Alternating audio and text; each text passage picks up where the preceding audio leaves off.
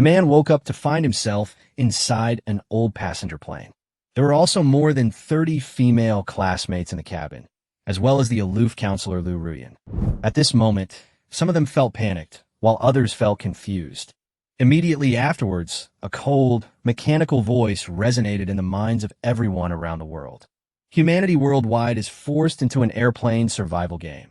In 30 days, extreme cold will descend, and black fog will engulf everything. The plane will stop at temporary stations periodically, where players can collect supplies. No, this isn't real. Chen Yusin broke down on the spot, squatting on the ground and crying uncontrollably. The oppressive and suffocating fear crashed into everyone's heart like a boulder. Just as Feng was also stunned by this sudden apocalyptic game, his scalp tingled. A crisp ding suddenly rang in his mind. Super Soldier's system awakened. You can receive 1 attribute point and 1 cubic meter of personal space by checking in daily. Feng's pupils suddenly contracted. System. Online novels really do live up to their reputation. He forcibly suppressed the corners of his mouth that were about to turn up, and a thought flashed through his mind. Host, Feng, current attributes, Strength 11, Constitution 11, Agility 9. Daily check-in rewards have been issued. Plus 1 free attribute point, plus 1 cubic meter of personal space. Feng quickly glanced at the panel. His usual training had clearly paid off, although his agility was a slight hindrance. With 1 free attribute point, where should you allocate it? Strength is for offense, agility for survival, and constitution for endurance.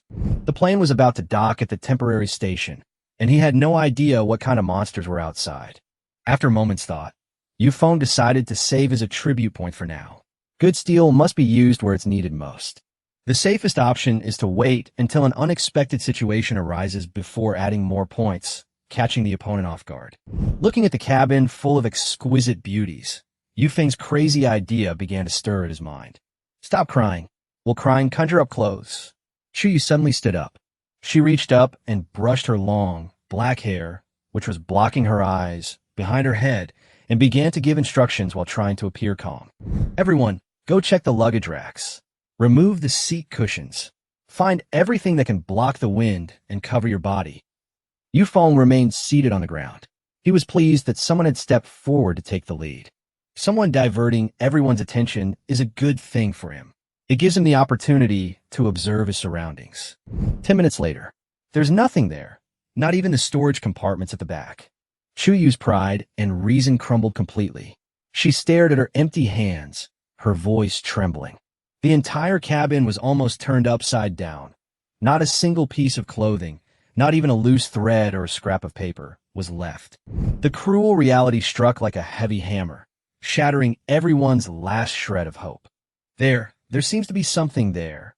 Chen Yusin, who was at the very front of the cabin, suddenly had a bright idea in her eyes. On the originally dark cabin wall, a half-meter-wide display screen is now flashing light. I'll give it a try. Feng raised an eyebrow and placed his palm directly on the flickering screen. Since this is a survival game, it's impossible to leave a situation where death is inevitable from the very beginning. The moment their palms touched, the glaring red light on the screen suddenly turned into a soft green glow. That emotionless, cold, mechanical voice boomed once again in the cabin. An unknown error has been detected on aircraft number 10,000. Initial resource generation failed. The captain's identity has been forcibly bound to the only eligible player currently, Feng. Congratulations to Feng on becoming a captain in China and unlocking access to the captain's lounge.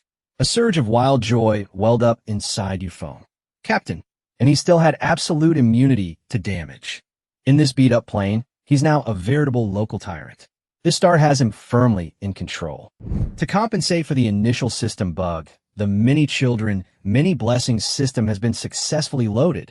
Female players who successfully conceive will immediately awaken a unique survival ability. The entire dilapidated, drafty passenger plane was so quiet you could hear a pin drop. More than 30 complex gazes all fell intently on Feng. Feng's heart skipped a beat, and he quickly figured out the system's tactics. His super soldier system is his own unique cheat code. he could get attribute points just by signing in every day. This many children, many blessings system is clearly a compensation specifically for these girls. The problem is, he was the only man on the entire plane. He went from being an ordinary classmate to the only key to survival in the entire event. Being stared at by more than 30 pretty girls with those direct gazes, the air was instantly filled with awkwardness and ambiguity. Even if Feng had a thick skin, he couldn't stand being stared at by so many women. Everyone, focus on survival first. We haven't seen any monsters outside yet. The blonde bombshell, Elisa, leaned against the bulkhead and spoke loudly in broken Chinese. If none of them are willing, I wouldn't mind being the first to experience the captain's and the system's rewards. These words immediately offended the local girls, and several local campus beauties were about to retort. As a result, a violent tremor suddenly swept through the entire cabin. The red warning lights on the top of the cabin spun wildly, and a piercing, buzzing sound cut through the air. Warning: the aircraft is about to make a forced landing at Temporary Station 1, the abandoned air tower station. The hatch is about to open.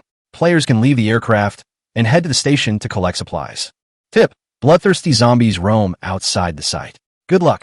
With a sickening metallic scraping sound, the huge iron door at the rear of the cabin slowly slid down. Outside the gate, a faint yet chilling roar was rapidly approaching from afar. Feng stood still. The pilot's screen in front of him, which was flashing green, suddenly changed its interface. Two semi-transparent virtual panels, reminiscent of online games, popped up: World Channel and Trading Hall. Feng directly opened World Channel. The dense text scrolled wildly like a waterfall, all messages from survivors around the world. Feng casually turned off the control panel, turned to look at the cabin full of girls, and began to comfort them. Our top priority now is to take advantage of the current protection period and quickly go down to get some food and clothing. After he finished speaking, he strode to the edge of the hatch and peered out. What he saw was a desolate, lifeless landscape. The dilapidated asphalt tarmac was overgrown with weeds as tall as a person and covered with withered leaves, looking like it had been abandoned for at least a decade. Looking across the tarmac, about 200 meters away from the passenger plane, there is a partially collapsed concrete building. A crooked, tattered sign hung above: Tower Staff Supermarket. A supermarket meant there were supplies. The problem is that two humanoid monsters in tattered uniforms are wandering around the supermarket entrance. Their skin was grayish blue, and they were wandering aimlessly through the ruins. They were definitely zombies. 5 people go scout ahead first. Once it's safe, bring back the supplies. The rest of you stay behind. Who's coming with me? The cabin fell into a deathly silence. Once the girls saw the monster outside, they all instinctively backed away. Chun Yusin covered her mouth and shook her head repeatedly, afraid that Feng would call her name. After a few seconds of silence, "I'm the class monitor. I'll go with you." Chu Yu gritted her teeth and strode out. She was still shivering slightly from the cold wind, but her strong will compelled her not to back down. She didn't want Feng to completely seize control from the start. "Count me in," a crisp female voice rang out. Ding Yutong, a physical education student, squeezed out of the crowd with her fists clenched. She had short hair, wheat-colored skin, and abs that were taut in the cold wind. Unlike other girls who would shyly hide themselves, she said, "I'm fast, strong, and can lend a hand if something happens." No sooner had he finished speaking than Sun Yin walked over unnoticed. "Feng, I'll go wherever you go. I don't want to be separated from you." This contrast startled Feng. Not only was this girl unafraid, she was even actively trying to get close to him. This was a test for the cadre. "Fighting zombies? Sounds cool, count me in." The blonde bombshell, Elisa, swaggered over. Chu Yu is quick-witted, Ding Yutong is skilled in combat, Elisa is physically strong, and Sun Yin is exceptionally brave. Feng turned and walked towards the captain's cabin at the very front of the cockpit. The metal door slid open automatically after confirming his identity. The captain's cabin is not large, but all the instrument panels and control consoles are well preserved. Feng's gaze swept around and finally settled on a hidden metal compartment under the seat. He pulled open the hidden compartment, and inside lay a heavy firefighting machete. The red-painted handle and a nearly half-meter-long, heavy blade gleamed with a chilling light in the dim light. With his 11 points of strength, he could effortlessly wield this heavy machete, which originally required 2 hands to hold with 1 hand. Feng raised his firefighting machete, stared at the zombie 200 meters away, and strode out of the cabin. A chilling, biting wind, carrying the stench of rotten engine oil, rushed towards us. Chu Yu and Sun Yin followed closely behind, shivering from the cold. Without acting rashly, Feng rushed straight to the supermarket 200 meters away. He lowered his center of gravity and, with the four girls, used the waist-high weeds as cover. They first reached out to several abandoned construction vehicles and rusty metal boxes at the edge of the tarmac. Apart from two pieces of rusty scrap wire, not even a usable iron rod could be found. Chuyu hid behind the tires of an old construction vehicle, peeking out half her head to observe her surroundings. After assessing the surrounding environment, her pride and rationality quickly returned, and she attempted to regain command of the squad. There are only two zombies at the entrance, and they're moving very slowly. Let's spread out and surround them, pick up some stones from the ground, and smash their heads open. Her tone was firm, and that domineering air of a real estate heiress giving orders resurfaced. If you want to die, don't drag us down with you. Feng poured cold water on them without any mercy. The zombies definitely carry highly pathogenic viruses. We're barely clothed right now. How are we supposed to fight them hand to hand? As long as you get a scratch from their poisonous claws, you can stay outside and become one of them. These words were like a resounding slap in the face, instantly shattering Chuyu's naive arrogance. Feng turned his head and pointed with the back of his knife to a corner of an abandoned cement wall 10 meters away from the supermarket. Don't engage in a direct confrontation. Use vision control. Feng calmly deployed the tactics. Find someone to lure the zombies into that blind spot. I'll ambush them behind the wall and take them out one by one. The tactical logic is clear, but the core issue remains. Who will act as bait? Ding Yutong, who had volunteered to run fast, now felt rooted to the spot and dared not take a step forward. Wow, that sounds exciting. A flippant whistle broke the brief silence. Elisa swaggered out of her hiding place, giving Feng a flirtatious wink with her bright blue eyes. I'll take this job, but if I get bitten to death, you'd better remember how amazing my assets are. Elisa loudly mocked in broken Chinese. Before Feng could reply, she had already rushed out of cover. She picked up a rock about half the size of a fist from the ground, weighed it in her hands a couple of times, and then swung it around, smashing it hard at one of the zombies. The stone slammed heavily into the back of the zombie's head, then bounced back to the ground. The zombie let out an extremely piercing, shrill roar and abruptly turned its head. It opened its mouth wide and pounced wildly. Come and chase me, you fool. Elisa laughed and immediately turned around. Feng gritted his teeth and gripped the red-painted handle of the fire-fighting machete tightly with both hands. A gust of wind, carrying a strong scent of perfume and the natural fragrance of the body, swept past Feng. Elisa made a sharp turn, successfully navigating into the blind spot. The zombie, completely unprepared, crashed headfirst into the corner. Feng's eyes widened, and the muscles in his wrists suddenly tensed. A powerful, heavy slash came crashing down from the sky. The blade precisely sliced into the gap between the zombie's cervical vertebrae. The dull thud of bones shattering was piercing to the eardrums. The headless torso crashed to the ground, twitched twice, and then died completely. The girls hiding in the back were completely dumbfounded. There was no drawn-out action like in the movies, nor the panicked screams of a novice. It consists of pure violence, precise prediction, and ruthless precision to kill with a single blow. Chuyu looked at Feng, who was carrying a blood-stained cleaver, and the resentment in her eyes completely turned into fear. She finally understood that in this apocalyptic game, where extreme cold was about to descend, the man before her was the true tyrant who held the power of life and death. At the very back of the group, Sun Yin stared intently at Feng's thick forearm as he gripped the knife. She subconsciously squeezed her legs together, a chilling greed and obsession gleaming in her eyes. That's great, Sun Yin murmured in a barely audible voice, her tongue gently licking her rosy lips. Well done, Captain. Elisa leaned against the wall, panting heavily. 2 minutes later, the same tactic was used again, the same swift and decisive action. The second zombie's body crashed down, completely eliminating the direct threat at the supermarket entrance. Feng shook off the black blood from the blade and walked straight to the closed glass door of the supermarket. A heavy U-shaped lock hung on the door, but the glass at the lock had long been smashed with a large hole. Looking through the dirty glass, several rows of collapsed shelves were surrounded by cans and bottled water. Chapter 5. Plundering Underwear Benefits. The Versailles Captain in Control. Feng walked into the supermarket, still carrying a fire extinguisher knife stained with black blood. Instead of relaxing, he stepped on the broken glass and checked the collapsed shelves, the area behind the cash register, and several blind spots. After confirming there were no zombies hiding inside, he waved to the 4 girls standing in the corner outside the door. Chuyu, Ding Yutong, Sun Yin, and Elisa immediately rushed into the supermarket. The shelves were overturned and the air was full of dust, but the scattered biscuits, bread, instant noodles, and a few bottles of mineral water were like life-saving supplies for them who had been hungry all day. Chuyi no longer cared about her image as a pampered young lady and grabbed a sandwich and stuffed it into her mouth. Ding Yutong unscrewed the bottle of mineral water and gulped it down.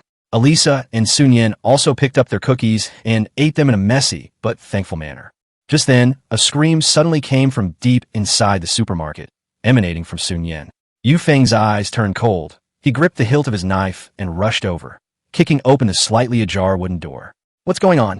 Sun Yan wasn't scared at all. Instead, she excitedly pointed inside. "Yu Feng, the system is telling us this is a station perk. It's an employee shower room, usable for 5 hours a day, with hot water all day long." No sooner had he finished speaking than Ding Yutong shouted from the corner of the warehouse, "Come and see what I found." Yu Feng went over with his knife and saw Ding Yutong squatting in front of a tattered cardboard box, holding several plastic bags in her hand. Inside were 6 brand new sets of women's underwear, including panties in various sizes and styles. In such ruins, hot water and clean clothes are more appealing than bread. The 4 girls, who had been exposed to the cold wind all day and were covered in dust and sweat, instantly changed their expressions. Chuyi was the first to reach out. "I'm the class monitor, so I should choose first." Ding Yutong immediately protected the box. "Why? I ran the fastest and even helped scout the way." Sun Yan leaned against Yu Feng and said aggrievedly that she was the first to respond to him and even found the bathroom. Elisa, not to be outdone, reminded everyone that she had risked her life to lure the monster. The 4 of them were at loggerheads, and it looked like they were about to fight. Yu Feng sneered, slamming his machete heavily into the ground with a dull thud that instantly silenced them. He stepped forward, took 6 sets of underwear directly from Ding Yutong's hands, and announced casually, "Whoever put in the most effort gets to choose first. Elisa, who pulled the monster, will wash first. Sun Yan will be second, Ding Yutong third, and Chuyu last." He divided the suits into 4 sets and stuffed the remaining 2 into his seatbelt. "I'll keep these 2. Any objections?" No one dared to object. Chuyu bit her lip, unwilling but understanding. The remaining 2 sets would become Yu Feng's important bargaining chips in controlling the other girls. Elisa, holding the largest size set, excitedly rushed into the bathroom. Soon, the sound of hot water came through the wooden door, sounding particularly unreal in this dangerous, ruined supermarket. Yu Feng leaned against the door, suppressing the anger rising in his heart. While the other 3 girls were all focused on the bathroom queue, he quietly walked to the corner of the shelf and brought up his personal space. He quickly took away several packets of high-calorie beef jerky, chocolate, a book, and 2 bottles of clean mineral water, stuffing them all into that 1 cubic meter space. This was his trump card, and he absolutely couldn't reveal it. After packing up his things, Yu Feng glanced out the window. There was still about 2 hours until dark. The supermarket was safe for now, and he could call the main force over. A dozen minutes later, Counselor Lu Ruyan led the remaining 30 girls, jogging along the weeds into the supermarket. They were shivering from the cold and dizzy from hunger. When they saw the bread and biscuits on the ground and heard the sound of bathing water coming from behind them, they were all stunned. Looking at Yu Feng standing in the middle of the shelves, holding the blood-stained knife in one hand, everyone's panic and grievances almost instantly turned into gratitude and a sense of security. Lu Ruyan still instinctively protected her chest, her usually cool eyes now filled with complex emotions. She had originally thought Yu Feng was just a troublesome student, but she hadn't expected him to actually find a way out for them. Yu Feng took out some biscuits and bottled water and began distributing them. "Everyone take 1 biscuit and half a bottle of water to fill your stomach first. Supplies are limited and will be distributed according to quantity later." These girls, who were usually pampered and even controlled their carbohydrate intake, were now wolfing down the dry cookies. No one complained about how bad they tasted, and no one dared to question his rules. Lu Ruyan received a sandwich and held it in her hands, her usual teacherly demeanor completely gone. Blushing, she walked up to Yu Feng and whispered, "Thank you." Looking at her embarrassed expression, Yu Feng knew very well that just 1 meal was enough to break down the defenses of these girls. Just as everyone enjoyed a brief moment of safety, a system notification sounded in his mind. "Super Soldier System Update complete. Your aircraft's world channel and trading hall have been synchronized across devices." Yu Feng raised an eyebrow, which meant that he would no longer need to return to the captain's cockpit to view information. He chewed on his bread while mentally opening the world chat. The screen was filled with despairing comments. People were begging for food in the desert. Some warned people not to get off the plane. while others said their teammates were gnawed to the bone by mutated rats as soon as they stepped off the plane. Some people from the polar station hid inside the cabin, too afraid to make a sound. Some people were so thirsty they were on the verge of collapse, just wanting a sip of water. After seeing these tragic scenes, Feng turned off the control panel and looked up at the dilapidated supermarket in front of him, which at least provided shelter from the wind and rain. The sound of hot water from the bathroom filled his ears, and around him were more than 30 girls eating cookies and drinking bottled water, looking at him with awe. This stark contrast made him involuntarily curl the corners of his mouth into a smile. Chuyu sat silently by the shelf, watching him. This once aloof real estate heiress, now with cookie crumbs on her lips, had to bow her head for half a loaf of bread. All the girls around them realized that this man was the only person they could rely on at the moment. The broken wooden door of the makeshift bathroom was pushed open, breaking the silence in the supermarket. Elisa was the first to finish showering. The hot water washed away the dust from her body, and her blonde hair was still damp and clung to her shoulders. The black lace lingerie was clearly too tight, making her tall and striking figure appear even more exaggerated. Completely ignoring the shocked looks from the other girls, she strode confidently to Feng. Warm steam mingled with a delicate fragrance. Elisa's azure eyes were fixed on Feng as she gently hooked her hand around his seatbelt. For a moment, all the girls in the room seemed to hold their breath. "Captain," Elisa leaned closer and whispered in his ear, "While I was taking a shower just now, I suddenly had a good idea that might help everyone get out of this predicament." Chapter 6. Exquisite beauties vie for favor. Do you want this blessing? Elisa was very close, her voice soft yet straightforward. "Captain, didn't the system say that as long as you get pregnant, you can awaken your exclusive survival ability?" She said she had just looked out the bathroom window and vaguely saw a 3-story staff dormitory building in the gray fog behind the tarmac. There was probably more supplies there, but with their current combat capabilities, the risk was too great. As she spoke, Elisa gently hooked her finger, loosening Feng's seatbelt slightly. Her smile deepened. "If you're selfless tonight and help us activate our abilities, the team's combat power will definitely double tomorrow. I'd be happy to be the first." The moment those words were spoken, all 30-odd girls who were munching on dry bread froze. The huge supermarket fell silent instantly, save for the soft crunch of the biscuit being crushed in Chuyu's hand. Everyone knew the rules of the many children, many blessings system, but no one expected Elisa to dare to reveal them in public. More than 30 pairs of eyes fell on Feng. The initial relief of surviving the ordeal instantly turned into an indescribable tension. Feng glanced down at Elisa's figure so close to his eyes. He wasn't unmoved, but he quickly suppressed his thoughts. He looked around at everyone and softened his tone. "Everyone is in a state of panic and shortage of supplies right now. We can talk about awakening your superpowers later. Don't worry, even if I, Feng, have to risk my life, I will make sure you survive." These words brought tears to the eyes of many naive young girls, and Chen Yusin was especially moved, looking at him as if he were a savior. But just then, a clear, cold female voice came from the back of the crowd. "What Feng said is right, but not entirely right." Counselor Lu Ruyan stood up. Her usually aloof and stern face was now flushed red, but her eyes were surprisingly rational. She walked up to Feng and spoke as if she were holding a regular class meeting. "I admire your sense of morality, but as a counselor, I have to be responsible for the survival chances of the whole class. Elisa is right. We can't rely on you alone forever." Lu Ruyan bit her lip and continued. "The staff dormitory in the mist is full of unknowns.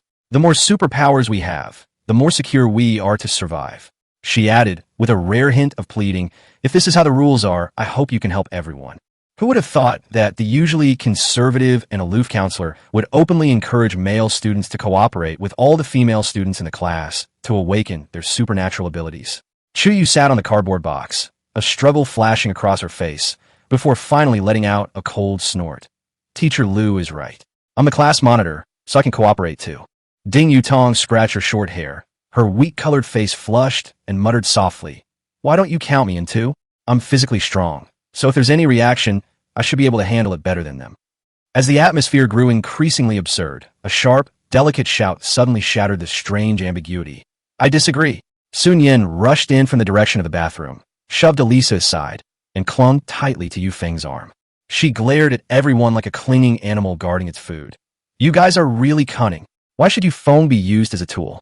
If he wants to awaken his abilities, he should find his own way. Don't use the concept of survival to blackmail him." At this moment, Sun Yin had only one thought in her mind.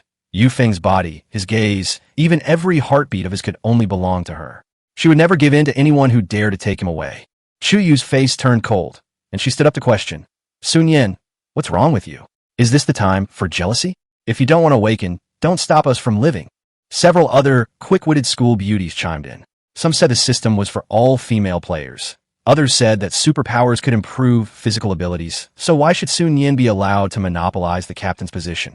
The scene quickly descended into chaos. Yu Feng's head was throbbing from the noise. Over 30 stunningly beautiful women were arguing heatedly over who could awaken his superpower, a situation unthinkable in civilized society. But he knew this wasn't the time to indulge in such things. The apocalypse had only just begun. Zombies and monsters roamed the outside world, and the crisis of running out of food and water could strike at any moment. He slammed his hand on the collapsed metal shelf, the loud noise rattling the supermarket windows and immediately silencing the arguing. All right, shut up, all of you, Yu Feng said firmly. We'll discuss the awakening of superpowers tonight. No one is allowed to mention it now. After saying that, he turned around and walked to the corner of a shelf, where he took out the beef jerky and chocolate he had hidden in his personal space. He tossed the hard currency onto the cash register and said in a deep voice, "This is what I just found in the warehouse. Distribute it. Everyone can have a good meal today. I know you're afraid of danger, but is pregnancy a joke?" Yu Feng pointed to the increasingly dark sky outside the door. The extreme cold apocalypse is coming soon. If you get pregnant at this time, how will you support the fetus? Today is only the first day. We haven't even figured out the whole picture of the temporary station yet. Survival game is not child's play. You only have one life. He added as a final remark, anyone who causes trouble again will be punished by going hungry for a day. This combination of threats and sweeteners worked immediately. Seeing the beef jerky and chocolate on the counter, and after hearing this rational analysis, the girls finally calmed down. Chu Yu looked at Yu Feng with genuine awe. This man possessed not only martial prowess, but also a sharper mind than she had imagined. Sun Yin, meanwhile, stayed close to him, looking up at his profile as he gave the order, her infatuation almost impossible to conceal. The evening wind grew colder, and the sky darkened visibly. The supermarket, though stocked with food, was drafty and had only a single broken glass door. Its defenses were woefully inadequate. No one knew what even more terrifying things might emerge from the air tower after nightfall. Yu Feng decisively ordered, "Take the remaining supplies and pack your things. We can't stay here overnight. Everyone, return to the plane." The 30-odd girls had no objections. Although the old passenger plane was also drafty, it was at least a system-certified shelter. Under the cover of night, the group quickly crossed the overgrown helipad.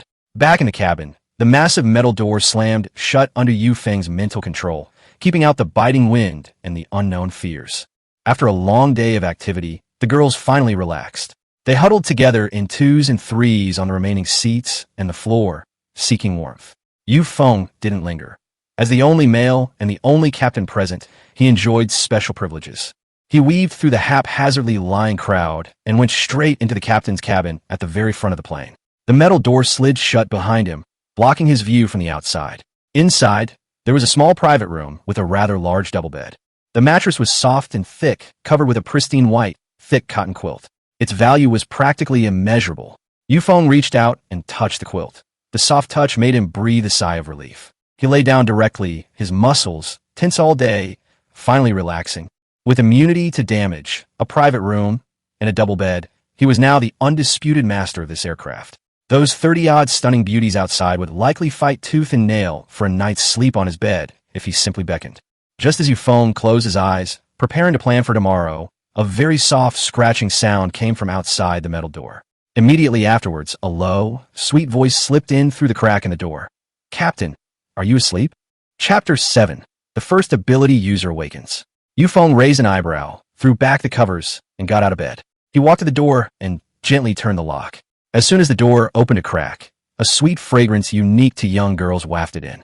Sun Yin, like a slippery eel, seized the opportunity to squeeze into the room and locked the metal door again. The cockpit was dimly lit, and Yu Feng's breath hitched slightly when he saw her clearly. Sun Yin stood barefoot in front of him. She looked up at him with her innocent and harmless face, but her eyes held an undisguised infatuation and greed. She said softly, "Captain, it's too cold outside."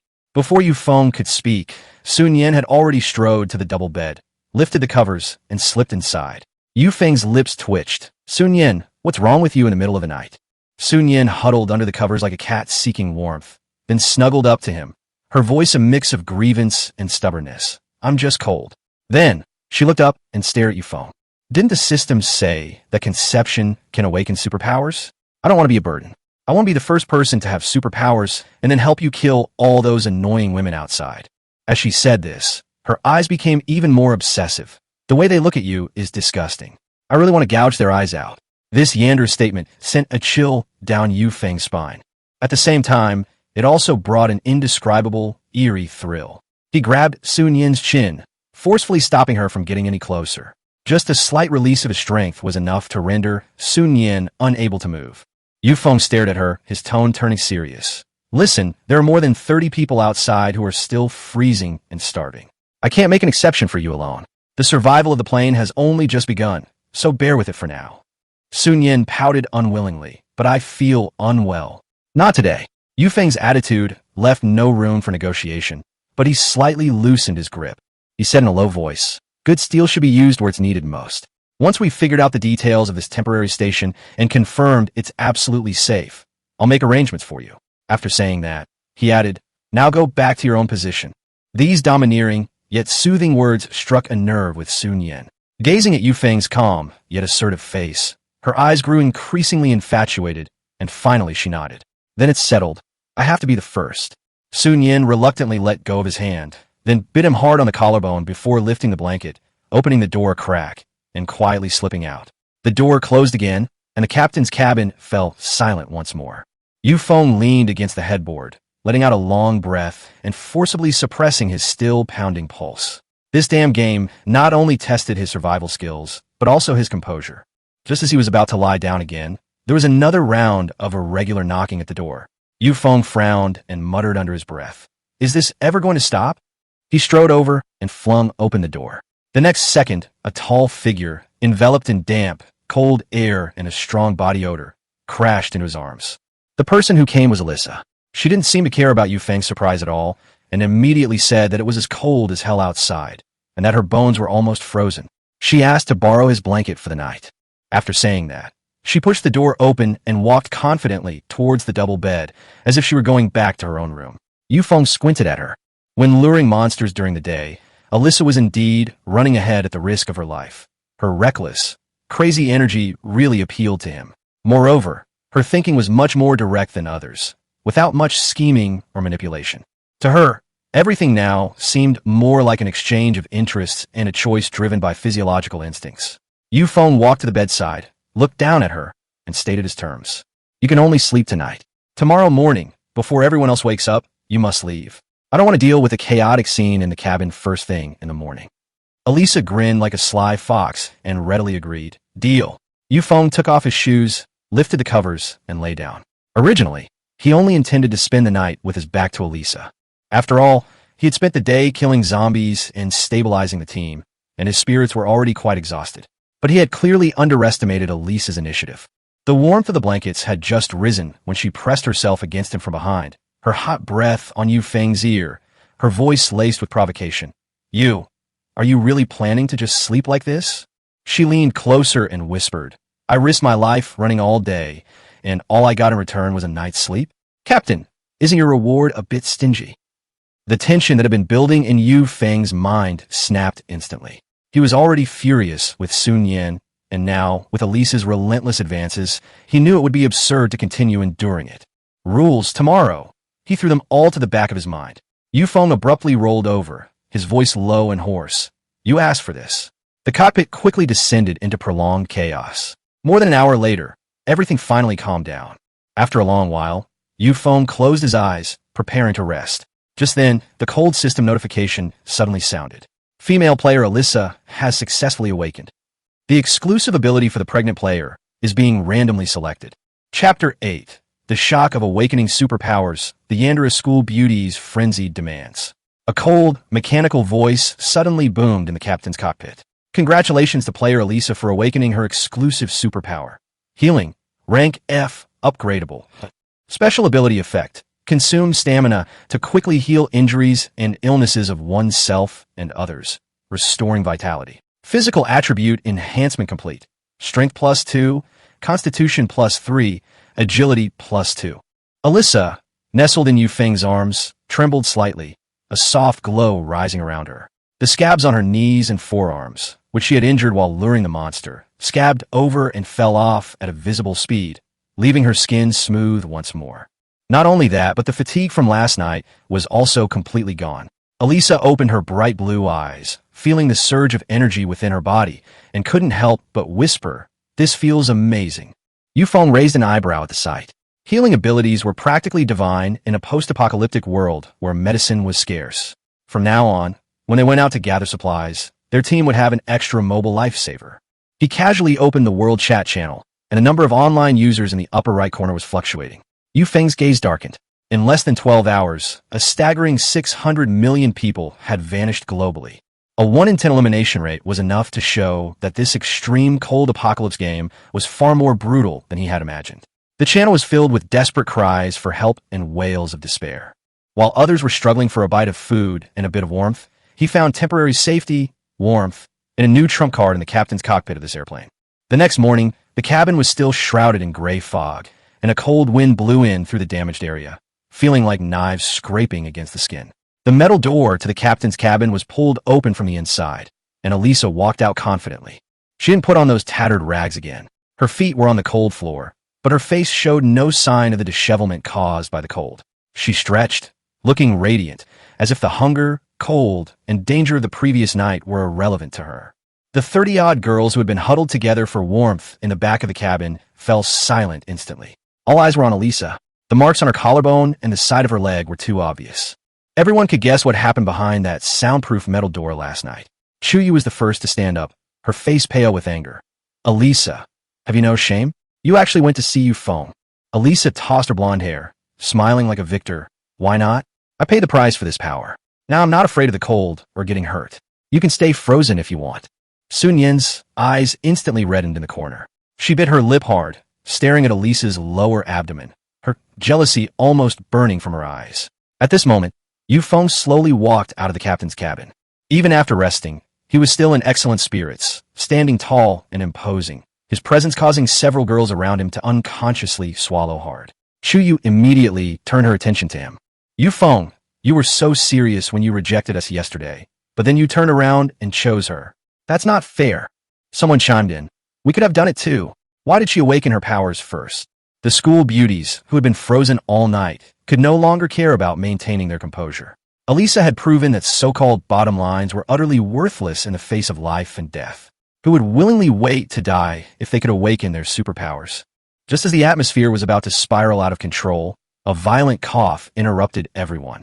Chun Yusin huddled in the corner of her seat, trembling violently, her cheeks burning red, and her forehead covered in cold sweat.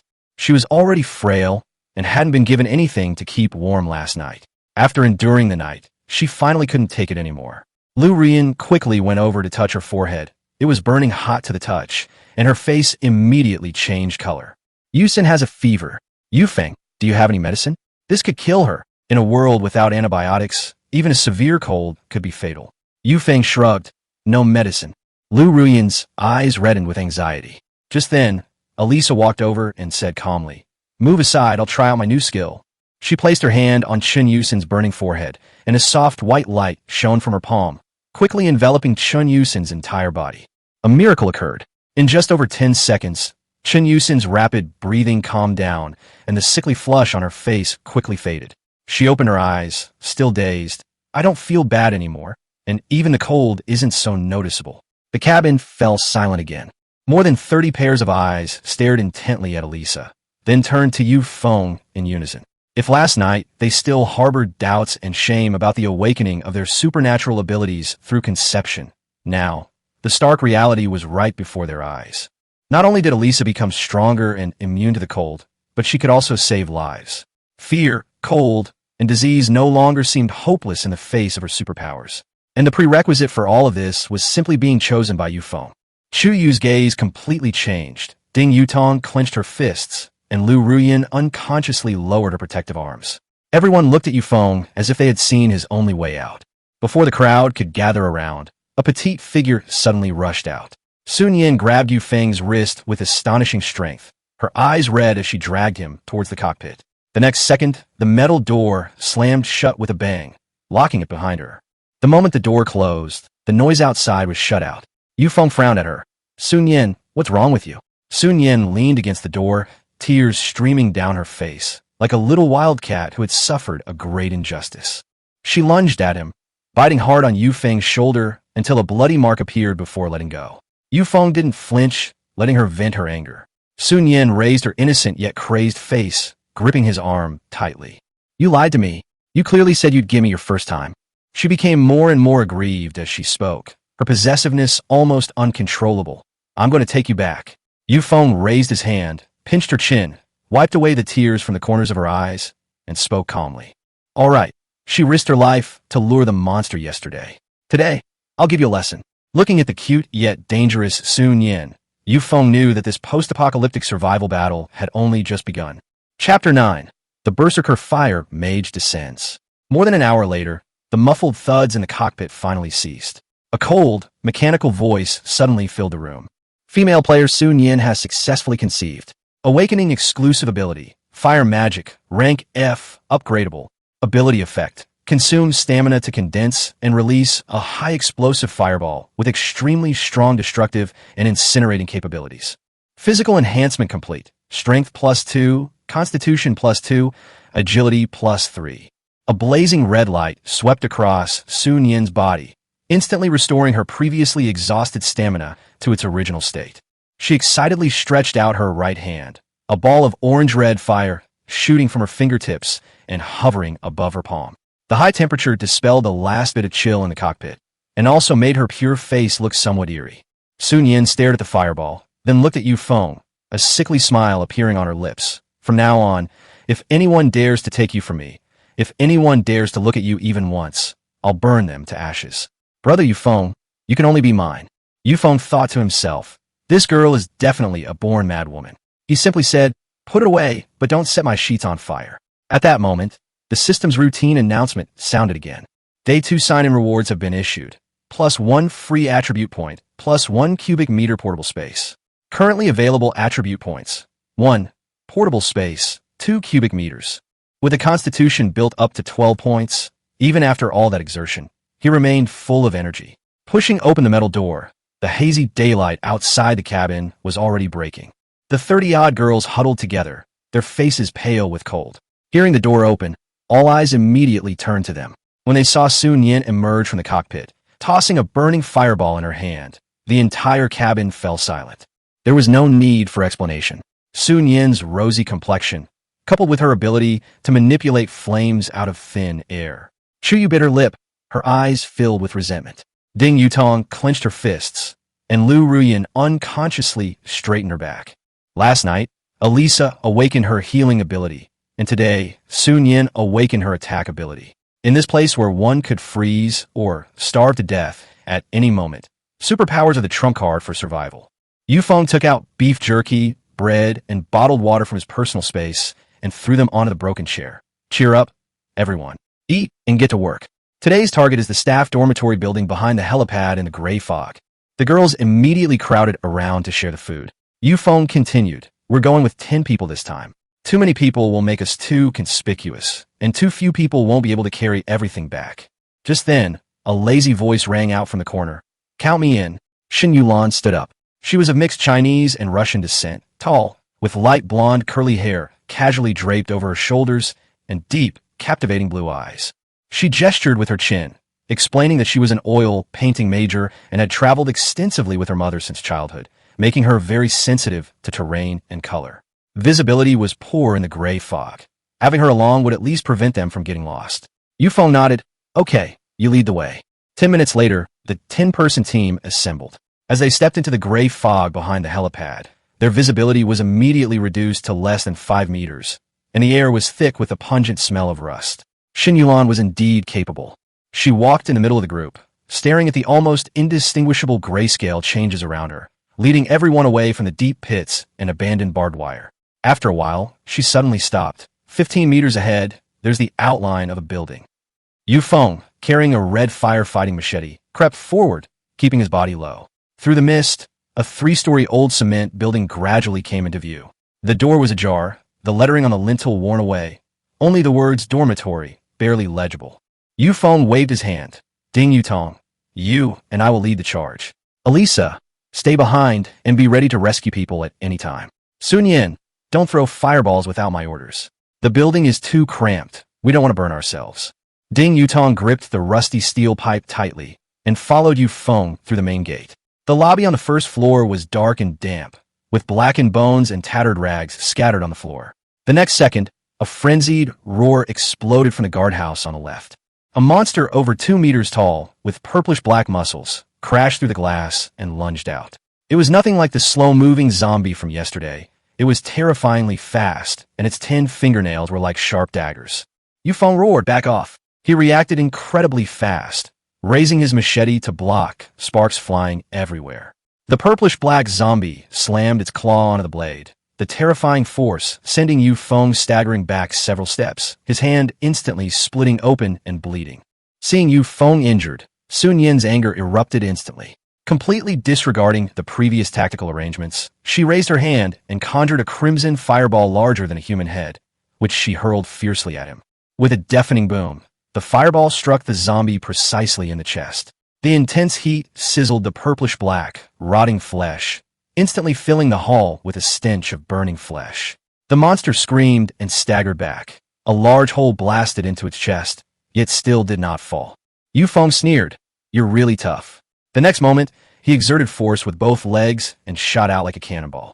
The burst of 11 points of strength plus 12 points of physique allowed him to leap into the air, stepping on the collapsed front desk and swinging the fire machete in mid-air in a full moon arc.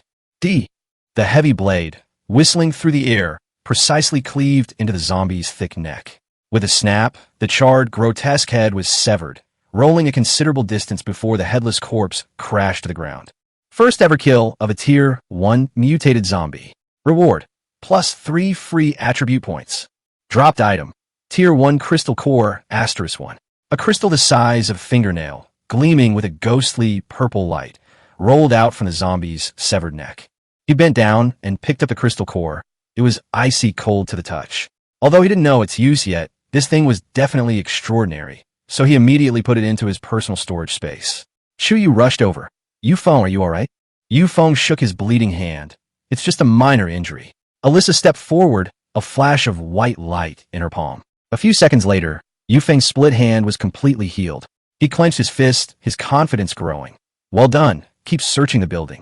The 10-man team thoroughly searched the first and second floors. They found no food, but in a large warehouse at the end of the second-floor corridor, they discovered a neatly stacked batch of supplies. There was no water or food, only steel pipes, planks, bundles of wire, and a sealed metal desiccant box. As soon as Yu Feng's finger touched the materials, a green notification light immediately popped up. Collectible resources discovered. Wood X100, Iron X100, Fine Steel X100, Electronic Component X1. Yu Feng didn't hesitate. Collect them all. With a thought, some of the supplies vanished into thin air and were stored in his personal space, while the rest were taken back by others. The instant the electronic components were stored in his space, the cold, mechanical voice in Yu Feng's mind suddenly rang out without warning. "Ding!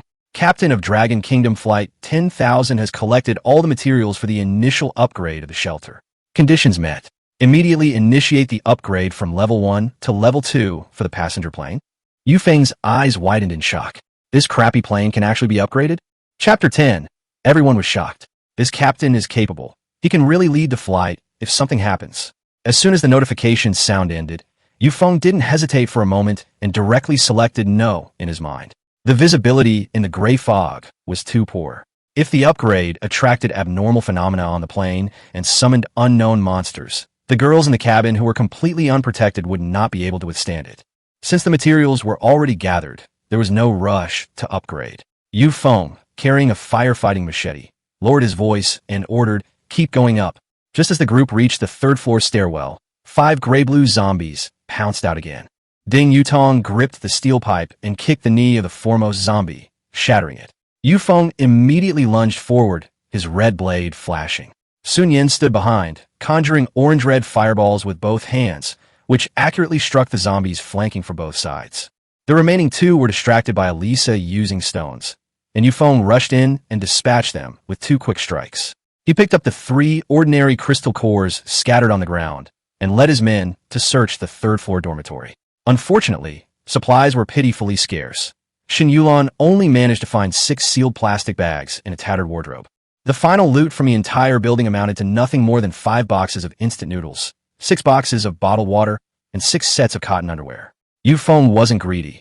He immediately led his team back to the aircraft. Passing through the gray fog and returning to the tarmac, the captain's cabin metal door closed again. The 20-odd girls who remained in the cabin breathed a sigh of relief upon seeing them return safely. Yu Feng stood in the center of the cabin, opened the virtual panel, and confirmed the upgrade of the passenger plane. After deducting the costs of wood, iron, refined steel, and electronic components, the Level 1 passenger plane was officially upgraded to Level 2.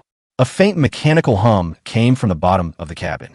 The rusty interior walls were quickly polished, the rickety overhead bins were reinforced, and the front half of the cabin, which had been removed, was used to install 30 brand-new airline seats. The hole at the rear of the cabin was also sealed with a thick metal plate. What shocked everyone even more was that 2 toilets with independent ventilation systems had appeared out of nowhere in the middle section, and 6 enclosed double-decker bunks appeared against one wall. A soft hum came from the air conditioning vents, and warm air poured into the cabin, quickly dispelling the biting chill. The 30-odd girls froze for a dozen seconds, then erupted in deafening screams. Their eyes were red with emotion. Chun Yusin rushed to Yu Feng's side, thanking him with an expression of adoration. Lu Ruyan also stepped forward, her cool voice filled with obvious gratitude. Chu Yu stood beside the new chair, touching the leather armrest. Her gaze towards Yu Feng completely changed. The resources and capabilities this man possessed far exceeded her comprehension. He then began allocating sleeper berths. This arrangement took into account both core combat personnel and personal relationships, leaving even Chu Yu with no faults. Just as everyone was preparing to rest, the cold, mechanical voice once again echoed throughout the entire aircraft. New player protection period is about to end. Current temporary station stay time is less than 12 hours. At dawn tomorrow, all flights will be forced to ignite and take off. Destination, the desolate continent. The official journey of death is about to begin. As compensation, all players have received basic aircraft piloting proficiency. A flood of knowledge about instrument panels, airflow, and takeoff and landing principles instantly filled everyone's minds. Yu Feng sat in the captain's swivel chair, digesting this information. The desolate continent. It seemed tomorrow would be the true battle for survival. At 3 o'clock in the afternoon, the cabin temperature had risen to over 20 degrees Celsius, and the girls no longer had to huddle together and shiver. Sun Yin pushed open the door to the captain's cabin, walked in wearing a red tattered cloth, hugged Yu Feng's arm, and coaxed him to go for a walk with her. Yu Feng glanced at the ruins outside the window and nodded in agreement. The two stepped out of the cabin and walked across the overgrown tarmac. With the monster threat gone, Sun Yin managed to make this pile of scrap metal feel like a stroll through a schoolyard. She stopped in front of the abandoned boarding stairs, looked up at Yu Feng, and said that she used to secretly watch him all the time when she was in school, watching him play basketball, watching him even when she was sleeping in class. She even said sweetly that she had imagined the end of the world, with only the 2 of them left. Finally, Sun Yin tiptoed and whispered in Yu Feng's ear, "Don't lock the door tonight. I prepared a reward for you." After saying that, she gave him a seductive look and skipped back to the plane. At 6 o'clock in the evening, the cabin overhead lights came on. More than 30 people sat around both sides of the aisle, sharing the beef jerky, instant noodles, chicken feet, sweet bread, and bottled water they had found that day. Sun Yin tore open a biscuit and stuffed the largest piece directly into Yu Feng's mouth, making no attempt to assert her dominance. She then looked at Elisa and said something surprising. "When we get to the desolate continent tomorrow, let's team up to scavenge for supplies. I'll use fireballs, and you'll be in charge of healing. We'll bring back everything we find, food and clothing, for Yu Feng." After saying that, she touched her lower abdomen and said earnestly that she would raise Yu Feng and their future baby to be healthy and chubby. The girls around her were dumbfounded. Chu Yu almost choked on her dry bread. What was this? Keeping a captain as a mistress? Alyssa, however, thought it made perfect sense. Men should focus their energy on more important things. Fighting outside was something for people with superpowers like them to handle. Yu Feng's lips twitched involuntarily. These two had remarkably similar thought processes. At 10 p.m., the cabin quieted down. The heater was blowing, and most of the girls were asleep in their seats or berths. The door to the captain's cabin was quietly pushed open, and Sun Yin slipped into Yu Feng's bed. Feng then added the remaining 4 attribute points to his physique, bringing his physique to 16 points, making his senses and stamina far surpass those of ordinary people. Sun Yan hugged his neck tightly, tears welling in her eyes, and whispered, "From now on, you can only eat what I find. You are mine." The next morning, before the gray light of dawn had fully broken, a violent jolt shattered the tranquility of the cabin. The girls in their sleeper berths and seats were instantly awakened, their screams echoing throughout the cabin.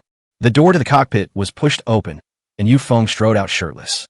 Sun Yan, wrapped in a blanket, lay slumped on the bed, unable to even lift a finger. Chuyu gripped the armrest of the seat tightly. What happened? Was there an earthquake?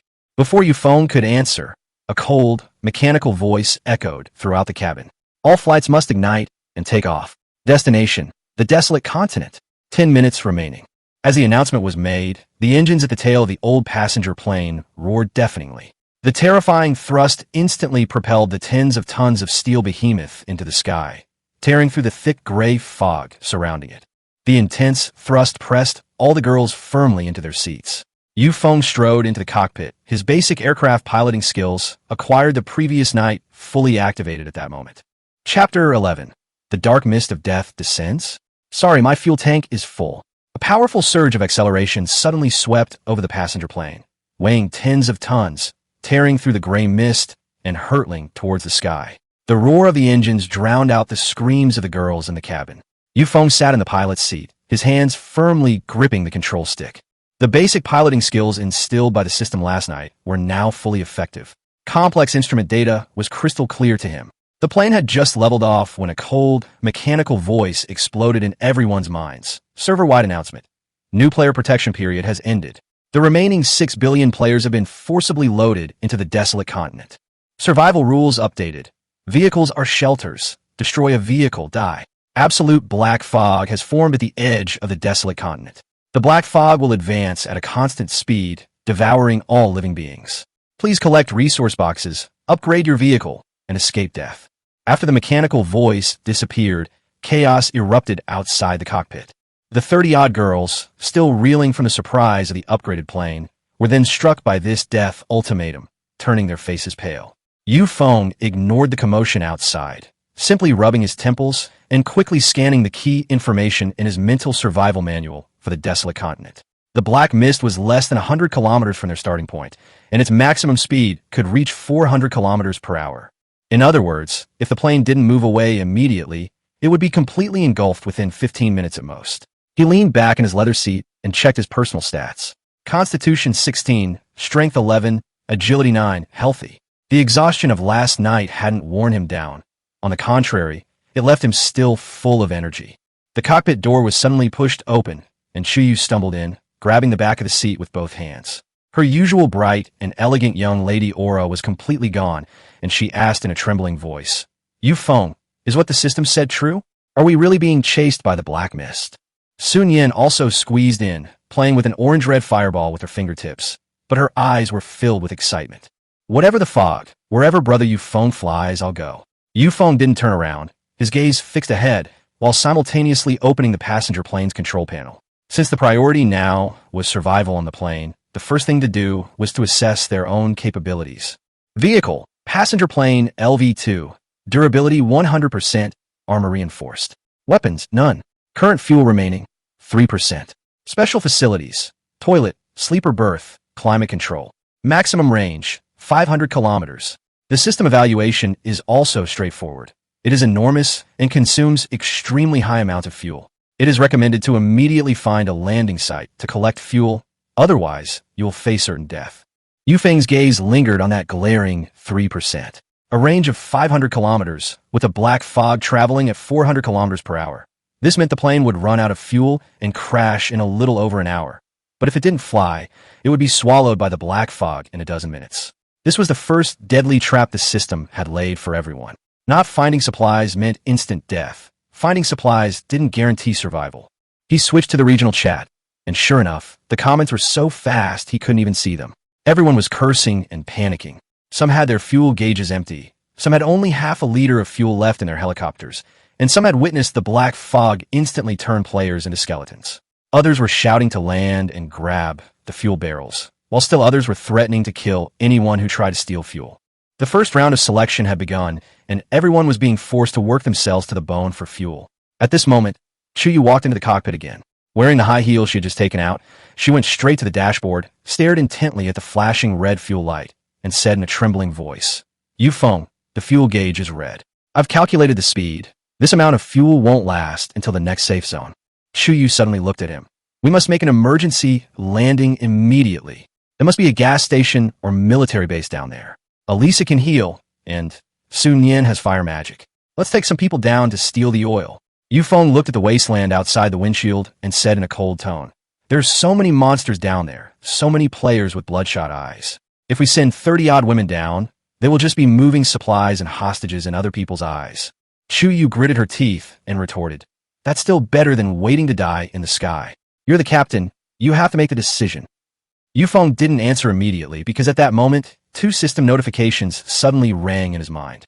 They intertwined and quickly merged. World rule change detected. New bound sheet. Super soldier captain system obtained. The panel refreshed immediately. Daily check-in attribute points and space rewards were retained, and a new absolute rule was added. For each level the passenger plane advances, the host will receive 1 advanced roulette draw. The current passenger plane has been upgraded to LV2, and the draw can be made immediately. Feng raised an eyebrow and decisively ordered in his mind, Draw. A golden wheel appeared instantly, its pointer swiftly traversing a string of enticing rewards including the thunder engine, the magic furnace, and the fully automatic machine gun, finally settling steadily on a dazzling golden square. Congratulations, host! You have drawn a top-tier reward, 100 million units of aviation fuel. Your current fuel tank will be automatically refilled, ensuring seamless refueling for subsequent flights.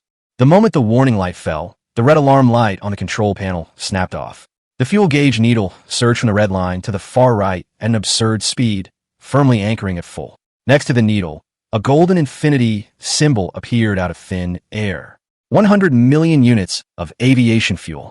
On this desolate continent, where 6 billion people were desperately fighting for a single drop of gasoline, Feng had directly obtained the most crucial resource for survival. As long as the plane isn't physically destroyed, he can fly all the way to the end of the world. Chuyu was still anxiously urging, Feng, did you hear me? We must prepare to land immediately. Shut up. Feng grabbed her wrist and pulled her in front of him. Chuyu gasped, lost her balance, and fell directly to his side. Feng raised his hand and tapped on the glass of the full-fill fuel gauge. He said calmly, Look carefully, what is this? Chuyu followed his finger and saw that the fuel gauge, which had been flashing red just moments before, was now steadily at full capacity, and the eerie infinity symbol was emitting a faint green glow. How is this possible?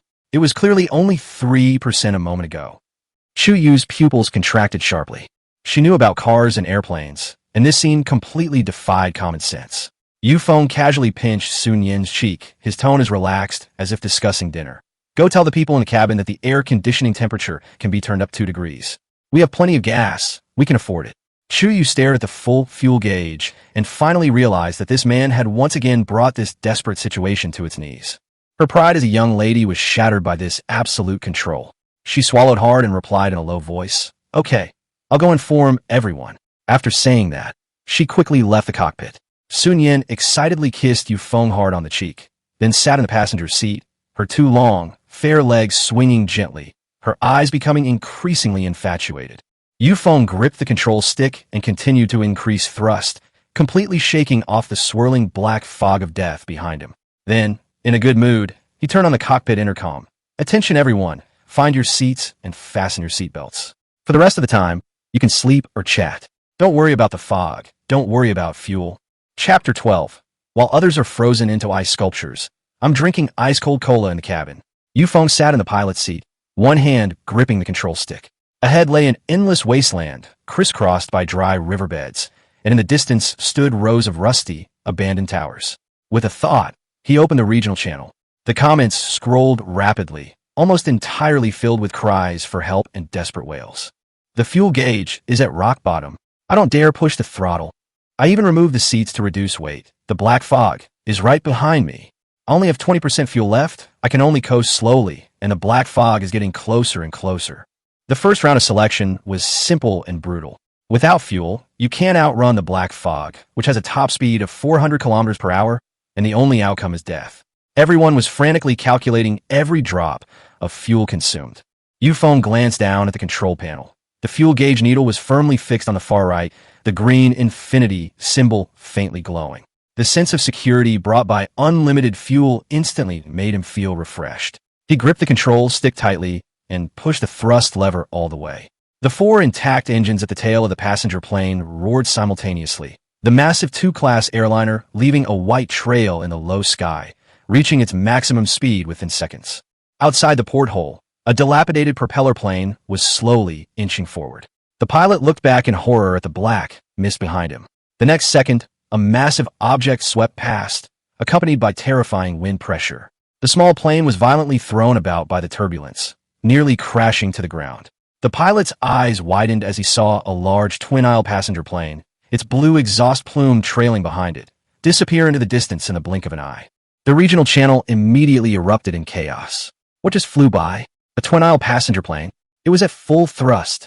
Where did it get so much fuel? Hey, please carry me. I'll even hang up the landing gear. Feng ignored these cries for help. His first objective was complete. Next, he needed to find supplies. The system had mentioned that unclaimed resource boxes were scattered across the desolate continent. He lowered the flight altitude, gliding the passenger plane smoothly at less than 50 meters above the ground. Soon, a wooden crate emitting a faint green glow appeared on a hill ahead. Feng gently pulled the control stick, and the passenger plane skimmed past the hill. When it was less than 10 meters from the crate, a flash of green light appeared. Ding! Obtained wooden resource crate *1. He immediately opened it. Received 50 liters of universal fuel, 2 bottles of mineral water, 2 loaves of bread. Universal fuel is now an absolute hard currency, usable in any vehicle. Although Feng doesn't need it, 50 liters of fuel in the trading hall is enough to exchange for top-tier materials or even dozens of lives. For the next hour, Feng used his unlimited power to weave back and forth along the flight path. As soon as he spotted a glowing resource crate, he would swoop down and snatch it away. Players in the same area were completely devastated. A helicopter finally spotted a white, glowing resource crate and was just about to land when a gust of wind pressed down from above. A passenger plane flew past it, and the resource crate vanished instantly. The helicopter pilot was so angry that he slammed his fist on the control panel, tears welling up in his eyes. The complaints on the channel were overwhelming. Who's that lunatic who flew that big passenger plane? He swept all the containers on this route clean. I just saw one in the valley, flew over, and it was gone in a flash. I watched the containers for half an hour, and a big passenger plane snatched them and ran. Doesn't he have any chance of survival? Some even pleaded, "Hey, plane driver, please leak some fuel. My fuel gauge is on fire, and there's black smoke right behind me." Feng felt a surge of satisfaction watching the screen filled with desperate pleas and apologies. This feeling of recklessly reaping resources was far more exhilarating than simply fleeing for his life. As darkness fell and night descended, Feng began to feel fatigue from the continuous high-intensity driving. He glanced at the radar. The black fog of death had been left more than 3,000 kilometers behind, and it was absolutely safe for the time being. He landed the plane at a temporary docking station. There were many such large airports on the desolate continent, specifically for vehicles to rest and repair. After jumping out of the cabin, Feng used the moonlight to inspect the plane. The tire on the left front landing gear showed moderate wear after a series of rough takeoffs and landings, and the sidewall was also scratched by gravel. He shut off the engine, leaving only auxiliary power. The terrain of the desolate continent was too poor, and each takeoff and landing was wearing down the tires. If he didn't get a spare tire and advanced repair tools soon, a tire blowout during takeoff tomorrow could cause the entire aircraft to lose control and disintegrate.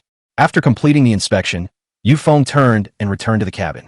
The interior of the second-class passenger plane was spacious and bright, with 30 leather seats, 6 sleeper berths, and 2 restrooms. The girls sat in their seats, sharing the compressed biscuits and canned meat that Feng had unpacked that day. Such conditions, in the current desolate continent, were already a game-changer. Just then, a piercing alarm sounded in everyone's minds. Server-wide announcement, regional cold wave warning. Ambient temperature has plummeted to minus 10 degrees Celsius and continues to drop. Frost quickly formed on the cabin windows, and the chill seeped into the metal walls, causing several girls to shiver involuntarily. Feng opened the regional channel. The number of players in the upper right corner was alarming. Current number of survivors in the area, 14.5 million/20 million. In just 7 or 8 hours, 5.5 million people have died. The channel is filled with desperate curses. Everyone has been driven to the brink of despair.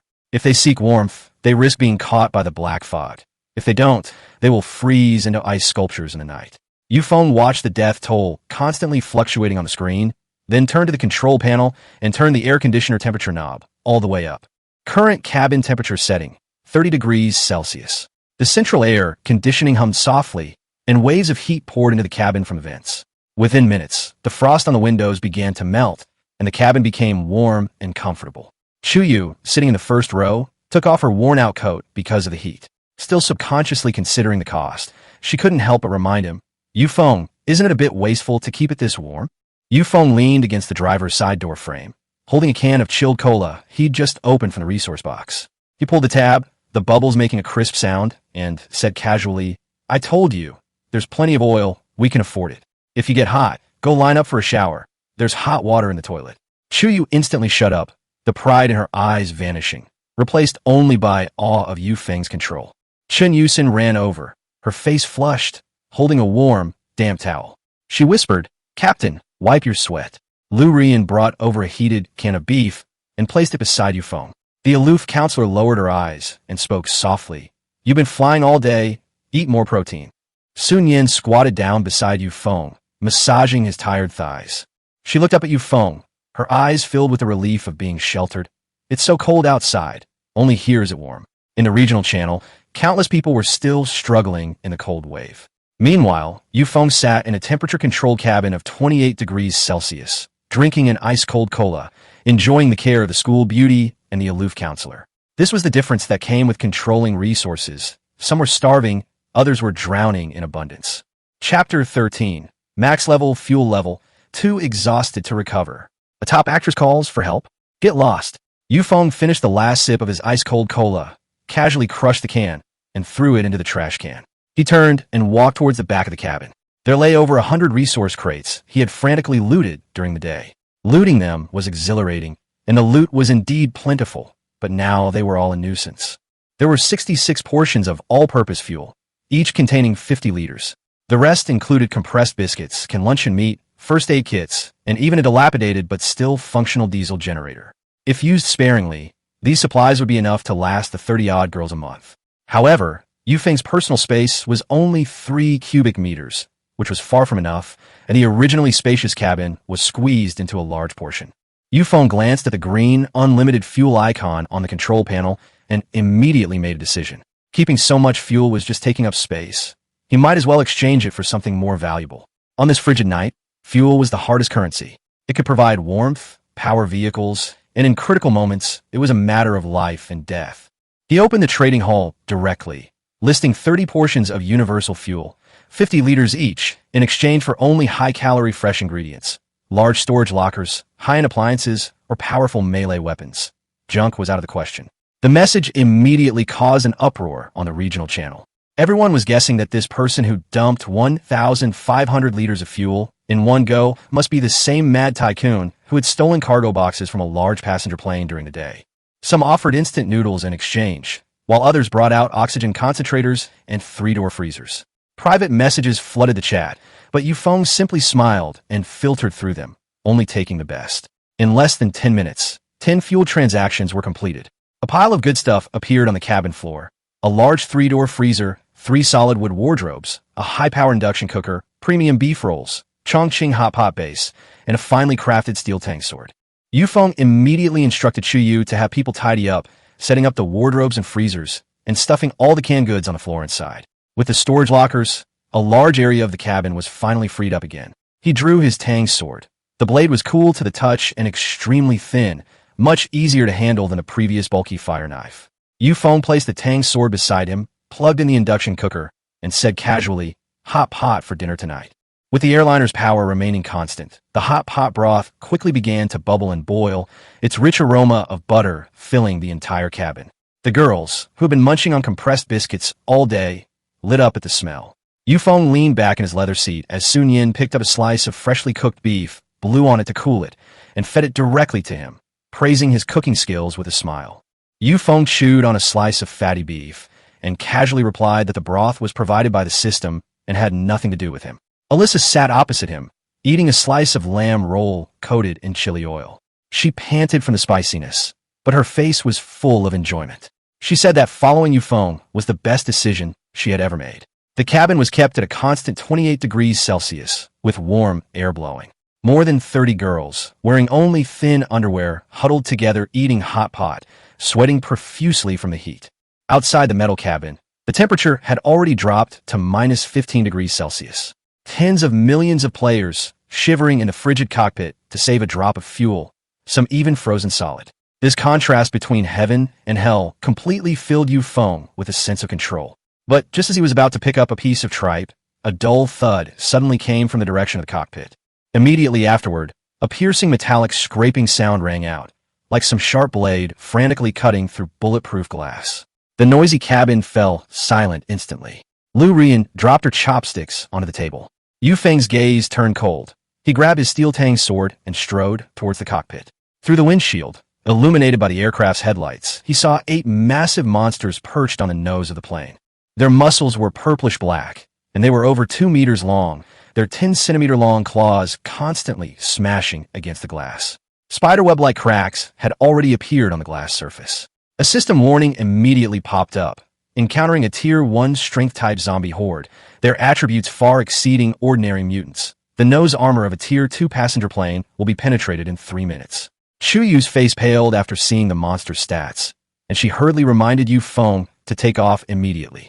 Feng sneered and gripped his knife hilt tightly. The stronger the monster, the better the loot it would drop. He wasn't about to let such easy prey slip through his fingers. He directly named Ding Yutong, Sun Yin, and Elisa, his 3 strongest fighters, then walked to the side door and pressed the open button. The heavy hatch slowly descended, letting in a blast of sub-zero wind mixed with snow. The 8 powerful zombies on the nose of the plane, smelling the presence of living people, immediately abandoned the glass and roared as they charged towards the cabin door. At Feng's command, Sun Yin pushed forward with both hands, and 2 orange-red fireballs hurtled down, exploding into a wall of fire below the boarding stairs. The 2 zombies at the front were burned, and their movements were briefly halted. Ding Yutong seized the opportunity, wielding a reinforced steel bar, and smashed it down on the knee of one of the zombies from above. A cracking sound rang out, and the zombie's massive body lurched forward. Feng moved at that moment. Instead of taking the stairs, he leaped directly from the 2-meter-high hatch. His steel tang sword flashed a ghastly white light in midair, using the force of his descent to precisely sever the zombie's cervical spine. The remaining 6 zombies went completely berserk, flanking him from both sides. Elisa whistled from behind, and several large rocks struck the back of 2 zombies' heads, forcibly drawing their attention. This brief shift in aggression created the perfect opportunity for Feng to finish them off. He shifted his stance, avoiding a direct sweep, and his tang sword slashed upwards, cleaving the zombie from its chin to its skull. The blade was swift, and the man even more ruthless. In less than 2 minutes, 8 powerful Tier 1 strength-type zombies were all reduced to headless carcasses on the ground. Feng stood in the cold wind, shaking off the black blood from his blade, quite satisfied with his newly acquired tang sword. He had slashed down 8 mutants without even dulling the blade. Soon, a pile of glowing loot appeared on the ground. Feng stepped forward and collected the items, obtaining 8 Tier 1 purple-black crystal cores, 10 portions of universal fuel, 50 pieces of high-quality steel composite plates, and a Tier 3 aircraft upgrade blueprint. Seeing the last golden blueprint, Feng's heart skipped a beat. He immediately checked the upgrade requirements. 500 pieces of high-quality steel composite plates, 200 portions of advanced rubber, 10 electronic components, and 1 Tier 2 crystal core. The material requirements are ridiculously high, especially the Tier 2 crystal cores, which are absolutely difficult to obtain. But Feng isn't concerned about the difficulty. He's focused on only one thing. Once his aircraft reaches level 3, his super captain system can draw another prize. Last time he reached level 2, he drew 100 million units of unlimited fuel, allowing him to roam freely across the desolate continent. If he reaches level 3 and draws another heaven-defying reward, even the black mist might not be able to stop him. With unlimited fuel as a backup, Feng's desire to upgrade was completely ignited. He returned to the passenger plane. The cabin door closed again, shutting out the icy wilderness outside. Just as he settled back in his leather seat, ready to continue his hot pot, a glaring red SOS message suddenly popped up on the regional channel. Coordinates 777,162, a top-tier domestic actress was calling for help. Her private jet had a flat tire, was almost out of fuel, and monsters were smashing the plane outside. She said the system showed a large passenger plane less than 100 kilometers away and begged the jet pilot to rescue her, saying she was willing to pay any price to come. This message caused another uproar in the channel. Chuyu looked at the control panel, frowning as she reminded Feng that 100 kilometers wasn't far for a passenger plane. A round trip could be completed in 10 minutes. If it really was that big star, bringing her back would be a rare find. Feng stared coldly at the scrolling red text, uttering only 3 words, "Save my ass." He picked up a piece of tripe and put it into the boiling red oil pot, his tone icy and unwavering. In the desolate continent, without a sufficiently powerful vehicle, even sleeping could result in freezing solid. She couldn't even protect her own plane. Bringing it back would be nothing more than a waste of food. Feng ate the hot tripe, his eyes clear and cold. He already had over 30 top-quality women in the cabin. He didn't need another one. His only goal now was to collect refined steel and rubber at all costs to upgrade the plane to level 3 and get the next chance to win the system lottery. This was the true foundation for his survival on the Death Continent. Feng looked out at the dark wilderness and gave the order for everyone to rest for a moment before taking off immediately. The battle just now had proven that even a makeshift airport was not safe. Only staying in the air was truly secure. Chapter 14. The Counselor's Righteousness, the Devotion of the Aloof E-Class Beauty. At 9 o'clock in the evening, the night sky over the desolate continent resembled a cold, heavy piece of black iron. The Class 2 passenger plane cruised smoothly at an altitude of 3,000 meters. After confirming that the autopilot and course were correct, Feng adjusted the thrust of the unlimited fuel to the most worry-free cruise setting. The cabin was warm and cozy, a stark contrast to the sub-zero temperatures outside. He stretched, pushed open the cockpit door, and prepared to return to the captain's cabin to rest. But as soon as the door opened, a tense, almost explosive atmosphere hit him. Sun Yin sat cross-legged in the center of the bed, a ball of orange-red fire suspended between her fingertips, staring at Elisa like a possessive little wildcat. She coldly warned the other woman to leave, convinced that Feng should stay with her tonight. Elisa, however, wouldn't budge, standing by the bed with her arms crossed, her blue eyes full of provocation. She deliberately said she had healing abilities, making her more suitable to serve the captain and able to restore Feng's strength at any time. Sun Yin was instantly ignited. The fireball in her hand suddenly expanded, about to be hurled at her. Feng immediately stepped forward, grabbed her wrist, and with a slight effort, suppressed the flames, pulling her back into his arms. He frowned, reminding them that they were at an altitude of 3,000 meters. If the plane were burned through, everyone would be reduced to mincemeat. Elisa shrugged, wanted to lean closer and explain that she just wanted to put him at ease. Just as the atmosphere was about to become tense, there was a knock on the captain's cabin door. Lu Ruiyan's cool voice came from outside. Feng, don't sleep yet, come out for a moment. We need to talk about something that concerns the life and death of the entire cabin. Feng reassured Sun Yin a few times, put on his coat, and walked out of the cabin. The cabin lights were soft, and the 30-odd girls who had been resting were all drawn to Lu Ruiyan's words, looking up at the cabin. Lu Ruiyan stood in the center of the aisle, still exuding the unquestionable authority of someone on a podium. Her expression was cold and stern, a resolute glint in her eyes. She told everyone that the fact that they would have enough to eat and wear tonight was only a temporary illusion of safety. Before takeoff, the tire on the left front landing gear had already shown moderate wear, and after the monster attack, the windshield was covered with spiderweb-like cracks. Upon hearing this, a collective gasp filled the cabin. Chuyu's expression changed, immediately realizing the gravity of the situation. If the windows shattered at high altitude, causing cabin depressurization, everyone would be in grave danger. Lu Ruiyan nodded and continued. Right now, the passenger plane is their only refuge, but they have no repair tools or spare tires. If a tire bursts upon landing, or if the windows shatter at high altitude, everyone on board will perish.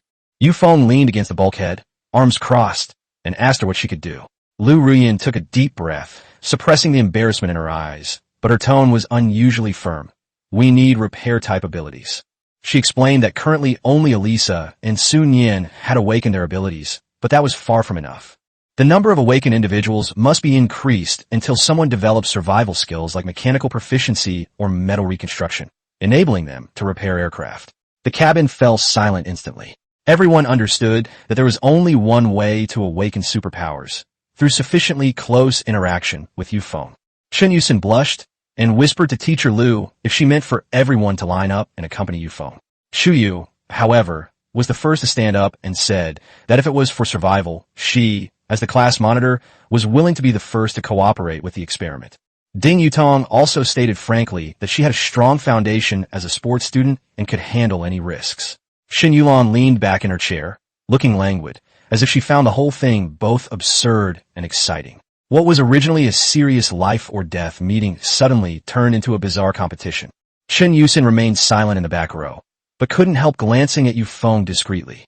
Just then, Sun Yin rushed out of the cockpit, grabbed Yu Feng's arm, and firmly objected. She glared angrily at Lu Ruyan, saying bluntly that she shouldn't use the concept of life and death to morally blackmail Yu Feng. He was her man, and no one could touch him. These words made Lu Ruyan blush, but she didn't back down. Meeting Sun Yin's gaze, she said coldly, "This isn't the time for jealousy." If Sun Yin could fix the landing gear, she wouldn't have said a word, but Sun Yin simply couldn't. Lu Ruyan emphasized that as the counselor, she had to be responsible for the lives of more than 30 students. After speaking, she turned to Yu Feng, gritted her teeth, and made a decision. Since someone has to try and test their abilities, then I'll go first. As a teacher, I should stand in front of my students in the face of danger. All 30-odd girls were stunned. No one had expected their usually strict and aloof counselor to stand up in front of the entire class with such a high-sounding and irrefutable reason. Yu Feng was, of course, pleased, but outwardly sighed. He ruffled Sun Yin's hair, pretending to be forced to sacrifice himself, saying that if the plane wasn't repaired, everyone would die. For the sake of everyone on board, he had no choice but to put himself in a difficult position and prioritize the greater good. These words sounded outrageous, but he had just saved everyone, and his face was completely serious, so no one could refute him for a moment. Sun Yin's eyes reddened with anger, but she was also afraid that the plane would really crash, so she could only bite her lip and pinch his waist hard. She reluctantly warned Yu Feng to hurry up and not to like Lu Ruyan too much. Yu Feng had to repeatedly soothe her before the jealous little wildcat reluctantly let go. At 10 o'clock that night, the metal door to the captain's cabin was gently pushed open and then quickly locked again. Yu Feng leaned against the headboard, looking at Lu Ruyan by the door, his gaze pausing slightly. Lu Ruyan had just taken a shower, her long, damp hair draped over her shoulders, and she had changed into the red undergarments she had taken from the resource box that afternoon. The usually aloof and stern counselor stood under the dim light, the contrast so striking that it was hard to look away. She clenched her hands nervously, her clear eyes glistening with tears, yet she forced herself to remain calm as she walked step by step to the bedside. She whispered Yu Feng's name, her voice trembling slightly. Lu Ruyan said she lacked experience and hoped Yu Feng would be understanding if she did anything wrong. She was prepared to do anything to ensure everyone's survival. Yu Feng chuckled, grasped her wrist, and pulled her to his side. This special tutoring session, belonging to this aloof and unassuming instructor, began in the closed cockpit and lasted for over an hour. Chapter 15. God-level culinary skills awaken. Who can withstand this insane culinary attack? In the early morning, the sky outside the captain's room was still gloomy, like that of a desolate continent, but an ambiguous atmosphere lingered inside. A cold, impersonal system notification suddenly sounded. Ding!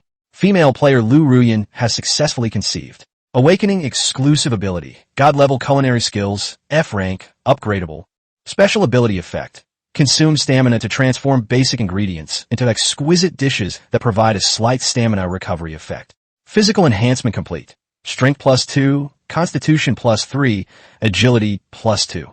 Under the covers, Lu Ruyan suddenly opened her eyes. A soft, faint light swept over her, and the soreness and exhaustion left from last night vanished instantly, as if she had been recharged with strength. She glanced at Yu Feng, who was still fast asleep, and murmured, "Although it's not a healing ability," before putting on her torn red underwear and tiptoeing out of the cockpit. Inside the cabin, more than 30 girls had just woken up. When they saw their usually aloof and dignified counselor emerge with a radiant face and light steps, they were all stunned. The charm emanating from Lu Ruyan was so captivating that even women like them couldn't help but blush. Chu Yu immediately stood up and asked expectantly, "Teacher Lu, have you awakened your healing abilities?" Lu Ruyan tried her best to maintain her composure as a teacher, shaking her head and saying, "No, it's divine cooking. I'll go make breakfast." She walked to the kitchenette in the middle of the cabin and picked up the leftover instant noodles and luncheon meat from last night. In less than 10 minutes, the rich and overpowering aroma of meat filled the entire Class 2 passenger plane. The girls, who had been eating dry rations for days, had their eyes light up. They gathered around, holding their bowls, and ate the noodles and soup until they were completely clean, with sighs of satisfaction rising and falling. No one expected that this seemingly useless life skill could bring such a strong sense of happiness in the apocalypse. In the cockpit, Feng had just stretched and was about to get up when a metal door was suddenly pushed open and then locked shut behind him. Sun Yin walked in and began her catch-up lessons on improving her superpowers. Not long after, Elisa quietly pushed open the door and joined in. After a long while, everything calmed down. Sun Yin produced an orange-red fireball from her fingertip and exclaimed in delight, "Brother Feng, my fireball has gotten bigger and hotter." Elisa's palm also glowed with white light as she excitedly exclaimed, "My healing spell energy has increased too. Being with you can actually enhance my supernatural abilities and physical attributes." The way they looked at Feng was no longer just about relying on a strong person. It was more like they were staring at a living treasure trove of experience, their eyes filled with greed and fanaticism. Feng's lips twitched. Dual cultivation for leveling up? This broken system really knows how to play tricks. He opened the Super Soldier Captain System panel. Host Feng. Current attributes: Strength 11, Constitution 18, Agility 9. Feng sneered. It seems he'll have to allocate more attribute points to Constitution in the future. Otherwise, this team of over 30 people will eventually drain him dry. He pushed aside the two people beside him, got out of bed, and went into the private bathroom to wash up. A young but extremely aggressive face was reflected in the mirror. At 20 years old, standing over 1.8 meters tall, his muscular physique exuded explosive power. His already striking face had gained an even more cold and hard aura after the baptism of the apocalypse. A solid foundation, strong capabilities, and resilience. These are the assets that allow Feng to roam freely across the desolate continent. He pushed open the door and walked out of the cockpit. Lu Rian came up to him with a bowl of steaming hot scallion oil noodles and said with her eyes lowered, Feng, eat it while it's hot. Feng picked up a noodle and put it in his mouth. The delicious flavor exploded instantly, and even the soup had a comforting taste that went straight to his soul. The divine culinary skills truly lived up to their reputation.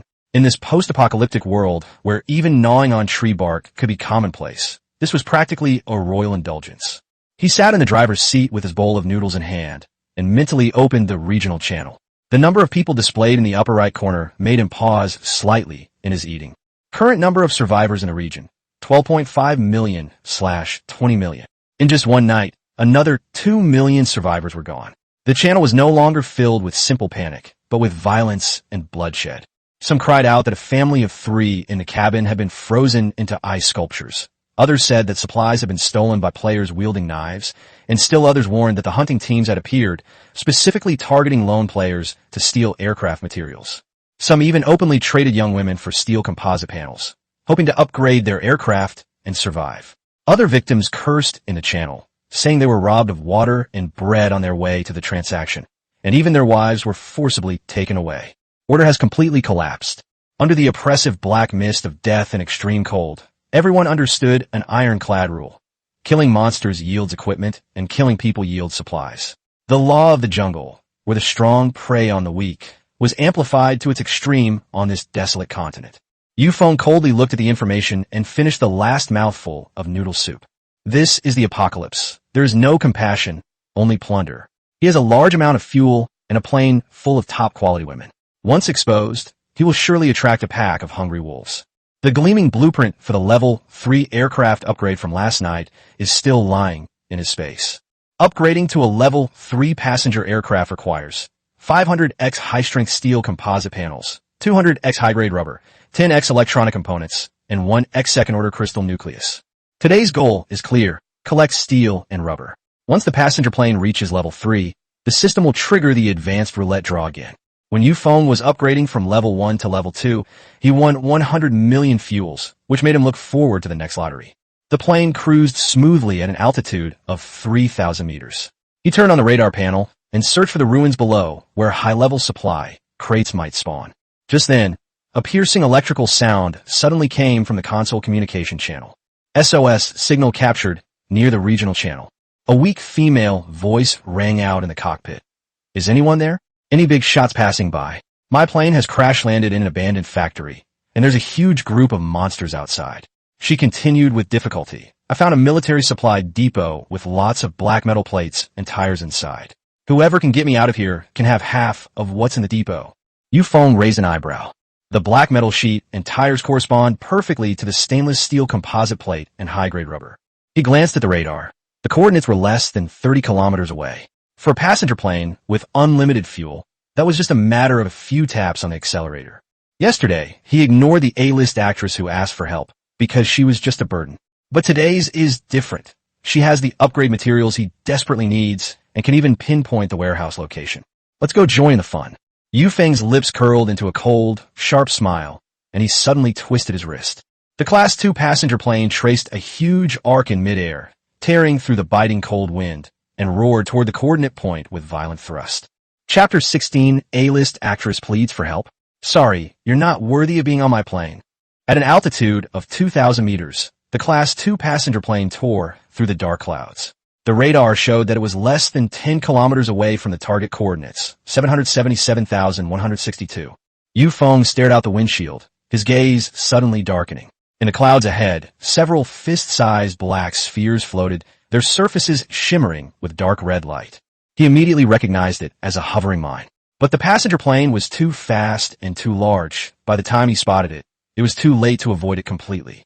Feng jerked the control stick up, instantly raising the nose of the aircraft, but the left wing still grazed a black ball. With a deafening roar, the explosion erupted high in the sky, flames and black smoke engulfing the tip of the left wing. The entire passenger plane shook violently, and the 30-odd girls in the rear cabin screamed in terror. Chuyu was thrown against the bulkhead by inertia, her face pale as she cried out, Feng, what happened? The control panel flashed red lights, and a system warning sounded. The passenger plane had been subjected to a directional explosion.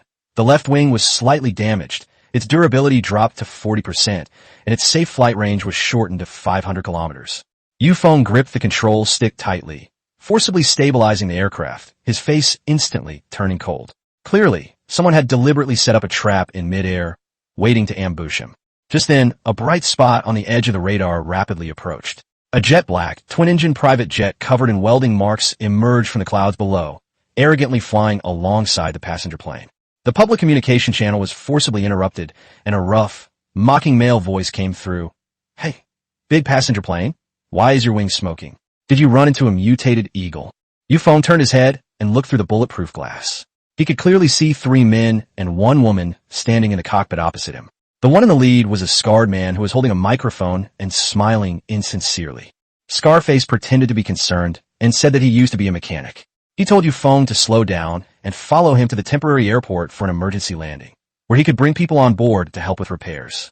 But his greedy eyes were already fixed on the passenger plane. Such a large plane must be hiding a lot of supplies and easy targets. Feng leaned back in his leather swivel chair, casually opened a can of Coke, took a sip, and replied in an icy tone, Your acting was pretty good. It's a pity your hovering grenade was so useless. It didn't even blast through my base coat. Scarface's expression froze, his pretense instantly shattered. He kicked the control panel, cursing viciously. You won't listen to reason, so you'll have to suffer the consequences. These air-to-air sensor mines cost me my life. He threatened Feng to immediately open the cabin door and surrender, handing over all the supplies and women in the plane, or the next wave would blow up the fuel tanks. The cockpit metal door was suddenly pushed open. Sun Yan walked in barefoot, wearing only a pink lace bra and a thin nightgown casually draped over her shoulders. The blush from last night still lingered on her fair skin, but her large eyes were now brimming with undisguised ferocity. Sun Yan walked to the passenger seat, her soft body pressed against Feng's side, staring at the black plane opposite as if she were looking at a group of dead people. She said with dissatisfaction, Brother Feng, these trash are disturbing my sleep. Feng patted her slender waist and said calmly, Nian, someone said they want to blow up my oil tank. Let's teach them a lesson. Sun Yan smiled sweetly, without even opening the window, but simply raised her right hand and through the bulletproof glass, used her mind to lock onto the private plane opposite. The next second, the air outside the passenger plane distorted violently, and 3 crimson fireballs the size of footballs condensed out of thin air, their cores even glowing with an incandescent white light and emitting terrifying high temperatures. Sun Yan lightly tapped her fingertip and said coldly, Go to hell, you scum. Whoosh!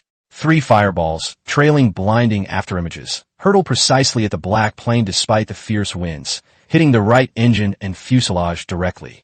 With a deafening roar, a series of explosions echoed through the sky. The right engine of the black plane was blown through, flames shot into the air, and thick smoke instantly engulfed half of the fuselage.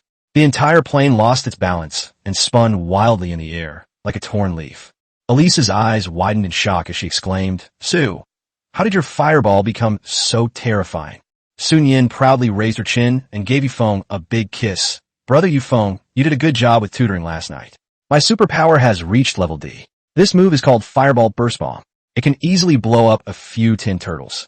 The opposite cabin was in complete chaos. On the communication channel, Scarface, who had been so arrogant, was now screaming and begging for mercy.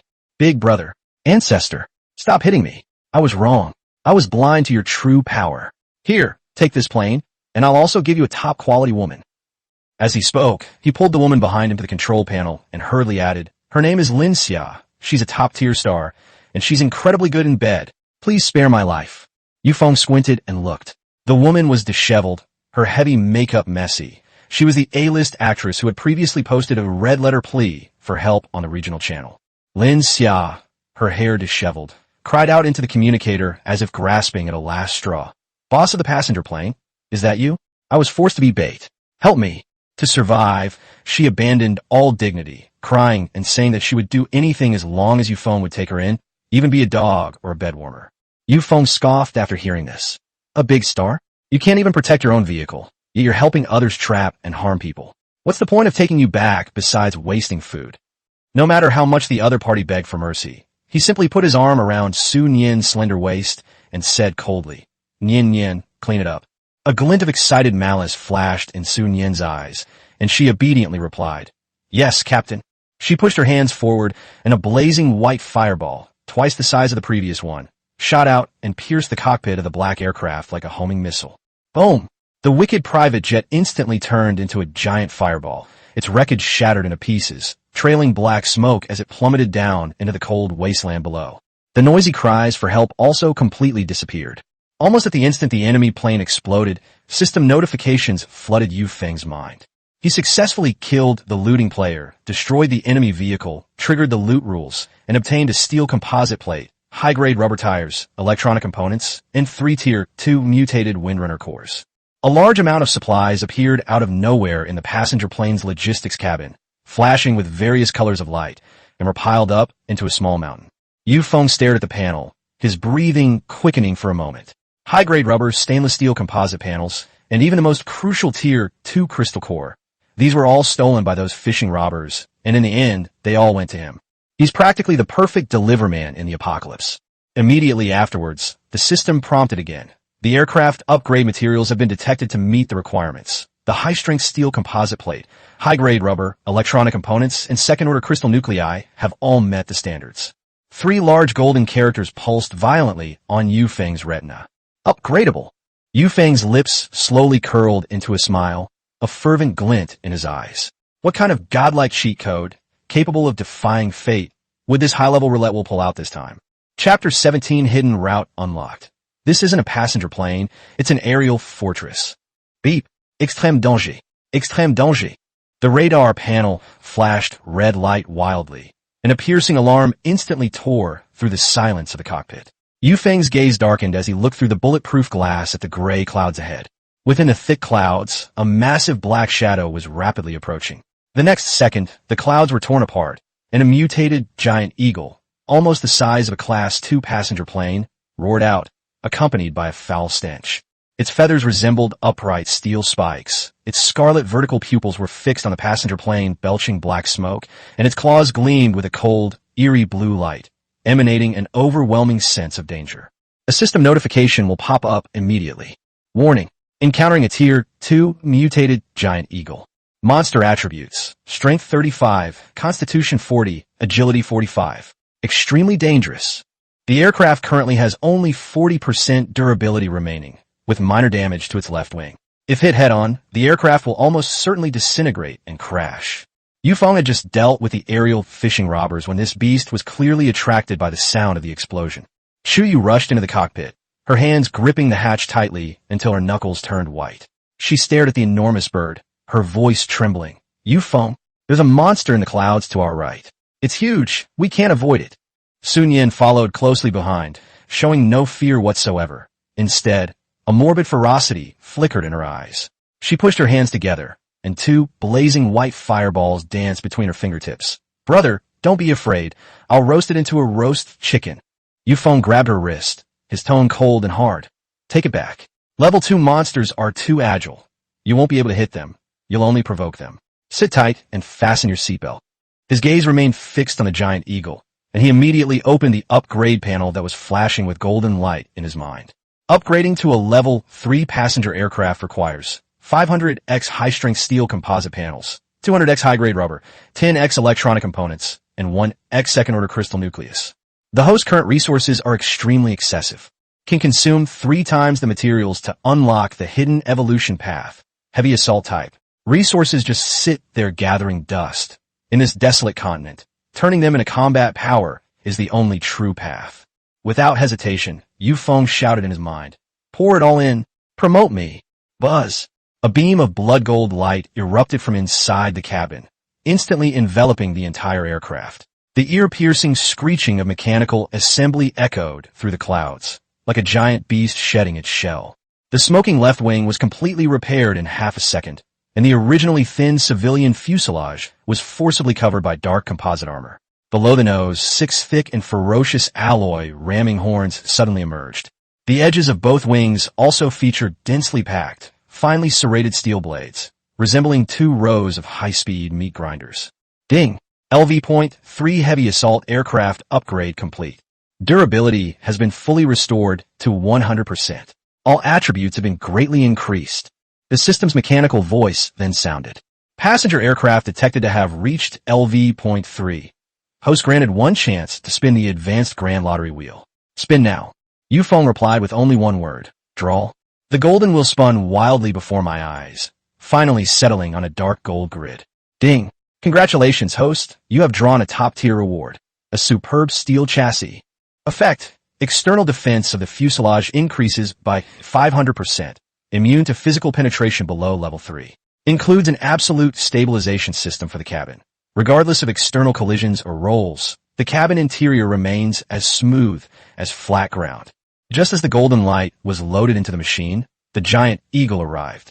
Bah! It let out a piercing shriek as its massive body lunged at the nose of the aircraft. Its pair of eerie blue claws, capable of tearing through armor, cleaved with terrifying kinetic energy as they viciously clawed at the cockpit windshield. Chuyi was so frightened that she closed her eyes. Bang! A deafening metallic clang erupted, and sparks flew like a waterfall outside the glass. But the anticipated shattering and depressurization did not occur. The giant eagle's claw, capable of splitting mountains and rocks, scratched the dark machine, leaving only a shallow white mark, without even completely tearing through the outermost layer of paint. Even more outrageous is that despite such a violent head-on collision, there was not a single jolt in the cabin. Feng sat in the driver's seat, holding a freshly opened can of ice-cold cola in one hand. The brown liquid only swayed slightly at the opening of the can, without spilling a single drop. An absolutely stable system. That's terrifying. The giant eagle froze, a hint of human-like astonishment flashing in its ferocious vertical pupils. Undeterred, it swung its claws again, frantically slashing at the alloy ramming horn, producing a series of ear-piercing clangs, but to no avail. Feng tilted his head back and took a sip of cola. The icy bubbles burst in his throat, completely calming the tension that had just risen within him. He looked at the giant eagle pressed against the window, menacing yet helpless, and a cold smile curled at the corner of his mouth. Have you caught enough? Feng casually tossed the Coke into the trash can and firmly gripped the control lever with both hands. Now it's my turn. Before he could finish speaking, he abruptly pulled the control stick. The 4 enhanced engines of the LV.3 heavy assault passenger plane roared, shattering the clouds. The massive steel fuselage completed a nimble side roll in midair, and the alloy ram forcefully flung the giant eagle, clinging to the fuselage away. The giant eagle tumbled several times before regaining its footing, utterly enraged. Its feathers bristled, and it spread its wings, spanning tens of meters, whipping up a storm of wind blades, as it once again swooped down with a desperate momentum. Feng's eyes were as cold as iron. You're asking for death. Instead of dodging, he pushed the lever representing unlimited fuel directly to the 120% overload limit. The tail nozzle spewed out a deep blue flame dozens of meters long, and this steel fortress weighing hundreds of tons instantly transformed into an unreasonable, super-large cruise missile, crashing head-on into the giant eagle. Boom! At an altitude of 3,000 meters, the two collided without any fancy moves. The outcome was entirely predictable. The 6 alloy spikes on the nose of the aircraft sliced through the giant eagle's iron-hard breastbone as easily as cutting through tofu. Immediately afterwards, the massive fuselage rolled over the side of the giant eagle, and the steel jigs on the edge of the wings spun wildly. Sizzle. A chilling, tearing sound echoed through the sky. The giant eagle didn't even have time to let out a scream before its massive body was shredded into countless pieces. Blood rain mixed with shattered black feathers exploded in the clouds, staining a large part of the sky red. One-hit kill. Ding. Successfully defeated a Tier 2 mutated giant eagle. Gained +5 free attribute points. Loot drops. 1 Tier 2 wind-type crystal core, 2 giant eagle claws, 1,500 gene of high-grade eagle meat, 1 silver grade supply chest. Feng casually added all 5 attribute points to Constitution. The panel refreshed, and Constitution instantly soared to 23 points.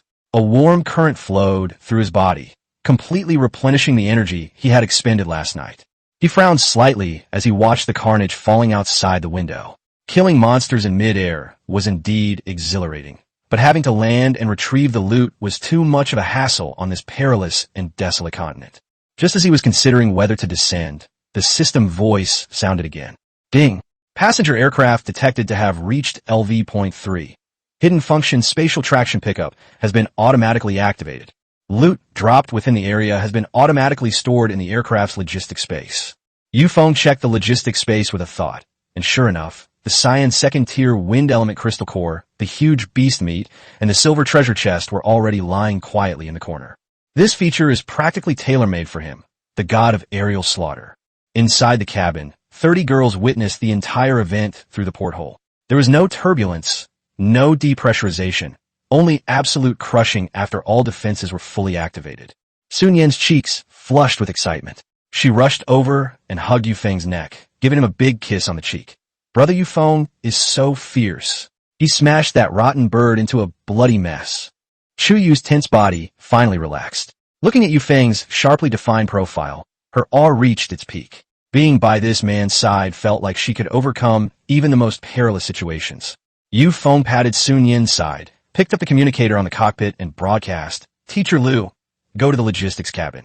The system just dropped 1,500 caddies of high-grade eagle meat. Prepare dinner for tonight. Let's have a good celebration." Received.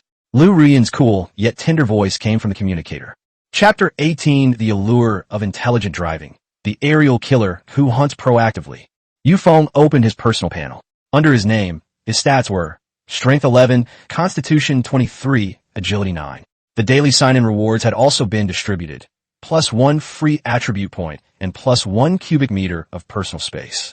The red warning line, representing the black fog of death, is still 1,750 kilometers behind. At a speed of 400 kilometers per hour, the black fog will catch up again in less than 5 hours. Feng was about to go to the logistics cabin to check on the changes in the upgraded space when a regional channel was suddenly flooded with a dazzling golden bullet screen. Server-wide pinned announcement. Player Li Tianbao has successfully upgraded his vehicle to LV.4, unlocking the unique hidden reward, fully automatic computer-aided intelligent driving module. Feng stared at the line of gold characters, his brows furrowing instantly. He had never heard of the name Li Tianbao before. Among the 6 billion players, there were indeed many ruthless individuals hiding among them. What truly made his heart race was the fully automated computer-controlled intelligent driving module. On this desolate continent with no turning back, everyone had to keep their eyes glued to the dashboard day and night to escape. The slightest lapse in attention could mean being swallowed by the black fog. But once it has autonomous driving capabilities, coupled with its 100 million units of fuel, this passenger plane can run nonstop 24/7. Even if it falls asleep, the plane can continue to move forward, leaving everyone else far behind. At that point, who will be able to snatch those unclaimed supply crates from him? Even the black mist of death might be thrown out of radar range. He had to reach level 4 before everyone else. Eating other people's leftovers was never Feng's style. He immediately picked up the communicator and ordered Chu Yu, "Tell everyone in the back to fasten their seatbelts tightly. This plane isn't following the rules today. Since killing monsters can also drop blueprints and materials, why bother looking for supply boxes everywhere? The mutated birds flying all over the sky ahead are ready-made mobile treasure troves. Feng gripped the thrust lever with both hands, pulling the unlimited fuel power to its limit. The LV.3 heavy assault airliner roared wildly, like a steel behemoth, plunging into the dark clouds and deviating from its original safe flight path. In less than 10 minutes, the radar screen was filled with countless red dots. The clouds ahead parted, and a huge flock of birds, consisting of more than 80 giant vultures and mutated giant eagles, was blocking the flight path. These monsters are terrifyingly large. Any one of them could easily tear apart an ordinary metal vehicle. Any other player would have been terrified and turned tail to run, or frantically tried to avoid them. Feng merely sneered, not slowing down at all, but instead aiming for the densest part of the flock of birds and crashing directly into it. Bang, bang, bang.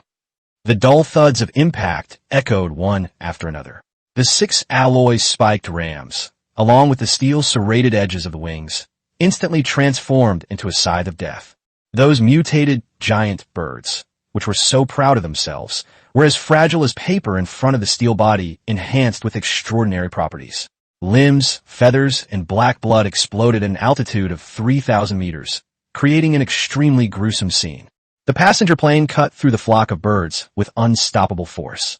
The absolute stability system was utilized to its fullest potential, and there was not even any noticeable turbulence in the cabin. Successfully defeated a Tier 2 giant vulture. Successfully killed a Tier 2 mutated giant eagle. Kill notifications flooded Feng's mind like a waterfall.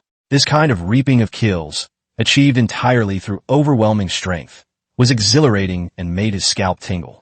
He piloted the passenger plane back and forth 3 times in midair, turning the entire plane into an aerial meat grinder, completely tearing the flock of birds apart. After crushing more than 50 Tier 2 mutated birds, a dark gold notification finally popped up. Obtained, LV.4 passenger aircraft upgrade blueprint 1. Obtained, 25 Tier 2 wind-type crystal cores. Received, 300 pieces of high-grade steel. Received, 100 Michue orange juices. At the same time, the red alarm light in the logistics compartment suddenly lit up. There were so many supplies that even the expanded hidden space, after upgrading to level 3, was completely filled. Feng scanned the warehouse with his mind and, without the slightest hesitation, threw out all the dozens of boxes of inferior instant noodles, ordinary wood, and low-grade iron blocks that he had previously accumulated. These bulky junk pieces are a waste to keep. Once he got the blueprints, he immediately turned the plane around and returned to the main flight path. As soon as they emerged from the clouds, a strange minefield appeared directly ahead. A dozen or so suspended sensor mines were lined up in the air, blocking their only path. This altitude and density clearly indicate that it is a trap set in advance by a powerful force, specifically designed to destroy passing aircraft. Playing dirty tricks? Feng didn't even move the control stick and directly rolled over it at 120% full thrust. Boom, boom, boom.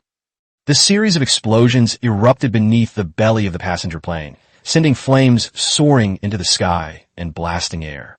Yet the heavily armed passenger plane pierced through the inferno and emerged unscathed. There wasn't even a single scorch mark left on the dark composite armor. Feng leaned back in the driver's seat, looking down at the desolate land below, a strong sense of control rising in his chest. In this dead land, he would use this aerial fortress to crush anything that dared to stand in his way. Only he can set the rules. As darkness fell, the black mist of death had been left thousands of kilometers behind.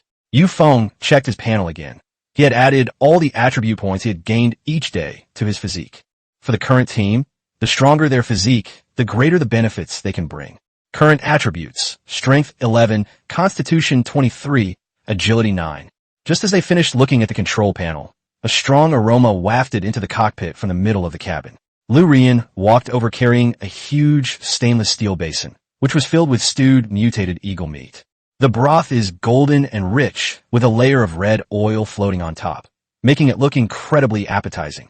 Lu Rian gently called him to eat. This usually aloof counselor had a gentle expression on her face at this moment, and her gaze towards Feng was noticeably softer. The cabin was already bustling with activity. Chuyi was gnawing on a bone, panting from the spiciness, while praising teacher Lu's amazing cooking skills, saying that after eating the eagle meat, she felt warm all over and her strength seemed to have increased. Chen Yusin's face was covered in oil from eating, and she even begged Yu Feng to catch birds every day so that teacher Lu could cook for her. More than 30 girls huddled in the 28 degrees Celsius safe haven, their faces glowing with satisfaction as they ate. Once they were full, their gazes began to drift intentionally or unintentionally toward the captain's cabin. Everyone knows that after reaching level 3, the captain's cabin now features a 5-meter-wide, super-large double bed. Anyone who can get inside has a chance to awaken their superpowers and undergo a complete transformation. The school beauties exchange glances, clearly showing signs of being eager to make a move. Bang! Sun Yin blocked the entrance to the captain's cabin, her face contorted with a fierce, possessive look. She glared at everyone, warning that no one would be allowed in today. She said the plane wasn't damaged, and its outer armor was very tough, so it didn't need any repair abilities. Anyone trying to get close to Yu Feng under the guise of righteousness had no chance. When this girl gets carried away by love, she becomes completely unreasonable, and several girls shrank back in fear because of her fierceness. At this moment, Alyssa walked over. Completely ignoring Sun Yin's hostility, she leaned against the door frame and smiled as she reminded Sun Yin that her superpowers had been upgraded last night, which meant that Yu Feng could indeed help them break through their limits. Alyssa said that the three of them were the core fighting force of the team, so their improvement was naturally the highest priority. If Sun Yin wanted to make the fireball more powerful, she shouldn't have refused. Lu Ruyan followed, her cheeks slightly flushed, but she solemnly agreed. The mutated monsters were getting stronger and stronger. If her divine culinary skills were upgraded, the food she made would likely provide even greater attribute boosts, which was also for the sake of the team. Watching the two of them sing in unison, Sun Yin gritted her teeth in anger. The next second, the metal door slowly closed. It was another excellent tutoring session. Chapter 19, The Perfect Upgrade Path, a monopoly blockade from a major guild. On the morning of the 5th day, the dim light of the desolate continent shone coldly into the captain's cabin through the porthole. Yu Feng woke up on the 5-meter-wide bed, and the system notification sounded in his mind right on time. Ding! Day 5 sign-in reward has been issued. +1 free attribute point, +1 cubic meter personal space. Without hesitation, he immediately added the attribute points to Constitution. The panel refreshed instantly. Strength 11, Constitution 24, Agility 9. A surge of heat coursed through his body, and the fatigue from last night's intense exertion vanished in an instant. His 24-point physique kept him at his peak, and his personal space expanded to 5 cubic meters. Yu Feng pushed open the cockpit door, and Lu Ruyan was sitting in the passenger seat, staring at the instrument panel. She was wearing a tight-fitting sports vest. When she saw Yu Feng come in, she immediately stood up and handed him a cup of hot tea. Her cheeks were slightly flushed as she said, "Good morning. The black fog is still far away from us, about 1,500 kilometers away." Yu Feng took the tea and drank a sip. With the help of his godlike culinary skills, even ordinary tea had a soothing effect. He sat back in the driver's seat and opened the regional channel. The number of survivors in the upper right corner stopped at 10 million/20 million. In just 4 days, the survival rate was reduced to half. Those dilapidated gliders and small planes without enclosed cabins were basically eliminated by the extreme cold and black fog. Those still able to speak in the channel are at least level 1 modified passenger planes. The black fog is constantly closing in from behind, forcing all the survivors to fly forward desperately. Whoever stops will die. In contrast, Yu Feng's situation was much more comfortable. The LV.3 heavy assault aircraft had unlimited fuel. Its thrust rod was always locked at 120%, and with its steel fuselage, low-level airflow and small obstacles were almost completely ineffective. Occasionally, low-level birds would crash into the nose of the aircraft, instantly shattering it without leaving a trace on the fuselage. But Yu Feng didn't relax because of this, as yesterday's server-wide golden announcement was still hanging at the top of the channel. Player Li Tianbao has successfully upgraded his vehicle to LV.4. Unlocking the fully automatic computer-controlled intelligent driving module. On this deadly continent, intelligent driving means that aircraft can fly nonstop 24/7, completely freeing up the hands. If we don't catch up quickly, the high-level supply crates ahead will eventually be looted by those level 4 aircraft. What's more troublesome is that as their equipment continues to improve, they might even turn around and hunt down other players. Yu Feng patted Lu Ruyan on the lower back, telling her to keep a close eye on the radar and notify him immediately if anything happened. He then turned and went to the logistics area at the rear of the cabin. The once spacious cabin was now filled with supplies dropped by the giant eagle he had hunted the day before. Several thousand kilograms of high-grade eagle meat were piled up next to the freezer, along with more than 20 Tier 2 wind elemental crystal cores. Feng took out the LV.4 passenger aircraft upgrade blueprint that emitted golden light. After probing it with his mind, a complex mechanical structure diagram appeared before his eyes. The blueprints presented two routes. One was a standard expansion and upgrade, and the other was the perfect route he truly desired, the heavy armored firepower type. This route not only significantly improves the aircraft's defense and storage space, but most importantly, it directly unlocks 4 DEFA 666 30mm aircraft cannons. With this, you won't need to risk close combat when encountering hordes of monsters. Once they've created a distance of 2 kilometers, a barrage of machine gun fire will tear the target to shreds. Feng immediately checked the upgrade materials. Upgrading to a level 4 passenger aircraft requires 2000x high-strength steel composite panels, 800x high-grade rubber, 10x high-grade electronic components, and 1x third-order crystal nucleus. He quickly checked the inventory and soon found a shortage. 1,500 pieces of high-grade steel, 500 pieces of high-grade rubber, 10 pieces of high-grade electronic components, and 1 third-order crystal core. The shortage is huge, especially for advanced electronic components and third-order crystal cores, which cannot be easily obtained by simply opening a few boxes. Since collecting them on our own is too slow, we'll just have to use resources to acquire them. Feng opened the trading hall and directly put up several hundred kilograms of high-grade eagle meat and 50 portions of universal fuel, exchanging them for fine steel, rubber, and high-grade electronic components. He had assumed that once these hard currencies appeared, materials would flow into his backpack in droves.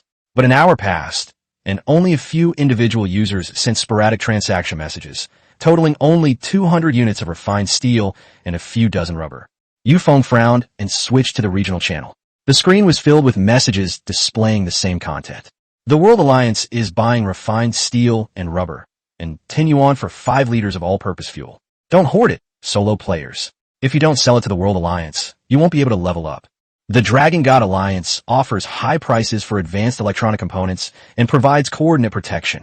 Feng coldly observed the comments. It was only the 5th day, and the solo players in Server 360 had been almost entirely wiped out by the black mist and monsters. The survivors, in order to band together, quickly formed 6 major alliances. These large guilds, relying on their numerical advantage, plundered resource boxes along the flight paths and forcibly monopolized high-level materials in the trading market. As for Li Tianbao, the first to reach LV.4, he was the leader of the largest force, Tianxiao Alliance. No wonder he's progressing so fast. With thousands of people supporting one airplane, even a pig could fly. Currently, major guilds are strictly controlling the market, maliciously driving down prices, and even intercepting private transactions between individual players. No matter how tempting Feng's eagle meat and fuel are, individual players dare not exchange materials in large quantities for fear of being targeted and killed by guilds. With the steel and rubber markets monopolized, Feng temporarily withdrew most of his trading orders. There was no rush to confront the major guilds head-on. Instead, he turned his attention to something else in the corner of his personal storage space. That was a Beretta 92F pistol. This gun was found in a supply chest. While it might be ineffective against high-level monsters later in the game, at this stage, the initial velocity and armor-piercing capabilities of firearms make them invaluable for close-quarters combat, both for survival and ambushing. Unfortunately, the magazine only held 8 bullets. In a time when gunpowder could not be manufactured, a gun without bullets was less than a fire poker. Feng re-edited the transaction information and pinned it to the top. Premium Eagle Meat / Divine Hot Pot Base / All-Purpose Fuel. Trade for Beretta 92F pistol-specific 9mm bullets. Discretionary. For players struggling to survive and who haven't had hot meat for days, weapons are important, but starving or freezing to death is more realistic. Less than a minute after the message was posted, a crisp notification sound came from the back end. Feng raised an eyebrow and clicked on the flashing private chat panel. The message came from a female player named Shintian, and her tone was extremely urgent. Boss, I have 30 bullets. Can I trade them for your high-grade eagle meat and hot pot base? I haven't eaten for 3 days. I'm starving. Feng looked at the screenshot she sent him, which showed the bright yellow 9mm bullets he desperately needed. He quickly replied, Sure, 15 pounds of eagle meat for 30 bullets. Chapter 20. The Yander School Beauty protects her husband. One more look, and I'll scatter your ashes. Transaction successful. 3 bright yellow cardboard boxes appeared out of thin air on the captain's desk. Feng tore open the packaging and loaded 39mm bullets one by one into the Beretta 92F magazine. With a crisp click of the metal spring, this pistol, which had previously been nothing more than a decoration, finally regained its deadly deterrent power. Then, Feng, gun in hand, opened Shen Tiantian's private chat interface again and sent a message. Where did you get the bullets? One serving of all-purpose fuel in exchange for your intelligence. There was a full minute of silence on the other end. In this frozen world where even heating was difficult, the temptation of 50 liters of all-purpose fuel was something no one could easily resist. Soon, Shen Tiantian sent the coordinates, 1024, 455. There is an abandoned aerial base floating in the clouds there. I only found a few missing ammunition boxes on the perimeter, which contained a lot of black metal plates and weapons, but I didn't dare to go in. She added that it was an eagle's nest, with an enormous Tier 3 frost giant eagle and hundreds of Tier 2 mutated giant eagles roaming around it. Feng stared at the coordinates, his fingers lightly tapping the joystick. The news seemed tempting, but it concealed 3 dangers. Shen Tiantian might have been hiding the number of monsters. The major guilds might have also discovered this lucrative opportunity, and it couldn't be ruled out that this was a trap. The greater the risk, the higher the reward. Upgrading to a Tier 4 passenger plane requires 1,500 pieces of refined steel and a Tier 3 crystal core. Just relying on flying around randomly and hoping for luck, it might not even take a month to gather enough. Feng quickly made a decision and did it. He opened a regional channel and posted a top-of-the-line buyout notice, buying large quantities of military bombs, C4, AK-47S, and fully automatic rifles using top-quality eagle meat and all-purpose fuel. Don't even bother with scrap metal. To take down the lair of a Tier 3 monster, relying solely on Tang swords and wing-toothed weapons is clearly not enough. Sufficient heavy firepower must be prepared in advance. After setting the automatic flight path, the LV.3 heavy assault aircraft drew an arc at an altitude of 3,000 meters and sped towards the target coordinates. 2 hours later, radar showed that they were still 500 kilometers away from the abandoned airbase. Across the wasteland ahead, a vast, abandoned temporary airfield appeared. Feng pressed the broadcast button. Prepare for landing. We will stop for 1 hour for rest and recuperation. Teacher Liu, take some people to check the supplies in the logistics cabin. The massive, dark-colored passenger plane sliced through the airflow and landed steadily on the overgrown concrete runway, the serrated steel edges of its wings ceasing to rotate. Feng pushed open the cabin door, grabbed his Tang sword, and jumped off the plane. A biting wind, carrying snowflakes, rushed towards him. On the 6 alloy ramming points on the nose of the plane, the remains of the giant eagle he had crashed into still clung to them. The black blood froze into disgusting icicles at low temperatures. If not cleaned up promptly, the stench would quickly seep into the cabin through the ventilation vents. Feng walked to the nose of the aircraft, flipped the blade, and deftly removed the frozen chunks of flesh. Just as he finished clearing the 2 ramming horns, the radar warning system suddenly emitted a short beep. In midair, a dilapidated Class 1 medium-sized commercial airliner wobbled as it broke through the clouds. Its right engine emitted black smoke, and it sparked as it landed, coming to a stop 200 meters away. The hatch opened with difficulty, and a dozen or so emaciated men, wrapped in tattered cotton-padded clothes, tumbled and scrambled out. The man in the lead was named Zhang Biao. As soon as he stood up, he saw Feng's enormous aircraft. Dark composite armor, 6 alloy rams stained with bits of flesh. The entire aircraft exuded a brutal, murderous aura. Even more deadly, behind the bulletproof glass, one could vaguely see a bright, warm light and the figures of several women. Zhang Biao's eyes lit up instantly, greed practically written all over his face. He rubbed his hands together, put on a fawning smile, and led a few of his men closer. Brother, your plane is so imposing. I'm a mechanic, and I see your ram is dirty. It must be a lot of work for one person to clean it. How about I bring my guys to help you wipe it down? We'll treat you to a meal if you want. After he finished speaking, a dozen or so men behind him spread out in a semi-encirclement, their eyes fixed on the Tang sword in Feng's hand and the open, warm cabin. Feng had seen far too many of these kinds of schemes in the past few days, where people boarded the plane under the guise of work and then took over the plane's cabin. Without even lifting his eyelids, he flicked his wrist, flicked away the ice shard from his Tang sword, and uttered only one word, "Get lost." Zhang Biao's smile froze. Taking advantage of his numerical superiority, he took half a step forward, his tone becoming more threatening. Brother, don't be so heartless. In the middle of nowhere, more people mean more options. We have 15 brothers. Before he could finish speaking, Light footsteps came from the passenger plane's cabin door. Sun Yin stood barefoot on the boarding stairs. She was only wearing a pink lace bra and a men's jacket casually draped over her shoulders, making her stand out in the extremely cold wind. She leaned on the railing with both hands and asked impatiently, "Brother Feng, what kind of flies are making so much noise outside?" Zhang Biao and the group of men behind him stared wide-eyed, swallowing hard. In this godforsaken place where even food was scarce, someone could actually keep such a beautiful woman so well-fed. "What are you looking at?" Sun Yin's eyes instantly turned icy, and a morbid ferocity suddenly erupted. She raised her right hand, and the air distorted violently. A crimson fireball, larger than a football, materialized out of thin air and slammed into Zhang Biao's feet half a meter away with a shriek. With a deafening roar, a blast of scorching air shot skyward, sending rubble and scorched earth exploding like shrapnel.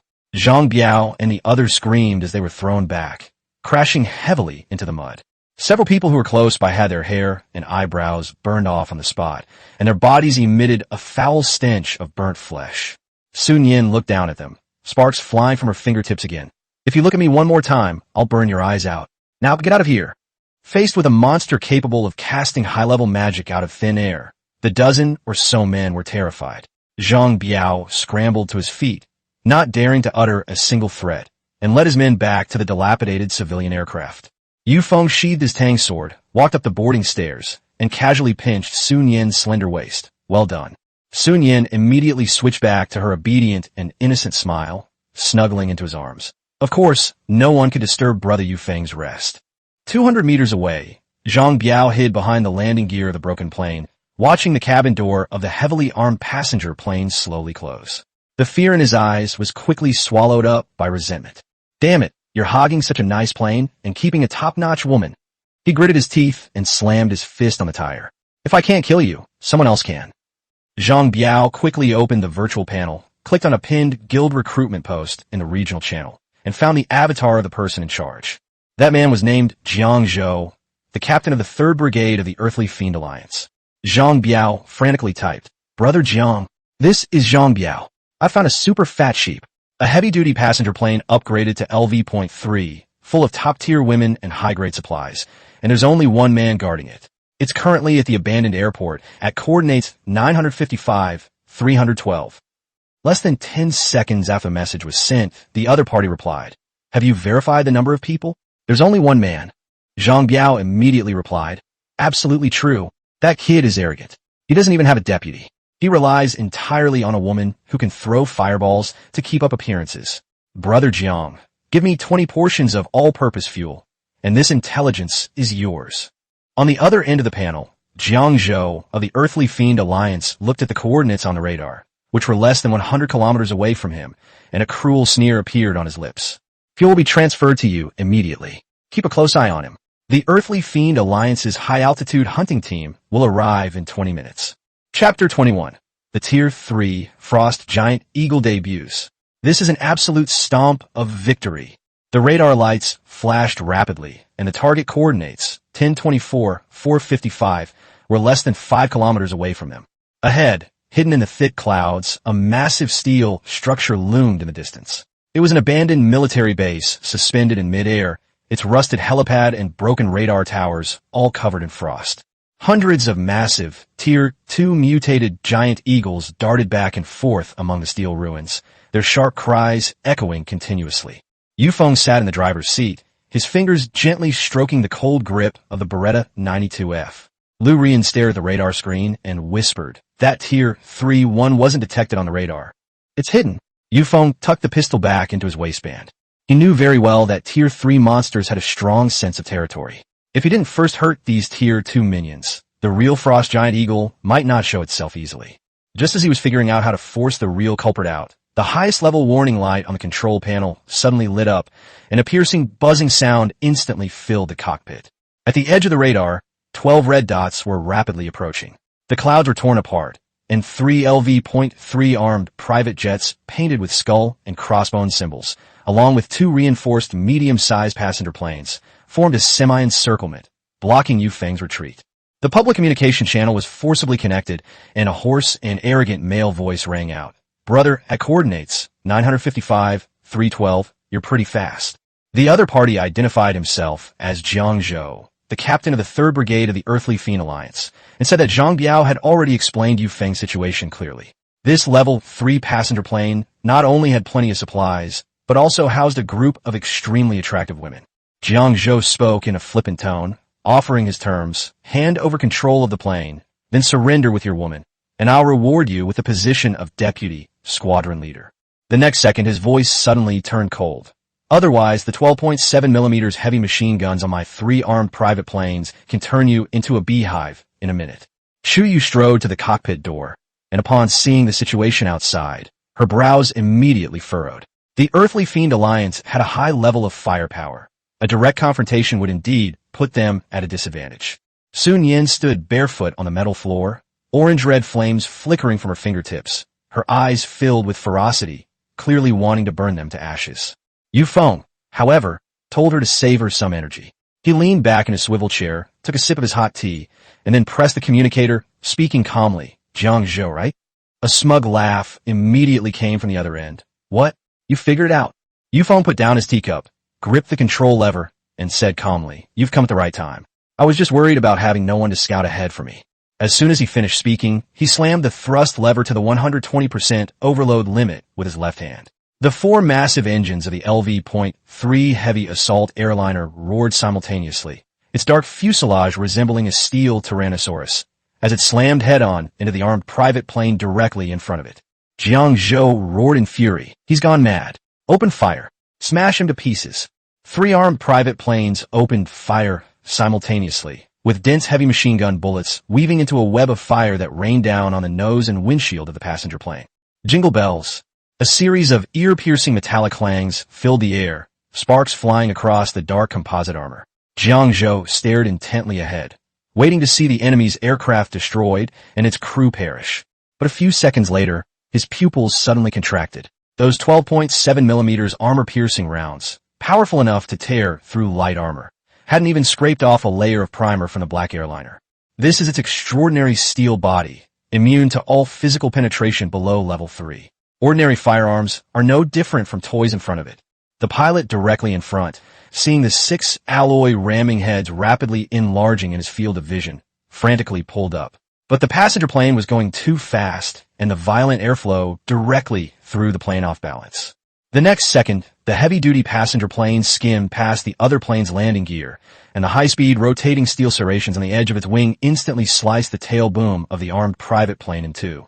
The plane, trailing black smoke, spun and crashed to the ground. A huge gap was torn open in the encirclement.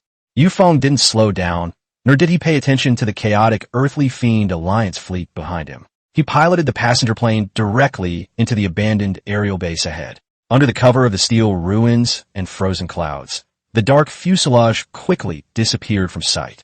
His subordinates reported in a panic that the second aircraft had crashed and that the passenger plane's armor was faulty. Bullets couldn't penetrate at all. Jiang Zhou was so angry that he kicked the control panel, convinced that Yu Feng's plane must be a special model that had been brought up from hidden blueprints. He refused to let him go and immediately ordered the remaining 4 planes to chase into the ruins, intending to corner Yu Feng and then bomb him to pieces with their cannons. As soon as the fleet passed the outer rusty radar towers, the piercing cries of eagles rang out from all directions. A dozen or so Tier 2 mutated giant eagles swooped out from deep within the steel frame. Enraged by the roar of their engines, they immediately took the intruding fleet as their prey. A giant eagle's talons gripped the side of the medium-sized passenger plane, tearing 3 deep gashes in an instant, and screams erupted from inside the cabin. Jiang Zhou's face was grim, and his men were even more panicked, because the radar showed that there were at least 100 of these monsters around. Jiang Zhou refused to retreat, and instead roared angrily, "Retreat my ass. A few Tier 2 beasts have scared you out of your wits? Open the machine guns and wipe them out." The Earthly Fiend Alliance's firepower was indeed fierce. The 2 armed aircraft turned their guns around, and the machine guns under their fuselages spewed out long tongues of fire. Several Tier 2 giant eagles that charged at the forefront were instantly riddled with holes, and blood and flesh flew everywhere. Looking at the fallen giant eagle's carcass, Jiang Zhou became even more arrogant, ordering his team to continue advancing and find Yu Feng's heavy-duty passenger plane. Meanwhile, deep within the abandoned base, inside a massive hangar, Feng had already reduced the engine's power consumption to its lowest level, hovering steadily in the shadows. The cabin was kept at a constant temperature of 28 degrees Celsius. Sun Yin held a plate of freshly cut fruit and fed it to Feng, asking excitedly, "Brother Feng, are we just going to hide here and watch them fight?" Feng chewed on an apple, his gaze fixed on the radar screen. The red dots, representing the Earthly Fiend Alliance, were firing wildly on the perimeter, constantly clearing out the Tier 2 giant eagles. He smiled faintly. If they don't fight, how can they get the main culprit to come out? No sooner had he finished speaking than a terrifying chill seeped in through the gaps in the hangar. Even the cabin, equipped with an absolutely stable system, emitted a faint metallic hum. In the center of the radar screen, a huge, astonishing red dot lit up without warning, the red light so intense it was almost dripping blood. Feng's lips curled into a cold smile. They're here. Outside the base, Jiang Zhou was directing his men to clear out the remaining giant eagles when he suddenly felt the temperature in the cockpit drop sharply, and a thick layer of frost instantly formed on the instrument panel. He had just shivered when a terrifying roar, unlike anything he'd ever heard from birds, exploded from the depths of the ruins. The sound waves, accompanied by a visible icy blue shockwave, instantly swept across the entire airspace. Jiang Zhou looked up sharply, his pupils dilating to their maximum size as he peered through the windshield. A colossal creature with a wingspan exceeding 60 meters is slowly taking off from the deepest part of the steel base. Its entire body was covered in ice-blue crystalline feathers, each one like a sharp ice blade. Its scarlet vertical pupils radiated an extreme, chilling, killing intent that sent shivers down one's spine. The Tier 3 Frost Giant Eagle has finally made its appearance. As this overlord appeared, countless Tier 2 giant eagles surged out from the gaps in the ruins all around. Over 100 of them covered the sky, completely sealing off all of Jiang Zhou's flight crew's escape routes. Over the channel, his subordinate's voice crackled, "Captain, the radar is off the charts. We're surrounded." Jiang Zhou's face was deathly pale, as if his blood had frozen. He finally understood why Feng hadn't fought back, but instead rushed into the ruins. That wasn't about escaping for your life at all. They were being treated as live fodder to be fed to the monsters. Jiang Zhou cursed in despair. "You bastard surnamed you. I'll fuck your grandma." But before his curses could even begin, the Frost Eagle's frigid breath, capable of freezing steel, crashed down like a tsunami. Chapter 22. Using a borrowed knife to kill, violently crushing a Tier 3 lord. Outside the abandoned aerial base, 12.7mm heavy machine guns spewed fire wildly, bullets trailing streaks as they pounded against the massive body of the Tier 3 Frost Giant Eagle. But when those warheads collided with the icy blue crystal feathers, they only exploded into a blinding shower of sparks.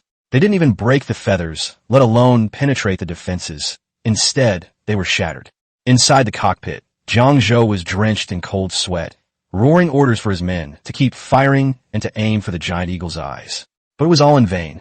The Frost Giant Eagle spread its wings, which were a full 60 meters wide, almost blocking out the sky. Its scarlet vertical pupils were full of savagery, and it opened its mouth to spew out a stream of icy blue extreme cold air. The foremost medium-sized passenger plane was hit head-on.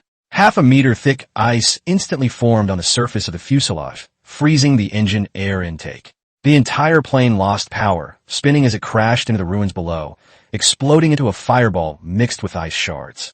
At the same time, hundreds of Tier 2 mutated giant eagles swooped in from all directions, their sharp talons easily tearing apart the helicopter's propellers. Screams, explosions, and the sound of metal tearing filled the communication channel. Meanwhile, Feng's LV.3 heavy assault passenger plane hovered quietly in the shadows high in the sky. He leaned back in his leather seat, holding a cup of hot tea that Lu Ruyan had just brewed, coldly watching the massacre 5 kilometers away. He casually remarked, "Daring to rob without doing any research is just asking for trouble." Sun Yin stood beside the passenger seat, toying with an orange-red fireball between her fingers, and said disdainfully, "These guys have too little firepower. They can't even scratch a monster's skin." Chu Yu stared at the red that kept going off on the radar screen, her face pale. That Tier 3 monster's speed and defense were ridiculously high, leaving it almost no openings. Feng put down his teacup, placed his left hand on the thrust lever, and simply replied, "There are no blind spots when it comes to absolute tonnage." The battle in the sky quickly came to an end. Jiang Zhou's armed private plane had its top pierced by a single claw from the Frost Giant Eagle, and the cockpit window shattered instantly. The giant eagle's claws reached into the cabin, grabbing Jiang Zhou's lower body and yanking him from his seat, leaving him suspended in midair. Blood and internal organs splattered from above as he desperately cried for help over the public channel. But the next second, the frost eagle lowered its head and bit off his head, casually tossing the mangled body down from the sky. With that, the entire 3rd Battalion of the Earthly Fiend Alliance was wiped out. The giant eagle roared to the sky, shaking the clouds and seemingly declaring its dominion over the entire airspace. Yu Feng's eyes turned cold, and he said in a low voice, "It's done roaring. It's our turn now." As soon as he finished speaking, he slammed the thrust lever to the 120% overload limit, simply reminding everyone to sit tight. The 4 reinforced giant engines roared to life, and the dark steel behemoth emerged fiercely from the shadows. The commotion immediately startled the frost eagle. It turned its head sharply, its scarlet vertical pupils locking onto the rapidly approaching passenger plane, and opened its mouth to unleash another burst of extremely cold breath. A blast of icy blue air slammed into the nose of the aircraft, instantly freezing the thick armor. However, the ferocious power from the unlimited fuel supply showed no signs of diminishing, and the exceptional properties of the steel fuselage insulated the aircraft from the extreme cold, preventing the cabin from cooling down. Yu Feng gripped the control lever tightly and shouted, "Brake!" 6 thick alloy spikes, braving the icy current, plunged fiercely into the chest of the frost giant eagle. With a crack, large sections of the originally incredibly hard ice crystal feathers shattered. The giant eagle roared in pain as its massive body was thrown backward by the hundreds of tons weight passenger plane. Yu Feng gave it no chance to catch its breath, immediately turning the fuselage. The high-speed rotating steel saw teeth on the wing edge precisely cut into the root of the giant eagle's right wing. A piercing sound of flesh and bone being torn apart echoed through the sky as the giant wing, tens of meters long, was sawed off, black blood gushing out like a waterfall. The frost eagle, having lost its right wing, completely lost its balance and crashed with a scream towards the abandoned radar tower below, its massive steel frame collapsing instantly. Yu Feng pulled the nose up, making a sharp turn back in midair. The next moment, the heavy-duty passenger plane, with terrifying downward force, slammed heavily onto the giant eagle's mangled body. With a deafening roar, the earth trembled, and dust billowed into the sky. The head of the frost eagle was instantly crushed, and a dazzling golden light exploded from the depths of the ruins. A cold, mechanical voice echoed continuously in Yu Feng's mind. He had successfully killed a Tier 3 frost giant eagle, gaining free attribute points, LV.4 passenger plane upgrade blueprint, a basic body enhancement potion, a Tier 3 ice-type crystal core, a complete comic book, and 100 cups of Mishua ice orange. Yu Feng looked at the crystal core, emitting an icy blue glow in his personal space, and a smile appeared on his lips.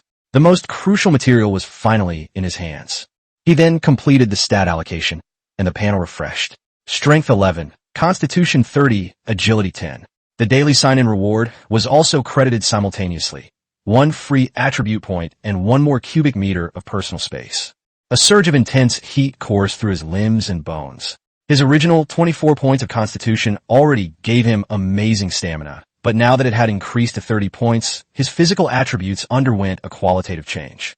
With their leader dead, the remaining hundreds of Tier 2 mutated giant eagles were thrown into complete chaos. Instead of fleeing, they charged at the passenger plane with bloodshot eyes. Yu Feng coldly piloted the passenger plane, circling above the ruins, its serrated edges gleaming, its alloy rams sweeping across. This was no longer a battle, but a crushing defeat with no suspense whatsoever. A full hour later, the kill notifications on the cockpit panel finally stopped. The abandoned airbase was stained red with black blood and bits of flesh. Not a single living mutated creature could be seen anymore. Yu Feng pulled out his Beretta 92F and tucked it into his back, then casually grabbed a Tang sword and instructed Sun Yin to take the weapons and come with him to collect supplies. The cabin doors slowly descended, letting in a biting gust of cold wind. Sun Yin donned her down jacket, a high-temperature fireball dancing between her slender, pale fingers, and followed closely behind Yu Feng. The two walked across the wrecked helipad and arrived at the entrance to an underground building in the core area of the base. Yu Feng kicked open the deformed alloy door, revealing an extremely well-preserved underground military warehouse. Chapter 23. The 30mm machine gun is in place. Truth always lies within the range of artillery. Yu Feng kicked open the deformed alloy door, and the pungent smell of machine oil mixed with the odor of gunpowder hit him. The underground military warehouse was extremely well preserved, with rows of green ammunition boxes stacked on moisture-proof mats. He stepped forward and lifted the lid of a box, revealing it filled with gleaming yellow 9mm bullets, unopened AK-47s, boxes of hover mines, and even 2 individual rocket launchers. On the other side of the warehouse, hundreds of black steel composite panels and high-grade rubber tires filled the shelves. Sun Yin ran over in her slippers, wrapped her arms around Yu Feng's neck, and her eyes shone brightly. She excitedly tossed a ball of orange-red fire, saying that they were now rich. They moved all their things away, and if anyone dared to cause trouble, they would send them straight back to their hometown. Yu Feng put his arm around her slender waist and glanced at the supplies panel. The system notification indicated that the warehouse contained an astonishing number of high-grade steel composite plates, advanced rubber, and ammunition boxes, fully meeting the requirements for a perfect LV.4 advancement. But then a problem arose. His personal space was only 5 cubic meters, and the logistics cabin was crammed with thousands of kilograms of eagle meat. There was nowhere to put the munitions in the warehouse, the helicopter wreckage on the tarmac outside, the materials from the dismantled passenger plane, and the bits of flesh and crystal cores dropped by hundreds of second-tier mutated giant eagles. On the desolate continent, being unable to take away supplies that are right in front of you is worse than being killed. Yu Feng clicked his tongue, released Sun Yin, and walked to the center of the tarmac. The dark-colored LV.3 heavy-duty passenger plane was hovering there quietly. He directly pulled up the LV.4 passenger plane advancement blueprints that emitted a golden light. He ordered the perfect upgrade path to be locked, selecting the heavy armor firepower type and upgrading on the spot. The system immediately deducted a steel composite plate, high-grade rubber, high-grade electronic components, and a third-tier ice crystal core. The next second, a thick, blood-gold beam of light pierced through the frozen clouds, completely enveloping the entire passenger plane. A piercing metallic clanging sound echoed through the ruins. The aircraft visibly expanded, and its dark composite armor grew thicker, gleaming with a chilling light. The wings were significantly extended, and the steel serrations along the edges were doubled in thickness. Most hardcore of all was the area beneath the wings on both sides, where accompanied by several muffled mechanical clicks, for thick, dark gun barrels pushed open the armor plating and emerged from the fuselage. System notification. Level 4 heavy armed passenger aircraft upgrade complete. Length reaches 40 meters, height 13 meters, wingspan 35 meters. Fully covered with 3 layers of high-strength composite armor, capable of withstanding the penetration of ordinary machine guns. The newly added firepower module is equipped with 4 fully automatic DEFA 666 30mm aircraft cannons, with a rate of fire of 6,000 rounds per minute and a range of 3,000 meters. It is also equipped with a depleted uranium high-explosive armor-piercing ammunition magazine. The interior space has also been expanded, with the number of sleeper berths increasing to 20, along with 2 new independent shower rooms and an extra-large logistics storage compartment. High-altitude propulsion systems have been added to both wings, enabling hovering in the air. The most impressive feature is its extraordinary steel hull, which increases external defense 5-fold, making it immune to physical penetration below level 3, and also includes an absolute stabilization system for the cabin. No matter how much it rolls and collides outside, the interior of the cabin remains as flat as if it were flat ground. Yu Feng looked at the 4 machine guns radiating an aura of death and burst out laughing. 3 kilometers in range. In this world, truth always lies within the range of cannons. From now on, if they encounter any roadblocks, they won't even need to meet them. Just bombard them with machine guns. Just then, the system beeped again. Passenger plane detected to have advanced to LV.4. Host has been granted 1 chance to spin the advanced lucky draw wheel. Yu Feng chose to draw without hesitation. The virtual golden wheel spun wildly on his retina, the pointer streaking across countless rays of light before finally stopping in a region of 7-colored flowing light. The system congratulated him on winning the top-tier reward, unlimited personal space. The space has no capacity limit. Food and organic matter stored within it are permanently frozen in time, and only Yu Feng himself can access it. Even more outrageous is the automatic collection function, which can pick up unclaimed supplies and dropped items within a 100-meter range with a single click. Yu Feng clenched his fists and gasped. He had just been worried about not being able to take the supplies with him, but now he was given unlimited space. This was practically a god-tier looting technique for the apocalypse, instantly opening up new possibilities. A thought flashed through his mind, and he uttered only one word: stop. The underground warehouse was emptied instantly. tons of military supplies vanished in a thin air, leaving not even a single screw behind. He then walked to the edge of the helipad, looked at the few pieces of junk left behind by the Earthly Fiend Alliance, and began to dismantle and collect them. The wreckage transformed into streams of light and disappeared into space. He activated his 100-meter looting skill, circled the plaza, and collected all the giant eagle corpses and crystal cores scattered on the ground. He even forcibly pulled up a few rusty, load-bearing steel beams from the radar tower and stuffed them into the space. This isn't just looting, it's utter devastation. Looking at the square, which had been cleaned spotless, as if a dog had licked it clean, Feng contentedly tucked his pistol back into his waistband and beckoned Sun Yan to board the plane. The two stepped onto the widened boarding stairs and entered the cabin. The heavy cabin door closed, completely shutting out the extreme cold. The cabin was twice as big as it used to be, with a constant temperature air conditioner blowing warm air, and 20 single berths covered with white sheets were neatly arranged in the middle section. Hearing the noise, the girls all gathered around. Lu Ruyan walked to the front. She was wearing a wine-red, form-fitting lace dress, and her cool eyes were full of admiration. She stepped forward, put her arm around Feng's shoulder, and kissed him on the cheek, saying that he was simply an aerial fortress. Not to be outdone, Elisa squeezed in, cupped Feng's face, and gave him a big kiss, her eyes filled with fervor as she shouted that he was her god, and that the machine gun peeked out earlier was incredibly cool. Chuyu stood behind, wearing a black tight-fitting vest. The once proud class monitor now only had awe in his eyes. He bowed his head and called out, "Captain." The other girls crowded in the aisle, their eyes burning with desire as they looked at Feng. In the apocalypse, this godlike sense of security was enough to shatter all restraint. Sun Yan stomped her feet in anger, then suddenly hugged Feng from behind, pinching a fireball between her fingertips. She glared fiercely at everyone, telling them to stay away from Feng and that no one would be allowed into the cockpit today. Feng smiled, put his left arm around Sun Yan, and pulled Lu Ruyan into his arms with his right hand. His tone was full of absolute control as he told them to stop arguing and then instructed Lu Ruyan to take people to the logistics cabin. He just released 50,000 caddies of eagle meat. There will be an extra meal tonight. Lu Ruyan blushed and obediently withdrew to make the arrangements.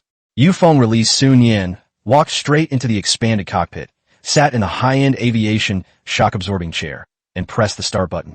With a deafening roar, all four massive engines roared simultaneously. The LV.4 heavy-armed passenger plane took off smoothly, tearing through the thick frozen clouds, and returned to an altitude of 3,000 meters. In the infinite space, military supplies were piled up like mountains, and people surrounded them in the cabin.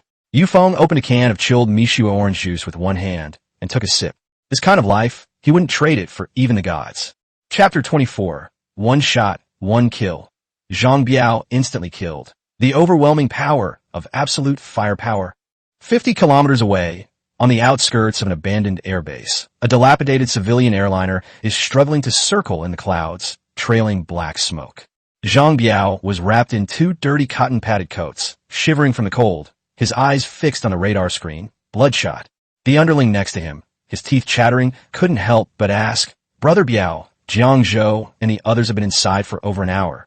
Why haven't they made a move yet? Are they just going to take advantage of us and abandon us?" Zhang Biao breathed out a puff of white vapor onto his palm, his face grim. The 3rd Brigade of the Earthly Fiend Alliance had deployed 5 heavily armed aircraft. In theory, dealing with a lone player should have been a piece of cake. Given Jiang Zhou's personality, if he had actually managed to steal that level 3 passenger plane and all the women on it, he would have already been bragging about it on the regional channel. But now Jiang Zhou's profile picture is grayed out, and he hasn't replied to any of the dozens of private messages. Zhang Biao could only force himself to curse. What's the panic? The Earthly Fiend Alliance is a big guild. Do you think they can cheat us out of our fuel? They probably have too many supplies inside and are taking inventory. Let's wait a bit longer. No sooner had he finished speaking than a blinding red light suddenly flashed on the radar. The thick frozen clouds ahead were brutally torn apart, and a dark, steel behemoth roared out of the ruins' airspace. Zhang Biao froze instantly. It was the passenger plane that had been parked at the abandoned airport, but it was a whole size larger, with thick, menacing armor and 4 thick dart gun barrels under its wings. Even more terrifying is that none of Jiang Zhou's 5 planes were left behind. Zhang Biao's voice cracked. This is a level 4 armed passenger plane. Jiang Zhou and the others are all doomed. Turn around now, push the thrust to the maximum, and get out of here. The younger brother hurriedly pushed the control stick, and the broken plane creaked under the strain. Meanwhile, inside the LV.4 heavy-duty armed passenger plane, the cockpit, with its constant temperature of 28 degrees Celsius, felt like another world.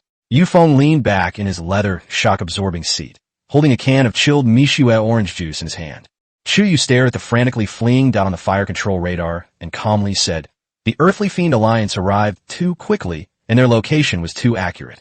We stayed for a very short time, and the only people who saw us were that group of shabby civilian airliners." Feng, biting his straw, said calmly, "Using someone else to do the dirty work." Yu nodded. "That's right. This point of light is hovering about 50 kilometers away, and it's most likely an informant waiting for the Earthly Fiend Alliance to divide the spoils." Sun Yen stood barefoot on the metal floor, orange-red fireballs emerging from her fingertips, her eyes fierce. "Brother Feng, I'll go roast them." Feng reached out and extinguished the fireball. "If you have short arms, don't join the fun. We just got a new one, and we were worried about where to test it out." He put down his drink and placed his right hand on the fire control panel. With a rapid tap of his fingers, the radar crosshairs instantly locked onto the fleeing light. The four DEFA 660 30mm aircraft cannons were operating at low speed, and automatic calibration was completed. Feng pressed the red launch button with his thumb. Bang! With a slight shudder, several 30mm high-explosive armor-piercing rounds, trailing blinding flashes, instantly tore through the airspace. In Zhang Biao's cockpit, the radar alarm had barely sounded half a beat when a high-explosive warhead pierced the fuselage, directly detonating the dilapidated civilian airliner's pitiful fuel tank. In the distance, a huge fireball exploded in the clouds, leaving not even a trace. Ding! Successfully eliminated the looting player and completely destroyed the enemy vehicle. Received 50 ordinary iron blocks, 1 copy of Jinping Mei, 10 adult comics. Feng didn't even bother to read the prompts and simply turned off the fire control console. He wasn't even interested in using his infinite space to retrieve this junk. Cheers erupted from the back of the cabin. Through the porthole, they saw the distant explosions and finally understood that as long as they stayed by this man's side, any threat would be eliminated in the most violent way. The passenger plane switched back to cruise control mode, and Feng opened the regional channel. The screen scrolled rapidly, showing that low-level casual players were still struggling for survival. Some people were asking for thick clothes, while others were besieged by level 2 bloodbats and pleading for help. Amidst the desperate cries, several golden bullet comments pinned to the top by major guilds with substantial funds stood out conspicuously. The Alliance of Heaven is offering high prices to acquire crystal cores of all levels, along with 100 liters of universal fuel and a core executive position, as well as a bounty for basic body enhancement potions. The War God Alliance is also recruiting players proficient in advanced mechanics and gunpowder, and is also offering large sums of money to purchase the same enhancement potions. Feng's eyes flickered, and he took out a glass tube containing a light blue liquid from a corner of the infinite space. Basic body enhancement potion. After injection, it can significantly improve human genes and enhance basic attributes. The injection process is accompanied by severe pain, and those with weak willpower may faint. This is the top-tier item dropped by the third-tier frost giant eagle that was just crushed. No wonder the major powers are frantically trying to buy it. In the desolate continent, even the strongest vehicles are just external things. In critical moments, one's own abilities are the trump card for survival. Feng sneered, and without even using an alcohol swab, he directly removed the needle cap and injected the light blue medicine into the vein in his left arm. The liquid was injected, and there was no reaction for the first 2 seconds. In the third second, a surge of scalding heat exploded from the heart, rushing through the blood vessels to every part of the body. Feng clenched his fists tightly, the veins on the back of his hands bulging, the blood vessels glowing a terrifying dark red. A grinding sound came from deep within his bones, as his muscle fibers were forcibly torn apart and then violently reassembled. The excruciating pain was enough to send an ordinary person into shock, but Feng didn't utter a sound. Sweat instantly soaked his back and dripped from his forehead onto the seat. 30 seconds later, the pain subsided, replaced by an unprecedented sense of power. He slowly opened his eyes, his vision becoming extremely sharp, even able to see the tiny ice shards flying at high speed outside the windshield.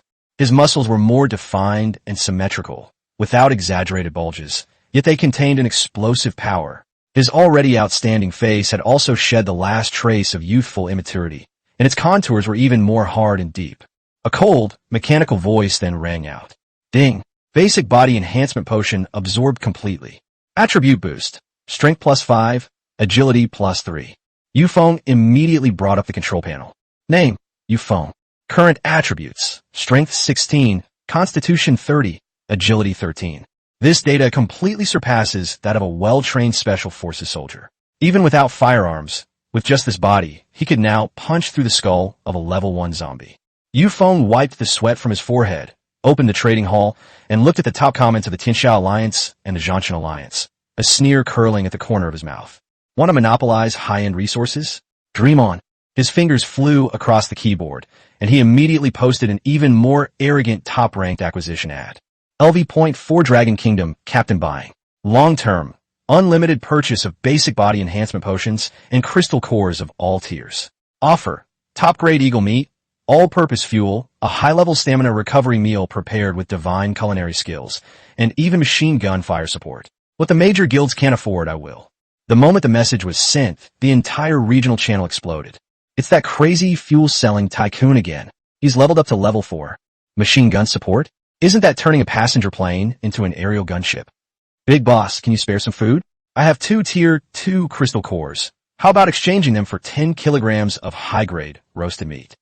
Feng closed the panel. His newly reorganized muscle cells were unusually active, and his surging power had nowhere to go, making him feel hot all over, with a powerful fire rising in his dantian. With a constitution of 30 points and the stimulation of the drug, I need to find an outlet immediately. He stood up and strode towards the captain's cabin. As he passed the logistics bay, his gaze swept over several girls who were cutting meat, finally settling on Elisa. Feng's voice was deep and commanding, carrying an unquestionable tone. Elisa. Elisa's azure eyes were filled with surprise. What's wrong? Feng pushed open the heavy metal door of the captain's cabin, leaving only one sentence. Come in.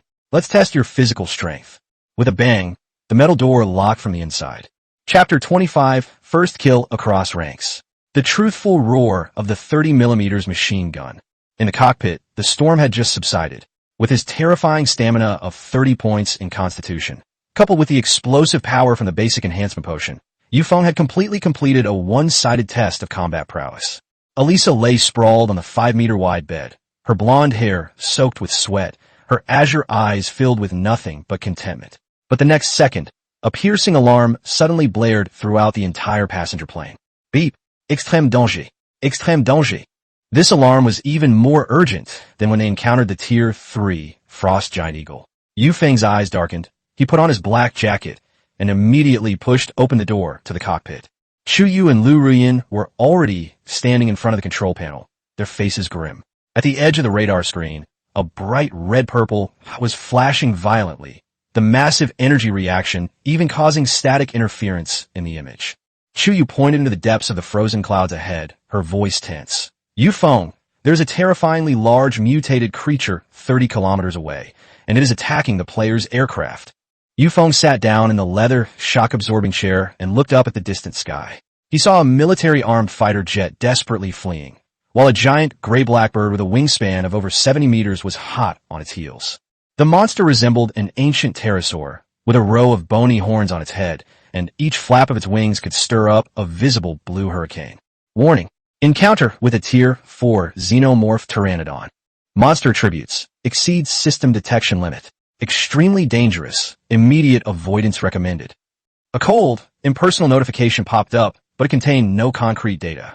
This was the first time Feng had encountered something that even the system couldn't quantify since arriving on the desolate continent. A Tier 4 monster. He narrowed his eyes, his gaze devoid of fear, instead burning with fighting spirit. If even a Tier 3 Frost Giant Eagle had dropped passenger plane upgrade blueprints and enhancement potions, then the loot from a Tier 4 aberration would only be even more astonishing.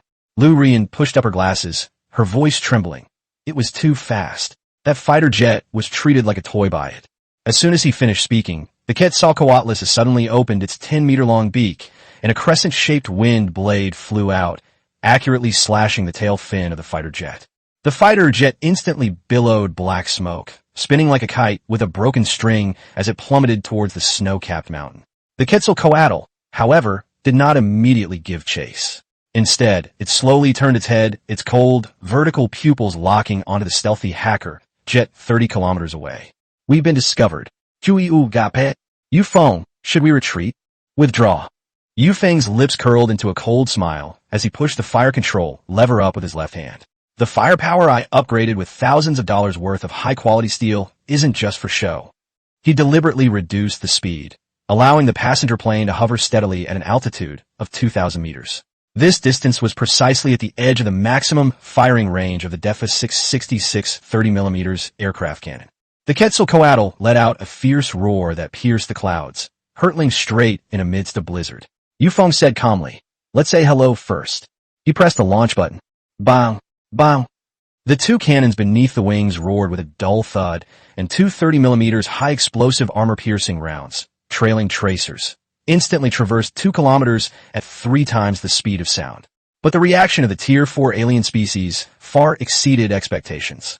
The massive body of the Quetzalcoatl twisted strangely in midair, narrowly avoiding the projectile. The shell exploded in the clouds behind it, leaving only a few gray-black feathers behind. Roar! The Quetzalcoatl was enraged, its wings suddenly flapping forward. Dozens of azure wind blades, powerful enough to slice through steel, slashed towards the passenger plane like a dense net of knives. Hold on tight. Feng pulled on the control stick with both hands, and the LV.4 heavy-armed passenger plane completed an exaggerated sideslip under the violent thrust. The absolute stability system was operating at full capacity, and not even a glass of water was spilled in the cabin. Most of the wind blades grazed the fuselage, but a small one still managed to cut along the edge of the left wing. Click! A screeching sound rang out. A 3-inch deep white scratch was ripped into the dark composite armor, which possessed extraordinary properties. Note: left wing armor durability decreased by 1%. Feng glanced at the notification, his eyes turning completely cold. The fact that it could penetrate LV.4 armor meant this Tier 4 monster's attacks had crossed a certain threshold. If it got close, the passenger plane would definitely not be able to withstand its tearing attack. Then I won't let you get close. The distance between the two rapidly closed to 800 meters. A terrifying blue light shone from the Quetzalcoatl's beak and bony horns, clearly preparing to launch a deadly thrust. Without the slightest hesitation, Feng switched the fire control system to fully automatic mode, and then slammed the red launch button down. Go to hell. Boom, boom, boom, boom, boom. The 4 30mm aircraft cannons fired simultaneously, their deafening roar tearing through the sky. A rate of fire of 6,000 rounds per minute caused the barrels to spew forth dazzling tongues of fire 2 meters long. The densely packed tracer bullets intertwined in midair, forming a storm of deathly metal that completely sealed off all of Quetzalcoatl's escape routes. Puff, puff, puff, puff. The sounds of flesh tearing apart were drowned out by the roar of cannons. The pterosaur's prized scales and feathers were as fragile as paper before a 30mm high-explosive armor-piercing shell. In the first second, its wings were blasted into mangled flesh. In the second second, a 3-meter-diameter hole exploded in its chest. In the third second, its hideous head, bombarded by hundreds of shells, burst into a bloody mist in midair. 800 meters away, a rain of blood mixed with shattered bones fell from the sky. An arrogant Tier 4 lord was torn to pieces by a barrage of pure firepower. The cabin was deathly silent. Chu Yu and Lu Rian stared wide-eyed at the huge red that vanished instantly on the radar, their breaths catching in their throats. This was not a battle at all, but a one-sided massacre with firepower.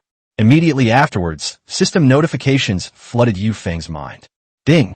First kill of a Tier 4 Quetzalcoatl. Gained, +6 free attribute points.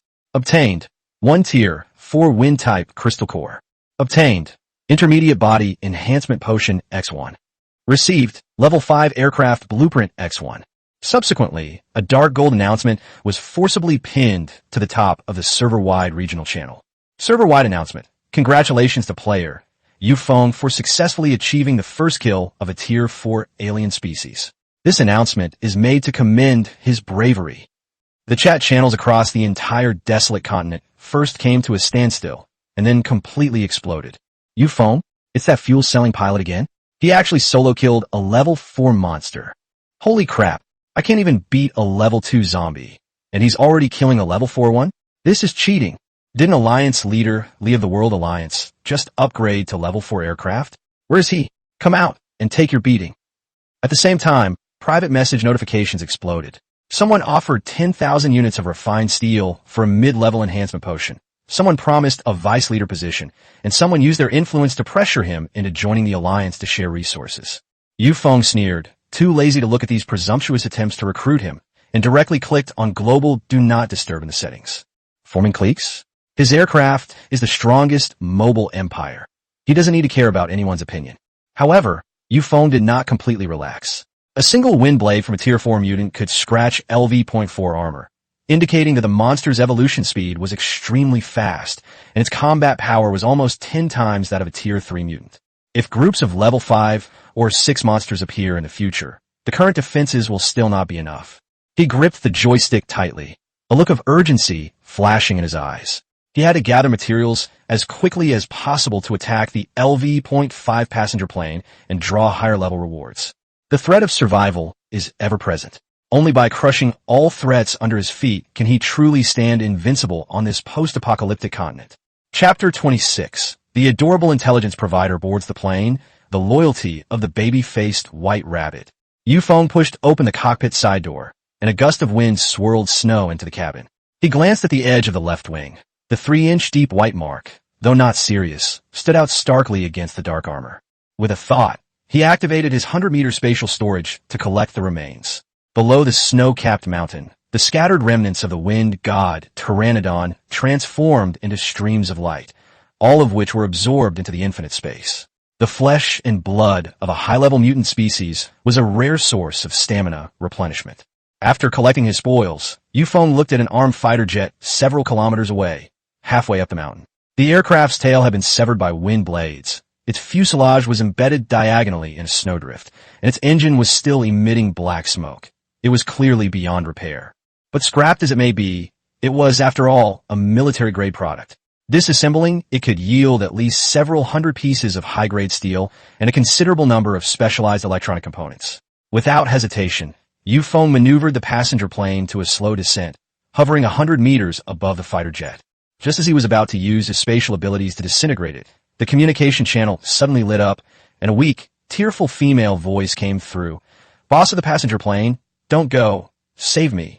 Yu Feng raised an eyebrow, pressed the call button, and said in a cold tone, "Give me your name." The girl on the other end grasped at a last straw and hurriedly replied, "I'm Shen Tian. Boss, we exchanged bullets in the trade channel before, and I'm the one who gave you the coordinates of that armory." A flicker of surprise crossed Yu Feng's eyes. So was that intelligence broker. Being able to acquire fighter jets on the desolate continent meant she was both lucky and capable. She was just unlucky enough to run into a 4th-tier wind god pterosaur.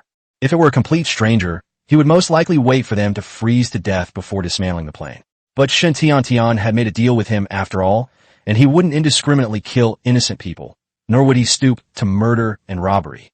Yu Feng said calmly, "I'll spare your life for the sake of the bullets. But your plane is destroyed, and it's minus 20 degrees outside. You won't last long. Good luck." After saying that, he prepared to take off and leave. Shen Tian panicked completely, crying and begging him to take her away, saying that she was willing to pay any price. She would do laundry and cook, and she would even give him all the fighter jet privileges as a way to save her life. Yu Feng chuckled and glanced at the cabin behind him. "I have over 30 women on this plane and don't need you." These words were broadcast over the loudspeaker to the passenger cabin. Sun Yin quickly ran into the cockpit in her slippers and stood close to Yu Feng. She heard a soft, sobbing voice coming from the communicator, her eyes darting around, but her attitude softened for once. Normally, Sun Yin is very protective of her food and doesn't like others getting close to Yu Feng. But this time, the other party is just a down-on-his-luck wanderer who obviously poses no threat to her, which instead makes her feel a bit superior. She tugged at Yu Feng's arm and said coquettishly, "Brother Yu Feng, she sounds so pitiful and isn't threatening at all. Why don't we take her in? We need someone to clean the restrooms in the back anyway." In Sun Yin's opinion, as long as it's not someone like Lu Ruyin or Elisa who can steal her position, it's not a bad thing to have someone do odd jobs to serve her and Yu Feng. Yu Feng pinched her cheek and pressed the communication button again. "Okay, transfer the ownership of the fighter jet to me. Consider this piece of junk your ticket to save your life." Shen Tian thanked them repeatedly. Soon, a system notification appeared. Player Shen Tian has transferred ownership of the vehicle. With a thought, Yu Feng disassembled and collected the items. Below, in the snow, the massive armed fighter jet instantly transformed into high-grade steel and precision components, vanishing into thin air. Having lost her cover, Shun Tian fell into the snow and huddled up in a ball, freezing. The passenger plane door slowly opened, and the boarding stairs extended to the ground. She immediately scrambled up them. The moment she stepped through the metal hatch, she froze. Instead of the cold, rusty smell of the apocalypse, she was greeted by a wave of warm, constant temperature. The spacious and bright cabin was carpeted with high-quality wool, and the middle section featured leather sofas and soft berths. A large refrigerator in the corner hummed quietly, and there were half-finished drinks and open snacks on the table. What shocked her even more was that more than 30 stunningly beautiful women were sitting in twos and threes inside the cabin. Some were chatting, some were doing yoga, and some were trimming their nails. This didn't look like a vehicle for escaping the apocalypse. It was clearly a mobile palace. Shun Tian thought about how she had spent the past few days huddled in the drafty cockpit, wrapped in dirty cotton clothes and eating moldy biscuits, and tears welled up in her eyes. "What are you standing there for?" A cold, deep male voice rang out from the front. Feng stepped out of the cockpit, looking down at the petite girl who had just boarded the plane. Shun Tian finally got a good look at this famous airline tycoon. He was tall and slender with well-defined features and a cold, imposing presence, which made her stutter. Feng pointed to the tail of the plane. "Go to the separate shower room at the back and wash off the smell of engine oil." Shun Tian was stunned again. Clean water was hard to find outside, yet this plane offered hot showers. 20 minutes later, she finished changing and gently knocked on the metal door of the captain's cabin. "Enter." Feng leaned against the edge of the large bed, toying with the fourth-tier wind element crystal core he had just obtained. The door was pushed open, and Shun Tian walked in with her head down. After washing away the grime, she revealed a delicate and adorable, childlike face. Despite her short stature, she possessed a striking contrast. Because there were no spare clothes on the plane, she had to temporarily change into a pink anime-style lingerie set, making her appear both awkward and eye-catching. Feng glanced at her, his tone meaningful. "On my plane, everyone has to demonstrate their value. What else can you do besides providing intelligence?" Shun Tian suddenly looked up. The innocent look in her eyes vanished, replaced by deep-seated hatred. She bit her lip and said with red eyes, "Captain, my teammates and my two brothers were beaten to death by the Earthly Fiend Alliance the day before yesterday while covering my retreat." She took a deep breath, her voice trembling but incredibly firm. "As long as you're willing to take me in, and if you have the chance to help me kill all the members of the Earthly Fiend Alliance in the future, my life is yours. I'm willing to do anything and pledge my loyalty." Feng's eyes turned slightly cold. The name Earthly Fiend Alliance had just crossed his line. He sneered, "What a coincidence, I was just about to use them as a sacrifice for my flag." After saying that, Feng pulled Shun Tian in front of him. The metal door clicked shut, gradually isolating the sound from the captain's cabin. Outside the window, the LV-4 heavy armed passenger plane, carrying a chilling aura of destruction, sped towards the deeper reaches of the desolate continent. Chapter 27: Awakening of Repairability. Absolute overwhelming power of heavy armor. Inside the cockpit, the heavy metal door shut out the roar of the engines from the outside. On the 5-meter-wide bed, Shun Tian curled up in Feng's arms like a docile kitten, her whole body limp. She looked up at Feng, her eyes full of dependence, and whispered that from now on, she would belong to him alone, and even if she was kicked out, she would die on this plane. As soon as he finished speaking, a cold, mechanical voice rang in Feng's mind. "Ding! Female player Shun Tian has successfully conceived. Awakened exclusive ability. Repair. Rank F. Upgradable. Special ability effect. Consumes stamina to quickly repair damaged vehicles and gain mechanical proficiency. Physical enhancement complete. Strength +1, Constitution +2, Agility +2. Shun Tian suddenly opened her eyes wide, a layer of shimmering white light flowing over her body, instantly dispelling her fatigue and discomfort. Looking at the gear-shaped light and shadow appearing in her palm, she exclaimed with delight that she seemed to have awakened a superpower, and many mechanical blueprints and repair methods had appeared in her mind. Feng leaned against the headboard, lit a cigarette, and exhaled a puff of smoke. He was now certain that any woman who boarded this plane and was covered by the system's rules would awaken supernatural abilities upon conception. Shun Tian's repair skills came at just the right time. The white marks on the left wing caused by the fourth-tier alien species were now finally being repaired for free. Feng took out the LV-5 passenger plane advancement blueprint that emitted a dark golden light from his personal space and casually tossed it to Shun Tian for her to take a look. Shun Tian glanced at the upgrade requirements, and her expression immediately changed. 1,000 units of high-strength nanocrystalline steel, and a 4th-tier crystal core. These requirements were completely beyond the capabilities of players at this stage. Even if the entire Tianxia Alliance pooled all its resources, it might not be able to provide them. Yufeng simply said in a cold voice that they were useless. Then he got out of bed, put on his black jacket, and asked her directly where he could get these materials. Shun Tiantian bit her lip, quickly recalling the maps she had collected while wandering the wasteland. Soon, she provided a clue. 800 kilometers to the north, there was an abandoned aircraft parts factory hidden in an ice valley, and the warehouse likely contained a large quantity of nanocrystalline steel. Yufeng demanded the coordinates from her. Shun Tiantian immediately panicked, grabbing his arm to stop him. That place was absolutely unsafe. The ice valley had become a lair of super monsters, with tens of thousands of mutated crows and countless giant eagles using it as a hatchery. She used to only dare to glance at it from 50 kilometers outwards in her fighter jets, never even daring to activate the radar. Yufeng grabbed her chin and sneered. On his course, there were never dead ends. He then told her to get dressed and come with him to the cockpit. 3 minutes later, the LV.4 heavy armed passenger plane suddenly pulled up its nose in midair, its 4 giant engines roaring as if shattering the frozen clouds. The dark fuselage tore through the airflow, heading straight for the northern icy valley at near sonic speed. Inside the cockpit, Shun Tiantian sat in the passenger seat, still visibly shaken. The radar screen showed they were 200 kilometers from the target coordinates. Just then, the airspace directly ahead was suddenly obscured by a thick, dark cloud. The fire control radar was alarming wildly. It wasn't a cloud at all, but a flock of over 10,000 second-tier, mutated iron-beaked crows. Mixed in with the flock were dozens of third-tier storm eagles, each over 20 meters tall. Upon spotting the passenger plane, they emitted piercing cries and surged towards it like a black mudslide. Shun Tiantian turned pale with fright and hurriedly instructed Yufeng to pull up and avoid them. Even an entire squadron of fighter jets would have to take a detour against such a beast tide. Yufeng remained calm and steady, pressing down on the control lever with both hands. Instead of slowing down, he pushed the thrust lever to its maximum overload limit of 120%. He activated the fire control system to full automatic mode, pressed the red fire button heavily, and coldly ordered, "Clean up the ground." The next second, the 4 Defis 666 30mm aircraft cannons beneath the wings roared simultaneously. Brilliant tongues of fire tore through the sky, and the terrifying rate of fire caused tracer rounds to intertwine into 4 deadly whips of fire. The mutated crows charging at the forefront didn't even have time to let out a scream before being blasted into a bloody mist by the metal storm.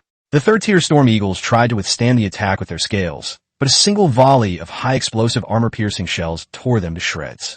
Without slowing down at all, the 6 thick alloy rams on the nose crushed the remaining monsters, and the steel serrations on the wing edges cut the remaining ones in 2. 3 layers of high-strength composite armor blocked all bird beaks and wind blades, and the stabilization system inside the cabin was operating at full capacity, so you couldn't even feel a slight turbulence inside. Shun Tiantian slumped in her seat, staring blankly at the torrential rain of blood falling outside the bulletproof glass. This was no escape. It was a one-sided, overwhelming firepower attack. The monsters that the major guilds regarded as the Grim Reaper did not even have the right to force Yufeng to step on the brakes. Yufeng released the fire control button, his tone as calm as if he had crushed a few ants, and asked her if she understood. Shun Tiantian swallowed hard, her fear completely transforming into fanatical worship. The sense of security brought by this absolute violence instantly shattered her past understanding. Yufeng pointed to the radar screen and told her that from now on, she was his eyes. Report where there were many red dots, and they would run over them. Shun Tiantian immediately straightened up and responded loudly. Yes, Captain of the Dragon Kingdom. As night deepened, the temperature on the desolate continent dropped to minus 30 degrees Celsius. The passenger plane cruised smoothly at an altitude of 5,000 meters. Yufeng set the autopilot and handed over the piloting control to Alyssa, who had just entered. He instructed Alyssa to keep an eye on the flight path and to call him when they reached the parts factory. Alyssa smiled charmingly and replied respectfully, "Yes, Your Majesty." Yufeng waved and, leading the still excited Shun Tiantian, pushed open the metal door leading to the middle cabin. As soon as the door opened a crack, a rich, spicy aroma of butter and Sichuan peppercorns wafted in with the warm air. Chapter 28. God-level hot pot breaks through defenses. As soon as Shun Tiantian stepped into the middle cabin, she froze on the spot as if struck by lightning. The cabin was warmly heated, maintaining a temperature of 28 degrees Celsius. There was a thick, high-quality wool carpet underfoot, and more than 20 soft single berths were neatly arranged. It didn't look like an airplane from the apocalypse at all. What truly distracted her was the large pot in the center of the rest area. The high-powered induction cooker hummed, and in the huge, stainless steel pot, the bright red butter bubbled and boiled, the aroma of chili peppers, Sichuan peppercorns, and spices mingling together, forcefully filling the nostrils. The three-door freezer next to them was open, filled with fresh vegetables and various kinds of meat. More than 30 hot women, dressed in thin underwear, sat in a circle, as if they were having an outrageously luxurious dinner party. Chuyi was holding a freshly sliced premium beef roll. Ding Yutong was tearing apart a fresh cabbage, and Sun Yen was even holding a jar of honey snow orange juice with frost on the outside. Outside, a spit can freeze instantly, and countless people fight tooth and nail for half a moldy biscuit. Yet here, they're eating hot pot. Shen Tian rubbed her eyes, almost wondering if she was hallucinating. She'd been huddled in her beat-up fighter jet for the past few days, surviving on a few bites of compressed biscuits, and she didn't even dare dream of such a scene. "You Feng, come and eat. The meat is freshly cooked." Lu Rian came over with a prepared dipping sauce. Seeing the stunned Shen Tian, she smiled gently. "New little sister, right? Wash your hands and sit down to eat with us." Yu Feng pulled Shen Tian to sit down at the table, casually handed her chopsticks and a can of chilled beer, and said only one word: "Eat." Shen Tian's hands were shaking so badly that she could barely hold her chopsticks. She stared at the slices of premium eagle meat bubbling in the pot, swallowed hard, picked up a piece, and put it in her mouth. The next second, she was completely pierced through. With the help of masterful culinary skills, the spicy and savory flavors explode on the tongue. The premium eagle meat is tender and juicy, and the warmth flows down the throat into the stomach like a gentle, warm current, slowly spreading throughout the body. Shen Tian's eyes reddened, and tears fell without warning. Lu Rian handed over a tissue and asked softly, "Why are you crying? Was it too spicy?" "No." Shen Tian shook her head, crying, but kept stuffing meat in her mouth like a refugee who hadn't eaten for centuries. "It's so delicious. I thought I'd never eat a hot meal again in my life. Add some chili, I can handle spicy food." Seeing her wolfing down her food while wiping away tears, the girls around her couldn't help but smile kindly. Food was never lacking in this cabin, and they understood Shen Tian's breakdown after surviving such an ordeal. Yu Feng leaned back on the leather sofa, opened a beer bottle, took a sip, and looked at her calmly. "Following me is just the bare minimum. As long as you have value, you can eat anything, not just hot pot, but a full Manchu Han imperial feast." Shen Tian abruptly put down her chopsticks, not even wiping the red oil from the corners of her mouth, and stood up immediately. "Captain," she straightened her chest, her eyes more resolute than ever before. "I'm from Sichuan and Chongqing, and before the apocalypse, I was a freshman at the Guangzhou Academy of Fine Arts. I can not only repair airplanes, but I can also draw, do laundry, and cook. From now on, whatever you ask me to do, I'll do it. Even if I have to be a human shield, if I, Shen Tian, even flinch, may I die a horrible death." The overwhelming force of the attack, coupled with the divine hot pot that completely shattered her psychological defenses, won Shen Tian's heart completely. Yu Feng nodded. "Remember what you said today? After you've eaten, come to my room." After the meal, everyone gradually dispersed to rest. Shen Tian blushed and followed Yu Feng into the captain's cabin. As soon as she entered, her gaze was immediately drawn to a stack of books on the bedside table. The top volume prominently displays the words Attack on Titan. Moreover, judging by its thickness, it's not a single volume, but a complete set. Shen Tian's eyes instantly lit up like light bulbs.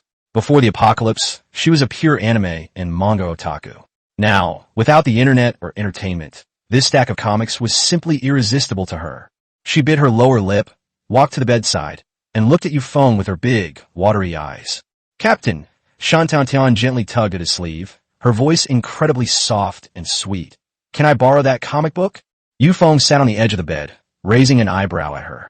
"There's no such thing as a free lunch. What do you want in exchange?" Shen Tian's face instantly turned red to her ears. A tutoring session has begun. Chapter 29, this little girl wasn't spoiled for nothing. Inside the captain's cabin, the wind and rain had just stopped, and the air conditioning was blowing a gentle breeze. Like an exhausted kitten, Shen Tian nestled in Yu Feng's arms, tears still wet on her cheeks. She whispered, her voice nasal, that what she had said outside was true. Her two brothers had indeed always doted on her. Yu Feng leaned against the headboard and lit a cigarette, not interrupting her, just waiting for her to continue. Shen Tiantian told him that the three of them had originally worked together very well. The eldest brother was knowledgeable about machinery, and the second brother was an excellent marksman. The day before yesterday, they received a distress signal near the canyon at coordinates 802.15. The other party said they were a group of casual gamers with children, and they were starving. Her older brother took pity on them and landed the plane. But it wasn't a cry for help at all. It was a trap set by the Earthly Fiend Alliance. A dozen fully armed men rushed out and seized the plane and its supplies. Her eldest and second eldest brothers were riddled with bullets by heavy machine guns while covering her takeoff. As she spoke, Shen Tiantian's fists clenched until they turned white, and tears fell onto the bedsheets. She risked her life to retrieve this fighter jet. If she hadn't met Yu Feng, she would have either been killed by that giant bird or starved to death in the snow. Yu Feng exhaled a puff of smoke, his eyes turning cold, and asked only one question. What's the name of the person leading the team? Shen Tiantian gritted her teeth and said the name, Jiang Zhou, captain of the 3rd Brigade of the Earthly Fiend Alliance. Even if he turns to ashes, I will still recognize him. Yu Feng paused slightly as he flicked his cigarette ash, then turned to look at the little girl in his arms who was crying and trembling, a smile appearing on his lips. He reached out and pinched her cheek, saying softly, Don't cry. I've already avenged you. Shen Tiantian was stunned on the spot, forgetting to wipe away her tears, completely unable to understand what it meant. Yu Feng calmly told her that just before he rescued her, Jiang Zhou had led 5 armed passenger planes to ambush him outside the abandoned airbase. Instead of fighting head-on, Yu Feng lured out a 3rd-tier frost giant eagle. Jiang Zhou and his plane were torn apart by the giant eagle, and the remaining minions were all wiped out by Yu Feng's machine guns. Shen Tiantian's eyes widened, her mind blank. The blood feud that had tormented her for 2 days and 2 nights, waking her from nightmares time and time again, had been so easily resolved by the man before her. An overwhelming sense of joy and security instantly overwhelmed all her defenses. She lunged forward and hugged Yu Feng, excitedly calling out Captain, her eyes burning with unprecedented fervor. She solemnly declared that from the moment she boarded Yu Feng's plane, she belonged to him in life and in death. She would fight alongside Yu Feng to kill the remaining members of the Earthly Fiend Alliance. Yu Feng patted her on the shoulder and told her to put her clothes on first. Shen Tiantian immediately got out of bed barefoot, walked to the coat rack in the corner, and carefully took out a waterproof sealed bag from the inside pocket of the old windbreaker. She tore open the bag, revealing a black metal chip no bigger than a fingernail. Shen Tiantian handed the chip to Yu Feng with both hands, saying that it was something her older brother had desperately snatched from a military supply box before his death, a global electronic terrain map chip for the desolate continent. With this, Yu Feng no longer needs to wander aimlessly like a headless fly.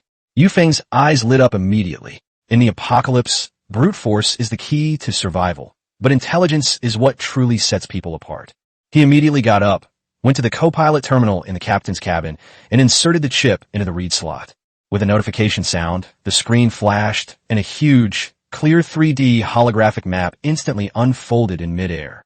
At the southernmost point of the map, the dark red area, representing the black fog of death, is slowly creeping.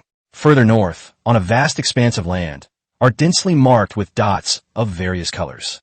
Green represents abandoned city clusters, yellow represents military resource depots, and red represents extremely dangerous alien nests. Yu Feng raised his hand to zoom in on the map, and quickly saw markers for Yamlong Mountain Flower Valley and Chang'e Heavy Industry Aviation Parts Factory. Just 800 kilometers to their north, a golden icon stood out prominently. That was Chang'e Heavy Industries Aviation Parts Factory. The system predicted that it had a reserve of high-strength nanocrystalline steel and precision aviation electronic components. But the danger rating was dark red because there was a large mutated creature nest nearby. Shen Tiantian leaned closer to the map and reminded him that this parts factory was the production site of the nanocrystalline steel needed for the upgrade on the blueprints. However, she had previously used radar to detect it, and the number of red dots there was astonishing, making it extremely dangerous. Looking at the clear route, Yu Feng was in a good mood and simply replied, "Danger only applies to the weak." With this map chip, their next objective was finally clear. Chang'e Heavy Industries Aviation Parts Factory was the key location for the next upgrade of their fighter jets. Yu Feng turned around, picked up Shen Tiantian, and carried her back to bed, praising her for her great contribution and deserving a reward. Shen Tiantian blushed but did not dodge. She simply asked him in a low voice how he wanted to reward her. Yu Feng chuckled softly. I'll reward you with a sleepless night. The main lights went out, leaving only a dim night light. Yu Feng's voice rang out in the room. He instructed Shan Tian to take charge of intelligence gathering from now on, to keep a close eye on the regional trading channel every day, and to sift out all the information about upgrade materials and body enhancement potions and hand it over to him. Shan Tian leaned against his arm and gently agreed, saying that she would listen to the captain. The cabin stabilization system isolated her from all turbulence, and listening to Yu Feng's strong heartbeat, she truly relaxed for the first time. This was the most restful sleep she had had since the apocalypse. Chapter 30, Phase 1 Mission, Kunlun. The next morning, Yu Feng woke up in a 5-meter-wide double bed. Shan Tian was still fast asleep in his arms, a satisfied smile on her lips. Last night's intensive tutoring session had clearly drained her of all her energy.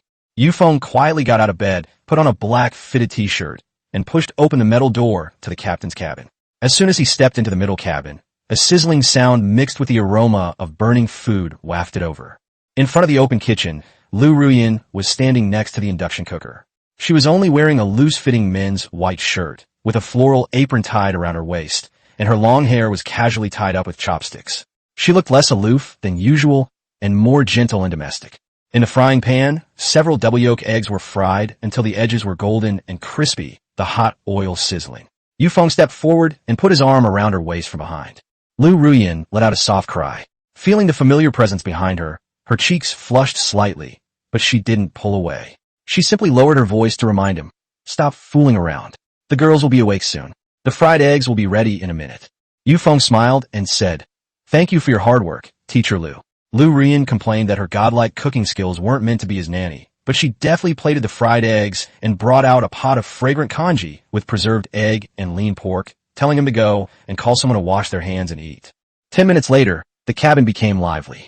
Chu Yu, Sun Yin, Elisa, and dozens of other girls sat around the dining table, eating a steaming hot breakfast. The atmosphere was like a pre-apocalyptic morning. While drinking her porridge, Ding Yutong praised Teacher Lu's cooking skills, saying the fried egg were crispy on the outside and tender on the inside, and that she felt refreshed after eating them. Sun Yin, unusually, didn't argue with Lu Ruyan this time. After all, she felt obligated to help someone who had eaten her food. Inside this steel fortress with a constant temperature of 28 degrees Celsius, everyone was dressed in light and comfortable clothes, and a delicious breakfast was laid out on the table, which was in stark contrast to the desolate world outside. Yu Feng, holding a bowl of porridge, casually opened the regional channel on the console. The number of survivors in the upper right corner was particularly glaring. Current number of survivors in the region, 5 million/20 million. In just 5 days, 3/4 of the participants had been eliminated. Desperate pleas for help were popping up in the chat box at breakneck speed. Some players were freezing to death and begged for fuel. Others hadn't eaten for 3 days and had even chewed on the leather cover of their control sticks. Still others cursed the World Alliance for stealing all the supplies on the flight path, leaving solo players with no chance of survival. Shan Tian, carrying the plate, leaned against Yu Feng. Looking at the desperate cries for help, she couldn't help but shiver. She knew very well that if she hadn't met Yu Feng, her fate would have been far worse than theirs. She rested her head on Yu Feng's shoulder, her eyes filled with gratitude, and whispered, "Captain, meeting you is the luckiest thing that has ever happened to me." Yu Feng simply replied, "Work hard, and your luck will always be with you." After saying that, he turned off the channel, put down the empty bowl, turned around, and went into the cockpit, locking the door behind him. The next second, Yu Feng took out a glass tube from the infinite space. The tube contained a dark golden liquid, which was the top-grade intermediate body enhancement potion, the reward dropped by the first kill of the Tier 4 Wind God Wyvern yesterday. Without the slightest hesitation, he inserted the needle directly into the vein in his left arm and pressed down hard on the plunger with his thumb. The dark golden liquid instantly flowed into the vein. With a bang, the drug's effects exploded within the body. If the basic potion was like boiling oil over a raging fire, then the intermediate potion was like a volcanic eruption. The violent heat tore at every muscle fiber, and Yu Feng suddenly knelt on the metal floor of the cockpit, his hands gripping the armrests of his seat tightly. A piercing grinding and cracking sound came from deep within his bones, which then rapidly and forcefully reformed. The excruciating pain blurred his vision instantly, and cold sweat poured down his face. Yu Feng gritted his teeth and managed not to let out a scream. 5 minutes later, the pain subsided like the receding tide. He slowly stood up, exhaled a breath of hot white air, then clenched his fists and casually swung them, creating a muffled sonic boom in the air. At this moment, his body was so light that it seemed to have escaped gravity. His muscle lines were no longer exaggeratedly bulging, but rather as symmetrical as if cast from steel, containing an extremely terrifying explosive power. A cold system notification then sounded. Ding!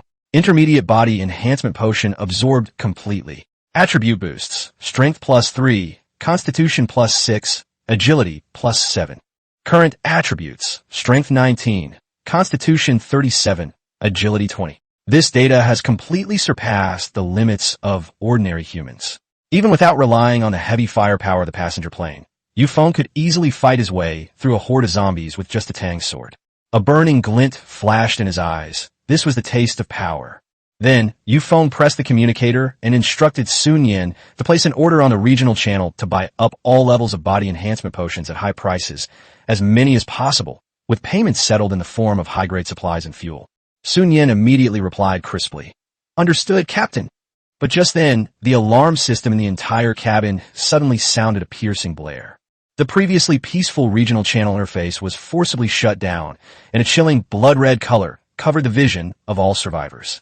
A cold, mechanical synthesized voice boomed across the desolate continent, carrying an irresistible pressure of death.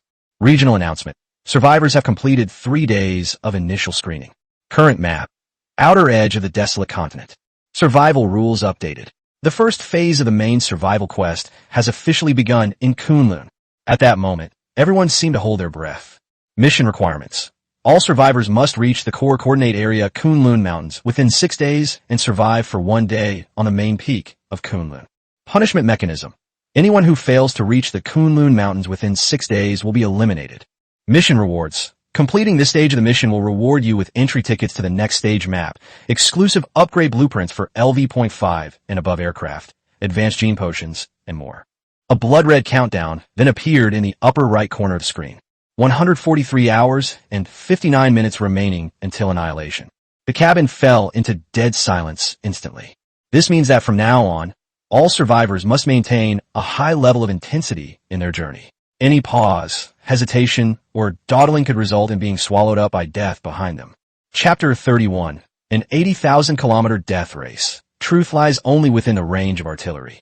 A blood-red countdown was flashing wildly in the upper right corner of my retina.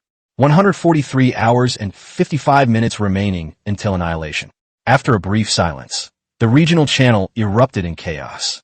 6 days, 80,000 kilometers. The players had to fly nonstop at high speed to reach the main peak of Kunlun. But the outside temperature was already below -30 degrees Celsius. If fuel, engine power, or stamina failed, death was inevitable. Desperate wails and curses filled the chat. Those solo players who had barely survived to the 5th day completely collapsed.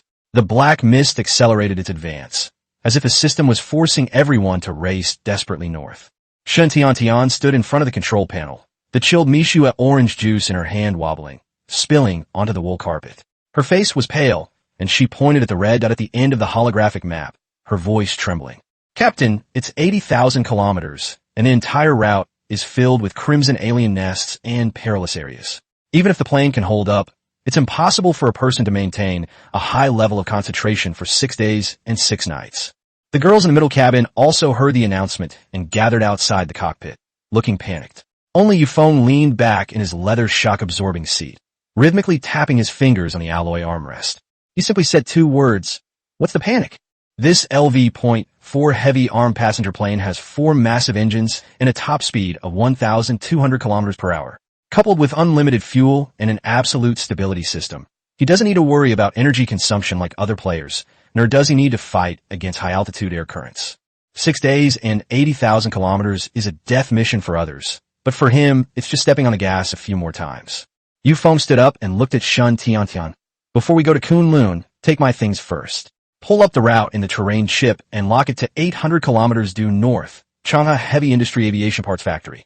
Shen Tiantian was taken aback. With such a tight schedule, are we really going to take a detour to run dungeons?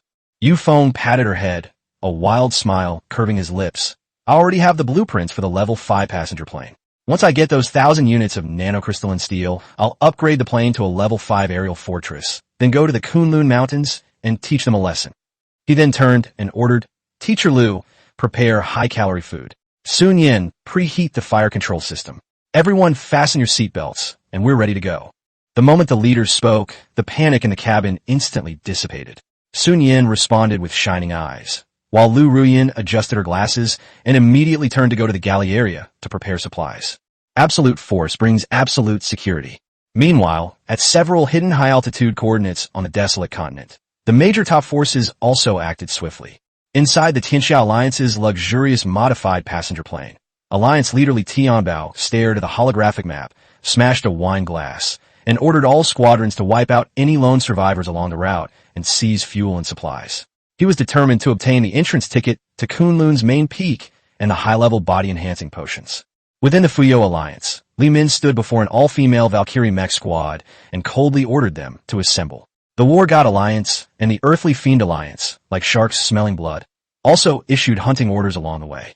In the eyes of these large guilds, this server-wide migration is not just about survival, but also a feast of plundering lower-level players.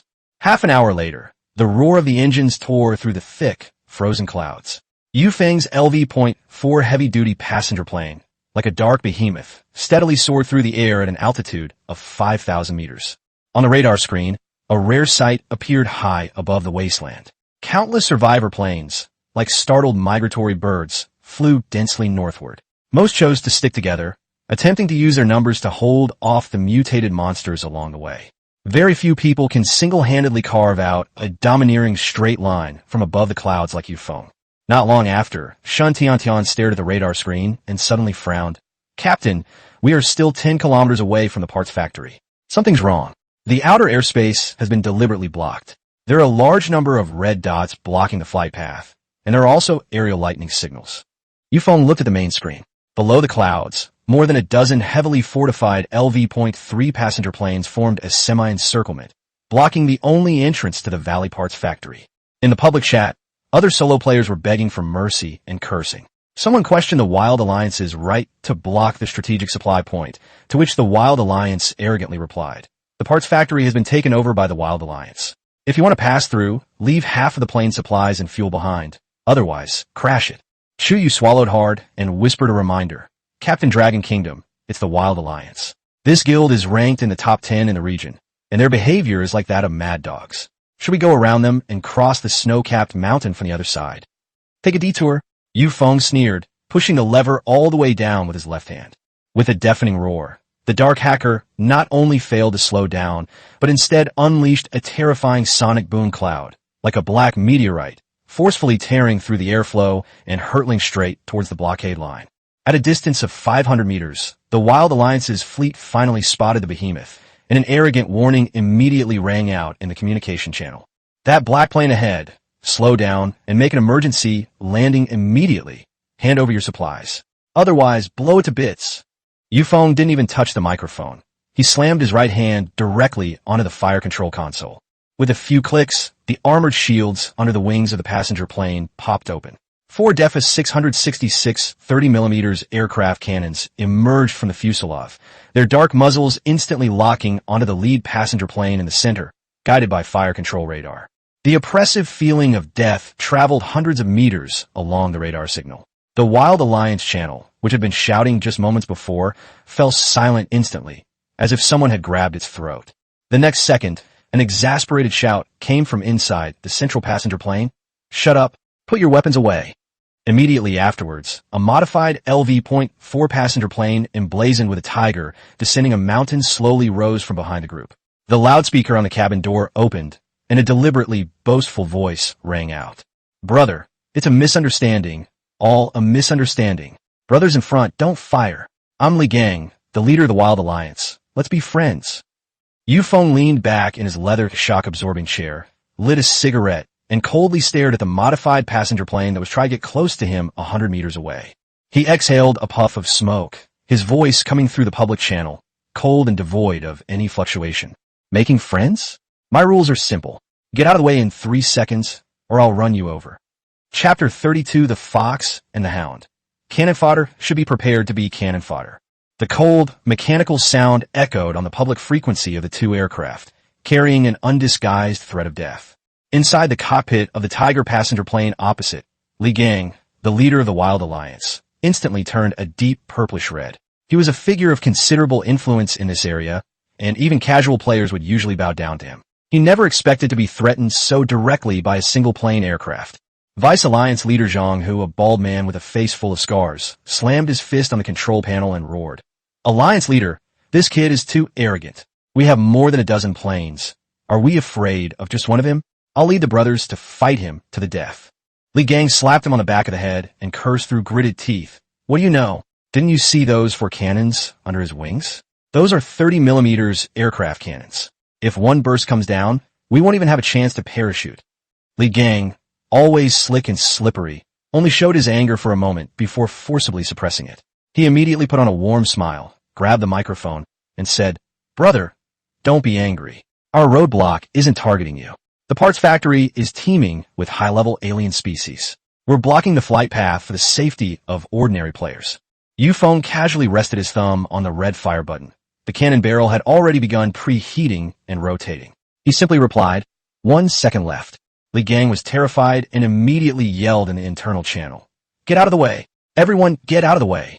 The dozen or so Wild Alliance planes scattered like stray dogs, making way for each other in the air. Feng controlled the stick with one hand, and a heavy-duty passenger plane slowly moved forward. The 2 planes passed each other, only a few dozen meters apart. Li Gang subconsciously raised his high-powered military binoculars, wanting to see the details of this mysterious passenger plane through the bulletproof glass. But when his gaze fell into the passenger window, he felt as if he had been electrocuted and froze instantly. In the bright, temperature-controlled cockpit, a blonde, blue-eyed woman with a striking figure sat in the passenger seat. Behind the driver, a young girl with a youthful face, dressed in sailor underwear, was obediently massaging the man's shoulders. Li Gang's Adam's apple bobbed, and a greedy green light immediately flashed in his eyes. In the apocalypse, people like them could hardly even touch a woman, but this guy who appeared out of nowhere had turned an airplane into a harem. Jealousy and possessiveness instantly overwhelmed his reason. He wanted that terrifyingly heavily armed aerial fortress and a woman inside. Li Gang abruptly pressed the communicator, his tone more sincere than before. "Brother, wait a minute. Since we're both aiming for the aerospace parts factory, why don't we cooperate?" Feng's finger hovered over the push rod, and he slightly raised his eyelids. "Cooperation?" Li Gang quickly replied, "That's right. Brother, to be honest, there's a defensive line of over 1,000 mutated crows and giant eagles around the parts factory. No matter how powerful your plane's firepower is, you'll eventually run out of ammunition. Let's join forces. My men will be responsible for drawing the monsters away in front, and you'll provide the main firepower. We'll split the loot and nanocrystalline steel. We take 50/50ths. Pretty generous, right?" In the Wild Alliance's internal channel, Zhang Hu exploded. "Alliance leader, are you crazy? Why should he get 50%? There are so many of us." "Shut up and turn off the microphone." Li Gang glared at him fiercely and cursed in a low voice. Feng listened to the empty promises over the communicator, a cold smile playing on his lips. Using a dozen or so beat-up planes to distract the strange horde. Did they really think he hadn't seen the deep red danger rating on the radar? This old fox clearly had ulterior motives. He wanted him to be the main attacker and take the hits. Once he ran out of ammunition and his armor was damaged, he'd stab him in the back, a double cross. Shun Tian stamped her feet anxiously. "Captain, we can't agree to this. These people have a terrible reputation. They're definitely plotting against us." Elisa frowned slightly, a murderous glint in her blue eyes. I can just tear that noisy rat to shreds with a machine gun. Tearing it up is too wasteful." Feng reached out and pinched Shun Tian's cheek, but his eyes were frighteningly cold. "In games, you need a tank to pull monsters. Since someone is eager to be a pathfinder and cannon fodder, I have no reason to refuse."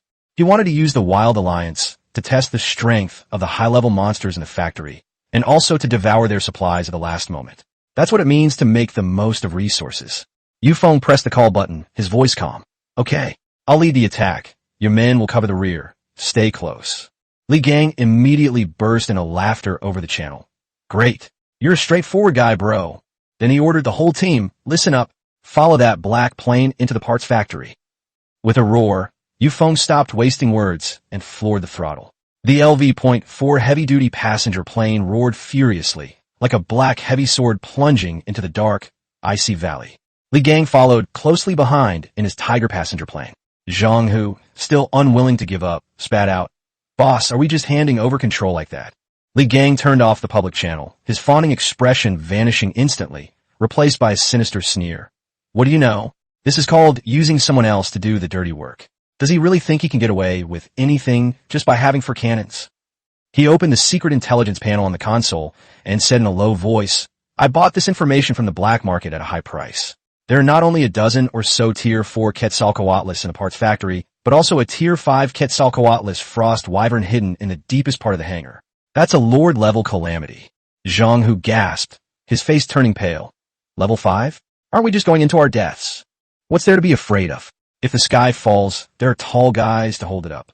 Li Gang stared intently at the massive dark hacker machine in front of him, his eyes growing increasingly cold. Once that kid goes head-to-head with a level 5 monster, and they both end up badly wounded and out of ammo, we'll just sit back and fire our pots and pans to finish them off.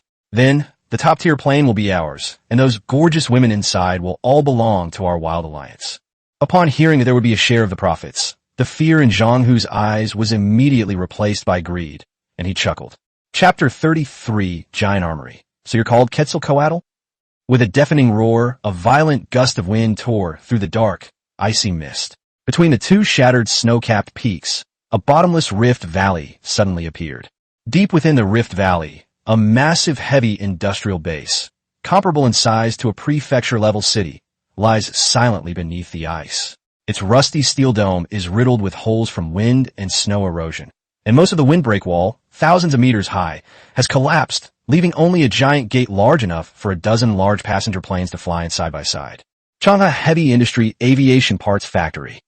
Feng sat in the leather driver's seat, his eyes flickering slightly as he looked at the flashing golden coordinates on the holographic map. The original civilization of this planet was clearly extremely advanced in industry. The sheer size of this factory alone was enough to overwhelm even the most advanced aerospace bases on Earth. Unfortunately, this place has now become an incubator for alien species. Li Gang's enthusiastic voice came through the public channel. "Brother, this is the number 2 factory building on the outskirts of the parts factory." His LV.4 Tiger modified passenger plane was flying at the front, while the police transport plane's fuselage was covered with thick explosion-proof steel plates, and 2 6-barreled Gatling guns were mounted on its nose. A dozen or so Wild Alliance aircraft were arranged in a loose wedge formation, cleverly sandwiching Feng's hacker plane in the middle. It was called protection, but it was actually surveillance. Feng tapped his fingers lightly on the alloy armrest, but didn't reply. In the co-pilot's seat, Shan Tiantian, wearing loose pajamas and with bare legs, stared at the fire control radar screen, her voice low. "Captain, there are no red dots on the radar. It's too quiet here, like something was cleared out beforehand. Something unusual is bound to happen. High-level monsters have a very strong sense of territory, and the complete disappearance of low-level minions often indicates that the true predator has awakened." Feng casually opened a can of Mishu orange juice, inserted a straw, and took a sip. "It's better to be quiet so I can watch the show." After saying that, he pushed the lever down, reducing the passenger plane's speed to the minimum, and it hovered steadily in the middle to rear of the Wild Alliance team. The fleet passed through a 1,000-meter-high steel gate and entered the dark factory. The interior space was vast and oppressive, with crisscrossing load-bearing steel beams like a steel jungle. Below were bottomless assembly workshop ruins, and the air was filled with the stench of fish and the sour smell of bird droppings. Li Gang gripped the control stick, his palms drenched in cold sweat. Intelligence indicated there were over a dozen Tier 4 Quetzalcoatlus here. He had originally intended for Feng to be the cannon fodder in front, but the kid was slippery and had retreated to the back. He gritted his teeth and ordered, "Zhang Hu, have the first company fire 2 flares." With 2 loud bangs, the pale white flares rose into the air, leaving trails that instantly illuminated the complex steel dome above. Just as the light exploded, a piercing, soul-wrenching cry suddenly erupted from the depths of the dome. A dozen massive, gray-black afterimages, like arrows released from a bow, swooped down from the hidden corners of the steel beams. With wingspans exceeding 30 meters, they moved so fast, almost leaving trails of afterimages, taking advantage of the complex terrain of the factory. Tier 4 variant, Quetzalcoatlus. Li Gang's eyes instantly turned red, and he roared into the channel, "Enemy attack! Open fire! Open fire!" The Wild Alliance squadron was thrown into chaos. Dense machine gun fire streaked across the battlefield, But in this confined and complex indoor space, the Quetzalcoatl's agility was maximized. They didn't try to withstand the fire head-on. Instead, they simply slid their massive bodies close to the line of fire, sideways with their wings. A Quetzal swept past a LV.3 modified passenger plane, its 5-meter-long beak suddenly opening wide, and a blue crescent-shaped wind blade roared out. With a snap, the passenger plane's prize thick armor was sliced open like tofu by the wind blade. The wind blade, its momentum undiminished, severed the fuel line of the left engine. Flames shot into the sky as the passenger plane spun around and crashed into a nearby support pillar, exploding into a blinding fireball. Screams filled the public chat. In just half a minute, the Wild Alliance's vanguard formation was torn apart. 3 passenger planes crashed, and the rest scurried aimlessly through the steel jungle like a swarm of headless flies. The Quetzalcoatl is too fast, and its wind blades have penetrating power close to the 4th-tier threshold. Ordinary armor shatters upon contact. Li Gang's Tiger passenger plane was also firmly pinned down by 2 Quetzalcoatl aircraft. The 6-barreled Gatling gun spewed fire wildly, but could only produce a string of sparks on the monster's gray-black scales. He was covered in sweat and yelled into the communicator, "Brother, you, fire. Are you fucking just standing there watching the scenery? If you don't fire, we'll all die." In the shadows outside the battle zone, the dark LV.4 heavy-duty passenger plane hovered perfectly still, without the slightest tremor. Feng was very satisfied with the newly unlocked hovering device. It could be adjusted up, down, left, and right, much better than the previous gliding method. He leaned back in his leather, shock-absorbing chair, watching the chaotic battle unfold before him. He slowly finished the last sip of his juice, crushed the empty can, and tossed it into the trash can. He then pressed the call button, his voice filled with frustration. "Brother Li, this is a big problem." Li Gang's heart sank. "What's wrong?" Feng sighed. "The magnetic field here is too strong. My fire control electronics system crashed, and the machine gun shells won't launch. Brothers, you hold on for now. I'll get the mechanic to restart the system. 10 minutes. 10 minutes at most." Li Gang nearly spat blood onto the dashboard. "What the hell? The magnetic field crashed. Why didn't it crash when I was pointing a cannon at it outside? That little bastard clearly wants to see them die."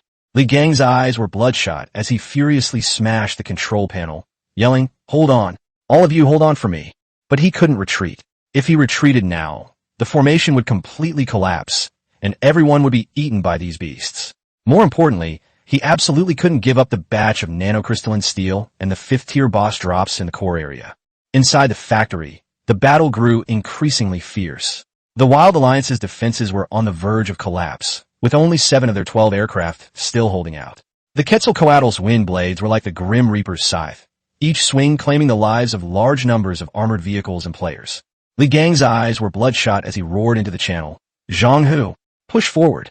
Use depleted uranium armor-piercing rounds to bombard the enemy. These bastards' weak point is at the wing root joint on their shoulders. Shoot there."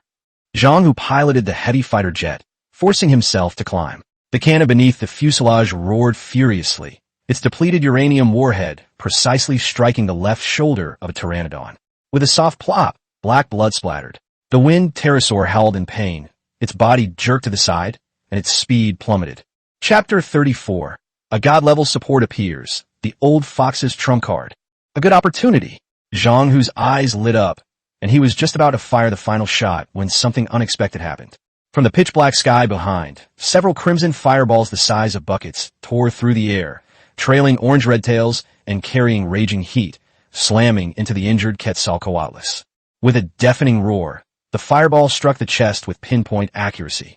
The 4th-tier mutant with a wingspan of 30 meters didn't even have time to scream before it was blasted into a shower of charred remains, its flesh and ash scattering into the abyss. The public chat channel fell silent instantly, and everyone in the Wild Alliance froze in place. Zhang Hu's eyes widened. His first reaction was that it was a missile, but he quickly realized that it wasn't a thermal weapon at all, but pure elemental fire. Inside the cockpit of Feng's passenger plane, Sun Yan stood barefoot beside the co-pilot, a few wisps of fire still clinging to her pale fingertips. She curled her lip, a morbid rage in her eyes, so fragile, not even as durable as the zombies outside. 5 consecutive, extremely compressed, high-explosive fireballs nearly drained a third of her stamina, but also unleashed a terrifying burst of power. Feng casually remarked that these low-level monsters were perfect for her to practice on. This attack not only stunned the Wild Alliance, but also completely drew the monster's aggro.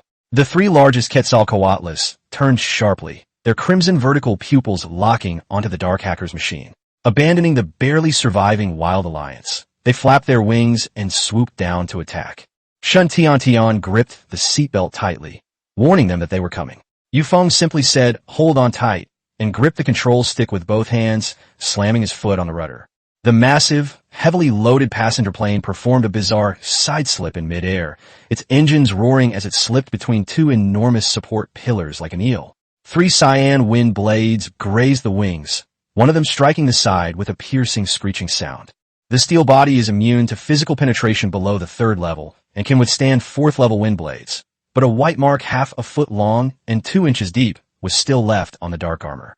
Zhang Hu, watching from afar, gasped. A 4th-tier wind blade could slice through even blast-resistant steel plates, yet it only left a white mark on this aircraft. If he could strip this armor off and install it on his own plane, wouldn't he be unstoppable across the desolate continent? Feng frowned, finding the white mark an eyesore. Shun Tian immediately bit her lip, placed her hands on the metal panel of the control console, and activated her newly awakened F-level repair ability instantly. A layer of shimmering white light spread from her palm, covering the damaged area like ripples on water. Within the light, the faint outline of gears flashed by. In just 3 seconds, the white mark completely disappeared, and the armor was restored to its pristine condition. Even the paint finish was perfectly restored. Inside the Tiger passenger plane, Li Gang held up high-power binoculars, his lips trembling. The War God Alliance was known for having the top mechanics in the entire server. Even repairing this kind of damage would require a half-hour downtime. But inside this plane was a god-level support ability, user capable of instantly repairing vehicles. With invincible firepower, monstrous armor, and this kind of heaven-defying support, Li Gang's eyes turned completely red. He had only one thought in his mind. He had to get his hands on this plane, even if it meant sacrificing the entire Wild Alliance. The next second, Feng arrogantly honked the aircraft horn. The deafening aerodynamic sound echoed in the factory, and he began to deliberately dodge the monster. The massive passenger plane weaved through the dense steel beams, as agile as a swift. No matter how the Pteranodon spewed wind blades, Feng could dodge them in advance thanks to his abnormal reflexes and the power of the passenger plane. Any injuries he couldn't avoid were quickly healed by Shun Tian. Meanwhile, the Wild Alliance was on its last legs. Zhang Hu screamed desperately in the channel, saying that the 2nd Squadron had been wiped out and they wouldn't be able to hold on much longer. Li Gang stared at his devastated assets, his eyes twitching uncontrollably. He knew that if he continued to hide, the Wild Alliance would truly be wiped out. He suddenly pushed open the cockpit canopy, leaned half his body out of the plane, his eyes wide open, and a strange, eerie blue light burst from his eyes. Magic Freeze. This was his true trump card, unearthed from the ruins at great cost. A powerful mental fluctuation erupted from him, instantly engulfing the surrounding airspace. The dozen or so Quetzalcoatlus that were frantically attacking suddenly froze, and the gale abruptly stopped. Like insects sealed in amber, they were frozen in midair, unable to even flap their wings. With a soft, Li Gang coughed up a mouthful of blood, his face ashen white. Forcibly controlling over a dozen 4th-tier mutants had caused a splitting headache due to the mental backlash. Yet he still roared hoarsely, "Fire! Smash them!" The remaining Wild Alliance members immediately unleashed a barrage of fire, depleted uranium warheads, raining down on the pterosaur's vulnerable shoulders.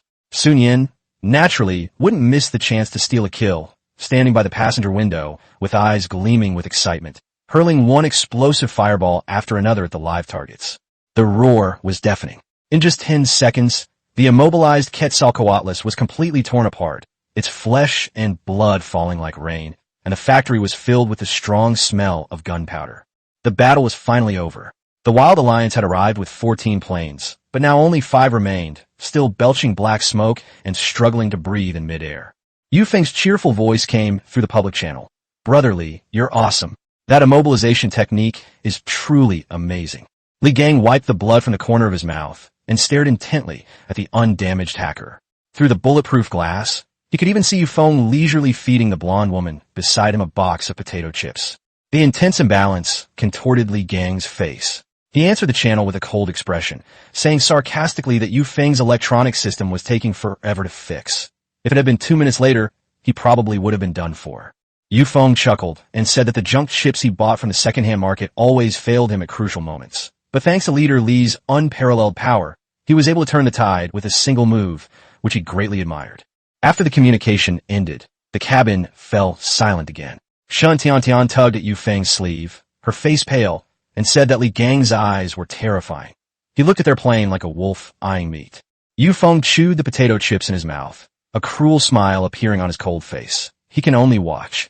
He's revealed his hand, and most of his men are dead. This old fox has been completely exploited.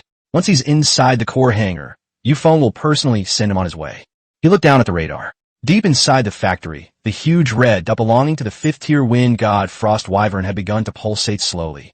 Chapter 35 Stand Users? A joke in the face of absolute size. The 5 remaining Wild Alliance aircraft followed the dark hacker into the core hangar. The surroundings were deathly quiet. On the radar screen, a deep red dot suddenly lit up like a beating heart. The next second, a deafening sonic boom exploded deep within the hangar, shattering discarded tempered glass that rained down like hail. A massive, phantom-like figure with a wingspan of nearly 40 meters swooped down from the shadows of the dome. A fierce wind howled, and a 10-meter-long pale green wine blade tore through the air, precisely striking the badly damaged modified aircraft in the middle of the Wild Alliance. There was no explosion, no fire. The LV-.3 aircraft, along with its pilot, was neatly cleaved in two before crashing to the ground with a thud. The monster finally revealed itself. Its entire body was covered in dragon scale-like frost armor, with 3 icy blue horns on its head, and its vertical pupils were filled with savage, killing intent. With each breath, it caused the air to condense into tiny ice crystals. Sitting in the heavy fighter jet, Zhang, whose teeth chattered with fear. Tier 5. This is a Tier 5 wind god Frost Wyvern. The intelligence is true. Li Gang's eyes were bloodshot, and he gripped the control stick tightly, shouting with all his might, "Don't panic.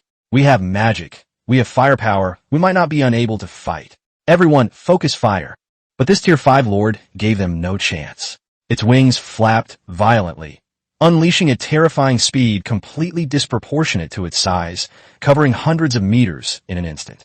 Just as Li shouted for retreat, the pterosaur crashed into their formation like a heavy bomb. The terrifying blast instantly overturned a fighter jet, sending it crashing into a support pillar and exploding into a fireball. Immediately afterward, the pterodactyl's fleshy wings swept across like giant ice blades, smashing the tail of an armed aircraft to pieces. This wasn't a battle. It was a crushing defeat. In less than 10 seconds, the Wild Alliance's prized firepower was torn to shreds, unable to mount even a proper counterattack. Li Gang's eyes widened in fury as he slammed open the canopy, his eyes blazing with a ghostly blue light. He desperately unleashed his mental power, roaring, "Magic freeze!" A violent mental restraint enveloped the entire area, freezing the pterosaur's attempt to crush the next aircraft in midair. Li Gang immediately roared, "Attack! Attack now!" But just half a second later, the pterosaur let out a disdainful hiss, and the frost on its body suddenly trembled, and the layer of dark blue confinement shattered inch by inch like glass. Li Gang was struck as if by a heavy blow, spitting out a mouthful of blood mixed with fragments of internal organs, blood seeping from the corners of his eyes. The difference in their ranks was too great. His immobilization technique was utterly ineffective against a 5th-tier mutant. Just then, a compressed, orange-red fireball shot from behind, slamming into the pterosaur's back. Flames exploded, and intense heat swept through the air. Sun Yin stood by the passenger window, watching coldly. However, after the flames subsided, only a shallow layer of the frost armor on the pterosaur's back had melted away, leaving some charred marks. Not even the true skin was damaged. Sun Yin frowned. Such high defense? The pterosaur slowly turned its head, its vertical pupils locking onto the dark hacker machine behind it. It sensed the provocation and was utterly enraged. Seeing this, Li Gang's face, covered in blood, flashed with a sinister madness. The Wild Alliance was almost completely wiped out, and Zhang, whose plane was also fleeing towards the factory gate, trailing black smoke. The situation had completely collapsed. He gritted his teeth and growled, "You want me dead? Not so easy." With that, he pulled a wooden doll emitting an eerie red glow from his robes. It was a rare, extraordinary item called a substitute user, capable of forcibly stripping a target of their body control for a very short time, forcing them to take the hits for him. Without hesitation, Li Gang crushed the puppet and locked his mental energy onto Yu Feng in the cockpit of the hacker machine. Inside the passenger plane, Just as Feng was about to pull the thrust lever, a sudden buzzing sound filled his mind. A chilling spiritual force forcefully entered his central nervous system, and his hands uncontrollably pushed the thrust lever all the way down. The Dark Hacker's machine gun suddenly lurched downwards, not retreating, but charging straight at the enraged Tier 5 pterosaur. In the public channel, Li Gang's unrestrained laughter rang out. "Kid, so what if your firepower is fierce? You're still going to be my scapegoat." As he fled for his life, he continued to shout, "It's your honor to hold this beast back for me. In the apocalypse, only the last survivor wins. I'm not playing with you anymore." With that, the Tiger passenger plane turned around, accelerated, and crashed madly toward the factory gate. Shen Tiantian was so frightened by the enormous creature swooping down on her that she froze, her voice trembling as she cried out, "Captain, the monster is coming." 5 seconds later, Feng's physique, which was as high as 37 points, and his enhanced nerve resilience directly crushed the external mental control. He regained control of his body, his eyes showing no fluctuation. He held the half-finished Mishua orange juice in one hand, slowly took a sip, and let the icy liquid slide down his throat. Then he said coldly, "What's the rush?" As soon as he finished speaking, Feng steadily pressed the fully automatic firing button on the fire control panel with his left hand. The 4 DEFA 666 30mm aircraft cannons roared simultaneously, and the deafening roar instantly filled the entire hangar. This time, it wasn't a random sweep. The fire control radar precisely locked onto the gap in the ice armor that Sun Yin had blasted out with a fireball, and all firepower was focused on this weak point, which was less than half a meter wide. With a terrifying rate of fire of 6,000 rounds per minute, hundreds of high-explosive armor-piercing rounds formed a blinding line of fire in the air. In the first second, the charred armor completely shattered. In the third second, the warhead tore through the thick skin, penetrating deep into flesh and exploding. In the 5th second, the Frostwing Wind God let out a shrill scream as its spine was snapped. A dozen seconds later, blood and flesh flew everywhere. This once invincible Tier 5 lord had half its body smashed in a mangled flesh and could no longer maintain its flight, spinning as it plummeted towards the ruins. It seems this Tier 5 pterosaur is in a weakened state. Over 1,000 high-explosive armor-piercing rounds pierced it, and the 4 30mm aircraft cannons that Feng upgraded perfectly with a large amount of resources are indeed ridiculously ferocious. Shen Tiantian's heart, which had been in her throat, finally settled back into her stomach. Looking at the man beside her who was calmly drinking his beverage, the fear in her eyes completely transformed into fanatical admiration. Feng casually crushed the empty can and said indifferently, "It's not completely dead yet." The next moment, he slammed on the accelerator, and the LV.4 heavy-armed passenger plane roared furiously. The massive 80-ton fuselage, carrying overwhelming kinetic energy, swooped down and crushed the falling pteranodon. The alloy ram pierced the pteranodon's chest, while the high-speed, spinning steel serrations along the wing edges instantly shredded the remains into a rain of blood. The cold, mechanical voice immediately flooded the screen. "Ding! Successfully defeated a Tier 5 Wind God, Frost Wyvern. Received, +6 free attribute points, 1 Tier 5 Ice Crystal Core, 1 Intermediate Body Enhancement Potion, 1 Extraordinary Item Frost Amulet, 1,000 Mishua Ice Oranges, 1 4K TV, containing multiple HD movies." At the factory gate, Li Gang's Tiger passenger plane had just taken off. He glanced back triumphantly, but the smile on his face instantly froze. There was no image of the hacker machine being torn apart, only black blood falling everywhere, and a steel behemoth slowly rising from the blood rain. Feng's passenger plane was completely undamaged. Not even a speck of paint was missing. Meanwhile, the 4 dark, menacing cannon barrels were slowly rotating, locked firmly on Li Gang's position. A bone-chilling cold instantly shot from the soles of Li Gang's feet to the top of his head. Chapter 36. Even if I kill you, the stuff is still mine. Snow and wind poured into the dilapidated factory, and the 4 giant engines roared in a low, guttural voice, like death sharpening its blade close to one's ear. The red calibration line, emitted by the fire control radar, fell straight onto the cockpit window of Li Gang's Tiger passenger plane. The air seemed to freeze under the pressure. Li Gang sat in the driver's seat, his clothes already soaked with cold sweat. He roared into the internal channel, "Zhang Hu, where the hell have you been? Open fire, cover my retreat." The channel fell silent.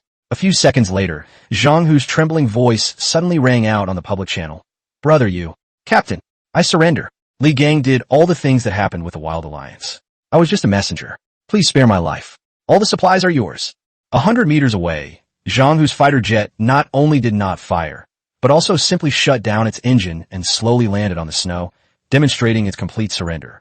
Li Gang was so angry his face contorted, and he blurted out, "You son of a bitch, Zhang Hu! You traitor!" But he knew very well that cursing was useless now. Zhang Hu was no longer a reliable option, and the barrels of the 4 machine guns were being preheated by a slight rotation. The shadow of death is looming overhead. The next second, Li Gang's tone suddenly changed 180 degrees, and he shouted in a terrified yet obsequious voice, "Brother, big brother, Captain Yu, it's a misunderstanding. It was all a misunderstanding. That supernatural object was defective. It just went out of control on its own." He frantically waved his hands in front of the screen, desperate to prove he still had value. "Captain, don't kill me. I admit you're strong, but it's too dangerous for you to go to Kunlun alone. You've seen my magic immobilize. I can assist you, and this stand-in user, I'll give it to you as compensation, and all the Wild Alliance's fuel is yours too." To save his life, Li Gang humbled himself to the point of obscurity, even abandoning his dignity, and continued to beg, "Please spare me. I can scout ahead and be your dog." Inside the cockpit of the Dark Hacker, Yu Feng leaned back in the leather shock-absorbing seat, picked up the half-finished can of Mishui Ice Orange, and gently shook it, the ice cubes making a crisp sound. He listened to Li Gang begging for mercy like a stray dog on the public channel, a cold, mocking smile playing on his lips. He then pressed the call button, his voice completely calm. "To be a dog?" Yu Feng said calmly, "I'm a germaphobe. Trash who backs on others doesn't even deserve to board my plane." Li Gang tried to argue, "I still have a lot of supplies." Yu Feng interrupted directly, "Killing you won't change anything. I'll just pick it up myself. It'll be cleaner." As soon as he finished speaking, Yu Feng casually pressed the red launch button with his thumb. Boom, boom, boom. The 30mm cannon roared deafeningly once more. 200 meters away, before Li Gang could even scream, the modified passenger plane, painted with a tiger descending a mountain pattern, was instantly torn to shreds by a barrage of depleted uranium high-explosive shells. The fireball exploded in the wind and snow, and steel debris mixed with flesh and blood rained down into the abyss below. Li Gang, the leader of the Wild Alliance, was thus killed without a complete corpse. The world is finally quiet. Yu Feng released the button, and the machine gun slowly stopped rotating, retracting back into the armored shield. The whole process was clean and efficient, without the slightest hesitation, as if he had just casually crushed a disgusting fly. In the passenger seat, Shun Tian stared blankly at the burning wreckage, her mouth slightly agape. So decisive, so cool. In this desolate continent where people devour each other, everyone will stop at nothing to survive, spewing lies and scheming against one another. But before Yu Feng, all schemes and pleas for mercy will ultimately be shattered by his absolute power. This is the true king of the apocalypse. Shun Tiantian's eyes lit up, and she naturally moved closer to Yu Feng, pressing her body against his arm, her tone full of admiration. "Captain, the way you pressed the launch button just now was so incredibly cool." 100 meters away, Zhang Hu's armed fighter jet lay parked on the ruins, its engine shut down. He sat in the cockpit, watching the wreckage scattered across the sky, his clothes completely soaked with cold sweat. He raised his hands high, not daring to touch the control stick. His voice trembled like it was being electrocuted over the public channel. "Grandpa Captain, Li Gang is dead, and the Wild Alliance has disbanded. All my supplies are in the cabin. They're all yours. Just please ignore me." Chapter 37, Peak Tier 5 appears. The desperate battle in the Sky Fortress. Yu Feng sat in the leather, shock-absorbing chair, gripping the control stick with one hand, coldly staring at the fighter jet in front of him that had completely given up resistance. There was no flicker of emotion in his eyes. In the apocalypse, leaving behind such spineless opportunists would only invite betrayal, and betrayal later. Yu Feng sneered and pressed his thumb directly onto the red button on the fire control panel. But just then, a shrill roar, so loud it made the steel dome tremble and ache, suddenly exploded from the wind and snow outside the factory. The next second, the temperature plummeted, and the water on the factory floor visibly froze into white frost. Yu Feng frowned, his finger hovering in midair. On the fire control radar, a deep purple-red, 1/3 larger than the 5th-tier pterosaur from before, was rushing into the hangar at breakneck speed.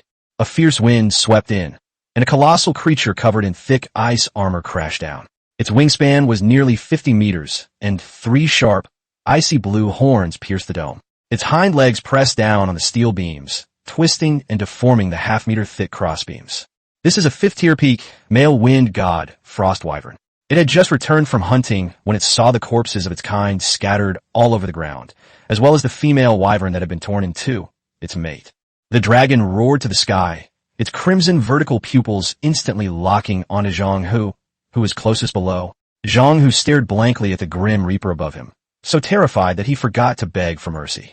The dragon gave him no chance to react. Its massive head slammed down, its gaping maw opening wide, and a torrent of deep blue, frigid breath poured down like a waterfall.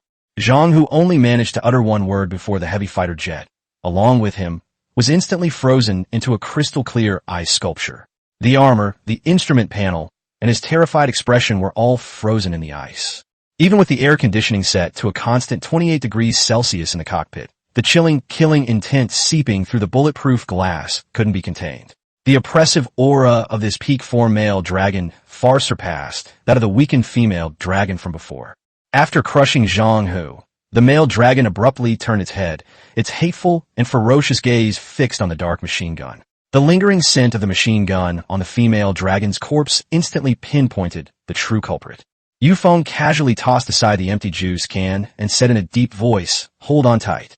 As soon as he finished speaking, he gripped the control stick tightly with both hands, unleashing his full 20 points of agility and 37 points of physique, pushing his reaction speed to the limit.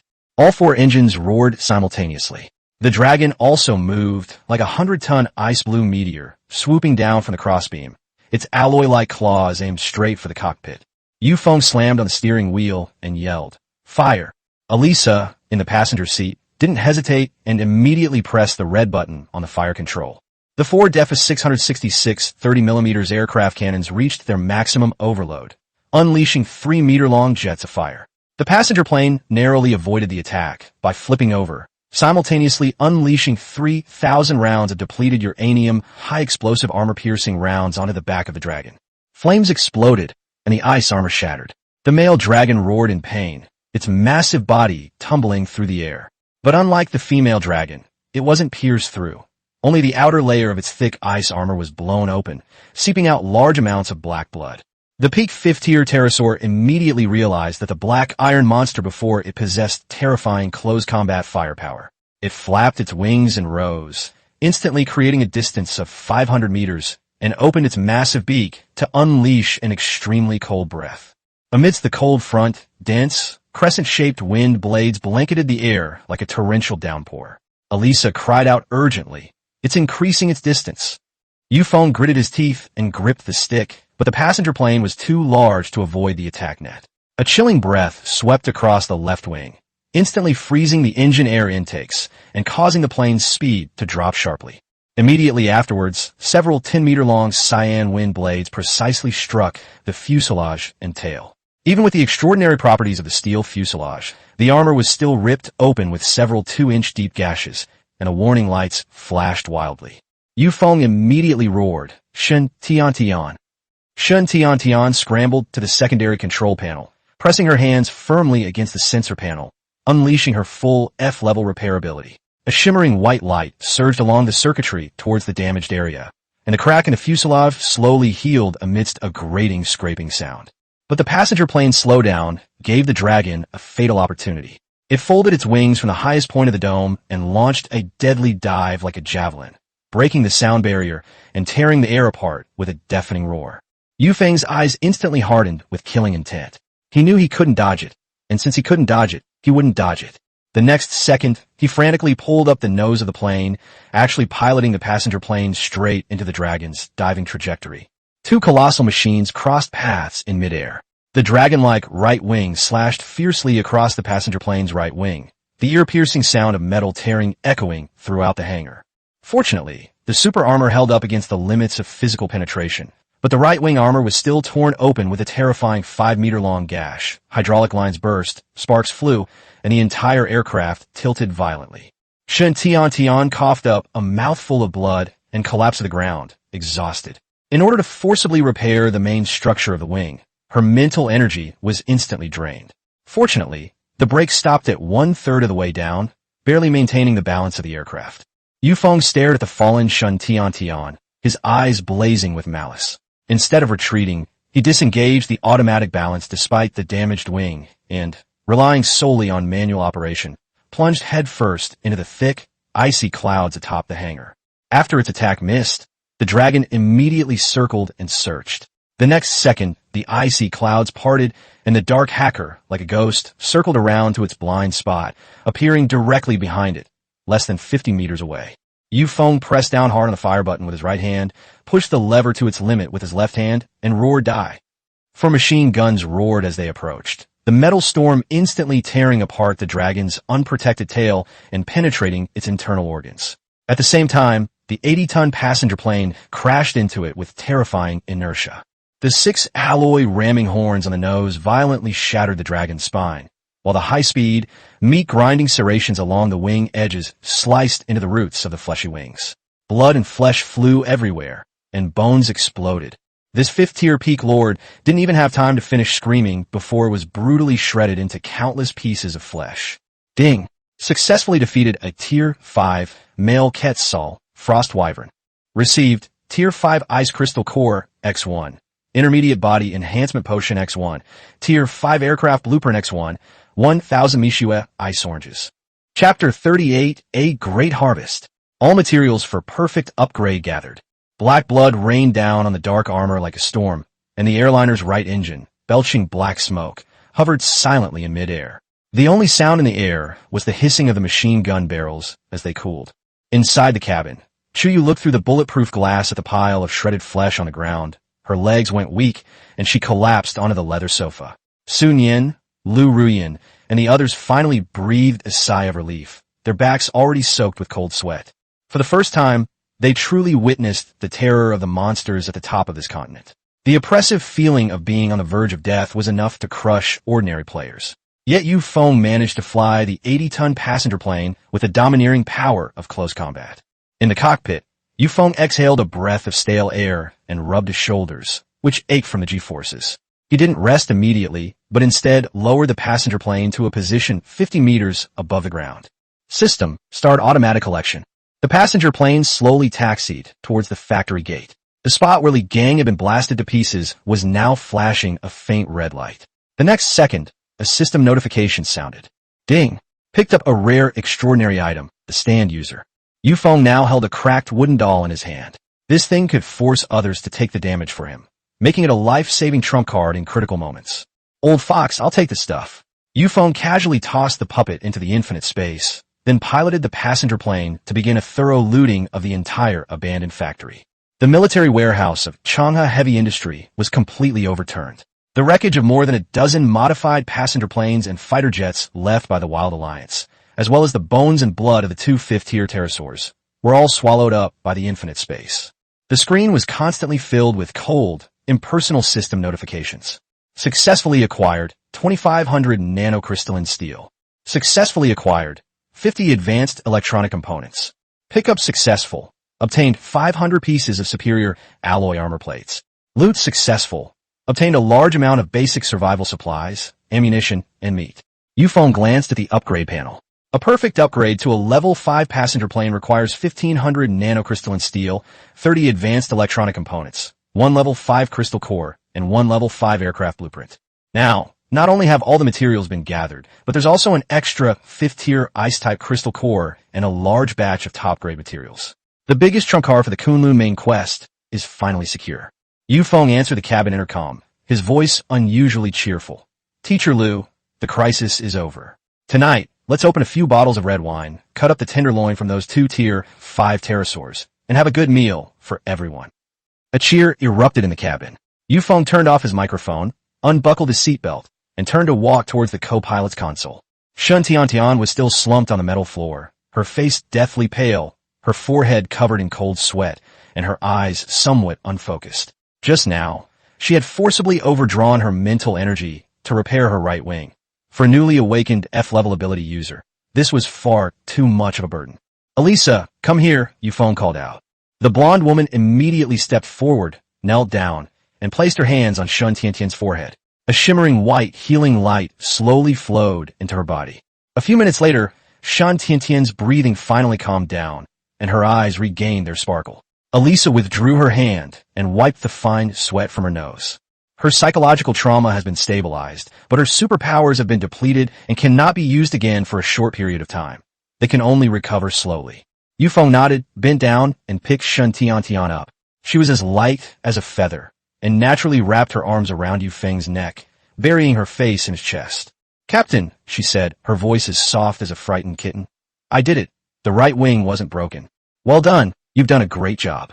Yufeng looked down at her, his tone firm. "But your F-level ability is too weak. You'll be exhausted if you encounter anything stronger. You need to upgrade as soon as possible." Upon hearing the word upgrade, Shen Tiantian's pale face immediately flushed. She understood Yufeng's meaning, of course. Only by receiving special training in the captain's cabin could her superpowers and physical abilities improve more quickly. Upgrade is great. Shen Tiantian's eyes lit up. Far from being afraid, she looked on with anticipation. "Captain, does that mean I can go to your room to read comics again? I only got halfway through Attack on Titan Volume 2 yesterday." On the battlefield where she had just escaped a dead end, she was still thinking about comics, which made Yufeng laugh. "All right, I'll let you see as much as you want today." He carried Shen Tiantian out of the cockpit. As they passed the middle cabin, the other girls watched her being carried into the captain's cabin, their eyes filled with envy, but they also made way for her. Sun Yin held a tiny flame between her fingers, muttering with a pout, "That brat, she's got such a lucky life." With a click, the heavy metal door locked from the inside. In the cockpit, Yufeng placed Shen Tiantian on the 5-meter-wide bed, then took out the second volume of Attack on Titan from the bedside table and tossed it in front of her. This special post-battle tutoring session lasted for over an hour. It wasn't until Shen Tiantian cried and begged for mercy, too weak even to pick up a comic book, that Yufeng finally let her go. Chapter 39 Romantic Flower C. The Yandere School Beauty's exclusive god. Boom! The dark LV.4 heavy-duty passenger plane tore through the thick gray-white frozen clouds, breaking away from the deep red danger zone on the radar, and finally a rare emerald green coordinate appeared ahead. The snowstorm gradually subsided.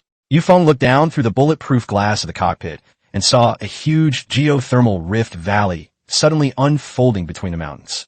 There was no broken ice field, no zombie roars. The entire valley was enveloped in hot spring steam, and huge colorful flowers bloomed all over the mountains, just like a paradise lost in the apocalypse.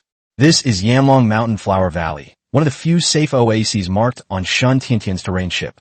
The passenger plane's 4 engines gradually slowed down, eventually landing smoothly on the meadow in the center of the valley. The cabin door opened, and a warm breeze carrying the scent of flowers and moisture rushed in. The outside temperature display showed 24 degrees Celsius. In the frigid wilderness, such a temperature was almost a miracle. Inside the cabin, the girls, dressed in only light clothing, immediately gasped in surprise. The fear and tension that had been building up for days finally dissipated. More than 30 women ran barefoot down the gangway, chasing and playing on the soft grass, their laughter soon echoing throughout the valley. Yufeng lit a cigarette, put one hand in the pocket of his black jacket, and slowly walked down the gangway. Just then, Sun Yin's soft, sweet voice came from the side. She was wearing a large men's white shirt over a pure white lace bra, and her fair skin was dazzling in the sunlight. She jogged over to Yufeng, skillfully took his arm, and almost pressed herself against him. Yufeng casually stubbed out his cigarette, took her soft little hand in his, and led her toward the depths of the flower field, far from the crowd. The two walked through waist-high, colorful flower bushes, with hot spring mist floating around them. Sun Yin's wisps of hair clung to her cheeks, revealing a pure yet dangerous beauty. Not long after they started walking, Sun Yin said she was tired and pulled Yufeng to lie down in the soft flower bed. The air was filled with the fragrance of flowers. She lay on Yufeng's chest, her fingertips gently tracing the teeth mark on his collarbone. It was the mark she had made by biting him once. Sun Yin suddenly raised her face, looking at him with watery eyes, and brought up the club dinner at the beginning of her freshman year. She was drunk at the time and said that her biggest dream in life was to go to province to see the endless sea of flowers. Yufeng smiled and said that of course he remembered, because she had vomited on his shoe that night. Sun Yin gently punched him, her voice gradually lowering. She said that back then, she felt this dream was unattainable, but who could have imagined that when the apocalypse came and everyone was about to die, Yufeng would actually take her to see his sea of flowers. She straightened up slightly, her oversized shirt slipped down, and a strong, morbid possessiveness immediately surfaced in her eyes. Sun Yin greedily moved closer to Yufeng and whispered that this place was really nice, with no monsters and no cold wind. If the black fog outside could swallow all the women on the plane, leaving only the two of them, that would be even better. She could cook for him every day, bear his children, and if anyone dared to try and take him away, she would burn them to ashes with fireballs. Beneath that sweet, cloying tone lies a chilling madness. Feng didn't avoid her almost murderous gaze. He suddenly reached out and grabbed Sun Yin's head, forcefully pulling her down. Their lips collided heavily. This aggressive, deep kiss instantly overwhelmed all of Sun Yin's madness. A muffled groan escaped her throat, and her body quickly went limp. Her previously morbid ferocity was forcefully crushed by Feng, leaving only utter surrender. Feng released her, who was breathing heavily, and ran his fingertips across her flushed cheeks. He whispered, "If you want to have him all to yourself, Sun Yin's body can't handle it." He told her to obediently do her own thing. As long as she was obedient enough, this sea of flowers was nothing. After he conquered Kunlun, he would build her a glass house with a hot spring on the mountaintop, so she could see snow and flowers every day. Sun Yin responded softly, burying her face tightly in his neck, tears of happiness welling up in her eyes. The two lingered in the sea of flowers for more than 2 hours. The valley was so quiet that even time seemed to blur. As darkness fell and the temperature began to drop noticeably, a rhythmic sound of high heels came from behind. Chuyu walked over wearing a fitted black tactical uniform. This was equipment she had acquired a couple of days ago by trading supplies through the trading channel, which accentuated her mature and aloof figure with remarkable precision. She stood 5 meters away and saw the two people sitting up in the flower bushes. A hint of jealousy flashed in her eyes, but she quickly regained her composure. Chuyu crossed her arms and reminded Feng that it was time to take off. The black mist was accelerating. They had already been in Flower Valley for 3 hours, and were still 70,000 kilometers away from the main peak of Kunlun. Feng didn't say much, patted Sun Yin's waist, and simply got up. 10 minutes later, everyone reboarded the plane. The LV.4 heavy armed passenger plane took off again, its 4 engines emitting a deep roar, and sped towards the night sky to the due north. The captain's cabin is kept at a constant temperature of 28 degrees Celsius. Feng leaned back on the 5-meter-wide, soft bed, toying with the 5th-tier ice-type crystal core in his hand. Chuyu stood in front of the bed, holding a tactical tablet, his expression solemn. Feng raised his eyelids slightly and said only one word, "Speak." Chuyu took a deep breath and told him the situation was bad. Shun Tian had just cross-referenced the global terrain ship and regional channel transaction data and found that among the 6 major alliances, the Tianxia Alliance was expanding its marching speed and combat power the fastest. She tapped on the tablet, and in the holographic projection, a giant warship model shimmering with dark gold light appeared in midair. Chuyu stared into Feng's eyes and said in a deep voice, "Just 2 hours ago, Li Tianbao, the leader of the Tianxia Alliance, upgraded his mainframe to LV.6. This upgrade was completed by Li Tianbao by integrating the resources of more than 3,000 core elite players and forcibly piling on the materials." Chapter 40. The LV.5 steel behemoth descends. The atmosphere in the cockpit suddenly became somewhat oppressive. Supplies for over 3,000 people, crammed together to make a level 6 aircraft. Feng leaned against the headboard, his face showing no sign of panic, but instead sneered, tried to intimidate people by using garbage materials to increase volume. He stood up, a burning light flashing in his eyes. "Chuyu, tell everyone to fasten their seatbelts. Today, let them see what a true dimensional reduction attack looks like." After speaking, Feng strode out of the cockpit and went to the most spacious seat in the middle cabin. Sun Yin and Shun Tian followed closely behind him, and everyone held their breath.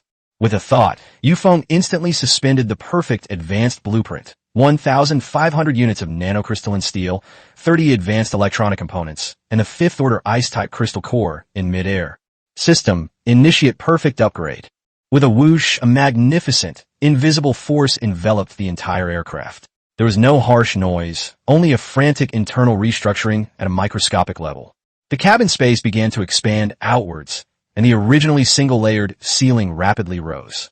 Nanocrystalline steel flowed and intertwined like liquid metal, creating a spacious duplex-style second floor directly above everyone's heads. Shun Tian covered her mouth, her eyes wide with surprise. Sun Yin excitedly hugged Feng's arm, exclaiming, "Brother Feng, the plane has become a 2-story plane." The reassembly was completed in just 10 seconds. A cold system notification rang in Feng's mind. The LV.5 heavy armed passenger plane has been successfully upgraded. It is 42 meters long, 14 meters high, has a wingspan of 36 meters, and weighs 100 tons. The outer shell of the aircraft has been upgraded to 3 layers of high-strength nanocrystalline steel, directly doubling its defensive capabilities. A second-floor combat room and an independent observation deck were simultaneously built, and the original 430mm cannons have been upgraded to DEFA 666 50mm aircraft cannons. More importantly, a dedicated main cannon, the Magic Vulcan cannon, is mounted directly beneath the nose of the aircraft. It can use magic crystal cores of various tiers as fuel to fire destructive energy beams. The unlimited fuel module was also adapted to the new engine. Looking out the porthole, Feng saw that the entire aircraft had turned a deep, dark matte color. The alloy barbed nose and the steel serrations on the wing edges have all been reforged from nanocrystalline steel, gleaming with a chillingly cold light. This is no longer a passenger plane. It's clearly a steel beast that can rampage across the wasteland. Sun Yin leaned against the window, staring at the armor patterns and exclaiming in amazement. This is all top-grade nanocrystalline steel. Even if Li Tianbao of the Tianxiao Alliance plundered tens of thousands of people, he couldn't gather this kind of material. His LV.6 probably couldn't even withstand a single main gun shot. Feng's lips curled into a wild smile. Just then, the system detected an upgrade to the passenger plane and awarded him a chance to spin the premium prize wheel. Without hesitation, he chose to draw. The roulette wheel in his mind spun wildly, finally stopping at a dazzling dark gold area. Top-tier item, Magic Furnace. It can infinitely purify low-grade materials at a ratio of 10:1, and even has the potential to synthesize top-grade materials of higher levels. Feng's eyes lit up. This thing was definitely a strategic-level divine artifact. He immediately bound the Magic Furnace to his infinite portable space and threw in all 10,000 units of scrap steel he had previously collected from Chang'e Heavy Industry. Purification. The furnace was ablaze with flames, and the process was completed at breakneck speed. 10,000 units of scrap iron were compressed into 1,000 units of refined steel, then synthesized into 100 units of armor steel, and subsequently transformed into 10 units of nanocrystalline steel. Finally, the devastating blow occurred. 10 units of nanocrystalline steel were synthesized into 1 unit of perfect-grade ultra-nanocrystalline steel. Feng opened his palm, and a piece of metal with a deep blue luster appeared out of thin air. It was extremely heavy, and its hardness far exceeded that of the aircraft's current main armor. He turned his head and casually tossed the incredibly valuable piece of ultra-nanocrystalline steel into Shun Tiantian's arms, saying, "Take it and study it." Shun Tiantian caught it in a fluster. She possessed supernatural abilities in repair and mechanical proficiency. Just touching it sent a shiver down her spine as if she'd been electrocuted. This is ultra-nanocrystalline steel? The molecular structure is so perfect, without a single impurity. Her face flushed with excitement, and she rushed over to kiss Feng on the cheek. "Captain, you're amazing." This extravagant spending truly showcases the extravagance of Versailles. Feng clapped his hands, his gaze sweeping over everyone, his tone forceful and unquestionable. "Notify everyone, from now on, begin the frenzied hoarding and hunting mode. Clear out all high-level alien species and resource boxes along the way." He looked out at the dark night sky and continued. "Before we reach Kunlun, I'm going to arm this plane to the teeth and prepare an unforgettable dimensional reduction attack for the other players." At 10 p.m., the raging steel behemoth cruised smoothly at an altitude of 10,000 meters. After taking a hot shower, Feng, shirtless, leaned against the large bed in the captain's cabin, examining a holographic map. Suddenly, the door lock clicked softly. The door was pushed open, and Ding Yutong walked in.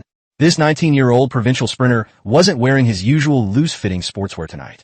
His short, neat hair was sleek, and he wore a black sports bra. Years of high-intensity training have given her smooth, toned muscle definition. Her tan skin glows with a healthy sheen under the lights. Her abs are clearly defined, and her thighs are taut and powerful. She closed and locked the door behind her, walked to the bedside, and said directly, "Captain, I want to awaken my superpowers. I want to go to the second-floor operations room to help you fight monsters. I don't want to just sit in the back all the time."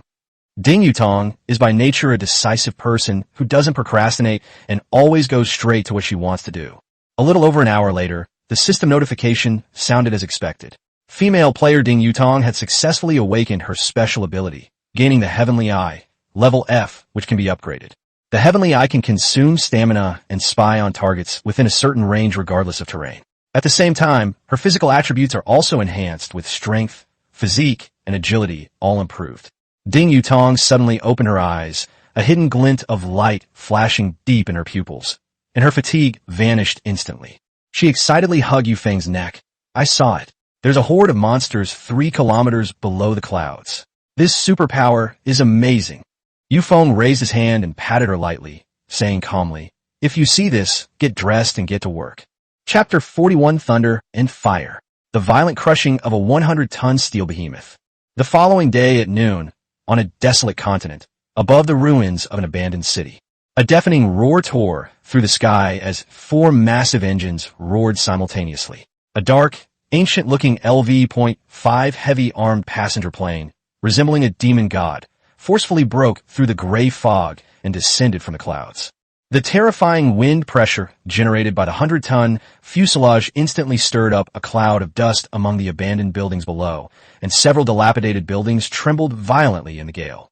Inside the independent combat chamber on the 2nd floor, panoramic bulletproof glass provided a 360-degree field of vision. Sun Yan, dressed in a black, tight-fitting combat suit, stood in front of the fire control console. After several days of intensive training and killing, her fire magic had been upgraded to sea level. Ding Yutong, standing beside her, had a sharp glint in her eyes as she conducted a full-spectrum reconnaissance. She quickly relayed the coordinates. 11 o'clock, 2 kilometers away, abandoned gas station. There are survivors trapped.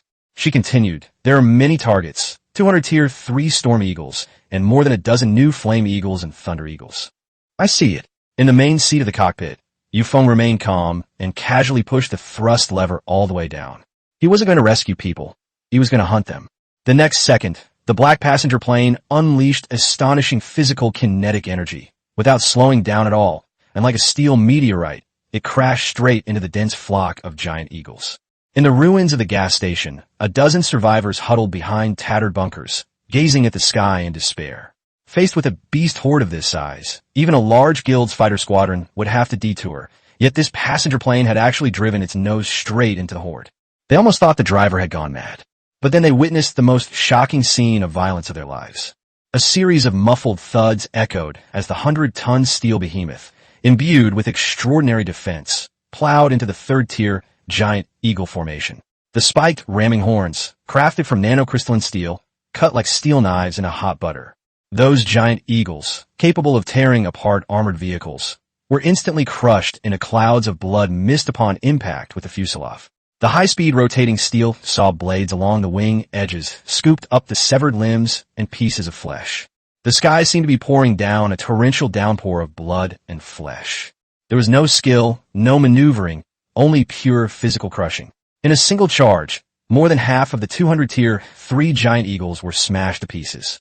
Behind the beast tide, 5 4th-tier Thunder Eagles with wingspans exceeding 20 meters went completely berserk. With a flap of their wings, azure lightning gathered wildly at their beaks.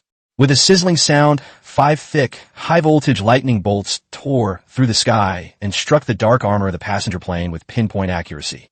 The survivors in the ruins instinctively closed their eyes. They all felt it was all over. This level of lightning was enough to burn out the aircraft's electronic systems and even ignite the fuel tanks.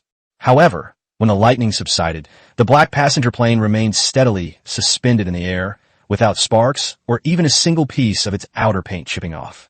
The fully covered 3-layer, high-strength nanocrystalline steel, combined with its exceptional insulation properties, makes lightning attacks as laughable as a tickle. Feng sneered. Is that all you've got? Inside the operations room, Sun Yan's eyes flashed with excitement. She raised her right hand, and a C-rank fire spell instantly erupted. Brother Feng, leave them to me. 5 compressed, dark red fireballs roared out, precisely heading towards the giant Thunder Eagles. Boom, boom, boom, boom, boom. A series of explosions erupted in midair. The 5 Thunder Eagles didn't even have time to scream before they were blasted into charred remains and plummeted straight to the ground. Seeing the situation was not good, the remaining 7 or 8 4th-tier fire giant eagles spewed out scorching pillars of fire from their mouths, attempting to flank the passenger plane from the side. Feng didn't even lift his eyelids. He simply pressed the fire control button casually. Let you taste the truth of 50 millimeters. The next moment, the newly upgraded DEFA 666 50 millimeters aircraft cannon roared with a deep, furious intensity. Thick depleted uranium, high-explosive armor-piercing rounds left 4 blinding trails of fire in the air. The massacre began. The Flame Eagle's prized fire tribute feather armor was as fragile as paper before a 50mm armor-piercing round. One massive body after another was blasted apart in midair, flesh and feathers scattering everywhere. In less than 3 minutes, the terrifying beast tide, which was enough to wipe out a top guild, was completely cleared out. The black passenger plane hovered smoothly above the ruins of the gas station. At the same time, the cold, mechanical voices of the machines echoed wildly in Yu Feng's mind. Ding! Successfully killed a Tier 4 Thunder Giant Eagle 5, a Tier 8 Flame Giant Eagle, and a Tier 3 Storm Giant Eagle 210. Auto pickup enabled. Obtained 5 Tier 4 Lightning Crystal Cores, 8 Tier 4 Fire Crystal Cores, 210 Tier 3 Wind Crystal Cores. Top tier loot obtained. 1 Intermediate Body Enhancement Potion, 100 Rare Electronic Components, 300 High-Grade Alloy, a large quantity of high-grade eagle meat, and basic survival supplies. Looking at the panel displaying the abundant supplies, Shun Tian excitedly screamed into the communication channel. Captain, a huge harvest! Intermediate level body enhancement potions, and a large amount of scarce supplies. Yu Feng's lips curled up slightly. This kind of feedback, the crazy growth and constant gains, was indeed addictive. He got up from the leather seat, walked to the bulletproof glass on the left side of the cockpit, and looked down.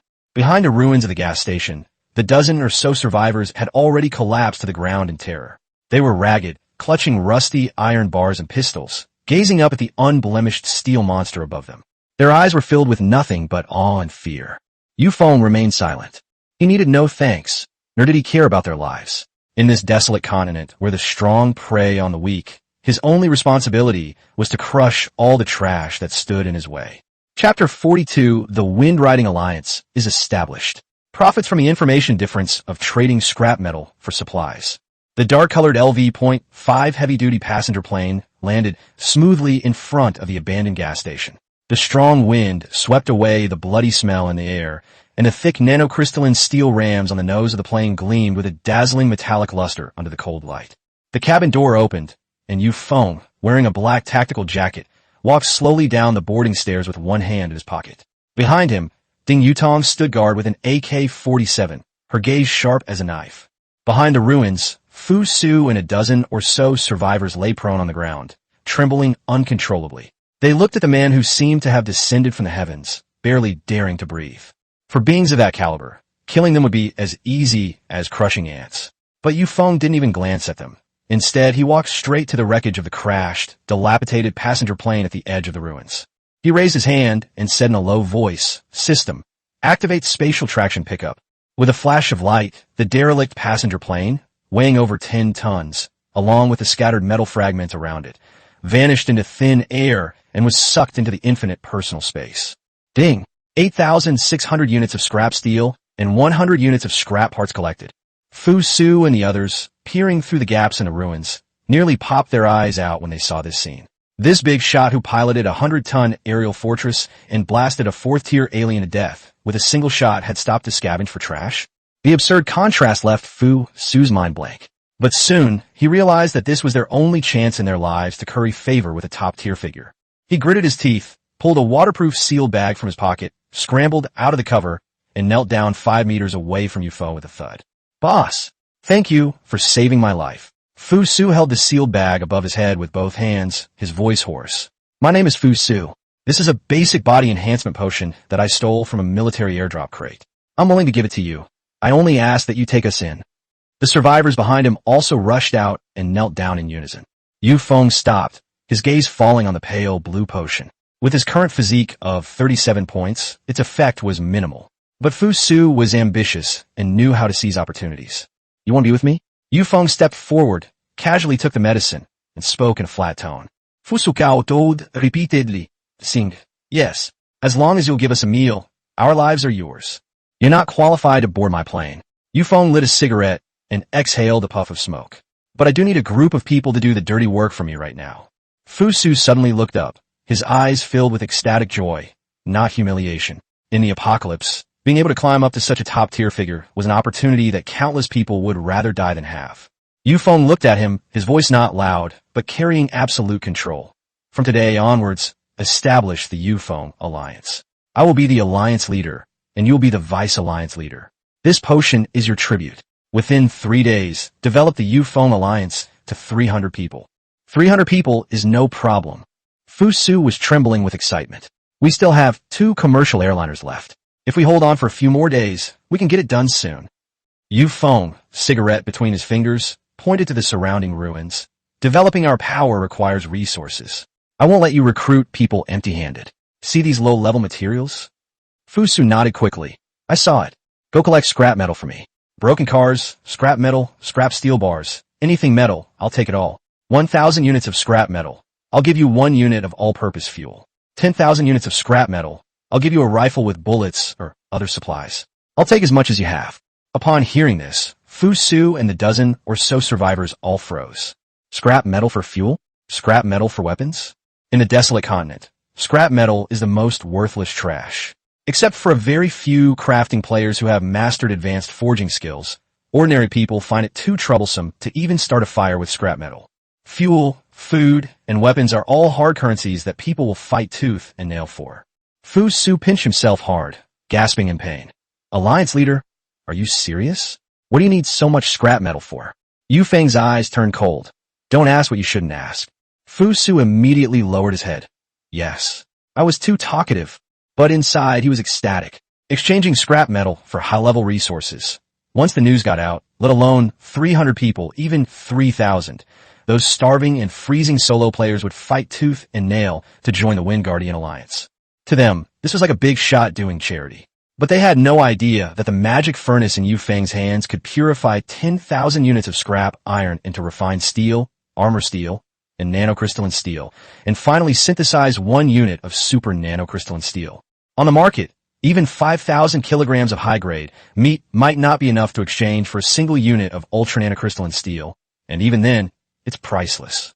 The lower-level players think they've made a profit, but in reality, they're creating exorbitant profits for the true post-apocalyptic capitalists.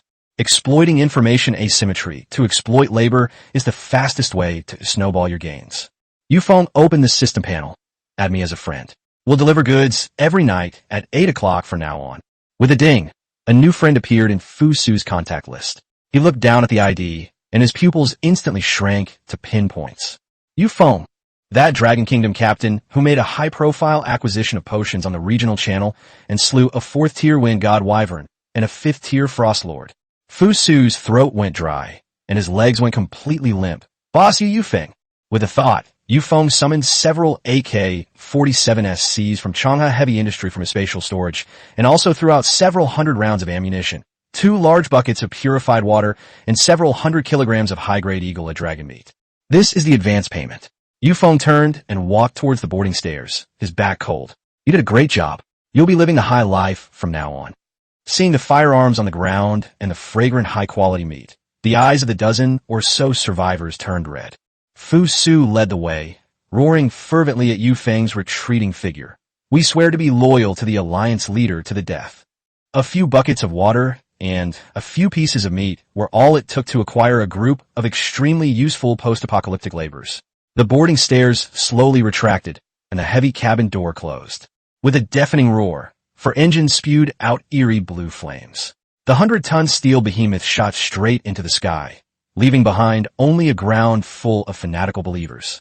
At an altitude of 10,000 meters, the LV.5 heavy passenger plane smoothly passed through the gray-white frozen clouds.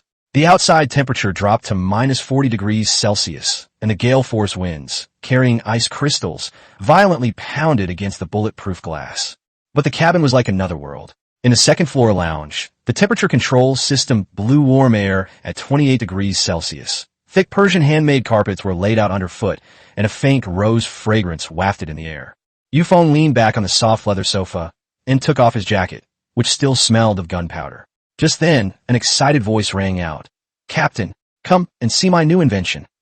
Chapter 43. The Pure and Innocent School Beauty officially certified. Wearing an adorable sailor-style lingerie, Shan Tian ran barefoot out of the logistics cabin, holding up a remote control made of discarded water pipes and wires, and presented it to Feng like a treasure. She said she connected the scrapped high-pressure water pump that she had dismantled a few days ago into the aircraft's external temperature control system, and also used some wastewater from the shower to create an automatic high-pressure cleaning device. After speaking, Shun Tian pressed the red button. With a few hissing sounds, the hidden nozzles on the outside of the passenger plane popped out, and scalding water mixed with cleaning agent gushed out, washing away the bloodstains and ice shards remaining on the armor. In just 10 seconds, the dark nanocrystalline steel regained its cold, gleaming sheen. Feng nodded in satisfaction, ruffled her short hair, and praised her for showcasing her F-level repair skills and mechanical expertise to such an impressive degree. Shun Tian smiled smugly and said that as long as the captain liked it, they could install an automatic barbecue grill on the plane in the future. Back in the private room, a classic kung fu romance movie was playing on the 4K TV. Feng sat in the middle of the leather sofa, with Sun Yin sitting very close to him on his left, and Elisa holding a glass of red wine on his right. Shun Tian changed into a pink cartoon nightgown and sat obediently on the carpet watching a movie, holding popcorn in her hands and occasionally exclaiming in surprise. She handed Feng a piece of popcorn, which immediately alerted Sun Yin. Sun Yin snatched the wine first, sweetly saying that Feng didn't like sweets. Elisa chuckled and brought the chilled red wine to Feng's lips, saying he just finished fighting that giant ice bird and needed to relax. The two women subtly vied for dominance from either side. Sensing the tense atmosphere, Shun Tian quickly retreated and continued watching the movie. Feng took a sip of his drink and then put his arm around Sun Yin's waist. In this desolate continent where people ate each other, this tranquility felt like a life of bliss. After the movie ended, Shun Tian yawned and got up, saying she was going back to her sleeper berth to sleep because she had to get up early the next day to help Feng research the automatic barbecue grill. Watching her departing figure, Sun Yin felt a surge of crisis. Her eyes darted around, and she grabbed Ding Yutong, heading towards the operations room, saying she would use her heavenly eye in conjunction with fire magic to monitor the surroundings, determined not to be a useless figurehead. Ding Yutong stumbled as she was pulled along, and could only glance helplessly at Feng before following Sun Yin up to the observation deck. As soon as they left, the metal door creaked open. The twin sister, Ling Yinshu, stood in the doorway, dressed in a pure and alluring white lace lingerie, with a thin silk cover-up over it. Her cheeks were flushed, and her eyes darted around. She whispered that she had heard a movie playing outside earlier, a film she had always wanted to see, but never had the chance. Now, bored on the plane, she wanted to borrow Feng's room to watch it for a while. Feng casually pointed to the TV in the corner, telling her to search for whatever she wanted to watch. Ling Yinxue immediately perked up, closed the door, and ran to operate it. Feng leaned against the headboard, his gaze fixed on her. As Ling Yinxue was engrossed in watching TV, the small-sized dress she was wearing suddenly made a soft, rustling sound as the shoulder strap slipped down, startling her so much that she hurriedly tried to adjust it. This scene warmed Feng's heart. He went over, picked up Ling Yinxue, sat back on the sofa, and let her rest on his lap. Ling Yinxue turned pale with fright, pressed her hands against his chest, and asked him what he wanted to do. Feng jokingly said that her bra strap was broken and he would help her. But Ling Yinshue's eyes immediately reddened, and her voice was full of resistance. She said that her sister had told her that a girl's body could only be touched by her future husband. Seeing her innocent expression, on the verge of tears, Feng paused. He wasn't in a hurry. After all, she was already on the plane and couldn't escape. He let go of her hand and sat down on the single sofa next to her, letting her continue watching. Ling Yinxue hurriedly straightened her clothes, hid on the other side of the bed, hugged her knees, and watched TV, her heart pounding like a drum. Feng stopped teasing her and instead took out the wooden doll substitute left behind by Li Gang from his spatial storage. The doll's surface was covered with fine cracks and emitted a cold, eerie aura. The battle against the Wild Alliance, with Li Gang's immobilization magic and this substitute item serving as a wake-up call for Feng. The aircraft's physical defenses were maxed out, its outer shell nearly invincible, but the mutations on the desolate continent were too bizarre. If the main peak of Kunlun truly possesses mind control capabilities, or rule-breaking alien species that disregard armor, relying solely on the aircraft's outer shell is utterly unstable. One must be strong oneself to succeed. He must continue to enhance his abilities. Only 4 days remain until the Kunlun mission. Feng opened his system space and took out the 3 vials of intermediate-level body enhancement potions dropped by the first kill of the 4th and 5th tier mutants today. The dark golden liquid swirled in the glass tube. Without hesitation, he injected all 3 needles into the vein. The next second, the 3 medicinal forces erupted simultaneously like a volcano, exploding wildly in his blood vessels. A violent surge of heat tore at his muscles, and his bones cracked like popping beans. Feng gritted his teeth veins bulging on his forehead, cold sweat soaking his black t-shirt. 10 minutes later, the pain finally subsided, replaced by a feeling of strength strong enough to tear through armor with bare hands. A system notification sounded, indicating that the 3 intermediate level potions had been absorbed and physical attributes had been greatly enhanced. Strength 36, Constitution 59, Agility 35. Feng clenched his fist, and a muffled thud echoed through the air. At this moment, his body density and recovery ability had completely surpassed the range of ordinary people. However, the surge of energy from the 3 vials of medicine was extremely difficult to suppress. He felt like a furnace about to explode. Under the dim light, his gaze fell on the large bed a few meters away. More than an hour later, Ling Yinxue, with tears in her eyes, glared at Feng with a grieved expression, calling him a bad guy and saying that he shouldn't have bullied her like that.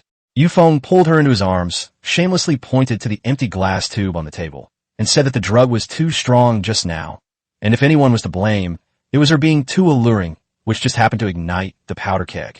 Ling Yinxue pinched him angrily, saying that she had lost her innocence, and he had to take responsibility, and that he shouldn't try to get away with it so easily. Feng looked down at the stubborn yet aggrieved, innocent school beauty, leaned close to her ear, and whispered, "Didn't she say only her husband could touch her? Now that it's officially stamped, isn't it legal?" He then told Ling Yinxue to take a shower and promised to arrange some easy work for her the next day. Anyone who dared to bully him, Feng's people, he would annihilate them with a single blow. These domineering, yet protective words finally broke through Ling Yinxue's last psychological defenses. Her face flushed, she buried her head in Feng's chest, and softly responded. Outside the window, the wind and snow continued to rage, and 100-ton steel behemoth tore through the night. Feng held the beauty in his arms and closed his eyes. The terrifying foundation brought by his physique approaching 60 points filled him with anticipation for the Kunlun journey 4 days later. The system notification also sounded at this moment. Female player Ling Yinxue has successfully conceived. Exclusive ability is being drawn. Chapter 44. A humanoid walking cheat code. The pure and desirable school beauty awakens a divine skill. A cold, mechanical voice suddenly rang out in the captain's cockpit. Ding! Female player Ling Yinxue has successfully conceived. Awakened exclusive ability. Control. F rank upgradable. Physical enhancement complete. Strength +2, Constitution +3, Agility +2. Special ability effect. Consumes mental energy to mentally mark a weakened mutated monster, forcibly taming and binding it to a master. Feng looked at Ling Yinxue, who was curled up in the blankets and still breathing softly, and a glint of light flashed in his eyes. This superpower was ridiculously strong.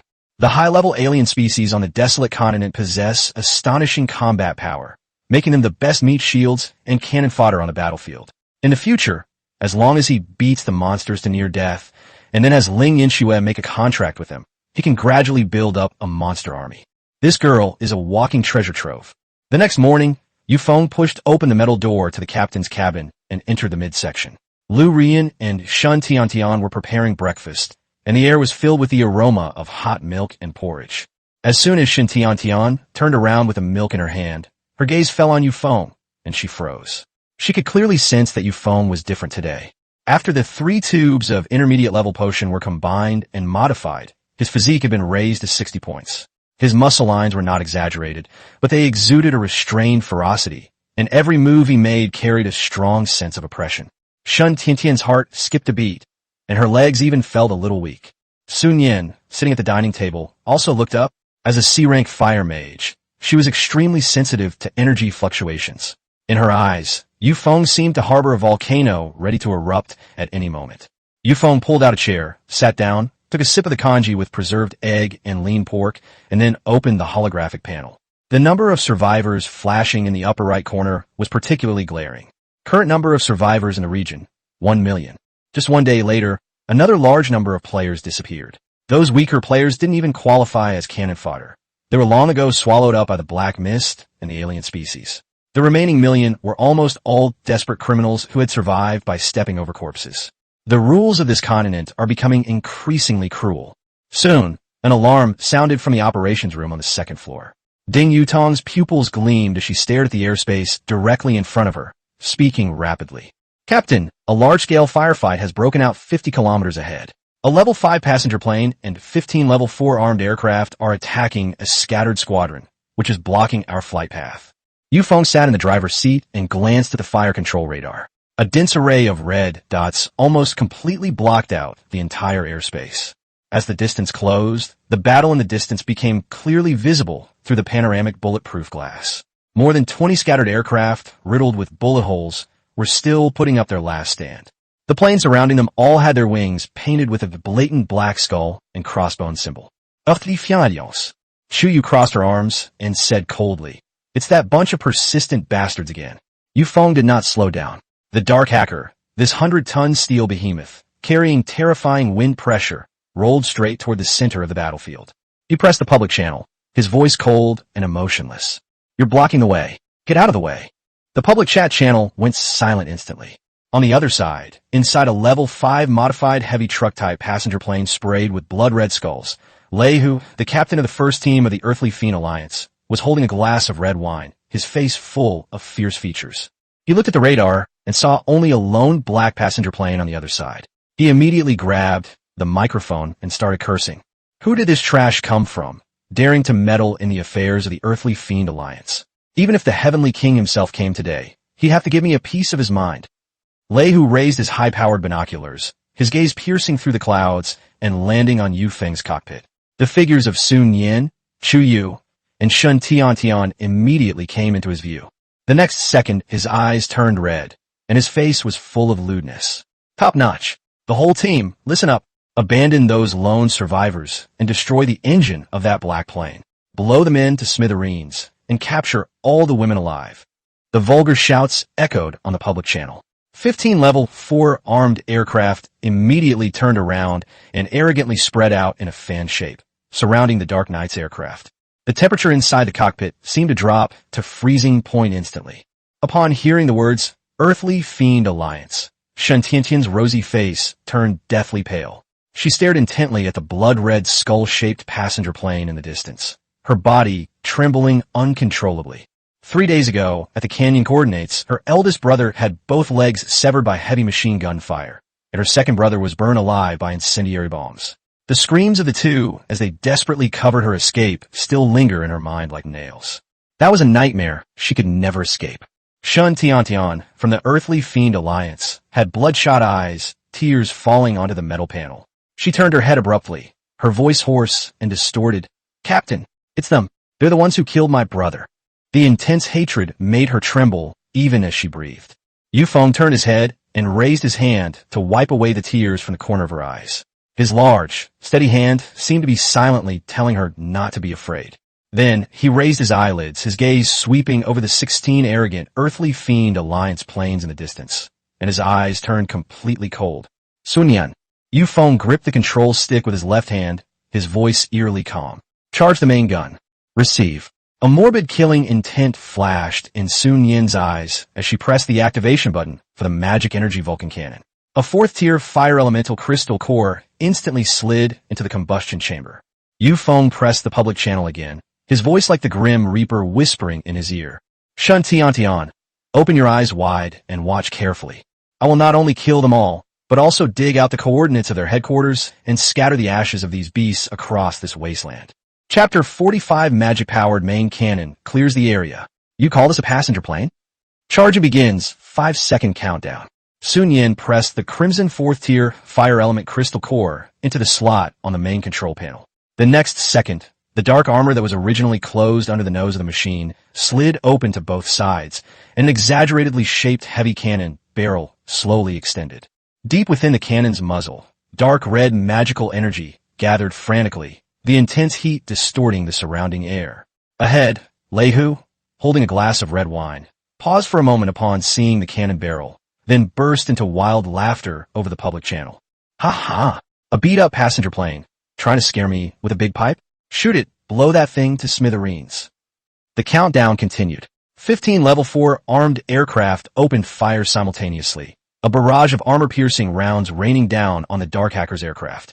But the bullets struck the 3 layers of high-strength nanocrystalline steel armor, only sending up a string of sparks, leaving not even a mark. 1. Launch. Feng leaned back in his leather seat, his eyelids slightly lifted. In an instant, A dark red beam of destruction, over 2 meters in diameter, shot out from the cannon's muzzle, instantly piercing through the space in front of him. That wasn't ordinary artillery fire. It was like a giant sword tearing through the night. The extreme heat instantly vaporized the air, producing a sharp explosion, and the beam swept across, forcefully cutting into the encirclement of the Earthly Fiend Alliance. There was no explosion and no wreckage. The 10 Level 4 armed aircraft at the forefront were instantly vaporized along with their pilots upon contact with a dark red beam of light. They didn't even have time to scream before they vanished in a flash, leaving only 10 wisps of black ash. The beam of light dissipated, and the entire battlefield fell into a deathly silence. The aircraft that had been firing wildly just moments before seemed to have been forcibly paused. Lehu slammed his wine glass onto the deck with a crack, splattering crimson liquid everywhere. He stared intently at the radar screen, watching the 10 red dots disappear in an instant. He felt as if all the blood in his body had been drained, and his scalp was about to explode. What the hell is this thing? One shot can destroy 10 Level 4 armed aircraft. This kind of firepower is nothing like that of a passenger plane. The 5 surviving pilots have completely collapsed. Their voices are full of sobs as they desperately shout for a retreat. Lehu's eyes were bloodshot with rage. He no longer cared about saving face and yanked the control stick, yelling, "Run! Split up and run!" His Class V heavy truck-type passenger plane's engine roared mournfully as it immediately turned around to escape. Feng's lips curled into a cold smile. The magic energy Vulcan cannon required a 3-minute cooldown after firing, but the most terrifying aspect of this 100-ton steel behemoth was never just its main cannon. Boom!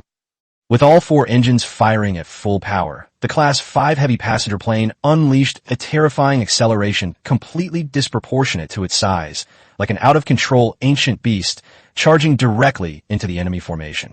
The robust, nanocrystalline steel ram precisely struck 2 Level 4 armed aircraft that were turning. The 2 aircraft were like paper, instantly split in 2 and exploded into fireballs in midair. Immediately afterwards, the serrated steel edges of the wings spun at high speed, sweeping across the cockpits of the other 3 armed aircraft. The pilots, along with their instrument panels, were shredded into mangled pieces.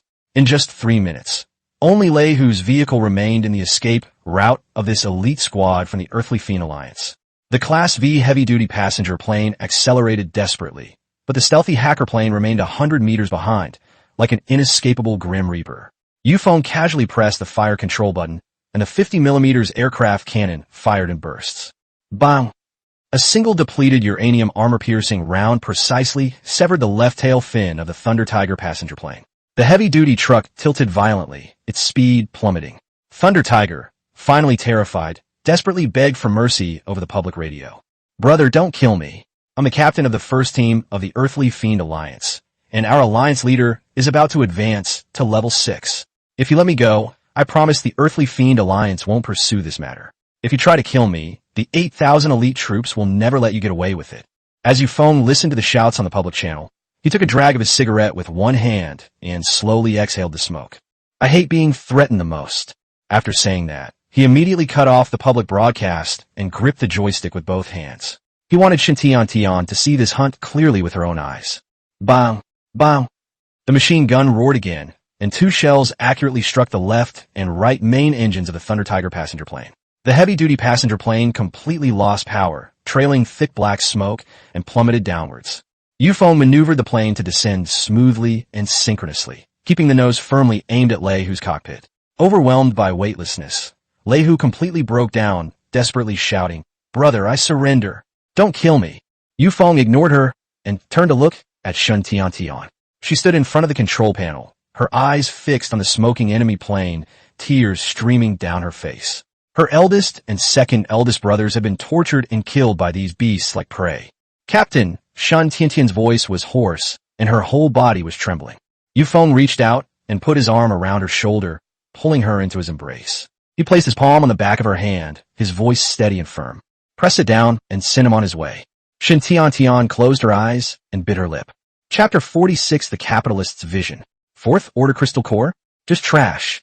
Under Feng's large hand, Shen Tian pressed the red fire button heavily with her thumb. The next second, all 4 50mm cannons roared simultaneously. Hundreds of depleted uranium, high-explosive armor-piercing rounds transformed into a metal storm, instantly tearing the Thunder Tiger's Tier 5 passenger plane into countless fragments. A burst of fire erupted in midair, dazzlingly bright. Lehu, the captain of the Earthly Fiend Alliance's first team, was blasted to pieces, along with his aircraft. As the smoke cleared, the LV.5 heavy passenger plane regained its altitude and hovered smoothly in the air. Inside the cockpit, Shun Tian stared at the fireball that had completely dissipated. The fear and hatred that had been suppressed in her heart for so long finally collapsed at this moment. She turned around abruptly, wrapped her arms tightly around Yu Feng's neck, buried her face in his chest, and burst into tears. "Thank you, Captain. Thank you." Tears quickly soaked Yu Feng's black tactical jacket. This mechanical superpowered lowly, who usually dared to smash monsters' heads with a wrench, now shed all her disguises and huddled tightly in his arms like a wounded little animal. Sun Yin stood by and watched this scene. Surprisingly, she wasn't jealous. She just pursed her lips and quietly left the cockpit. Yu Feng patted Shun Tian on the back, ruffled her short hair, and said in a low voice, "Go wash your face after you've cried enough. From now on, no one will be allowed to touch a hair on your head on my planes." This score with the Earthly Fiend Alliance isn't over yet. Shun Tian raised her head, her eyes red, and nodded forcefully, her gaze filled with dependence and unwavering devotion. Just then, a few faint green dots suddenly appeared on the radar screen. They were the scattered player squad that had just been surrounded and attacked by the Earthly Fiend Alliance. They had only 7 badly damaged Category 3 commercial airliners left, and they cautiously approached.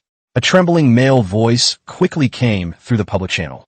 "Boss, thank you for saving us. If it weren't for you, we would all be dead here today." Yu Feng picked up the microphone, his tone still indifferent. "I'm not here to save you. They're the ones blocking my way." The captain of the opposing team, Wang Hai, swallowed hard, his voice even more humble. "We understand. The Earthly Fiend Alliance is hunting us down for this thing.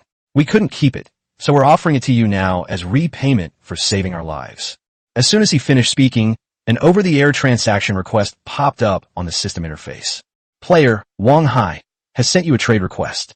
Trading item, 1 tier, 4 wind element crystal core. The other party requested, none." Yu Feng looked at the crystal core on the panel that was glowing with a pale blue light and raised his eyebrows slightly. Tier 4 crystal cores, in the current desolate continent, would be strategic materials that major guilds would fight tooth and nail for. They could not only significantly enhance weapon power, but were even a crucial step towards upgrading to Tier 5 aircraft. No wonder the Earthly Fiend Alliance is relentlessly pursuing them like mad dogs. Yu Feng casually opened the infinite portable space and glanced at it. Inside, there were 6 Tier 4 lightning crystal cores, 7 Tier 4 fire crystal cores, a total of 18 Tier 4 wind crystal cores, and even 1 Tier 5 ice crystal core. What is a divine object to others is nothing more than a bullet from a magic-powered Vulcan cannon to him. Keep it for yourself. Yu Feng casually pressed the reject transaction button. In midair, Wang Hai and his team members were all stunned in those passenger planes. "You refused? That's a Tier 4 crystal core, a top-tier material that countless players are desperately trying to obtain. Yet this big shot didn't even bat an eye and simply returned it?" Wang Hai's voice trembled, his worldview almost shattered. "Boss, is it too few? We really only have this one." Yu Feng replied calmly, "I said no, and that's final. Don't bother me with your trash." After saying that, he cut off the public chat and slowly pushed the lever forward. Rubbish. Wang Hai's head was buzzing when he heard those 2 words. The top-tier artifact that all the players on the server were fighting tooth and nail for was nothing but trash in the eyes of this man piloting the Dark Fortress. This is the information gap and the difference in foundation brought about by absolute strength. Just as the behemoth was about to leave, Wang Hai finally came to his senses and hurriedly shouted in the public channel again. "Big boss, wait. You don't want the crystal cores, but I have some information I must tell you." 80 kilometers ahead to the right, there is a storm rift valley, where a large flock of mutated eagles, numbering at least 1,000, are entrenched.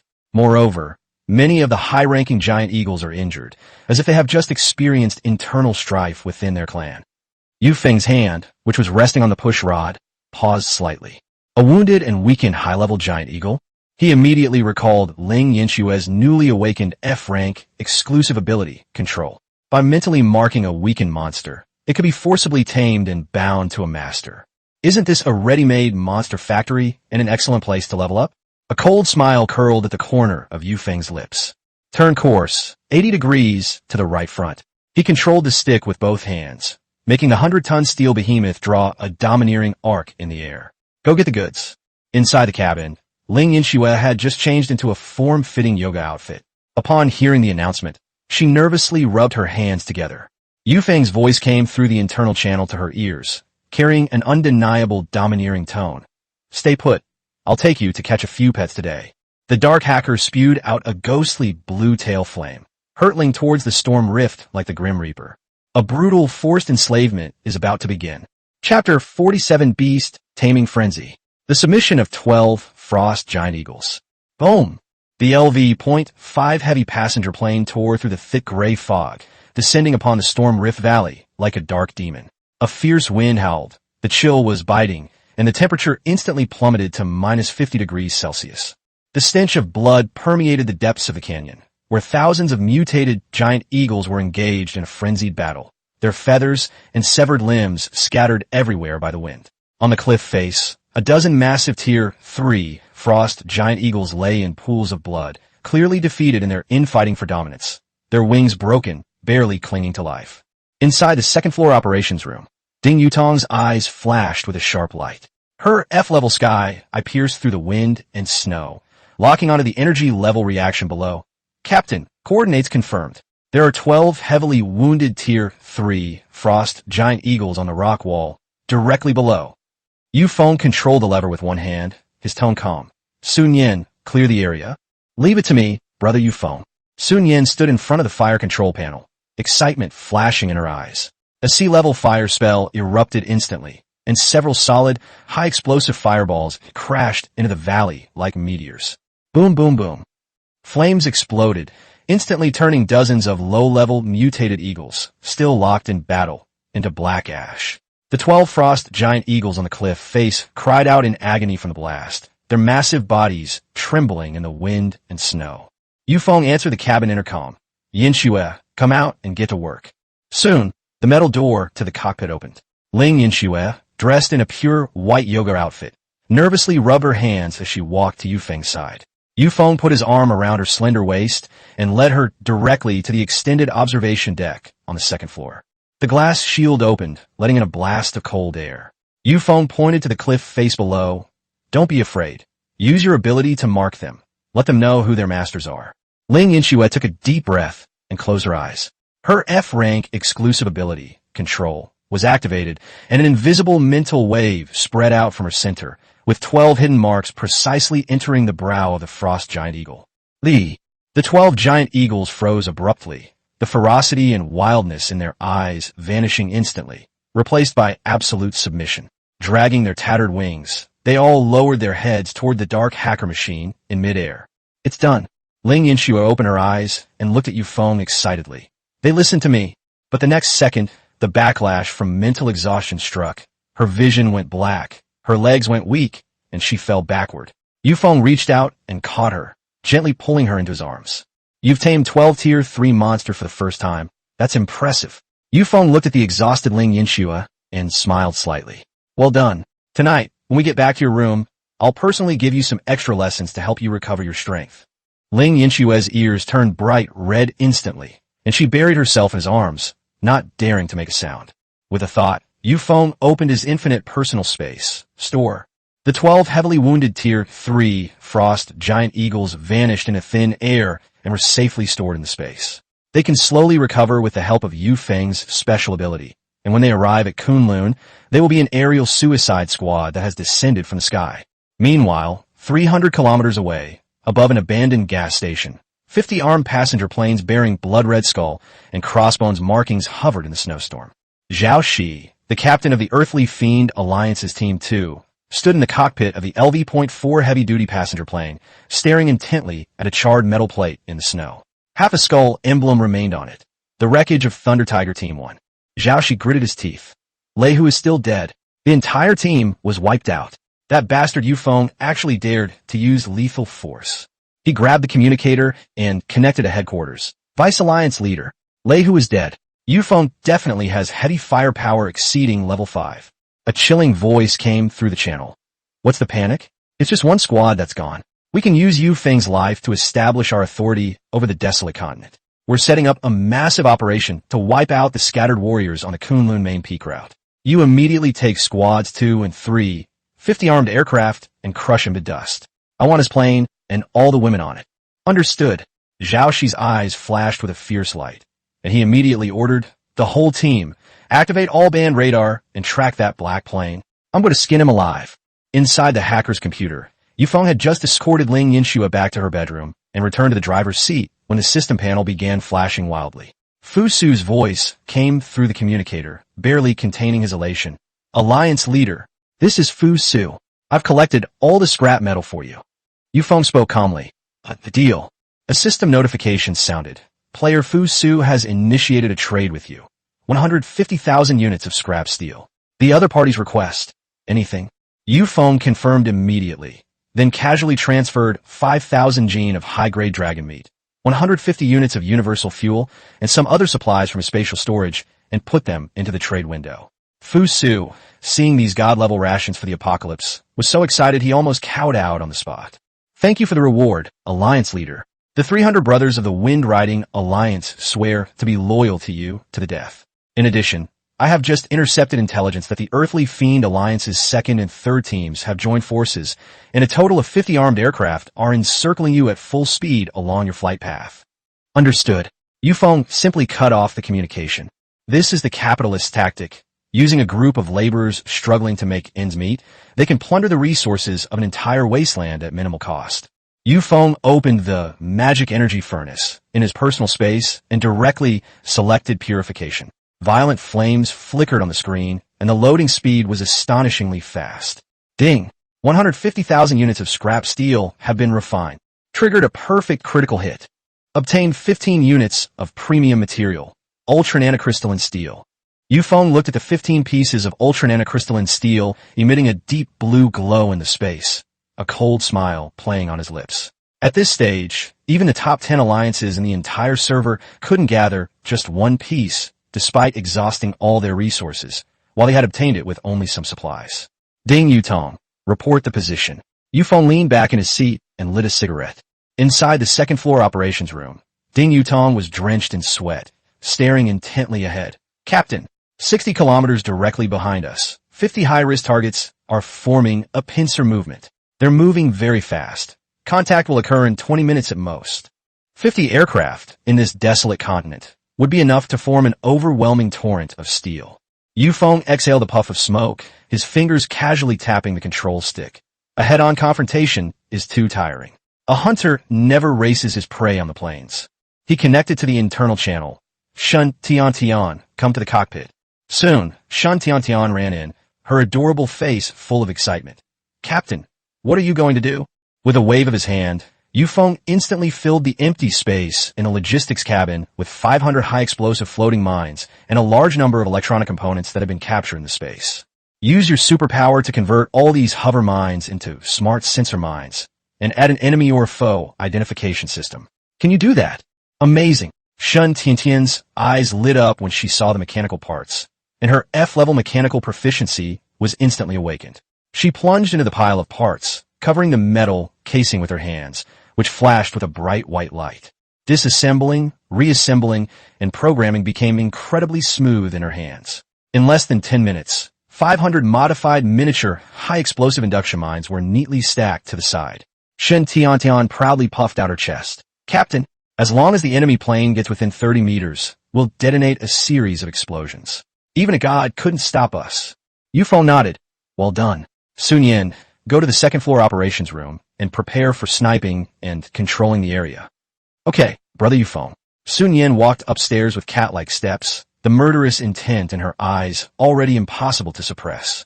Yufeng floored the throttle, and the LV.5 heavy passenger plane unleashed its powerful thrust, plunging straight into the treacherous terrain ahead known as Death Valley. The glaciers on both sides were thousands of meters high, and at their narrowest point, only 3 planes could pass side by side.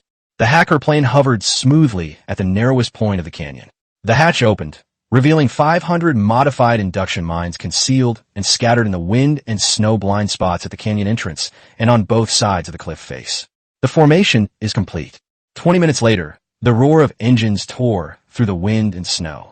Zhao led 50 Earthly Fiend Alliance armed aircraft, charging arrogantly into the canyon like a swarm of black locusts. A subordinate shouted frantically over the comms, "Captain, radar shows that the black plane is parked in the middle of the canyon." He didn't run away. Didn't run? He must be scared out of his wits. Zhao face was contorted with rage as he raised his binoculars. "Everyone, speed up. Forget formation. Whoever breaks his engine first, I'll give him a woman." Lured by the hefty reward, 50 planes swarmed into the narrow passage like mad dogs, racing towards the canyon's throat. They had no idea they were stepping into a true hell. Deep within the canyon, inside a hacker's dark machine, Feng leaned back in his leather chair, holding a glass of red wine that Elisa had just poured. He stared at the dense cluster of red dots on the radar, a deathly sneer playing on his lips. "Close the door and beat the dog." He casually snapped his fingers. 500 meters ahead, the fastest modified Earth Fiend Alliance aircraft flew right into the 30-meter warning line of the first sensor mine. Drop! A sharp electronic sound exploded in the wind and snow. The next second, boom! A deafening burst of flames shot into the sky, and a series of explosions were instantly activated. Chapter 48, you've really messed with these ladies. You've really kicked a hornet's nest. Boom! The moment the first modified induction mine was triggered, the entire glacial canyon exploded like a lit powder keg. 50 Earthly Fiend Alliance armed aircraft were crammed into a ravine less than 100 meters wide, completely blocked in front and behind, and pressed against the walls on both sides, with no room to even turn around. After the chain detonation program was activated, the 500 sensor mines that Shun Tian had buried in advance on the cliffs on both sides lit up red simultaneously. This wasn't an ambush at all. It was an iron coffin tailor-made for them. Bang, bang, bang. Explosions rang out one after another, and shockwaves bounced wildly off the cliff face. The armor of the 7 or 8 level 4 modified aircraft at the forefront was instantly shattered, and their fuel tanks exploded, illuminating the entire canyon in a flash. Zhao yelled in the public chat until his voice cracked. "Pull up! Pull it all up!" His face twitched uncontrollably as he gripped the control stick tightly, desperately trying to lift the heavy passenger plane. But thick, icy clouds hung overhead, and friendly forces darted about all around.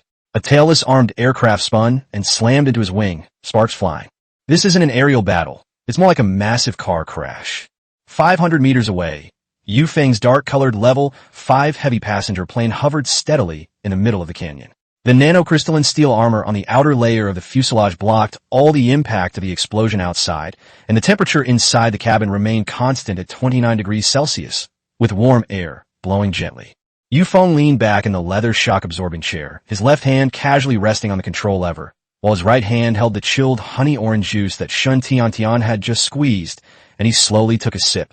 The ice cubes in the glass clinked. He glanced at the radar. The 50 red dots representing the Earthly Fiend Alliance were going out in mass. Ahead, flames soared and debris flew everywhere, but he didn't even lift his eyelids, simply pressing the button on his internal communicator. "Sun Yin, Yu Tong, don't let them die too quickly.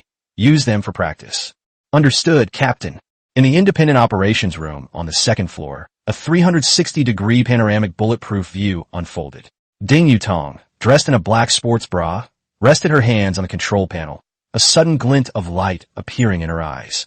With her F-level heavenly eye ability fully activated, the thick smoke, flames, and debris were all rendered meaningless in her eyes. She quickly reported the location. At 11 o'clock, 300 meters away, 2 planes are trying to escape by clinging to the left. The one on the left has a puncture in its belly, and the fuel tank is exposed. Her ability to lock onto targets can also be transmitted to her teammates through mental power, making her practically a human-shaped X-ray radar. Sun Yin stood to the side, a morbid excitement rising in her eyes. She suddenly grabbed with her right hand, and the C-rank fire magic was rapidly compressed, instantly forming 2 fist-sized dark red fireballs with terrifyingly high temperatures. "Got it, watch this." With a flick of her finger, the fireball shot out along the winds of the canyon, tracing a tricky arc before precisely passing through the gap between 2 rocks. The fireball went straight into the fuel tank. The next second, a pillar of fire shot into the sky. The armed aircraft broke in 2 on the spot, and the burning debris slammed into its right-hand wingman. Both aircraft went out of control and tumbled into the valley. Ding Yutong continued reporting. "Bottom right corner, 7 o'clock. A heavy vehicle is reversing." Sun Yin licked her red lips, raised her hand, and fired another shot. Fireball burst. In the canyon, it quickly turned into a one-sided deathmatch. Ding Yutong was responsible for full map vision, while Sun Yin was responsible for brute force headshots. The two worked together seamlessly.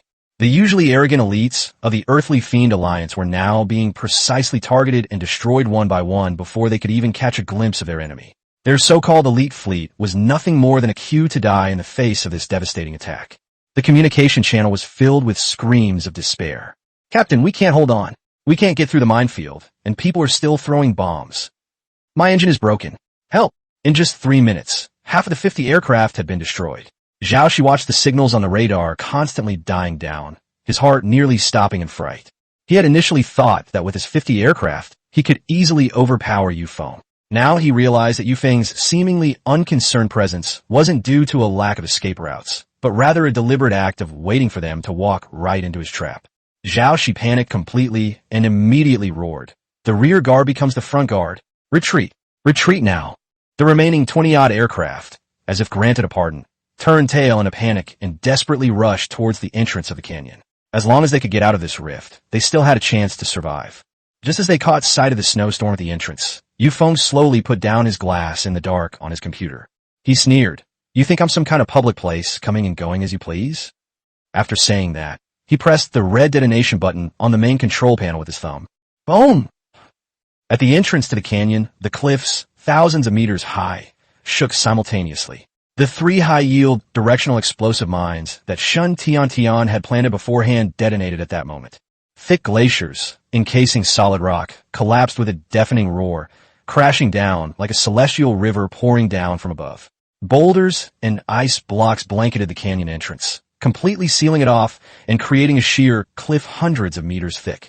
The 3 Earthly Fiend Alliance armed aircraft at the forefront didn't even have a chance to dodge. They were instantly crushed into iron pancakes, and the people inside didn't even have time to let out a scream. Zhao Shi slammed on the brakes, staring at the completely severed path to survival, and felt a chill run through him from head to toe. There's no way out. On the radar screen, the dark, heavy passenger plane was steadily advancing. It neither fired its cannons nor accelerated, but pressed towards the remnants of the enemy at a breathtakingly steady pace. The despair of the members of the Earthly Fiend Alliance exploded completely at this moment. This isn't a war. It's clearly a trap, a one-sided encirclement. Chapter 49. He never did good deeds in his life. His greatest love was murder and robbery. Yu Feng gripped the control stick with one hand and slammed the accelerator to the floor. The 100-ton LV.5 heavy passenger plane roared like a steel demon, crushing the burning wreckage on the ground. No amount of maneuvering or tactics mattered against sheer size. An enemy aircraft, rendered powerless and suspended in midair, was directly pierced by the nanocrystalline steel ramming head of the stealth fighter. The serrated steel edges of the wings spun at high speed, instantly shredding the cockpit and its occupants into a bloody mist. Black and red blood mixed with engine oil splashed onto the armor, only to be washed away by the automatic cleaning system, leaving not a trace. As Zhao Shi watched the meat grinder hurtling towards him, he bit his lip until it bled. He could no longer care about giving orders and yelled into the public chat. "Spread out. Pull them all up." The remaining dozen or so planes were thrown into chaos, frantically pulling up like a swarm of wasps, trying to escape along the cliff face. Yu Feng remained indifferent, only calling out once, "Sun Yin." In the operations room on the second floor, Sun Yin immediately leaned out of the observation deck and sneered. "Trying to run? You'll get a taste of my big one." Boom! Boom! Boom! 3 extremely compressed high-explosive fireballs shot through the air, striking precisely the right main engine of Zhao Shi's heavily armed passenger plane. The already smoking engine was instantly destroyed, spewing out thick black smoke. Zhao Shi's plane instantly lost balance, spinning and crashing into the glacial rocks below. With a muffled thud, the landing gear completely broke and the belly of the plane was dented. Yu Feng lowered the altitude, hovering the dark hacker 20 meters above Zhao Shi's head. A massive shadow loomed over them, and the high-temperature exhaust plumes from the 4 main engines nearly melted the bulletproof glass of the cockpit. Yu Feng's lazy voice came through the public channel. "Run. Why aren't you running anymore? Did your leg break?" Zhao Shi, his head covered in blood, kicked open the hatch of the transformation hatch. He knew he was done for today, but used to being arrogant, he still gritted his teeth and threatened. "I'm the captain of the second team of the Earthly Fiend Alliance. You attacked the first team, and now you've attacked the second team. You've completely offended the Earthly Fiend Alliance. He continued to roar, his voice trembling with fear. Our vice leader is about to advance to level 6, and 8,000 elite troops are already on the outskirts of Kunlun. If you dare to touch me today, the Earthly Fiend Alliance will absolutely kill you the moment you step into Kunlun. Idiot! Feng picked at his ear, too lazy to even reply, and pressed the fire control button directly. Bang! A 50mm aircraft cannon shot slammed into the steel plate next to Zhao Shi, the depleted uranium armor-piercing round blasting a hole the size of a wash basin, and the flying shrapnel instantly shattered Zhao Shi's left ear. Zhao Shi screamed, clutching his ears as blood gushed out, and collapsed to his knees amidst the shattered glass. Feng, seated in the cockpit, leisurely lit a cigarette. He said coldly, "You think I've kept you alive until now because I'm afraid of the Earthly Fiend Alliance? I'm here to kill the Earthly Fiend Alliance. If I don't kill you bunch of fat sheep, where am I supposed to find top-quality materials?"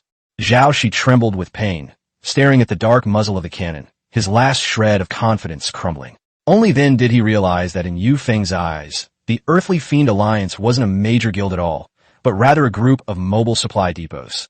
From a modified aircraft that had crash-landed nearby, several Earthly Fiend Alliance players who weren't quite dead crawled out and knelt in the snow, kowtowing frantically. One of the players, who looked like a skinny monkey, cried out, "Boss, don't kill us. We have intelligence." What Zhao Shi said is true. The main force of the Earthly Fiend Alliance didn't even enter the depths of Kunlun. Feng, with a cigarette between his fingers, said calmly, "Continue." Skinny Monkey immediately spilled all the intelligence. It turned out that the vice leader had already ordered the 8,000 men to be divided into 10 large teams and blocked at several key canyon entrances outside the main peak of Kunlun, specifically to collect tolls. The system requires all personnel to reach Kunlun within 6 days, and all independent fighters are flying there. The Earthly Fiend Alliance, relying on its superior firepower, is forcing passing aircraft to hand over 2/3 of their supplies and fuel, threatening to cripple them if they refuse. Feng laughed after hearing this. The Earthly Fiend Alliance's higher-ups really know how to do business, harvesting jutsu, a metaphor for easily exploited players, through the system's main quest line. However, such unfair terms can only intimidate ordinary casual players. He exhaled a smoke ring and asked, "How many level 5 aircraft does your Earthly Fiend Alliance have now?" Skinny Monkey quickly replied, 10. But Vice Alliance leader Ghost Eye's heavy-duty passenger plane was upgraded to level 6 yesterday. Upon hearing level 6, Feng's eyes lit up slightly, and he asked, "What did you use to level up?" To survive, Skinny Monkey didn't even dare to hide his trump card. He led a group to loot a military research site and obtained a large amount of nanocrystalline steel. Most importantly, he also got a rare AI computer chip. After the chip was installed, Ghost Eye's level 6 aircraft activated fully intelligent fire control, enabling it to lock on hundreds of targets simultaneously. Upon hearing this, the cockpit of the Dark Hacker's aircraft instantly fell silent. The AI computer chip was the core material for Feng's 100-ton heavy-duty passenger plane to perfectly advance to level 6, and now it couldn't even be seen in the trading channel. Shun Tian, sitting in the passenger seat, gasped. She knew very well that once they obtained this chip, the hacker could completely abandon manual locking and become a truly fully automated destruction machine. Feng wasn't flustered at all. Instead, a hint of excitement appeared in his eyes. It was like someone had offered him a pillow when he was sleepy. He stubbed out his cigarette, looked down at Zhao Shi and Skinny Monkey, whose faces were filled with despair, and said in a casual tone, as if he were ordering takeout, "Ghost Eye, right? I've reserved his level 6 plane." As soon as he finished speaking, Feng pressed the fire button heavily. The 30mm autocannon roared immediately, depleted uranium armor-piercing rounds tearing through the snow and turning Zhao Shi and the surrendered players into pieces. The damaged, heavily armed passenger plane, along with everything else, was blasted into a dazzling fireball. Clean and efficient, killing and burying in one fell swoop. Feng has only one way of dealing with wolves that dare to bare their teeth. Send him to hell and stomp on him a couple of times while he's at it. System, start automatic collection. Ding. Picked up 5,000 high-grade armor plates, 300,000 scrap steel, 120 tier 3 crystal cores, 20 tier 4 crystal cores, 500 universal fuel, and a complete one-piece manga. The debris vanished instantly, absorbed into the infinite space. Watching the resources on the system panel surge wildly, Feng was utterly overwhelmed by this victory. Chapter 50 Monopolistic Profits. The creator who turned stone into gold. 300,000 units of scrap steel, along with a massive amount of supplies scavenged from the canyon, were all stored in Feng's personal space.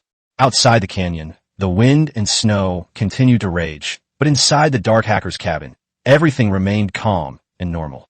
Feng took off his black tactical jacket, which reeked of gunpowder, and pushed open the metal door to the captain's cabin. The room was kept at a constant temperature of 28 degrees Celsius. On a large bed, Shan Tiantian was lying on the covers reading comics, wearing Feng's white shirt and black pencil skirt, her legs swinging leisurely. Hearing the noise, she immediately turned around and smiled sweetly. "Captain, you're back. Zhao Shi is dead, and I can finally put my mind at ease."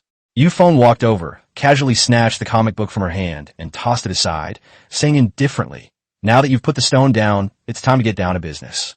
Half an hour later, a cold, mechanical voice echoed in Feng's mind. "Ding! Shun Tiantian's superpower has advanced. Exclusive ability, repair, and instrumentation proficiency upgraded to rank D. Simultaneous enhancement of physical attributes, strength +5, constitution +8, agility +5. Shun Tiantian suddenly opened her eyes, a powerful warm current sweeping through her body, instantly dispelling her previous fatigue. At the same time, a large number of mechanical blueprints and advanced assembly logic flooded into her mind. She didn't even bother to put on her shoes, running straight to the corner of the logistics warehouse and squatting in front of the pile of electronic waste. Her fingers flew across the keyboard as she unleashed her full D-level superpower. A dozen minutes later, she had assembled a palm-sized black metal box. Excitedly, she handed it to Feng. "Captain, I've extracted Zhao Shi's voice band from the public channel and made an advanced voice analog synthesizer." She pressed the switch, and Zhao Shi's voice immediately came from the box. "Vice Alliance Leader, that kid Feng definitely has heavy firepower that surpasses level 5. The voice, in both tone and crackle, was so realistic that it was almost indistinguishable from the real thing. A glint flashed in Feng's eyes. With this thing, the death of the Earthly Fiend Alliance's vice leader, Ghost Eye, is sealed. Feng finished dressing and patted Shan Tiantian's head. "Get dressed and come out for the meeting." In the mid-cabin cabin, around the long oak table, all the core female members had already gathered. Feng sat in the head seat, and Lu Ruyan immediately served him a cup of freshly ground hot coffee, her expression capable and composed. Feng took a sip of coffee and immediately ordered, "Sweetie, in the next 12 hours, use all available materials to build a high-altitude hovering mine that can penetrate the armor of a level 6 passenger plane, as well as an armor-piercing missile with tracking capabilities." Shun Tiantian puffed out her chest and proudly assured, "Don't worry, using a D-level ability for this is like using a sledgehammer to crack a nut." Feng then looked at Lu Ruyan. "Teacher Lu, use the regional trading channel to sell off all the top-quality meat and basic materials we have. Our target is all the potions that enhance physical strength, as well as items with extraordinary properties. Buy as many as you can." Lu Ruyan adjusted her gold-rimmed glasses and nodded. "Say, understood. I will reduce profits to the minimum and squeeze every last drop of inventory from those individual sellers." Seeing Feng assigning important tasks to Lu Ruyan and Shen Tiantian one after another, and noticing Elise's undisguised gaze, Sun Yin couldn't sit still any longer. She squeezed right next to Feng, sat on his lap, and said with a hint of dissatisfaction, "Brother Feng, you never give me any tasks. My fire magic is very strong now, and if anyone disobeys me, I'll burn them to death." Feng didn't push her away, but leaned back in his chair and glanced at everyone. "Come with me. Today I'll show you my real trump card." As soon as he finished speaking, he had a thought. Suddenly, ripples spread across the metal bulkhead at the front of the cabin, and a hidden teleportation portal emitting a pale blue light appeared out of thin air. Feng, with Sun Yin in his arms, stepped into the portal first. The other women exchanged glances and immediately followed. The moment they stepped through the portal, everyone froze in place. This is a boundless, isolated space. The sky is frozen in pure white, and countless supplies are piled up all around. Steel is like a mountain range, food is like a forest, and time seems to have completely stopped here. Elisa covered her mouth, her blue eyes almost wide open. Ling Yinxue was equally shocked, but quickly noticed the unusual situation in the corner. The 300,000 units of scrap steel debris that had just been swept from the canyon were gone, replaced by 30 units of neatly stacked dark blue metal bricks. Ling Yinxue's voice trembled. "Feng, where's that scrap metal? And what is this blue glowing metal?" Feng walked to the center of the open space and said calmly, "Not bad." The next second, he summoned an enormous magical furnace burning with dark gold flames. Terrifyingly high temperatures spread out, distorting the surrounding air. Open your eyes and look carefully. Feng waved his hand, and 30,000 units of scrap steel in the corner of the space rose into the air and were instantly sucked into the furnace. The furnace flames surged wildly, and in just 3 seconds, accompanied by a crisp sound, 3 pieces of ultra-nanocrystalline steel emitting a faint blue luster were slowly ejected from the bottom of the furnace and hovered in Feng's palm. Lu Ruyan exclaimed in shock. Scrap iron turned into ultra-nanocrystalline steel? She knew all too well the prices on the desolate continent. 30,000 units of almost worthless scrap metal had been transformed into level 6 materials that even top guilds would fight tooth and nail for. This isn't processing. This is turning lead into gold. Feng held a piece of ultra-nanocrystalline steel in his hand, his tone arrogant. As long as there is enough scrap iron, I can have as much of this kind of top-quality material as I want. The entire hall fell silent instantly. The women looked at Feng with a gaze that was no longer merely one of deference to a powerful figure, but rather one of fanaticism and awe, almost as if they were seeing a creator. In this cruel apocalypse, with such a game-changing trump card, Feng is an absolute god. Lu Ruyan's breathing quickened as she strode up to Feng, ambition gleaming in her eyes. Since you can purify infinitely, we can use the cheapest purified water and rotten meat to buy up the scrap metal from all the players in the region. Then we can release a small amount of mid-range materials to exchange for their potions and crystal cores. She became increasingly clear-headed as she spoke. In less than 3 days, we will be able to monopolize the economic lifeline of the entire million-strong region. At that time, the life and death of everyone will be in your hands. Feng laughed and tossed the piece of ultra-nanocrystalline steel to her. Well said. I'll leave this matter to you and Fu Su's Feng alliance. I want this continent to be a place where only one voice can be heard from now on. Standing at the back, Chuyu bit her red lips tightly. Seeing Lu Ruyan take over the reins, her strong competitive spirit was completely ignited. Military dominance and economic monopoly. This man will undoubtedly become the emperor of the apocalypse. Chuyu took a deep breath and vowed in her heart that she must climb to a position second only to the emperor in this terrifying empire. Chapter 51: The Deadly Trap to Lure a Level 6 Aerial Fortress. Exit the alternate dimension. Feng grabbed Ling Yinxue's wrist and pulled her into the captain's cabin to tutor her. An hour later, Ling Yinxue collapsed onto Feng's chest, unable to lift even a finger. A cold, impersonal system notification sounded. Ding! Ling Yinxue's superpower has advanced.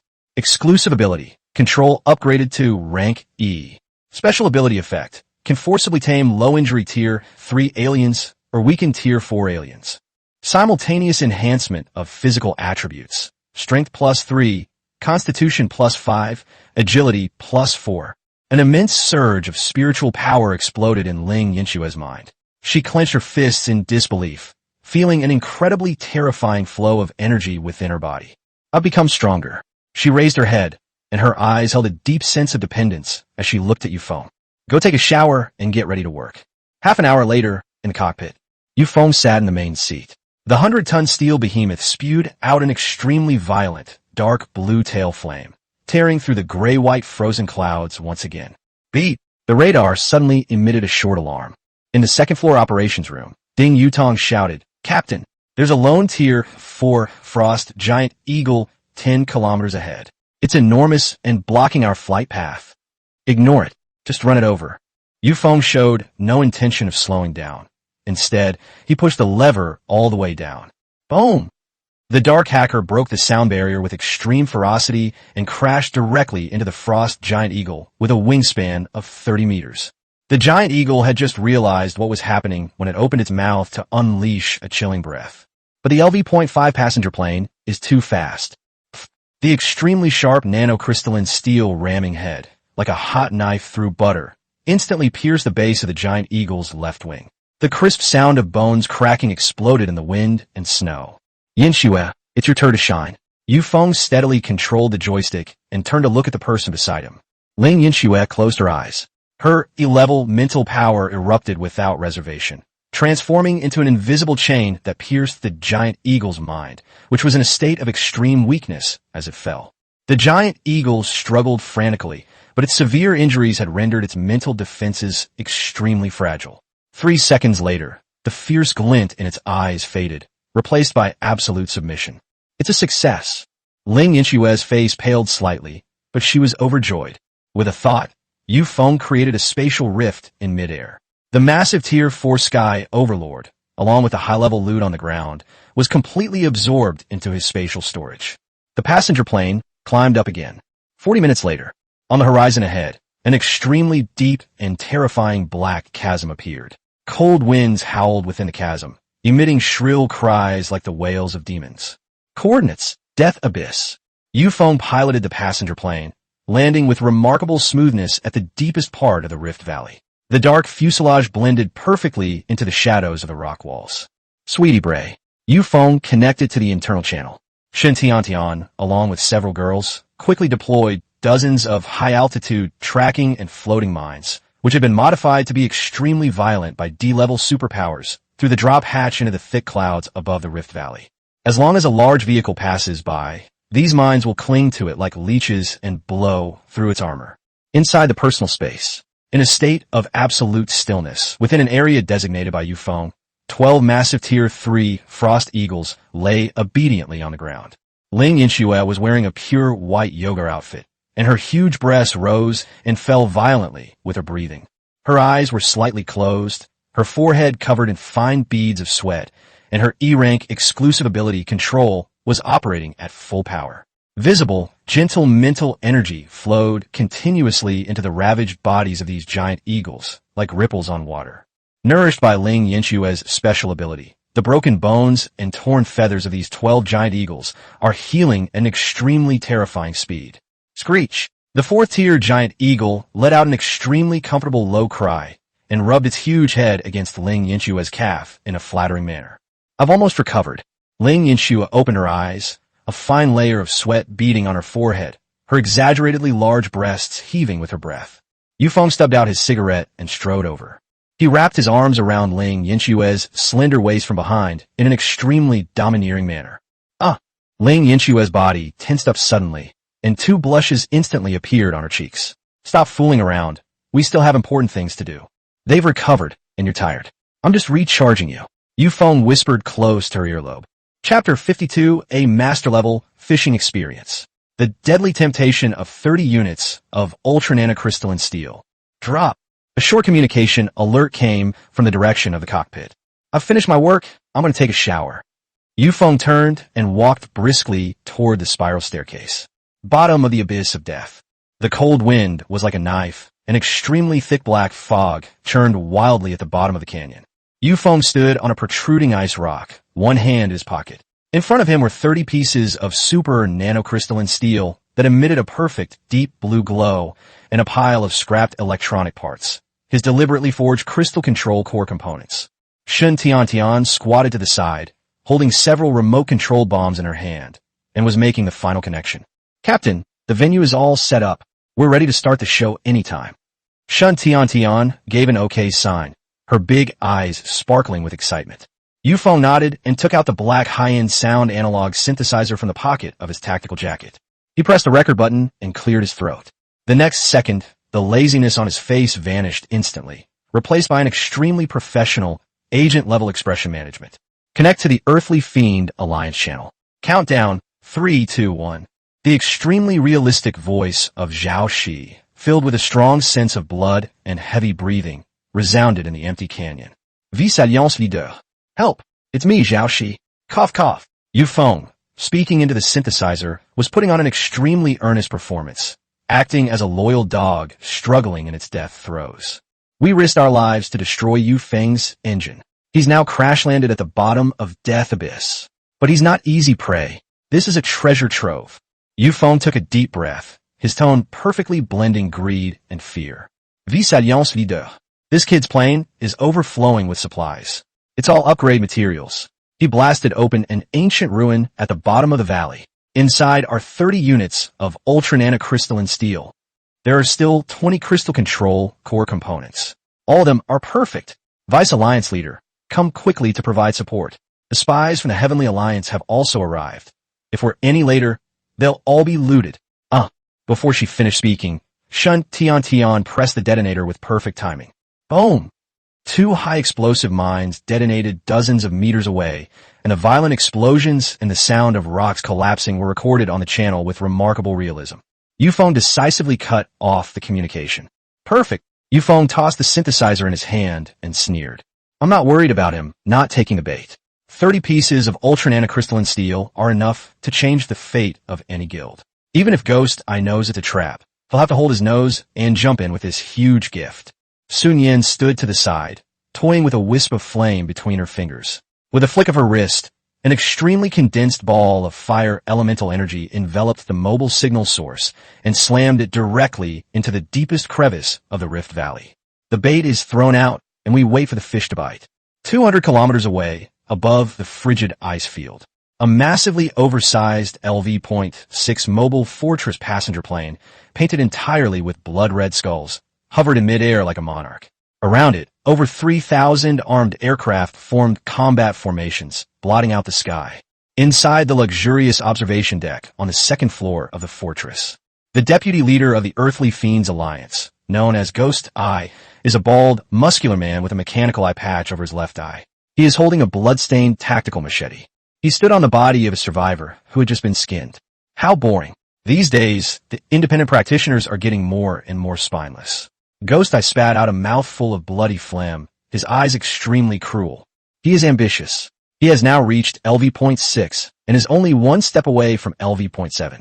Once he gathers the ultra-nanocrystalline steel and core components, he can completely break free from the control of the leader of the Earthly Fiend Alliance, establish his own sect, and even swallow up the entire Earthly Fiend Alliance. Just then, the encrypted voice message with the sound of an explosion suddenly popped up on the tactical panel. Death Abyss. 30 units of ultra-nanocrystalline steel. 20 crystal control cores. Ghost Eye's single eye instantly became bloodshot, and his entire body trembled wildly with extreme greed. The core component of the 30-unit ultra-nanocrystalline steel is now extremely rare. Ghost Eye slammed his machete into the oak bar counter, his breathing heavy like that of a mad bull with bloodshot eyes. This is God forcing him to rebel. Vice Alliance Leader. This intelligence is too suspicious. A tactical staff officer rushed forward. Zhao, she just lost contact, and then this top-tier relic appeared. Feng's plane has extremely powerful firepower. This could very well be a trap to lure us in. A trap. Ghost Eye grabbed the staff officer by the collar and slammed him against the glass wall with extreme brutality. Even if it's a mountain of knives and a sea of fire, I'll flatten it today. Those are 30 pieces of ultra-nanocrystalline steel. With them, I can upgrade to LV.7. I'll be the god of this desolate continent. He turned his head abruptly, his voice hoarse as he roared. Pass on my orders. Have Diplomat Chao Yuan lead the main force to continue advancing the Kunlun blockade line, according to the original plan. Bring 350 of the most elite, fully equipped armed aircraft, and immediately follow me straight to Death Abyss. I'll take Feng's life. I'll take his materials too. But what about the vice leader and the leader? If you utter another word, I'll chop you up alive. Ghost Eye kicked the staff officer away. Profit can corrupt the mind. Faced with such a rare and powerful material that could change one's destiny, all reason was utterly shattered by greed. 3 minutes later, the 350 heavily armed black aircraft broke away from the main force and, like a swarm of sharks that had smelled blood, charged toward the abyss of death at an extremely ferocious speed. Chapter 53, Luring the Enemy into the Trap. The deadly fireworks of the abyss of death. The fish has taken a bait. Above the abyss of death, in an extremely thick layer of thunderstorm clouds, the LV.5 heavy passenger aircraft has activated the highest level of radar silence and optical stealth coding, resembling an ancient ferocious beast lurking in the darkness. Feng sat in the main seat of the cockpit, his legs casually propped up on the control panel. On the holographic screen next to them, a red high-risk warning was displayed, showing more than 300 enemy planes approaching at full speed. Captain, they've split up. Only 350 aircraft have arrived. Ding Yutong stood in front of the panoramic glass. The main force continued towards Kunlun. Leading the way was that LV.6 mobile fortress. Don't bite off more than you can chew. 350 is just enough to satisfy my appetite. Feng exhaled a smoke ring. Today, I'm going to put on a spectacular fireworks display for the Earthly Fiend Alliance. 40 minutes later, the extremely frenzied roar of the engines tore through the deathly silence above the abyss of death. Ghost Eye's 350 elite armed aircraft arrived arrogantly above the canyon. Full band search complete. No enemy aircraft signal detected. Unable to pinpoint the exact location of Zhao Shi's communicator, the radar operator announced loudly. Ghost Eye stood in front of the viewing window, his single eye fixed on the bottomless black fog below. No plane. Did you Feng take the stuff and run away? Ghost Eye gritted his teeth, extremely annoyed as he crushed the cigar in his hand. Vice Alliance leader, look down here. One of his subordinates pointed at the screen. When magnified optically, several extremely deep tire tracks of heavy armored vehicles could be seen haphazardly left on the snow at the entrance of the canyon. Those were clearly the marks plowed out by a 100-ton behemoth during its forced landing. At the end of the tire tracks, in a very hidden crevice in the mountainside, a faint yet maddening deep blue light was emanating outwards. That's the perfect luster unique to ultra-nanocrystalline steel. Ghost Eye's heart rate instantly soared to its limit. Send down 2 drones to scout ahead. Start real-time video transmission. 2 tactical reconnaissance aircraft quickly descended. The moment the image was transmitted back to the big screen, the entire command room of the Level 6 fortress fell into a deathly silence. Inside a crevice in the mountain, an extremely ancient metal gate was blasted open halfway. In front of the gate, 30 pieces of top-grade ultra-nanocrystalline steel and 20 crystal control cores were scattered on ground. Beside it lay a blood-stained internal communicator, its logo clearly engraved on it. That's real. It's a high-grade material that absolutely cannot be faked. Ha ha ha.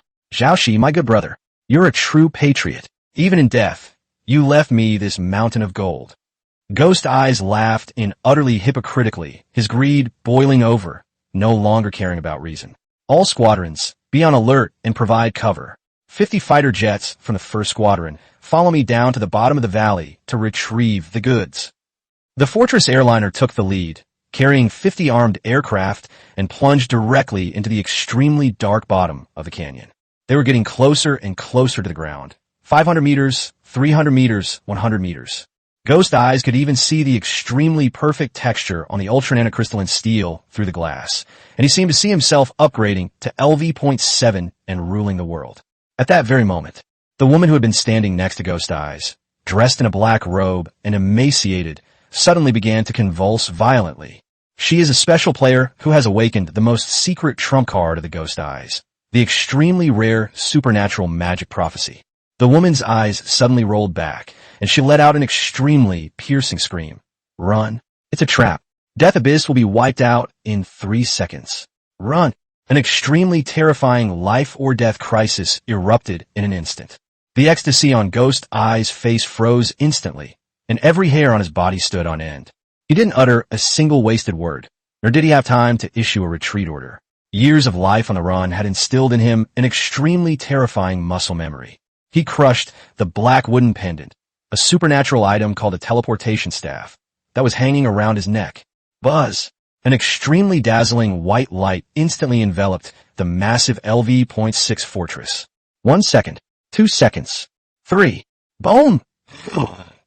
At the bottom of Death Abyss, the 500 modified high-altitude floating mines that Shun Tian had ruthlessly buried, along with several high-yield, directional explosive bombs, were detonated at the same time.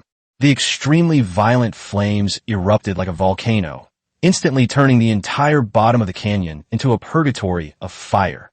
The shockwave, mixed with torn ice and rock, swept across the entire area within a radius of several kilometers with extreme brutality. The 50 elite fighter jets of the Earthly Fiend Alliance that followed the dive were torn into countless metal fragments by the relentless explosions before they could even react. The screams were instantly swallowed up by the deafening explosion. Bang! On an ice peak several kilometers away, space was extremely distorted. The Ghost Eyes LV.6 Fortress passenger crashed out in a very disheveled state, with large areas of its fuselage armor cracked, and its 2 secondary engines emitting thick black smoke. Ghost Eyes slammed heavily onto the control panel, spitting out mouthfuls of blood. His brain, due to extreme mental exhaustion, felt as if it were being torn apart by an extremely thick steel bar, causing him to writhe in pain on the ground. He forced himself to get up and stared intently at the radar on the screen. The 50 guard planes that had descended to the bottom of the valley were all destroyed. The red dot disappeared completely. The 300 outer perimeter surveillance aircraft above were overturned by the extremely terrifying blast wave. Dozens of them crashed on the spot, and the rest were all damaged, causing chaos in their formation. The ultra nanocrystalline steel is fake. The communicator is a decoy. You dare to scheme against me? No matter who you are, I'll tear you to pieces. I'll skin you alive, slice by slice. Ghost Eyes roared shrilly in the command room like a mad beast. Search. Block off the entire airspace. Dig 3 feet into the ground and find that bastard. Chapter 54, Self-Destruction Frenzy. The absolute destructive power of a fifth-order crystal core. Within the thunderstorm clouds, the hacker hovered as smoothly as a ghost. Feng stubbed out his cigarette with one hand, coldly staring at the more than 300 red dots scattered across the radar screen, a cruel smile curving his lips. Digging 3 feet into the ground? I'm right above you. Turning to his side, he said, Yinxue had her pets say hello. Ling Yinxue had changed into a tight-fitting black combat suit, her large breasts stretching the fabric taut. She activated her E-rank superpower at full power, her eyes gleaming with extreme excitement. Understood. The backs and bellies of the 12 Tier 3 Frost Giant Eagles were covered with high-yield, high-explosive floating mines by Shun Tian in an extremely frenzied manner. A thought flashed through my mind. 12 giant eagles, like gray-white lightning bolts, swooped down directly from the clouds. Above the abyss of death, the outer perimeter surveillance aircraft of the Earthly Fiend Alliance were darting around like headless flies. What's that? A bird? How can there be a frost giant eagle in this godforsaken place? No, they're glowing red. They're high-explosive bombs. Fire. Fire the hell out of here. However, the Tier 3 Giant Eagle's dive speed is extremely fast, and under mental control, it is completely indifferent to life and death. Boom, boom, boom. The 12 Giant Eagles, laden with bombs, crashed with pinpoint accuracy into the densest part of the aircraft formation. Ling Yinxue severed the mental link at the last second and detonated the bombs. More than a dozen Level 4 armed aircraft were blown into extremely bright fireballs on the spot before they could even make evasive maneuvers. The remains, mixed with the blood and flesh of the giant eagle, flew everywhere. The Earthly Fiend Alliance's machine group, already like frightened birds, instantly erupted into chaos, and their formation completely collapsed. You coward hiding in the shadows. If you've got the guts, come out here. Ghost Eyes roared in the public channel, his eyes bloodshot, like a madman who had lost everything. As you wish. Feng's extremely calm voice rang out on the public channel. The Dark Hacker machine crashed its 100-ton steel behemoth into the clouds. With extremely violent wind pressure, it appeared in everyone's sight like a demon god descending to Earth. Ghost Eyes stared at the dark plane, trembling with rage. Focus fire. Turn him into a sieve. Feng didn't even glance at the armor-piercing shells raining down on him. High-strength nanocrystalline steel, immune to all physical attacks below Level 3. Bullets hitting it don't even leave a white mark. He slowly took out an ice-blue crystal core that emitted an extremely terrifying chill from his personal space. A Tier 5 Ice-type crystal core. This is a top-tier item dropped by the Wind God Frost Wyvern. Feng slammed it directly into the control panel slot of the Magic Energy Vulcan cannon. Main gun charging. Sun Yan. Received, Brother Feng. A morbid fervor appeared in Sun Yan's eyes. Buzz. A muffled charging sound echoed between heaven and earth. The giant cannon barrel beneath the nose of the aircraft slowly emerged, and the surrounding air frantically condensed due to the extreme cold and violent energy, sending ice crystals flying everywhere. 5. 4. Ghost Eyes stared at the ridiculously thick cannon barrel, his scalp tingling. A deadly sense of crisis instantly gripped his throat. Scatter. Everyone scatter. 3, 2, 1. Launch. Feng tapped his fingers lightly on the table. Boom! There was no firelight, only a beam of extremely cold, blue, destructive light with a diameter of over 3 meters, like an aurora tearing the heavens and earth, erupting fiercely. This was not just a beam of light for a moment, but a torrent of death that lasted for a full half-minute. The energy contained in the fifth-order crystal core was outrageously vast. Wherever the ice-blue beam of light passed, the air was instantly frozen into a vacuum, and even sound was completely swallowed up. The beam of light, like the scythe of death, swept across the airspace ahead in an extremely ruthless fan shape under Feng's extremely steady control of the lever. Crack! Bang! The Earthly Fiend Alliance fighters struck by the beam, whether Level 4 or 5, didn't even explode. Their armor instantly brittled at absolute zero, then was crushed into countless tiny, icy blue powders by the violent impact of the beam. Those fighter jets that tried to climb up and escape disappeared into the sky in large swaths, like pencil drawings erased by an eraser. Half a minute. When the beam finally dissipated and the cannon barrel hissed with white smoke, a huge vacuum zone was cleared out in the airspace ahead. Nearly 200 armed passenger planes were destroyed, leaving not a single piece of metal behind. They were all reduced to falling frost powder. The entire room fell silent. Whether it was the surviving players of the Earthly Fiend Alliance or the women inside the Dark Hacker's machine, all of them were completely stunned into a mental breakdown by this divine punishment-like blow. Chuyu stood in the second-floor operations room, looking out at the empty sky through the bulletproof glass, and gasped. The capital, amounting to D+ in scale, was fluctuating wildly. She knew Feng, but the firepower to wipe out 200 high-level fighter jets with a single shot had completely overturned her understanding of the world. Is this the power of a fifth-order crystal core? Lu Rian pushed up her gold-rimmed glasses, her fingers gripping the recorder so tightly they turned white. Her keen business sense told her that Yu Feng's current combat power was enough to take on a top-tier alliance by himself. Puff! On the distant ice peak, Ghost Eye watched as 200 red dots vanished instantly on the radar.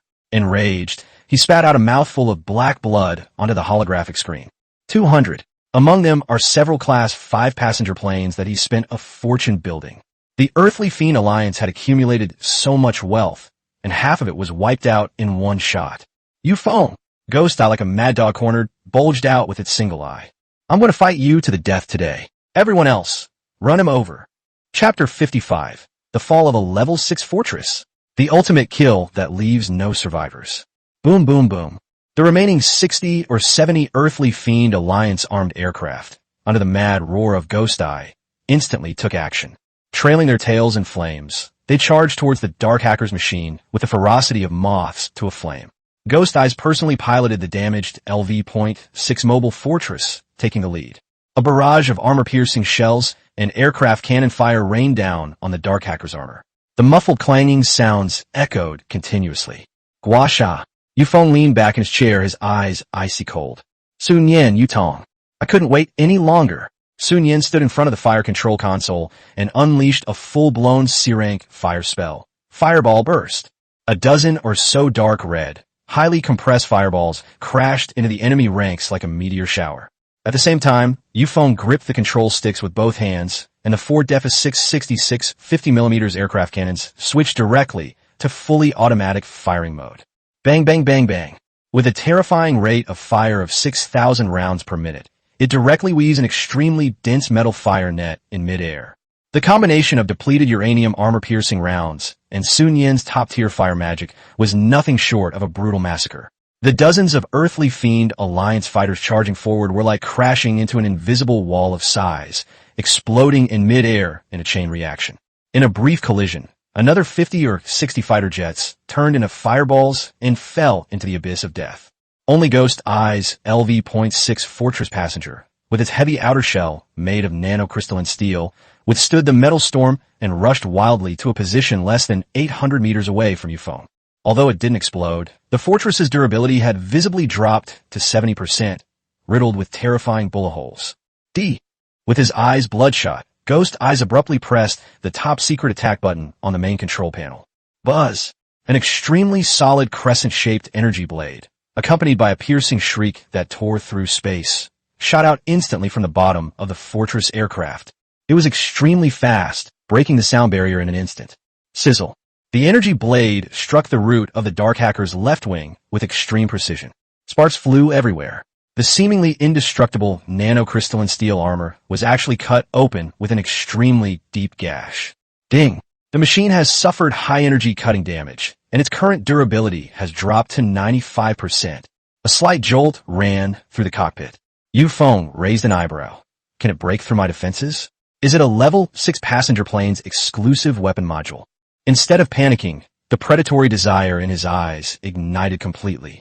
We must loot all the good stuff from this level 6 aircraft. Since you want to play melee combat, I'll grant your wish. Yu Feng floored the accelerator. The 100-ton steel behemoth advanced instead of retreating, running straight over the Ghost Eye Fortress passenger plane. 4 main guns focused fire on his cockpit. Bang, bang, bang, bang. This time it wasn't a sweeping attack. but an extremely precise pinpoint explosion. The extremely large 50mm depleted uranium armor-piercing rounds, with an exaggerated firepower density, relentlessly pursued the nose of the fortress airliner.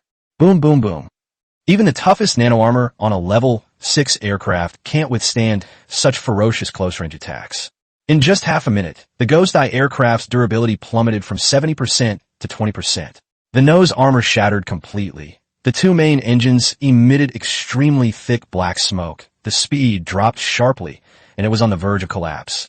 Inside the command center, alarms blared incessantly, and sparks flew everywhere. Ghost Eyes, his face covered in blood, desperately pressed on the teleportation staff around his neck. But the runes on the staff were dull and unresponsive. Cooldown time not up yet. No, I can't die here. I am the future level 7 overlord. Ghost Eye completely broke down, slumped in the chair, trembling. Just then, the tall, thin woman in black robes who had been huddled in the corner suddenly jumped up as if she had grasped a lifeline. With trembling hands, she abruptly connected to a public communication channel. "Boss, you Feng. Don't fire. Don't fire." The woman's voice was filled with extreme fear and trembling. "I'm a special ability user. My ability is Magic Prophet. I can foresee danger 3 seconds in the future.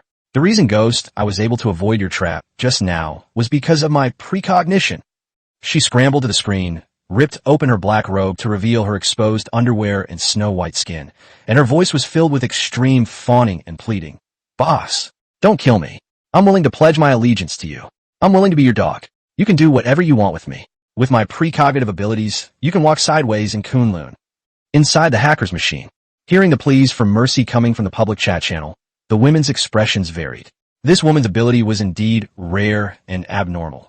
If they could subdue her, she would definitely be a super cheat code.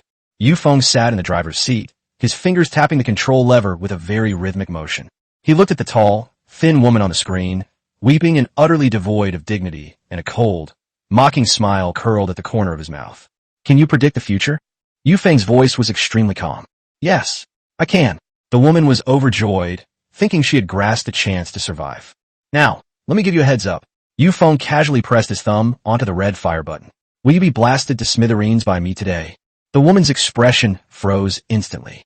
In her pupils, the 4 machine guns of the dark hacking machine were already flashing with deadly fire. "No." Boom. There was absolutely no nonsense. Yu Feng pressed the button all the way down. Dozens of high-explosive armor-piercing rounds instantly pierced through the already riddled LV.6 Fortress airliner. Fuel tank exploded. An extremely dazzling fireball exploded in the sky above the abyss of death. Ghost Eye, the vice leader of the Earthly Fiend Alliance, along with that self-righteous prophetic woman and his prized level 6 aircraft, were completely blasted into flying metal debris. Instant kill, clean and efficient, effective in both killing and burying. Even if Yu Feng were short-handed, he wouldn't want to dirty his plane with a woman who was so fickle and felt no guilt about betraying him. He preferred women he had personally raised and who were absolutely loyal. System, pick automatically. Ding! Successfully destroyed 1 Tier 6 passenger plane and 320 Tier 4 and Tier 5 passenger planes. Obtain top-tier loot. 1 AI computer chip. 50 crystal control core components. 1 level 6 aircraft blueprint. 1,500 nanocrystalline steel. Obtain top-tier drops, extraordinary item teleportation staff, extraordinary item energy blade. Obtained 150 Tier 4 crystal cores, 3 Tier 5 crystal cores, 1 Tier 6 crystal core, 20 basic body enhancement potions, and a large amount of basic resources. Looking at the rapidly refreshing loot on the system panel, Yu Feng leaned back in his chair and exhaled a long puff of smoke. This wave of free purchases has allowed me to gather almost all the core materials needed for a perfect upgrade to a level 6 passenger plane. That woman actually has a pretty good figure, and her superpower is so special. Don't you think it's a waste to just kill her? Alyssa walked over with a glass of red wine. Her blonde hair cascaded down her back, and she leaned on Yu Feng's shoulder in an extremely unrestrained manner, rubbing her F-cup breasts against his arm with an overwhelming sense of pressure. Pity, Yu Feng casually pinched her exquisite, slender waist, causing Alyssa to let out a soft moan. He glanced at Lu Ruyin and Shun Tiantian, who were busy in the middle cabin, as well as Sun Yin and Ling Yinxue, who were looking at him with admiration. His tone carried a hint of arrogance. "I have tons of women on my plane, so many top-tier ones I can barely fit them all. I'm busy tutoring all day long. I don't have time to collect a bunch of junk. Chapter 56, Upgrading to Level 6 Aircraft. The birth of a perfect grade flying fortress. Above the abyss of death, the smoke and the smell of burnt flesh were swept away by the gale. The dark hacker hovered extremely smoothly in the thick thunderstorm clouds. Feng examined the two extraordinary items that had just been looted from Ghost Eye with one hand. Transcendent item, teleportation staff. When activated, it allows the user or their currently bound vehicle to instantly teleport a very long distance. Cooldown time, 12 hours. Supernatural item energy blade. Can add a high-frequency energy field to the bladed physical weapons of vehicles, causing energy-cutting damage that ignores armor. A good thing. Feng toyed with the staff in his hand that emitted a faint glow. Ghost Eye's wrecked heavy-duty passenger plane was moved to a new position during the canyon explosion thanks to this thing. With it, whether traveling, escaping, or launching unpredictable close-quarters collisions, this 100-ton steel behemoth will completely transform into an aerial combat ghost. Feng directly and deeply bound the teleportation staff to the passenger plane's central control console. Then, he picked up the energy blade that glowed with blue light and focused his mind on the configuration of the machine's exterior. The command was issued. The surface of the high-speed, rotating, steel-reinforced saw teeth on both sides of the wing was instantly covered with a layer of eerie blue, high-frequency, oscillating energy field. The originally cold, hard physical saw teeth were directly upgraded to steel energy saw teeth. From now on, when encountering heavily armored mutants or enemy aircraft, there's no need to slowly wear down their durability. They can simply slice through them at point-blank range.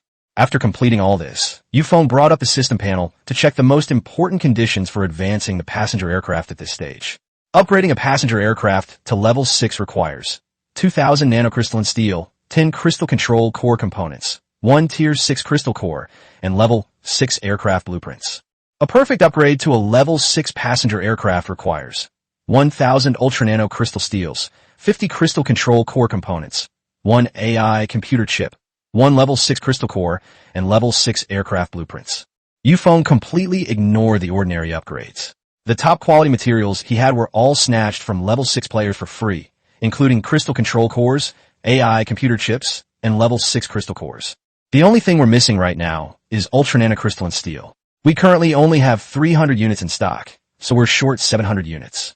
Feng opened his contact list, found Fu Su, the vice leader of the Yufeng Alliance, and sent only 4 extremely brief words. Delivery of scrap metal. The other party replied instantly. The transaction interface popped up immediately, and a series of system notification sounds rang out. Player Fu Su initiates a trade with you for 1,000,000 units of scrap steel. The other party requests anything. Feng transferred other supplies from his spatial storage and tossed them over. The transaction was completed instantly. With the inventory he had accumulated over the past few days through automatic collection, the amount of scrap steel in his space had just exceeded 7 million. This kind of trash, which ordinary people find too troublesome to even throw away, is the hard currency that Feng monopolizes the entire continent in his hands. Feng's mind entered the infinite portable space, directly activating the magic energy furnace burning with dark golden flames. Put it all in. 7 million units of scrap steel were sucked into the furnace mouth like a burst dam. The raging heat caused the furnace walls to tremble violently, and low-level materials were completely disintegrated and recombined at the level of the laws of nature. The progress bar read rapidly. Ding! 7 million units of scrap steel have been refined. Triggered a perfect critical hit. Produced premium material. 700 units of perfect-grade ultra-nanocrystalline steel. 700 metal bricks, radiating a perfect, deep blue luster, were neatly piled up in a corner of the space. Looking at this pile of top-tier items that even a top guild like the World Alliance couldn't buy even if they went bankrupt, Feng leaned back in his leather chair, enjoying the extreme profit brought by the information gap. All the materials are ready. Feng glanced at the AI computer chip lying quietly on the center console, and then pressed the golden, perfect upgrade button on the system panel. Boom! The moment the command was issued, all the massive amount of materials in the personal space were deducted. An extremely dense stream of dark blue data emanated from the cockpit, instantly enveloping the entire passenger plane. The dull thud of metal skeletons reassembling echoed wildly inside and outside the cabin. The massive 100-ton fuselage began to expand violently, and the space inside the cabin was forcibly stretched and widened by the power of the laws. The old mechanical dashboard at the front desk melted away, and an AI computer chip emitting a faint silver glow was embedded in the motherboard, transforming into an extremely futuristic 360-degree holographic surround projection. 10 minutes later, the blue light dissipated. An extremely exaggerated aerial fortress descended completely above this desolate, icy plain. Ding! Perfect upgrade complete. Current aircraft status. LV.6 heavy armored passenger aircraft. Current airframe dimensions. Length 45 meters, height 15 meters, wingspan 38 meters. Gross weight 120 tons. Durability 100% ultra-nanocrystalline steel. Aircraft defense capability 2000, capable of withstanding conventional tactical missiles.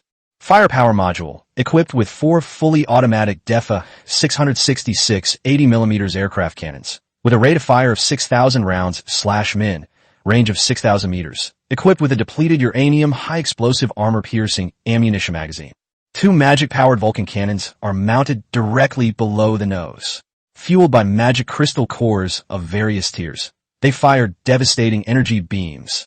5-second charge, 3-minute cooldown for meter diameter. New auxiliary modules. 10 kilometers full-range reconnaissance radar. Fully automatic missile interception system. Internal space. 30 sleeper berths, 10 private single rooms, 10 bathrooms and showers, 1 kitchen, 1 laboratory, 1 living room, captain's cabin with a 6-meter double bed, extra-large logistics storage compartment, second-floor operations room, and independent observation deck. Magnetic levitation system. The aircraft is equipped with 4 high-altitude, powered magnetic levitation devices, enabling it to hover in the air at absolute stillness. Exceptional steel body, retained and enhanced external defense of the body is increased by 500%, immune to all physical penetration below level 4. Includes an absolute stabilization system for the cabin. Body configuration, ultra-nanocrystalline steel barb corners, ultra-nanocrystalline steel energy-powered meat grinder serrations. Feng looked around the newly renovated cockpit and reached out to touch the holographic control panel. With a mass of 120 tons and this exaggerated firepower network, he is now an absolute god in terms of individual combat power. Shen Tian ran barefoot into the cockpit, looking at the holographic radar interface and automatic missile interception system floating in midair. Her large eyes blazed with intense fervor. These mechanical creations, far exceeding the current level of technology, hit her sweet spot. Captain Brother, Shen Tian threw herself into Feng's arms. Her big white rabbit pressed tightly against his chest, her head tilted back, her eyes filled with unwavering adoration. The radar and fire control algorithms are too perfect. I'm going to stick with your plane for the rest of my life. Sun Yin followed behind and walked in. Today she was wearing a black tight-fitting sweater with an extremely low neckline, and her exaggerated breasts swayed domineeringly with each step. Looking out the window at the 4 extremely thick 80mm aircraft cannon barrels, her morbid, murderous intent and admiration for strength were completely ignited. Brother Feng, you're amazing. Sun Yin pushed Shen Tian aside with remarkable ease. Even if Li Tian Bao of the World Alliance reaches LV.7, his broken plane is definitely not as good as one of our machine gun barrels. When we get to Kunlun, anyone who dares to block our way, I will work with your magic energy cannon to burn them all to ashes. The World Alliance is nothing. Chapter 57. The ultimate display of wealth and dimensional reduction. The extraordinary Thunder Engine. LV.6 heavy armored passenger aircraft, captain's cabin. Outside the window lies a raging, frigid ice field with temperatures below -10 degrees Celsius. But inside it is warm and cozy. Feng leaned against the 6-meter wide, soft bed, a cigarette dangling from his fingers. The bed was in a complete mess. Ling Yinxue lay limply on his broad chest, her fair skin flushed with an extremely alluring blush. Her pure white yoga clothes had long since been torn into strips and thrown on the carpet. After the extremely intense exhaustion-level tutoring, just now, this innocent little rabbit didn't even have the strength to lift a finger. Feng exhaled a puff of green smoke, and with a thought, activated the system's camera function. The camera is pointed out the window. Click. The first picture shows 4 extremely thick 80mm aircraft cannons on both sides of the wing, gleaming with a cold metallic luster, and a magic Vulcan cannon emanating a dark red aura of destruction directly below the nose. Click. The second shot pulls back indoors. In the ultra-luxurious, single-level cabin, the holographic projection of the AI fire control radar interface is running, and the dense red dots on the screen are instantly locked. On the oak dining table, an extremely lavish spread of premium eagle skewers, dragon meat sashimi, and steaming bottles of top-quality red wine are laid out in a row. Feng casually threw the two photos, along with a video demonstrating fire control using an AI holographic screen that automatically locked on hundreds of targets, into the guild channel of the Feng Alliance. Pack and send. The caption was just one sentence. Level 6 passenger plane completed. Allies, eat and drink well, and come to Kunlun to meet us soon. At this moment, in an icy valley somewhere on a desolate continent, Fu Su, the vice leader of the Feng Alliance, was leading a few subordinates, wrapped in tattered winter clothes, desperately collecting scrap metal in the snow. The cold wind lashed their faces like knives, and their lunch ration consisted of only half a piece of dry, hard bread frozen like a rock. Ding! The channel notification sounded. Fu Su's hands trembled as he turned on the light screen. The first second was deathly silent. In the second, the entire channel exploded completely like a volcanic eruption. Holy crap, that's an 80mm aircraft cannon. Caliber is everything. That firepower could probably blast a hole in the sky. Magic cannon, holographic airada, locking onto 300 targets per second. A single volley of that firepower could probably pierce a hole in the sky. That AI fire control lock-on across the entire screen. This isn't a passenger plane, it's a Star Destroyer. Holy crap, the snow outside is colder than my life. And this big shot is eating hot pot in a 28-degree temperature-controlled room? Is that dragon meat? I just got slashed twice trying to steal half a frozen rat. Those casual players, wrapped in tattered clothes and shivering in the snow, glanced down at their old, leaky level 3 passenger planes that didn't even have a heater, and then looked at the behemoths in the video that were comparable to interstellar warships and the extremely luxurious lifestyles. My worldview was shaken to its core. Comparing yourself to others will only make you miserable. Fu Su was so excited that his voice was trembling, and he respectfully shouted into the channel. Brothers, do you see this clearly? This is the foundation of our Wind Control Alliance. This is the power of our alliance leader. The Earthly Fiend Alliance is nothing compared to this. All members of the Wind Riding Alliance swear to follow our alliance leader to the death. The players below were completely engrossed in a frenzy, with the chat screen flooded with comments. The boss is awesome. Long live the boss. Leader, do you need a toilet cleaner on your plane? I am incredibly hardworking. I only sleep 3 hours a day, and I love working overtime. I'm extremely stingy. Just let me on board. Look at me, leader. I studied foot massage, and my skills are excellent. I eat low-fat meals every day, and I'm in great shape. Looking at the group of shameless, obsessive sycophants in the channel, Feng curled his lips into a disdainful sneer. That's human nature. As long as you demonstrate enough power and resources to overwhelm everyone, they will willingly submit. Sun Yin pushed open the door and walked in, carrying a cup of hot milk. Today she was wearing an extremely tight white bodycon dress, and her huge breasts swayed and undulated as she walked. Seeing Feng watching the guild channel, she naturally moved closer and pressed her face against Feng's shoulder. Brother Feng, these people are so noisy, Sun Yin said, pouting. Feng typed a line of text in the channel with one hand. It's only a level 6 aircraft, basic operation. Allies, hurry up and collect materials to upgrade the aircraft and reach Kunlun as soon as possible. It was described casually, yet it conveyed an extremely perfect sense of superiority. To celebrate the passenger plane's upgrade to level 6, Feng tapped his fingers repeatedly, directly drawing out over 3,000 kilograms of lean meat from a high-grade frost giant eagle from his personal space. Ding! Alliance leader Feng has issued a lucky draw red envelope. 3,000 caddies of high-grade eagle meat. The moment the red envelope popped up, it was snatched up within 3 seconds. The channel was once again filled with extremely frantic wailing and howling. I got it. 12 pounds. Top-grade eagle meat. I haven't had fresh meat in half a month. Wah! Alliance leader, you're like my own father. My life now belongs to the Wind Control Alliance. I swear to be loyal to the Alliance leader to the death. Anyone who dares to say a bad word about the Wind Control Alliance, I'll run them over with my plane. Just then, an extremely cold, mechanical system voice exploded in my mind. Ding!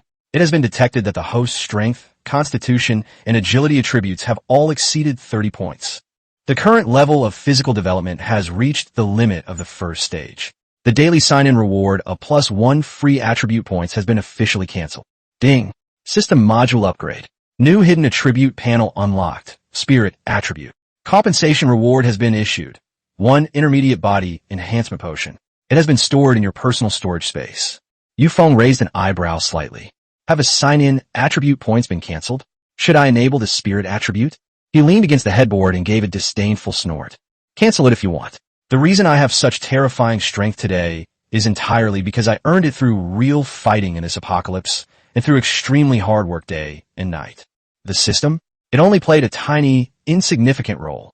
With a thought, Feng summoned the intermediate-level body enhancement potion, which emitted a dark golden glow, into his hand. Without any hesitation, the needle was inserted directly into the vein in the upper arm and pushed all the way in. Boom! An extremely violent, scorching wave of air exploded within the blood vessels, causing the body to be constantly strengthened and resulting in mild pain. 10 minutes later, the pain subsided. Feng clenched his fist, and a muffled sonic boom erupted in the air. The system panel refreshes automatically. Name, Feng. Current attributes, Strength 38, Constitution 66, Agility 38, Spirit 15. Average for a normal adult male is 10. With a physique of 66 points, Feng felt that with such terrifying physical density, he could run naked in sub-zero temperatures of 50 degrees Celsius without protective gear. His spirit was 15 points, higher than the average person, but definitely a weakness when dealing with high-level mental mutants. However, the side effects of the intermediate-grade medication arrived as expected. His extremely violent and boundless energy had nowhere to go. Feng's eyes turned bloodshot, and he decided to help Ling Yinxue catch up on her studies. An hour later, the system notification sounded precisely on time. Ding! Female player Ling Yinxue's ability has advanced. Exclusive ability, control upgraded to D rank. Special ability effect, can forcibly tame Tier 4 mutants that are slightly injured, or Tier 5 Lord-level mutants that are severely injured and weakened. The maximum number of mutants that can be tamed is increased to 30. Simultaneous enhancement of physical attributes, Strength plus 5, Constitution plus 7, Agility plus 4, Spirit plus 10. Feng patted her sweat-dampened, snow-white back with satisfaction. This girl was not only a stunning beauty, but also a Monster Legion commander with a promising future. Donning a tactical jacket, Feng walked to the floor-to-ceiling window, a cigarette dangling from his lips. Feng rolled out of bed and casually put on a black tactical bathrobe. Light a cigarette afterward, take a deep drag, and exhale the swirling smoke. System.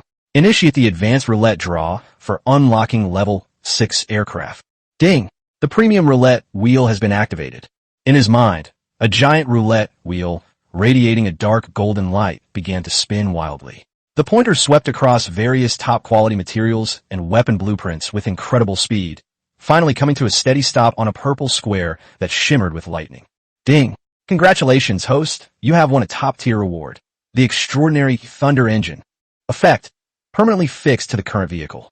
Completely takes over and reshapes the engine power system, enabling the aircraft engine to operate at 300% of its maximum thrust, increasing normal flight speed to 3 times its normal speed. Upon activation, it releases an armor-piercing sonic boom that can cause concussive damage to surrounding low-tier flying objects. Feng paused slightly, his hand holding the cigarette gleaming with intense fervor. 3 times the speed. This 120-ton steel aerial fortress, whose original speed was roughly the limit for a heavy passenger plane, now boasts the Thunder Engine, making it even more terrifying than the most advanced fighter jets. Those who can't beat me can't escape. If I want to run, no one can catch me. This is truly a divine physical skill. Merge immediately. With a whoosh, extremely dazzling arcs of dark blue lightning instantly lit up deep within the 4 super-large turbine engines. The entire passenger plane shuddered slightly, as if an ancient thunder beast had been fully awakened. Chapter 58, Intercepting the Fuyo Alliance. The aerial death god, at 3 times the speed of sound. Outside the captain's private room, the regional channel was flooded with messages. Sun Yin strode into the cockpit in her high heels, holding a freshly prepared glass of juice. The tight white sweater covered her incredibly impressive breasts, which swayed violently with each step, making people dizzy.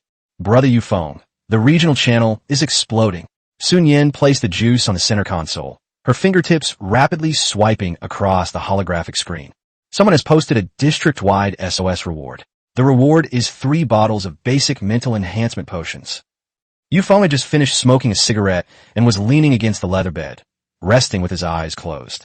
Upon hearing the words mental enhancement potion, his eyelids snapped open and a sharp glint flashed in his deep eyes. After he received the intermediate level enhancement potion, his strength, physique, and agility all soared, but his mental strength remained stuck at 15 points. These 3 bottles of medicine are like a sleeping pillow delivered right to my door. A distress message, highlighted in bold red, was displayed at the top of the channel. Player Li Jili location. Deep within the Xianin Forest, help. My level 4 passenger plane's engine has been destroyed. I'm being attacked by a swarm of tier 5 mutant bloodthirsty bats. Someone save me. I'll give you both of the low-level spirit potions I got from the silver treasure chest yesterday. Attached are photos.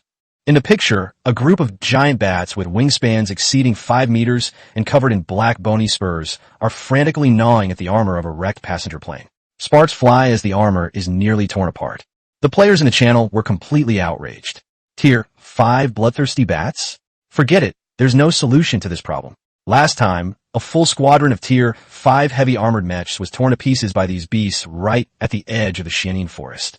This monster is extremely fast and has its own sonic interference, making it impossible for fire control radar to lock onto. Whoever goes there will die. Li Jili, rest in peace. Take the medicine with you in your coffin. Your brothers will burn paper money for you during festivals.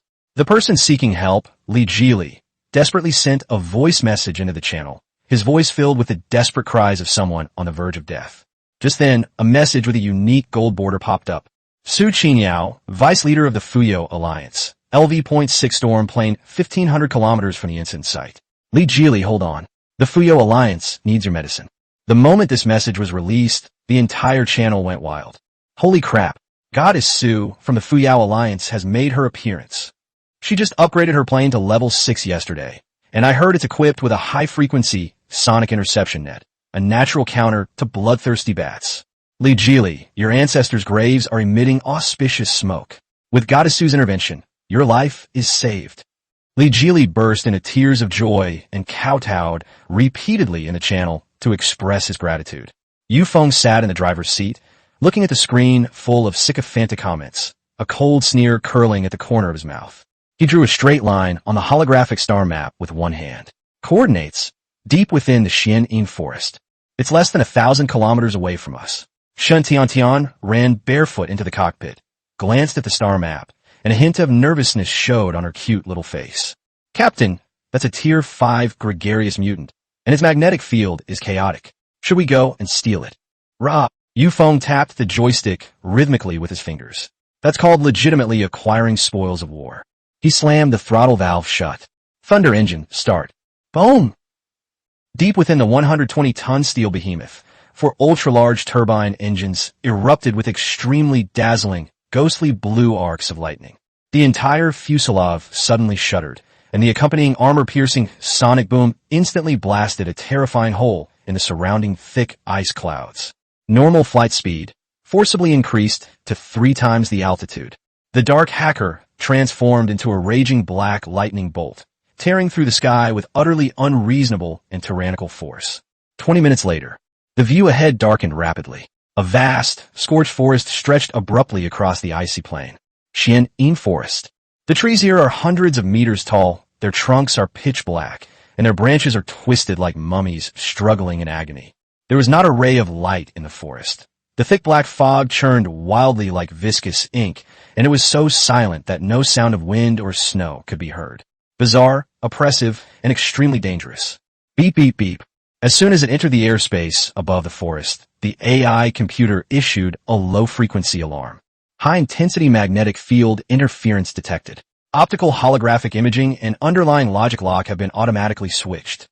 Feng gripped the joystick firmly, and the dark machine descended, gliding smoothly close to the dark tree canopy. Project the terrain image onto the screen. The holographic screen flickered, and a high-definition, transparent image of the forest floor was directly displayed. Feng, look at the ground. In the image, beneath a thick layer of black, withered leaves, lies a dense, white mass. Upon closer inspection, these are all what appear to be human skeletons, ranging in size from 2 meters to over 30 meters. The edges of the bones are extremely smooth, and some even appear to be wearing some kind of rusty, standard metal armor. The AI computer quickly provided the analyzed data. Bone carbonization level detection complete. Target's time of death confirmed. At least 120 years ago. The cockpit fell into a deathly silence. 120 years? Players from all over the world were forcibly dropped onto this desolate continent, and they only had about 10 days to prepare. Where did these skeletons come from? Could this place have been inhabited by another civilization before we arrived? Sun Yin swallowed, a hint of panic flashing in her eyes. Or has this survival game already been played countless times? No one could answer that question. A chilling, unsettling feeling crept up everyone's spines and straight to their heads. The secrets hidden in this wasteland are deeper than they imagined. Radar alert. A large number of high-energy targets are rapidly approaching from the 10 o'clock direction. Shen Tiantian's hands flew across the control panel. Deep in the forest, a thick black fog swept in like a tsunami. Within the black mist, hundreds of enormous, bloodthirsty bats with menacing fangs traced bizarre zigzag trajectories in the air, hurtling straight toward the dark hacker's machine. It moved at an extremely high speed. To the naked eye, it was almost just a series of black afterimages. When the largest of the five, a level 5 bloodthirsty bat leader with blood-red eyes, charged arrogantly at the front.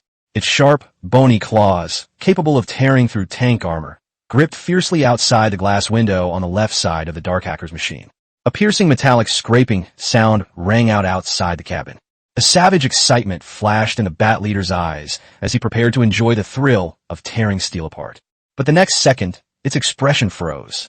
On that layer of dark blue ultra-nanocrystalline steel armor, only a shallow white scratch was left. And that white mark healed instantly in less than half a second, without even a single flake of skin falling off. The bat leader hung outside the cabin, its scarlet eyes fixed on the glass inside. Inside the glass, Feng was holding a cup of Mishue ice orange, slowly sipping through the straw, which made a slurping sound. A human and a strange creature stared at each other through the glass.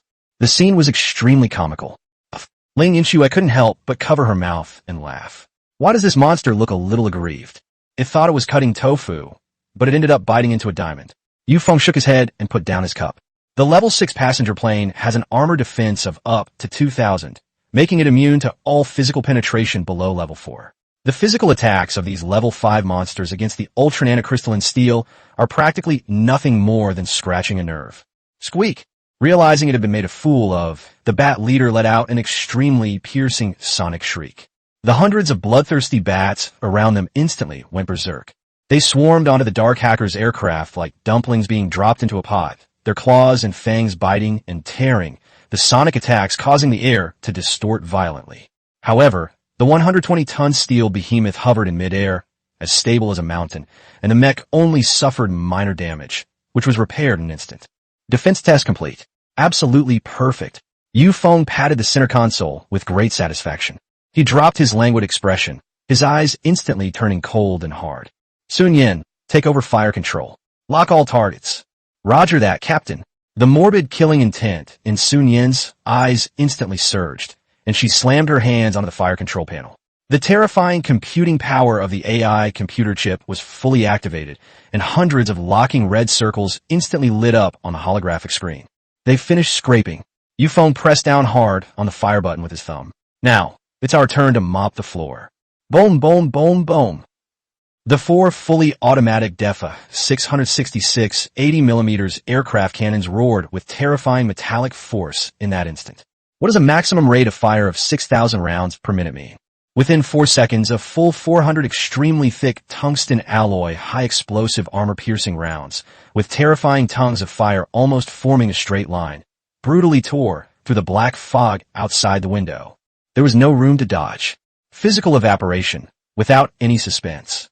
The bat leader, which was perched outside the window, didn't even have time to scream before it was hit in the torso by 3 80mm armor-piercing rounds. The hard-boned spike armor shattered as if it were made of paper, and the huge body instantly turned into a dazzling firework of flesh and blood in mid-air. In just 1 second, the fire net swept across in a fan shape. The hundreds of bloodthirsty bats surrounding them were swept away like fallen leaves by a whirlwind, leaving no intact corpses behind. They were blasted into a foul-smelling rain of blood, which fell into the dark forest below. Instant kill. Total annihilation. Shen Tiantian opened her mouth wide, and the wrench in her hand fell to the ground with a clatter. Although Sun Yin knew that artillery was powerful, seeing this pure firepower crushing her still made her full chest heave violently. That's brutal. This is the absolute dominance of Tier 6 heavy armor. System pick automatically. Feng leaned back in his chair. Ding. Successfully killed Tier 5 Alien 1 and Tier 4 Alien 312. Gains: Tier 5 Dark Crystal Core 1, Tier 4 Dark Crystal Core 300, Nanocrystalline Steel 1, Mutant Bat Fangs 50. Looking at the spoils on the panel, Yu Feng's brows furrowed deeply. 400 tungsten alloy armor-piercing rounds were fired in 4 seconds. Converted to the cost of refining scrap iron, that's a huge sum, and it only produced 1 nanometer of crystalline steel. Killing these poor bastards is a complete waste. This extremely mood-ruining comment made Ling Yinxue and the others, who were still immersed in shock, roll their eyes. This man has incredible firepower, but his heart is even darker than that of a capitalist. Chapter 59. Escort or Deliver Takeout. My underlings lead the charge into the grave. I blast through the forest with a single shot. 10 kilometers away, at the edge of the Xianyin forest, a fierce wind tore through the black mist as more than 50 armed fighter jets painted with blue wing insignia broke through the clouds. Leading the way was a streamlined LV.6 Storm airliner painted in scarlet. Su Qingyao, the vice leader of the Fuyao Alliance, sat in the cockpit, her tall and capable figure outlined by a tight-fitting combat suit. Looking at the devastation at the edge of the forest below, her usually calm and aloof face turned completely pale. The black, withered branches below were covered with extremely sticky bits of meat and bone fragments. Those were the corpses of hundreds of level 5 bloodthirsty bats. It was extremely fragmented, and it was impossible to piece together a complete piece of flesh the size of a palm. Vice Alliance Leader, the test results are in. The scout's voice trembled in the channel. The target was torn apart in an extremely short time by large-caliber live ammunition with an extremely high rate of fire. This rate of fire and this kinetic energy absolutely surpass all known heavy firepower at this stage. The squad members who had previously mocked the one who fired the cannon as a lucky fluke were now blushing and wishing they could shove their heads into the console. Is this what you call a blind cat stumbling upon a dead mouse? If that firepower were to hit them, it would wipe out their entire team in a second. Li Qianbao's Tianxia Alliance team is on a different route. It could never be him. Su Qingyao's slender fingers gripped the control stick tightly, her eyes flashing with intense fear and horror. When did this level of monster boss appear on the desolate continent? Despite their apprehension, the temptation of those 3 bottles of basic mental energy potion was too great. All teams, listen up. Full speed ahead. Target. SOS coordinates. If we encounter this guy, everyone turn off your weapons. Anyone who dares to accidentally discharge a shot, I'll personally throw him down to feed the bats. At the same time, the dark hacker was operating from the second-floor combat room. Brother Yu Feng, the radar shows that there are 2 flight formations following us 5 kilometers behind, a total of more than 100 aircraft. Sun Yin's fingertips moved across the holographic screen, her red lips curled up, and a huge white rabbit pressed firmly against the control console. One of the teams is quite strong, led by a level 6 fighter jet. Should I give them a burst of fireballs to warm them up first? No need. Yu Feng leaned back on the sofa in the captain's cabin, fiddling with a lighter in one hand. Since they want to come and watch the show, let them watch to their heart's content. The Thunder engine's eerie blue tail flames pierced the darkness as the dark hacker landed smoothly above the coordinates in the heart of the forest. The surrounding black fog was so thick it resembled ink that couldn't be dissolved, and large patches of snow-like interference appeared on the 10-kilometer-wide reconnaissance radar screen. Captain, I don't see Li Jili anywhere. Shun Tian stood barefoot on the control panel, holding a cup of Mishua iced orange juice, and teased with her big eyes. It's been almost 20 minutes. That poor guy has probably been chewed up and swallowed by now. His ashes have probably dissolved into the black soil by now, right? Before he could finish speaking, squeak, extremely piercing screams rang out from all directions. More than 50 bloodthirsty bats with scarlet eyes, like enraged wasps, burst out of the black mist and pounced directly on the massive fuselage of the dark hacker. Its claws thrashed about wildly, and its fangs tore and snapped desperately. Tajda! A series of crisp metallic clanging sounds. The bats gnawed away with great effort for half a day, but not a single crack appeared on the super nanocrystalline steel armor. Not even a speck of paint came off. On the contrary, several bats broke off their own bone claws. You're courting death. Sun Yin's eyes turned cold, and flames blazed brightly on her right hand. Brother Yu Feng, I'll burn them. Wait. Yu Feng suddenly sat up straight, his gaze fixed on the thick, black tree behind him through the bulletproof glass. There lay a bloodthirsty bat that was noticeably smaller. Instead of joining the attack, it crouched down with its 2 paws covering its head in an extremely cowardly manner. its rear and sticking out as it trembled in the shadows. System, activate the regional light curtain, Feng said with a half smile. The next second, a semi-transparent system light screen flickered to life above the extremely lewd bat's head. Li Jili, player ID 9527. Shun Tiantian almost spat out her juice all over the control panel. This is actually an airplane? Hearing the hacking noises, the bat raised its head in an extremely human-like manner, waved its small claws at the massive cannon barrel, and let out a pig-like scream in the regional channel. Boss, don't fire. Li Jili, I'm a human. This skin is an optical mist I conjured using my magical abilities. Help, to wear the skin of a different species and survive among a horde of monsters? This kid is a talent. Feng's lips curled into a playful smile. Since the person is still alive, I'll gladly accept the potion. He pressed the fire control button with his thumb in a very casual manner. AI computers instantly took over the entire situation. Boom! The 480mm aircraft cannons roared in unison. Hundreds of depleted uranium high-explosive armor-piercing rounds formed a crossfire network, instantly tearing the more than 50 bloodthirsty bats that were scratching the fuselage into extremely dazzling clusters of blood and flesh fireworks. Blood rain poured down on Li Jili's plane. Li Jili stared blankly at the pile of bat remains. Just then, the black mist behind them was violently blasted away. Two aircraft formations, one after the other, rushed into this airspace. Leading the charge were more than 50 dilapidated armed aircraft, with the lead plane being an old LV.4 passenger plane with black smoke billowing from its wings. Behind them, a dozen or so enormous Tier 5 bloodthirsty bat leaders were biting down hard, spitting out wind blades with extreme brutality. Alliance Leader, we've come to protect you. In the public channel, Zhang Ji, a member of the Feng Alliance, roared with an extremely tragic yet extremely broken voice. More than 50 dilapidated planes, like ducks being chased by dogs, rushed toward the dark hacker planes in a very disheveled manner.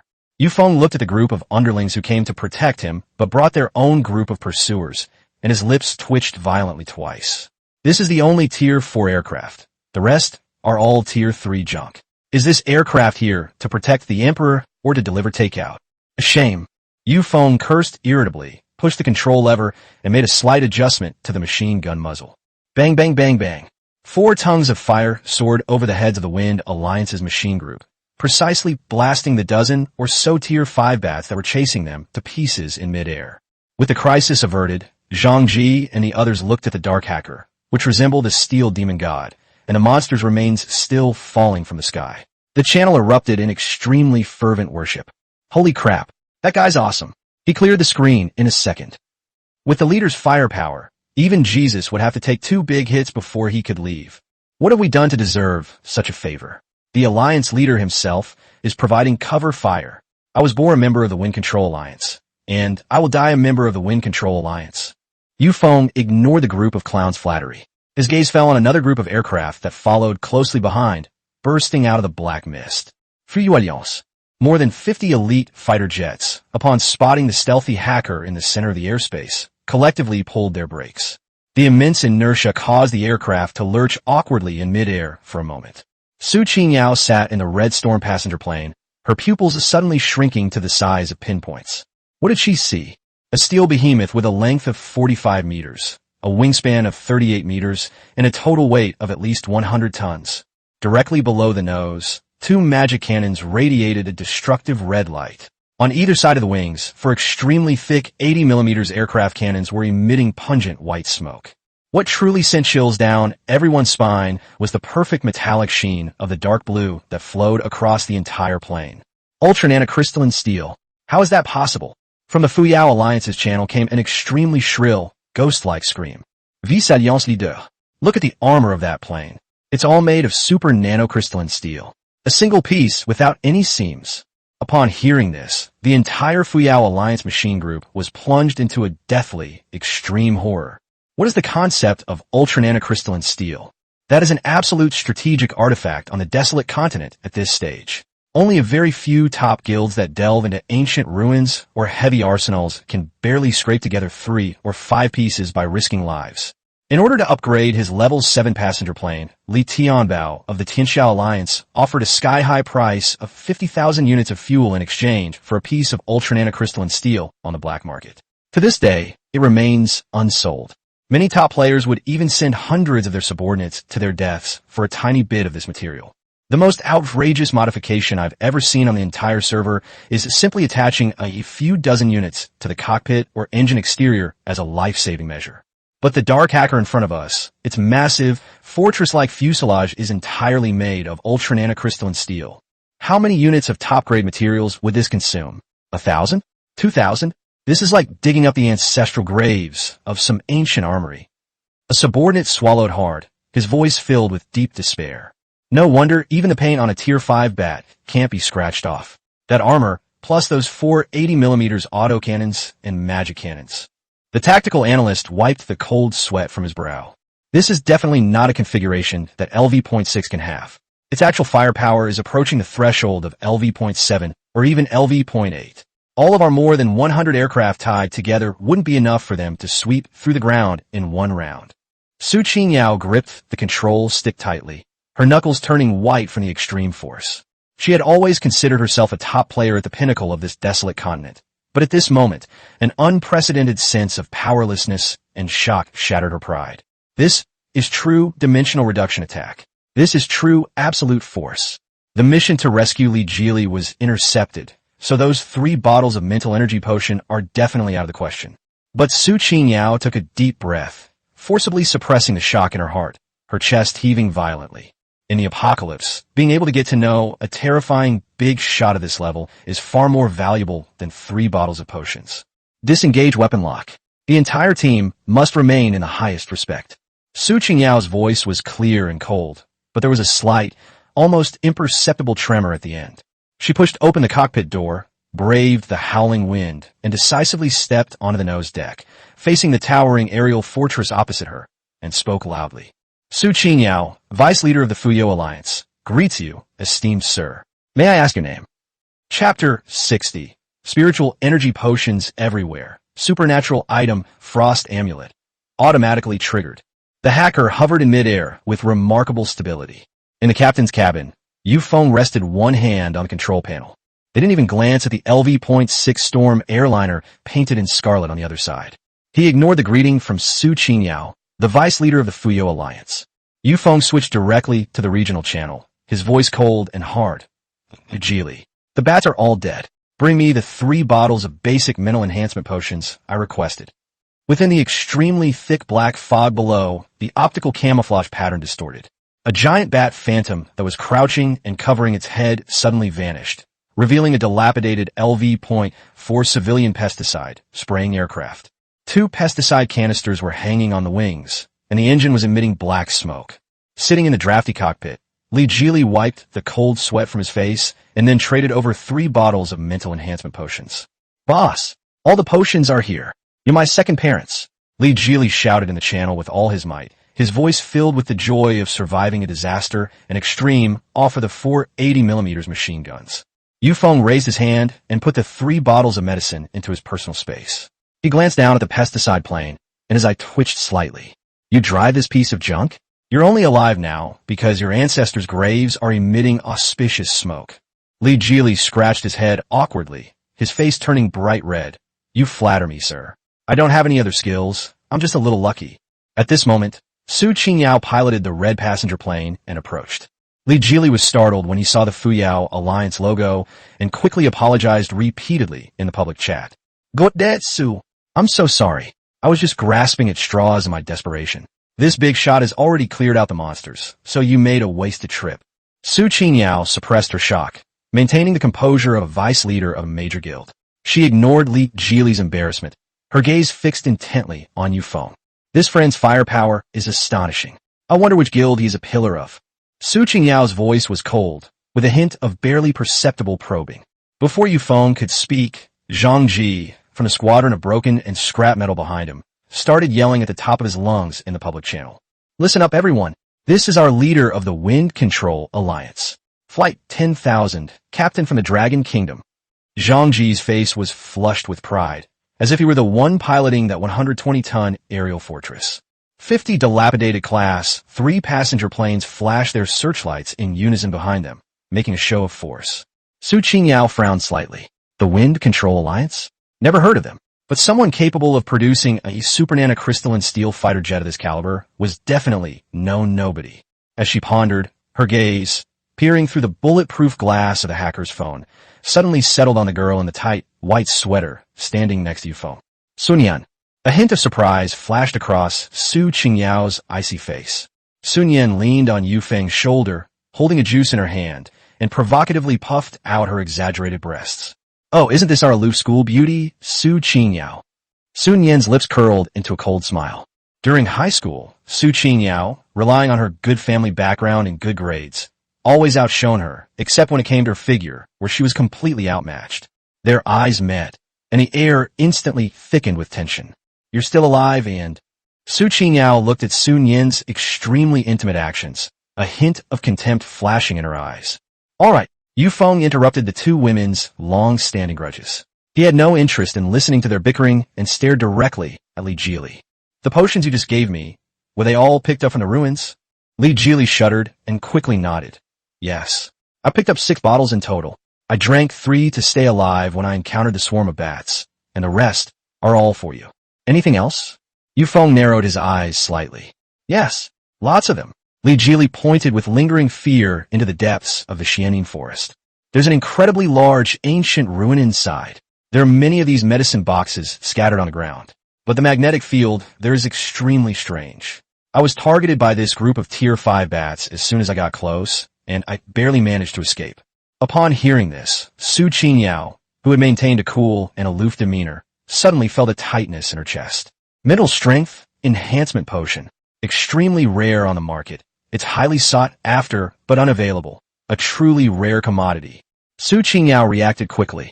"Alliance leader you. The depths of the Xianing forest are fraught with danger.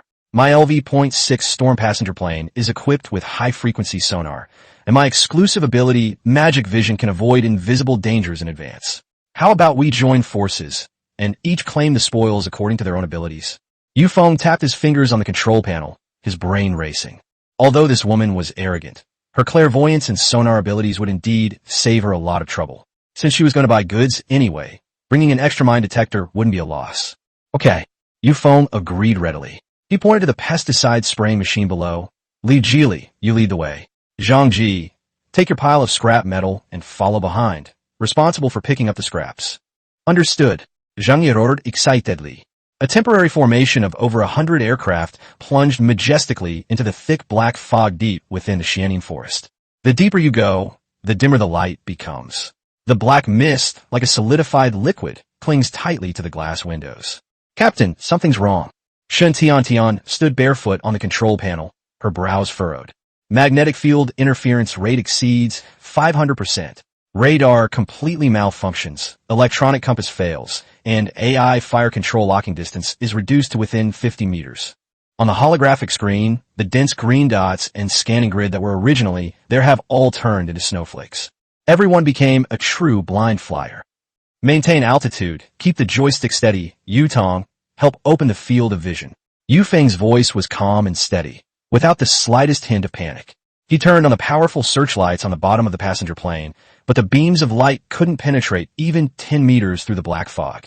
Only Ding Yutong's heavenly eye ability allows her to see clearly through objects.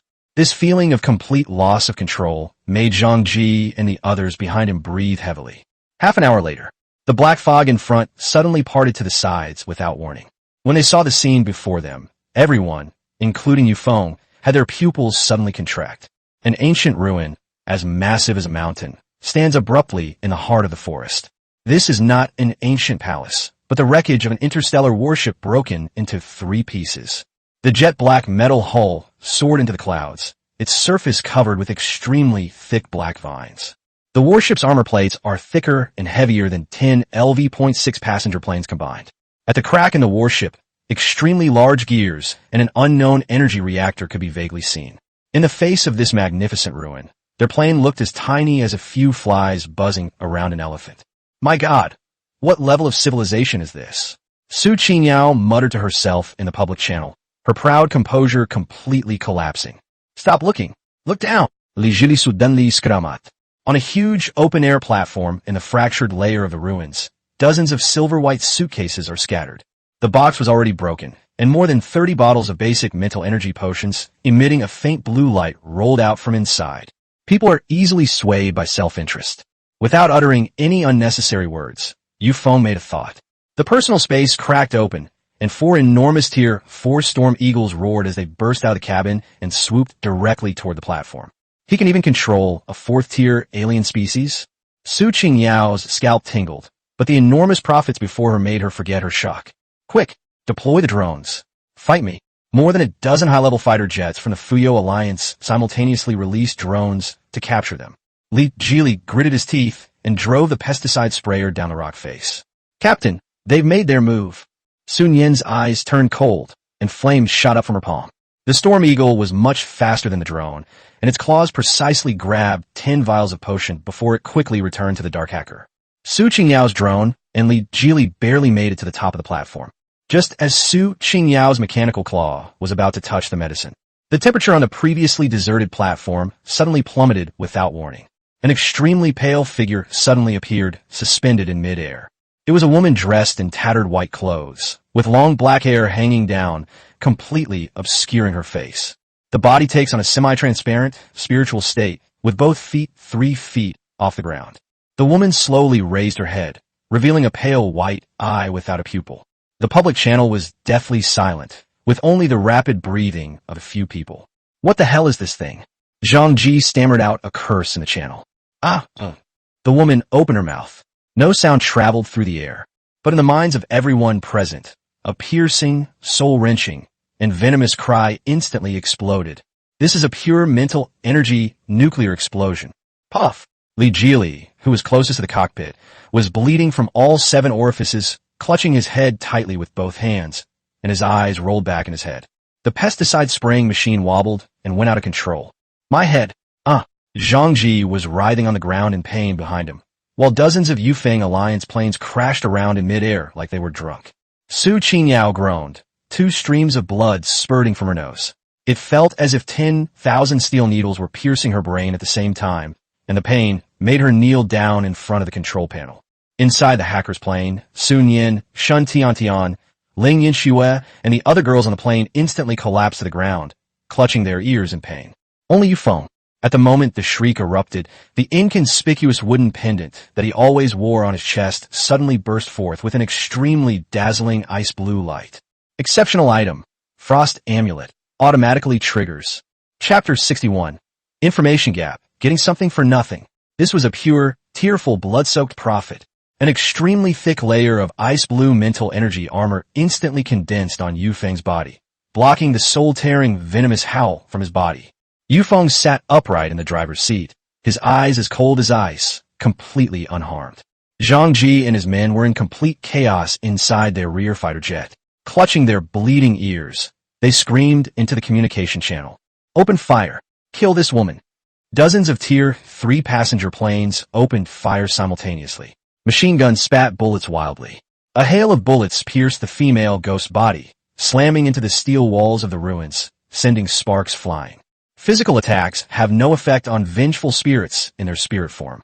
The female ghost was unharmed, and even suddenly turned her head to stare intently at Zhang Ji's car. At this critical moment, Su Qingyao gritted her teeth and endured the excruciating pain.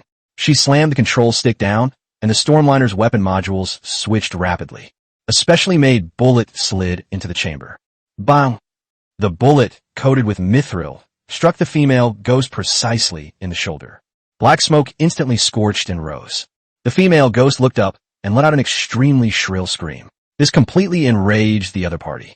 The white-clad female ghost howled angrily, and countless semi-transparent figures rapidly floated out from the crevices of the ruins deep within the site. Hundreds of vengeful ghosts instantly surrounded the sky. An extreme sense of terror and suffocation exploded across the entire airspace. Feng sat upright in the driver's seat. The frost amulet emitted a faint blue light, blocking all mental corruption. His gaze was extremely sharp as he swept it across the open-air platform below.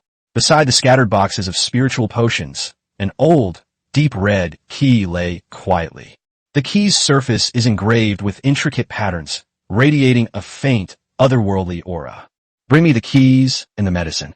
Yu Feng communicated with the Storm Eagle within his personal space using his mind.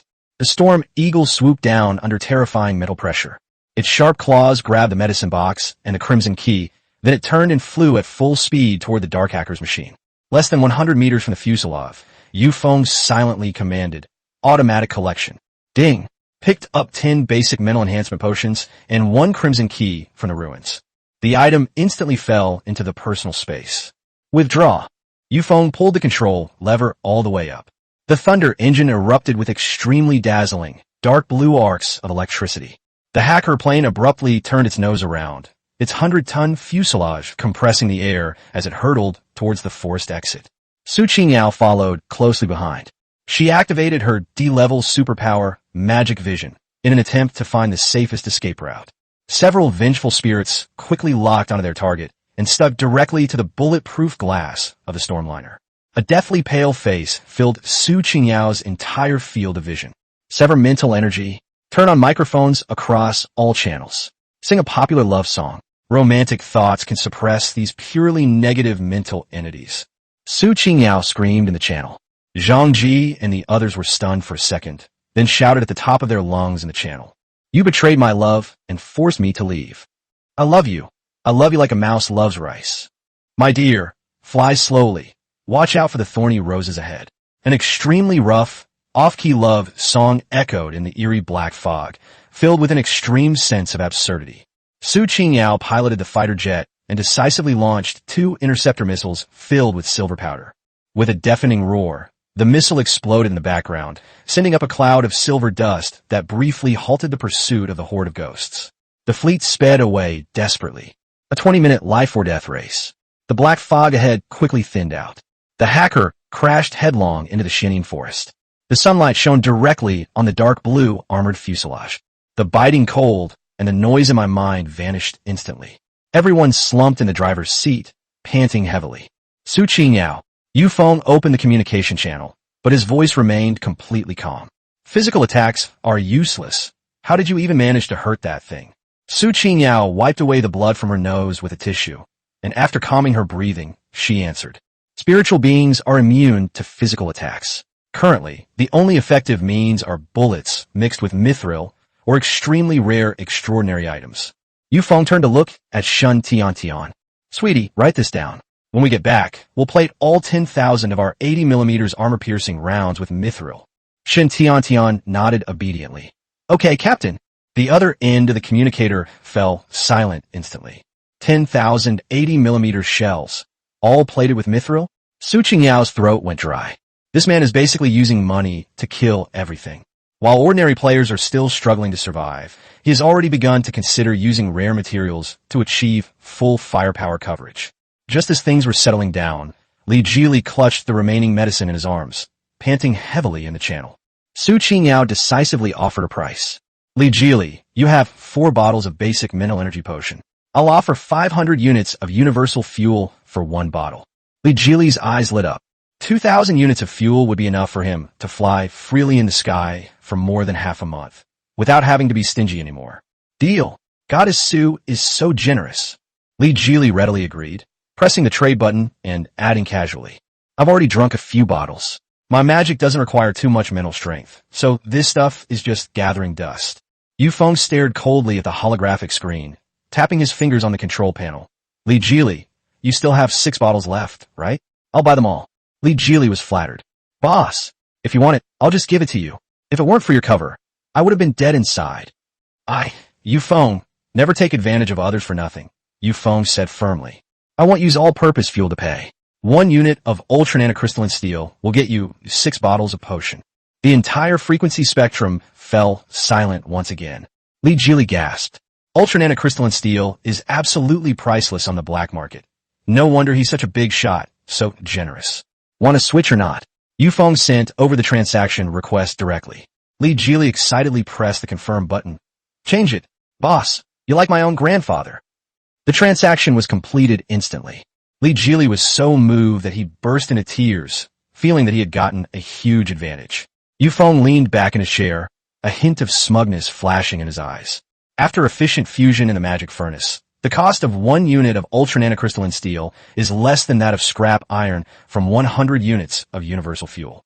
This was a perfect example of getting something for nothing. It was a huge profit. Su Qingyao could no longer sit still. Alliance leader Yu, Su Qingyao said with difficulty, her voice tinged with barely concealed redness in her eyes. Do you have any extra ultra-nanocrystalline steel? Yu Feng lit a cigarette and took a deep drag. A little. About 200 units. Su Qingyao's heart skipped a beat, and her worldview collapsed instantly. Top guilds fight tooth and nail for a single unit, yet he casually rattled off over 200 units. I want to change, Su Qingyao said urgently. Name your price. Do you have any high-level crystal cores or LV.7 aircraft upgrade blueprints? I'm also preparing to upgrade my aircraft. Su Qingyao gave a bitter smile, filled with frustration.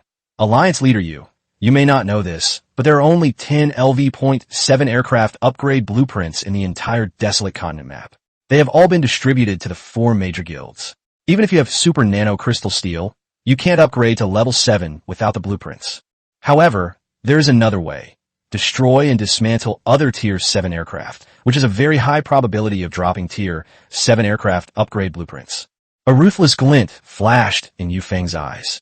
Sure enough, murder and robbery are the easiest methods. Good intelligence, Yu Feng replied casually. For future transactions, contact my secretary directly. Sun Yin, you'll handle the negotiations. The bulletproof glass on the side of the hacker's phone slowly lowered. Su Qingyao turned her head to look. Sun Yin was wearing an extremely form-fitting off-white loungewear set, with large swathes of her snow-white skin almost spilling out. She held a cup of freshly ground hot coffee, leaned lazily against the window, and beckoned to Su Qingyao with her finger. Goddess Su, it's windy outside. Would you like to come to the captain's lounge? The air conditioning on the plane is still blowing warm air. Through the window, Su Qingyao could clearly see the extremely luxurious sofa inside the cabin. Shun Tian was barefoot, holding a big bag of potato chips, and eating them with relish. On the table in front was stir-fried green vegetables with dragon meat, a dish that looked and smelled delicious, filling the air with a rich aroma. Su Qingyao looked down at her blood-stained combat uniform, then at the cramped and cold cockpit. In the same apocalyptic world, while the other person was enjoying life, she was struggling on the brink of life and death. Her mental state completely collapsed. Su Qingyao suppressed the bitterness in her heart and bit her lip as she spoke. Yu Feng, since we're both going to Kunlun, why don't we travel together? You're a powerful fighter, and I happen to need a bodyguard. No interest. I've always valued my freedom, Yu Feng replied decisively. Su Qingyao felt humiliated in public. She used to be a beautiful school beauty who was admired by everyone at school. Just touching her phone would attract a lot of attention. Now that she had taken the initiative, she was instantly a little embarrassed and angry. She coldly uttered harsh words. Yu Feng, don't be so arrogant. So what if you have 200 units of ultra-nanocrystalline steel? If I distribute it, can you withstand the encirclement and suppression of the 6 major alliances? Threatening me? Yu Feng's eyes suddenly turned cold. He pressed his thumb heavily on the fire control panel. Buzz! Directly beneath the nose of the aircraft, 2 Vulcan cannons, radiating a destructive red glow, instantly emerged. Their cold muzzles were pointed directly at the Stormliner. The violent energy fluctuations distorted the air, and the piercing charging sound oppressed the entire area. You can give it a try. Yu Feng's voice was cold and hard as iron, revealing absolute ruthlessness and decisiveness. If they dare to steal my supplies, they'll pay with their lives. If they dare to come, I'll scatter their ashes to the wind. The terrifying pressure of the magic cannon locked onto Su Qingyao. She was so frightened that her face turned deathly pale, as if she had fallen into an ice cellar. Faced with overwhelming force, her pride was shattered. Chapter 62, A Decisive Strike. The female alliance leader orders. Even if it means climbing into his bed, we must win him over. The dark red light from the magic Vulcan cannon triggered a violent energy resonance in the air. Su Qingyao sat in the cockpit of the storm airplane, her back instantly soaked with cold sweat. As she stared at the 2 terrifying cannon barrels pointing directly at the nose of her aircraft, her proud self-esteem was brutally crushed. Alliance leader you're ruthless. Su Qingyao bit her lip hard and proactively disconnected the weapon lock system. She took a deep breath and forced herself to keep her voice steady. For Sun Yan's sake, I'll give you some free intelligence. The Earthly Fiend Alliance has set up a high-altitude checkpoint at the only entrance to Kunlun. All passing players must hand over 70% of their supplies. Anyone who dares to resist will be shot down on the spot. Su Qingyao pushed down the throttle valve, and the Storm Airlines slowly climbed to a higher altitude. The Earthly Fiend Alliance's higher-ups have gone all out this time, and the teams they're leading are all ruthless characters. No matter how tough your plane is, you still need to be wary of their heavy firepower. That's all I have to say. Take care. The Crimson fighter jets, trailing plumes of flame, led the formation and quickly departed from the airspace. Yu Feng sat upright in the driver's seat, watching the green recede into the distance on the holographic radar, a cold, disdainful smile curling at the corner of his mouth. 70% of the supplies have been handed over. These idiots from the Earthly Fiend Alliance are practically perfect resource ATMs. He was just worrying about where to find the advanced blueprints for the LV.7 passenger plane, and now the deliverman has delivered his head to his door. Yu Feng turned his head and glanced at the dark, inky Xian'an forest behind him. The female ghost in the ruins was indeed beyond the range of physical firepower. The energy beam from the magic cannon and the energy serrations on the wings might be able to cause them some damage. However, these two attack methods are too cumbersome and are offensive means, leaving the aircraft without comprehensive psychological defense. There were also more than 20 class beauties on the plane who had not yet awakened their supernatural abilities. Their delicate bodies simply could not withstand that kind of pure, soul-penetrating attack. He would be heartbroken for a long time if he lost any one of them. Once he has collected enough mental protective equipment and high-level potions, he will definitely return to this ruin and loot everything inside. Yu Feng withdrew his gaze and looked at the Royal Wind Alliance squadron led by Zhang Ji behind him. More than 50 old LV.3 passenger planes, their fuselage surfaces pitted and uneven. Some of the wings were almost broken off, and some engines were still spewing black smoke. This kind of scrap metal wouldn't even qualify as cannon fodder in Kunlun. Yu Feng directly accessed his personal space with his mind and activated the magic energy furnace. The piles of scrap steel in the corners of the space melted rapidly. In the blink of an eye, 10 metal bricks emitting a perfect dark blue glow appeared in the storage compartment. Yu Feng opened the regional communication panel, locked Zhang Ji's coordinates, and directly clicked trade. Just as Zhang Ji was worrying about how to repair the leaky cockpit window, a transaction prompt suddenly popped up on the system screen in front of him. Alliance leader Yu Feng has initiated a transaction with you. Item: 10 units of ultra nanocrystalline steel. Request: none. Zhang Ji's eyes widened, and his breath caught in his throat. He slapped himself hard, and after confirming it wasn't a hallucination, he jumped up from the driver's seat, not even noticing his head hitting the roof. Holy crap! Super nanocrystalline steel. 10 units. The guild channel instantly erupted in chaos, with over 50 players on the verge of death staring at the screen, their eyes bloodshot. This is a strategic treasure that even a top-tier guild couldn't buy a fraction of, and the guild leader is giving it away by the pound. I made it big. I finally got my hands on some live, ultra nanocrystalline steel. Zhang Ji's hands trembled as he clicked receive, his eyes red-rimmed, his voice choked with emotion like a child's. Alliance leader, what are you doing? We weren't helpful at all, and we almost became a burden. This gift is too heavy for us to bear. Shut up. Don't put on a melodramatic act for me.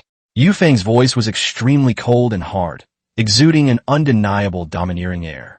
Your planes are too dilapidated, which is a disgrace to the Wind Control Alliance. Use these 10 units of ultra nanocrystalline steel to trade for level 5 and level 4 upgrade materials on the market. Currently, this kind of top-quality material is in high demand, but not available. Just cutting off a little bit of scrap is enough to upgrade all 50 of your planes. Zhang Ji was so moved that tears and snot streamed down his face, and he screamed hoarsely into the channel. Alliance leader, from this day forward, if you order me, Zhang Ji, to go east, I will never go west.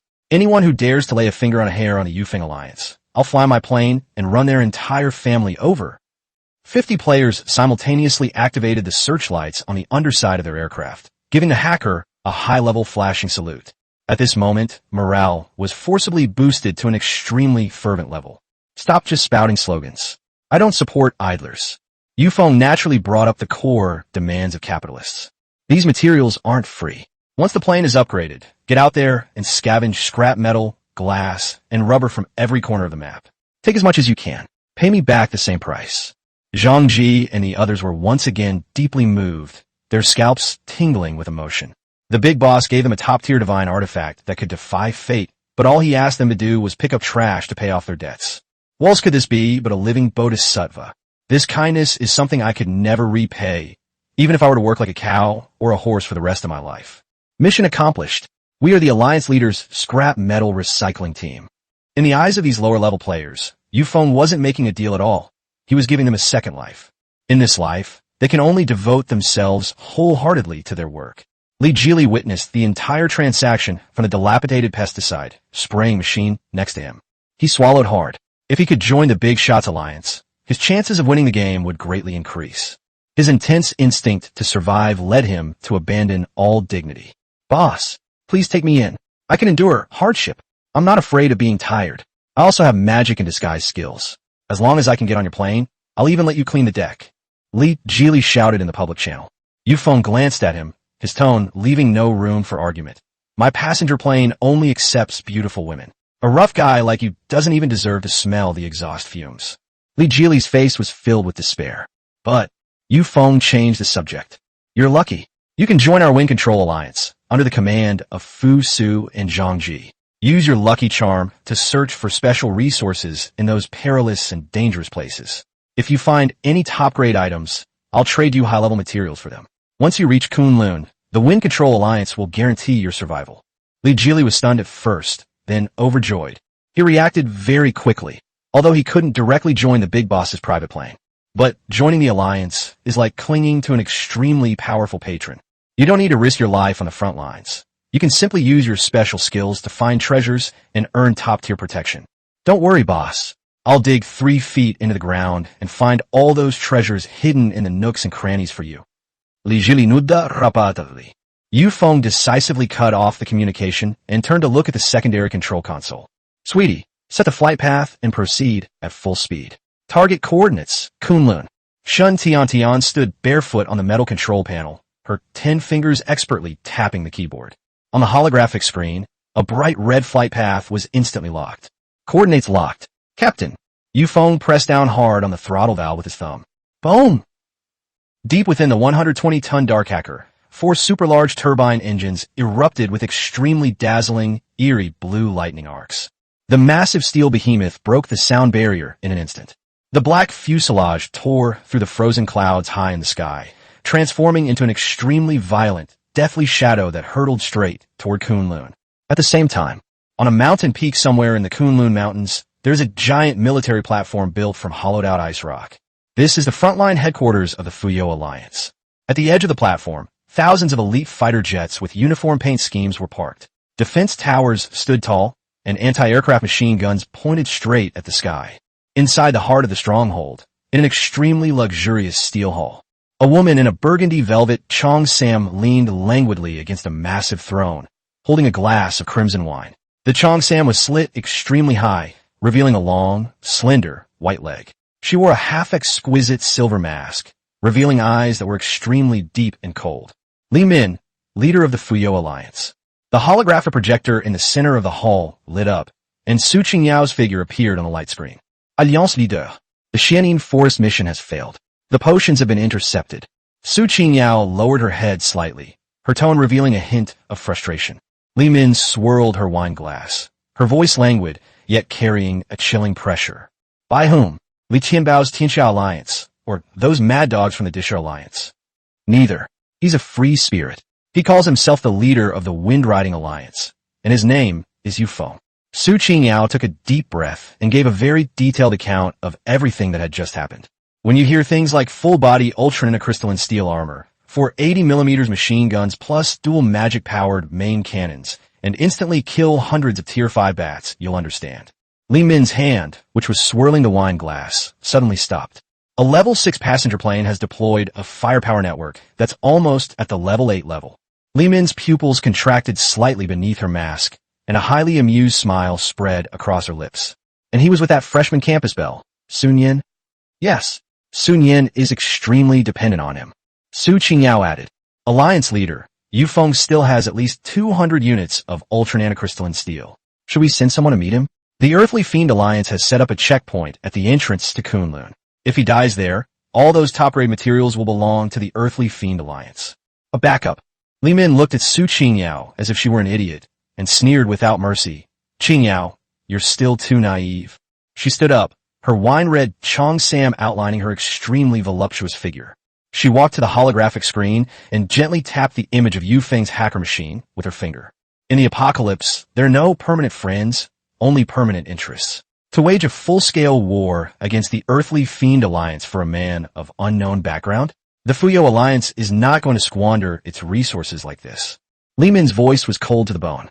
If he can't even get past one of the Earthly Fiend Alliance's checkpoints, then he's a useless piece of trash who deserves to die. But if he can actually break through the Earthly Fiend Alliance's defenses, a glint of extreme greed flashed in Li Min's eyes. Then he will be qualified to step into Kunlun and be qualified to sit at my negotiating table. Qingyao. Li Min's tone shifted abruptly, becoming extremely stern. I don't care what method you use, whether you buy it, cheat it, or even sleep with him. In short, you must get those 200 units of ultra nanocrystalline steel before the Earthly Fiend Alliance and the Heavenly Alliance can react. This is the last piece of the puzzle for my breakthrough to LV.7. Anyone who gets in my way will die. On the other side of the light screen, Su Qingyao bit her lip. Climbing into that arrogant man's bed, just thinking about the cold, emotionless look in Yu Feng's eyes when he looked at her made her feel extremely humiliated. But under Li Min's absolute authority, she had no room to refuse. Understood. I will stop at nothing. Su Qingyao lowered her eyes helplessly and ended the communication. Li Min downed the red wine in her glass in one gulp, then casually smashed the glass on the steel floor. The crimson liquid spread like blood. Yu Feng, let me see if you, this suddenly appearing dragon from across the river, can stir up the stagnant waters of Kunlun. Chapter 63, Mistaking the Iceberg Sister-in-Law for a Wife.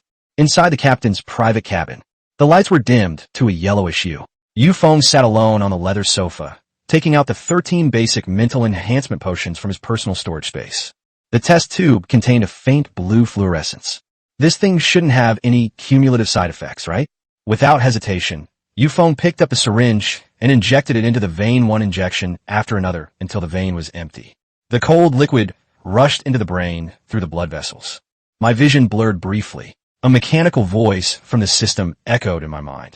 Ding! Detected host injected with basic mental enhancement potion 13. Mental attributes have been greatly improved. Name, Yu Feng. Current attributes, Strength 42, Constitution 76, Agility 40, Spirit 50. Average for a normal adult male is 10. The panel has been refreshed. Not only did my mental strength surge to 50 points, but my other 3 attributes also saw a slight increase due to the coordination of my bodily functions. Yu Feng opened his eyes and exhaled a long breath. My mind is clearer than ever before. Even through 2 soundproof alloy doors, he could clearly hear the scraping sound of Lu Ruyan's knife blade slicing vegetables in the middle cabin, feeling refreshed and invigorated. However, he underestimated the inherent drawbacks of the enhancement potion. The immense energy within the body had nowhere to go. His blood and qi surged wildly, and a ball of evil fire rose in his lower abdomen. The good brother raised his head to protest without hesitation. Injecting too much at once causes excessive internal heat. Yu Feng ripped open the collar of his tactical jacket and stood up irritably. I need to vent my anger on someone. He opened the hatch and strode out. A tall figure happened to pass by in the corridor outside the door. Schwer, you come at the perfect time. With a bang, the heavy metal door was locked from the inside. Yu Feng, what are you doing? The girl gasped, her voice filled with obvious resistance and panic. She struggled desperately, pushing hard against Yu Feng's chest with both hands. Tutoring. Yu Feng's eyes reddened, and he pressed her directly against the door. Bastard, let me go. The girl was furious and raised her hand to slap him. You dare to fight back? 2 hours later, the bed was a complete mess. The girl had already fallen into a deep sleep due to exhaustion. Tears still clung to the corners of her eyes, her brows furrowed slightly, giving her a pitiful appearance. Yu Feng leaned against the headboard and lit a cigarette afterward. His gaze swept over the disheveled bed sheets. A striking dark red bloodstain came into view. Yu Feng paused, his hand holding the cigarette still. Bloodstains. Ling Yinxue had already been taken by him. So where did that blood come from? Could it be that Elise's healing ability also has the effect of repairing that membrane? He turned to look at the girl, sleeping soundly beside him. Shift your gaze downwards. The skirt was torn to shreds and thrown on the ground. With a blanket half covering her, her astonishing breast displayed an extremely domineering curve. The size is incorrect. It was a cup size larger than Ling Yinxue's. Yu Feng's mind went blank for a moment. The twin sister, Ling Yinshuang. That arrogant, protective brother who always has a cold face and treats him like a thief. She was actually wearing her sister's clothes and wandering around the hallway. He was so angry that he didn't even look at the face properly before dragging the person in and doing it. This mental potion is simply harmful. Yu Feng stared at the ceiling and muttered a completely insincere complaint in his mind. They slept, and that was that. As long as you're not embarrassed, it's others who will feel awkward. Yu Feng stubbed out his cigarette and casually took a blanket to cover Ling Yinchuan. He rolled out of bed, put on his tactical bathrobe, and walked out of the captain's cabin. Upon entering the separate living room outside, Yu Feng sat down in the command chair with an air of authority. Open the system holographic screen. Number of survivors in the region, 1,032,541. The frequency of the numbers changing has become extremely slow. The extreme cold and black mist eliminated all the weak. The remaining million or so people all possess genuine skills. The intensity of competition is about to increase dramatically. Drop. The communication channel is flashing. Fu Su, the vice leader of the Yufeng Alliance, sent a private message. Alliance leader. Your subordinate has successfully reunited with Li Jili. Fu souhaite ton reveal de barely conchiale d'excitement. Li Jili is simply amazing. We had just met when he led us to dig out hundreds of drone wreckage from a snow pit. It was packed full of fully equipped incendiary bombs and assault rifles. All standard military equipment. Our core members in the Yufeng Alliance have now expanded to more than 300 people. These guys are working incredibly hard. At the current pace, they'll definitely have collected 15 million units of scrap metal before sunset. We often encounter high-level mutants while scavenging on the outskirts. The guys down here want to trade some heavy machine guns with you for scrap metal to protect themselves and improve their survival rate. What do you think? Yu Feng looked at the lengthy written report and nodded in satisfaction. Li Jili's lucky streak is starting to take effect. He can find bargains wherever he goes. Fu Su was also a qualified and scrupulous contractor. Approved. Yu Feng tapped his fingers on the control panel, sending commands. Let the brothers go all out. If you need weapons, just bring the scrap metal to Sun Yin. I'll procure 50 Gatling guns and 100,000 armor-piercing rounds for you. But remember the rules. All of the Royal Wind Alliance's transaction channels and material sources are classified as top secret. Anyone who dares to divulge even a single word in the public chat or to other guilds, I'll personally fly over there and send their entire family to a feast. Fu Su replied instantly. Don't worry, Alliance leader. Anyone who dares to betray us, you don't even need to lift a finger. I, Fu Su, will be the first to skin them alive. Disconnect communication. Yu Feng's lips curled into a cold, capitalist smirk. 15 million units of scrap iron.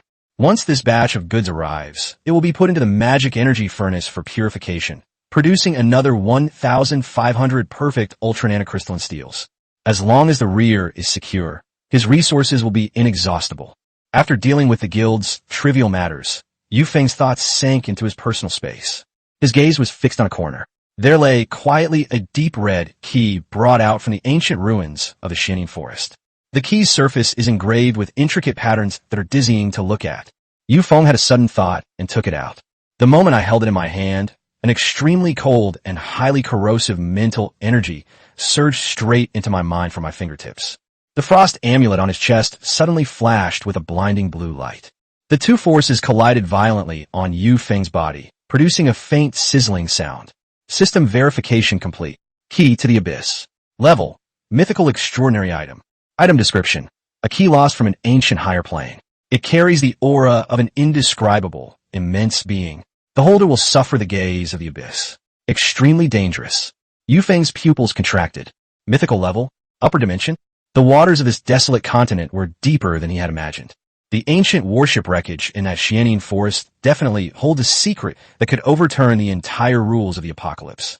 Even this global survival game might be related to these indescribable things.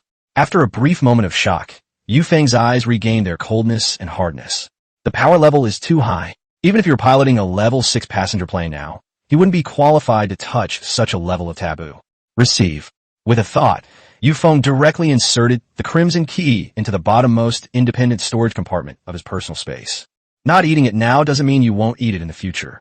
Once he reaches a higher level, I don't care about your indescribable things. If you mess with me, I'll blast you all to smithereens. Yu Feng looked up at the countdown on the holographic radar. There are only 48 hours left until the first phase of the Kunlun survival mission is forcibly activated. With the Thunder Engine's maximum thrust of 3 times the speed of sound, It would only take a maximum of 6 hours to travel from the current coordinates to the main peak of Kunlun. The Earthly Fiend Alliance has already set up a checkpoint at the entrance to Kunlun and is extorting tolls. Li Tianbao of the Tianxia Alliance was probably already secretly plotting a dirty trick. Li Min of the Fuyo Alliance is the type who won't act until she sees a clear benefit. The real battleground is only just beginning. Yu Feng pressed the button for the plane's public address system. His cold, hard voice echoed in the spacious cabin. Sun Yan, Shen Tian, Liu Ruyan, Bin Jutong, Elisa. Everyone, get your gear ready. Gather in the living room for a meeting.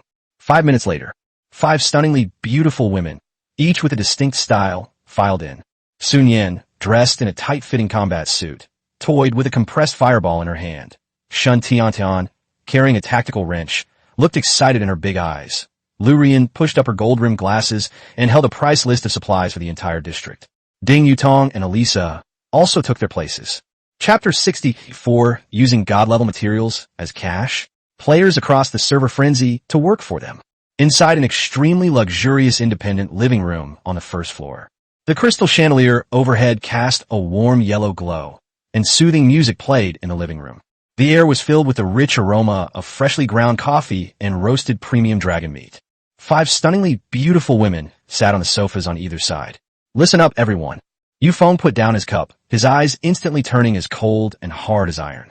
The countdown to the Kunlun main quest is less than 48 hours. Those idiots from the Earthly Fiend Alliance have set up a roadblock at the entrance. If we want to enter Kunlun, we will have to fight them head-on. Yu Feng tapped his fingertips on the mahogany tabletop. My goal is not just to break through. I want to kill all the high-ranking members of the Earthly Fiend Alliance and extract the LV.7 passenger plane upgrade blueprints from them. However, while the magic Vulcan cannon is extremely powerful, it also consumes an enormous amount of high-level crystal cores.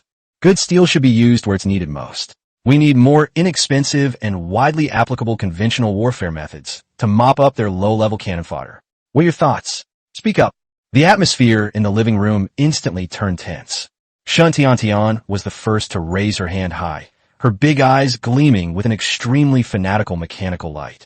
Captain, after my mental strength improved, my mechanical proficiency also became stronger. I can modify ordinary electronic components and scrap metal to create a batch of high-frequency booby-trap drones. I can now mentally control 300 of them at once. She gestured excitedly. 300 drones carrying high-explosive mines, programmed with AI self-destruct, are essentially a low-end version of swarm cruise missiles. As long as I have enough materials, I can blast the Earthly Fiend Alliance's formation into a sieve. Good. Yu Feng nodded with great approval. Ruyan, grant the highest level of access to the bottom warehouse. Sweetie, whatever scrap metal or explosives you want, just give us the supply.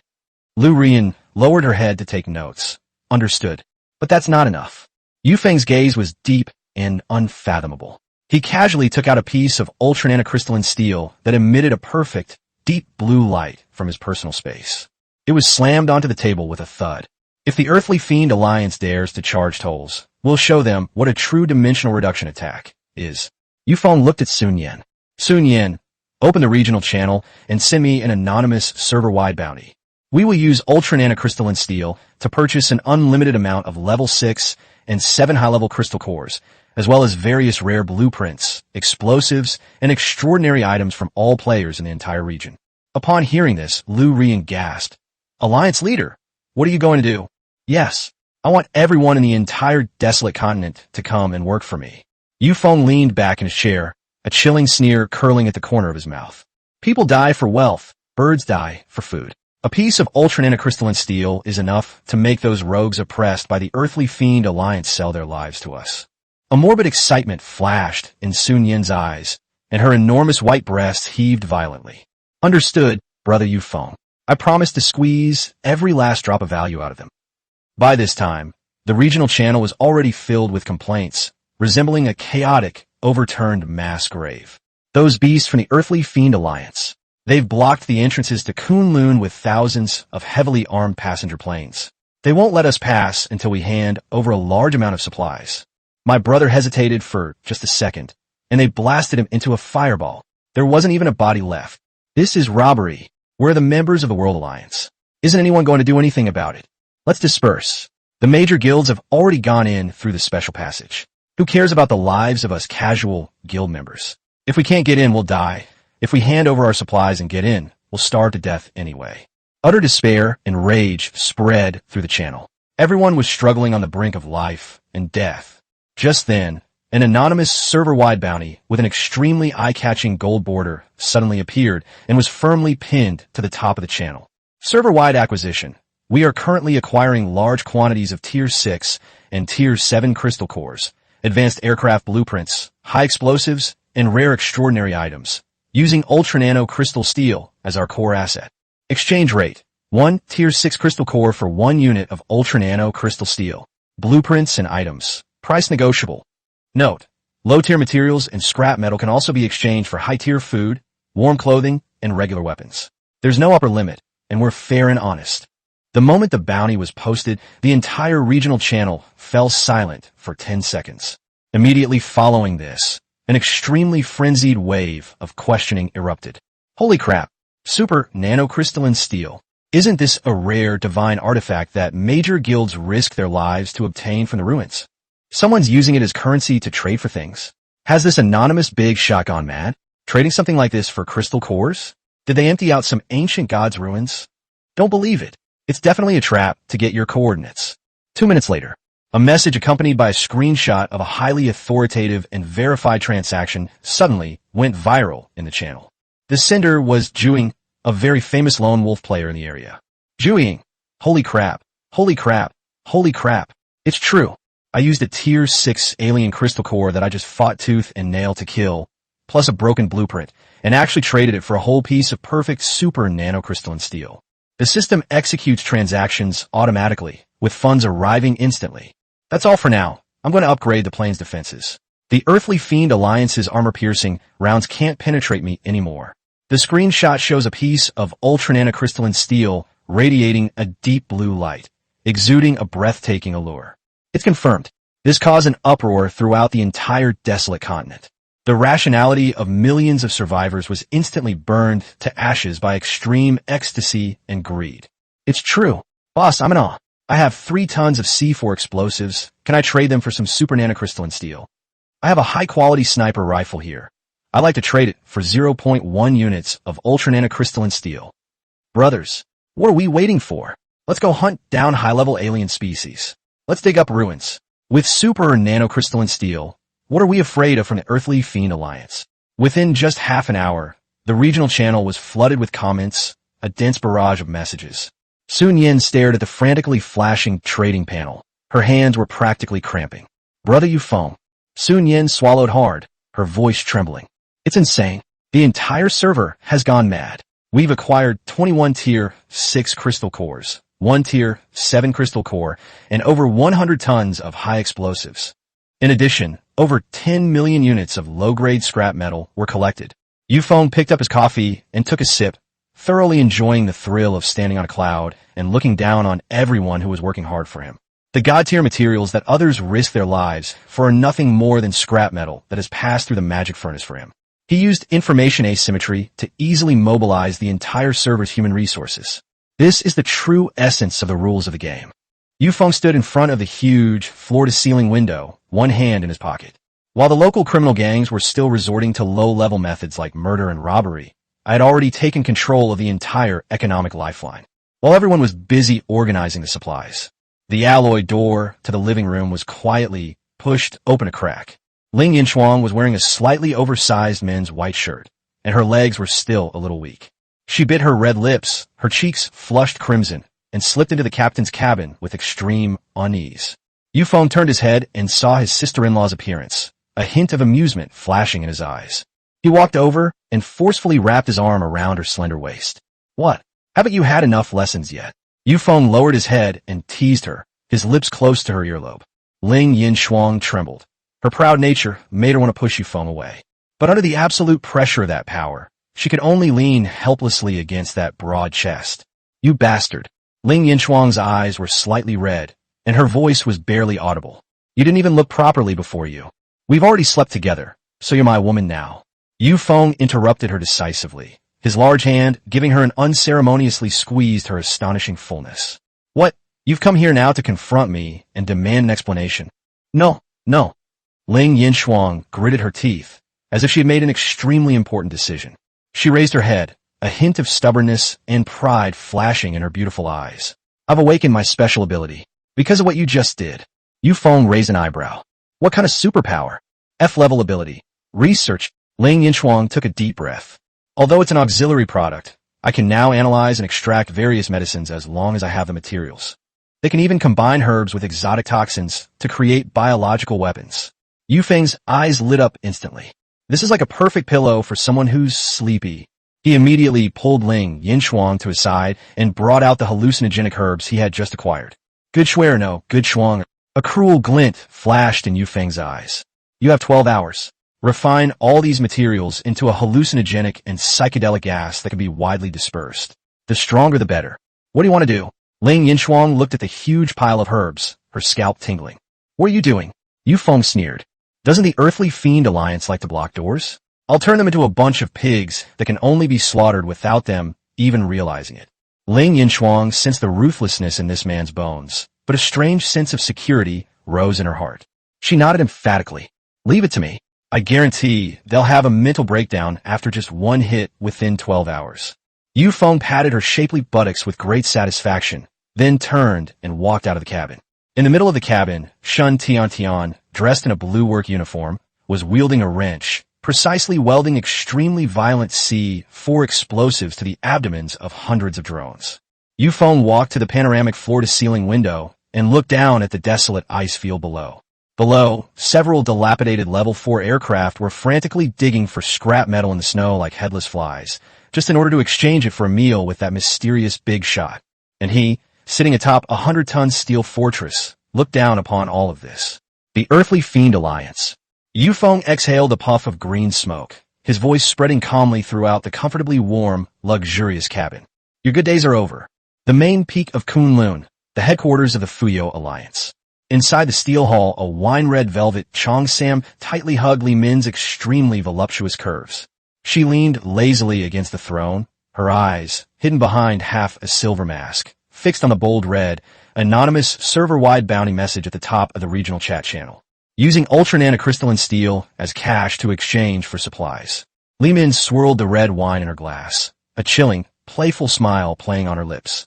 Qing Yao had just reported to me that he had 200 units, and the bounty was posted right afterward. This Feng is even bolder than I imagined. Alliance leader, this kid is too arrogant. He's basically showing all his cards to the Heavenly Alliance and the Earthly Fiend Alliance. The advisor beside him whispered a reminder. He has the right to be arrogant. He's recruiting from across the entire server. Li Min drank the wine in her glass in one gulp. Pass down the order. Whoever in the Alliance has the blueprints and explosives he needs, immediately go and trade with him for ultra-nanocrystalline steel. Upgrading our aircraft and enhancing our strength is the most important thing right now. In this mess, our Fuyo Alliance will get a taste of the spoils first. Chapter 65, the entire server shocked. The different choices of the four major alliances. Meanwhile, at the War God Alliance Command Center, Xiao Zhantian, the leader of the War God Alliance, is an extremely burly man with a hideous scar on his right cheek, standing in front of the holographic sand table. He tapped his fingertips rhythmically on the table, looked at the bounty, and sneered. Interesting. Xiao Zhantian analyzed calmly. The publisher has a huge surplus of ultra-nanocrystalline steel. His large-scale acquisition of high explosives, coupled with a need for conventional weapons, indicates that there must be medical or logistical superhumans in the team who can integrate these resources. He only accepts aircraft blueprints up to level 7, which means his current highest level vehicle is only level 6. Xiao Zhantian raised his head, his gaze sharp as an eagle's. Most importantly, he's stockpiling ammunition on a massive scale, and his route is heading straight for Kunlun. The Earthly Fiend Alliance has set up roadblocks there. He is clearly targeting them. Alliance leader, what should we do then? The enemy of my enemy is my friend. Besides, he has the materials we desperately need to upgrade to LV.7. Xiao Zhantian decisively gave the order. Go to the warehouse to count 300,000 rounds of 80mm armor-piercing cannon rounds, and then conduct an anonymous transaction with the other party. Remember, be polite and don't act like you're from a big guild. This guy is ruthless. On the other side, the Earthly Fiend Alliance's stronghold was a place of extreme, oppressive silence. Bang! A solid wood table was shattered to pieces by Tuoba Xiao, the leader of the Earthly Fiend Alliance. He paced back and forth in the room like a raging lion, his eyes bloodshot. Ghost Eyes gone missing. A level 6 passenger plane, carrying hundreds of elite aircraft, has simply vanished into the abyss of death. Tuoba Shao roared, his voice shaking the windows. Now another lunatic has popped up offering a bounty on super nanocrystalline steel, as if it were scrap metal. Does he really think there's no law in my desolate continent? Alliance leader, please calm your anger, the subordinate reported tremblingly.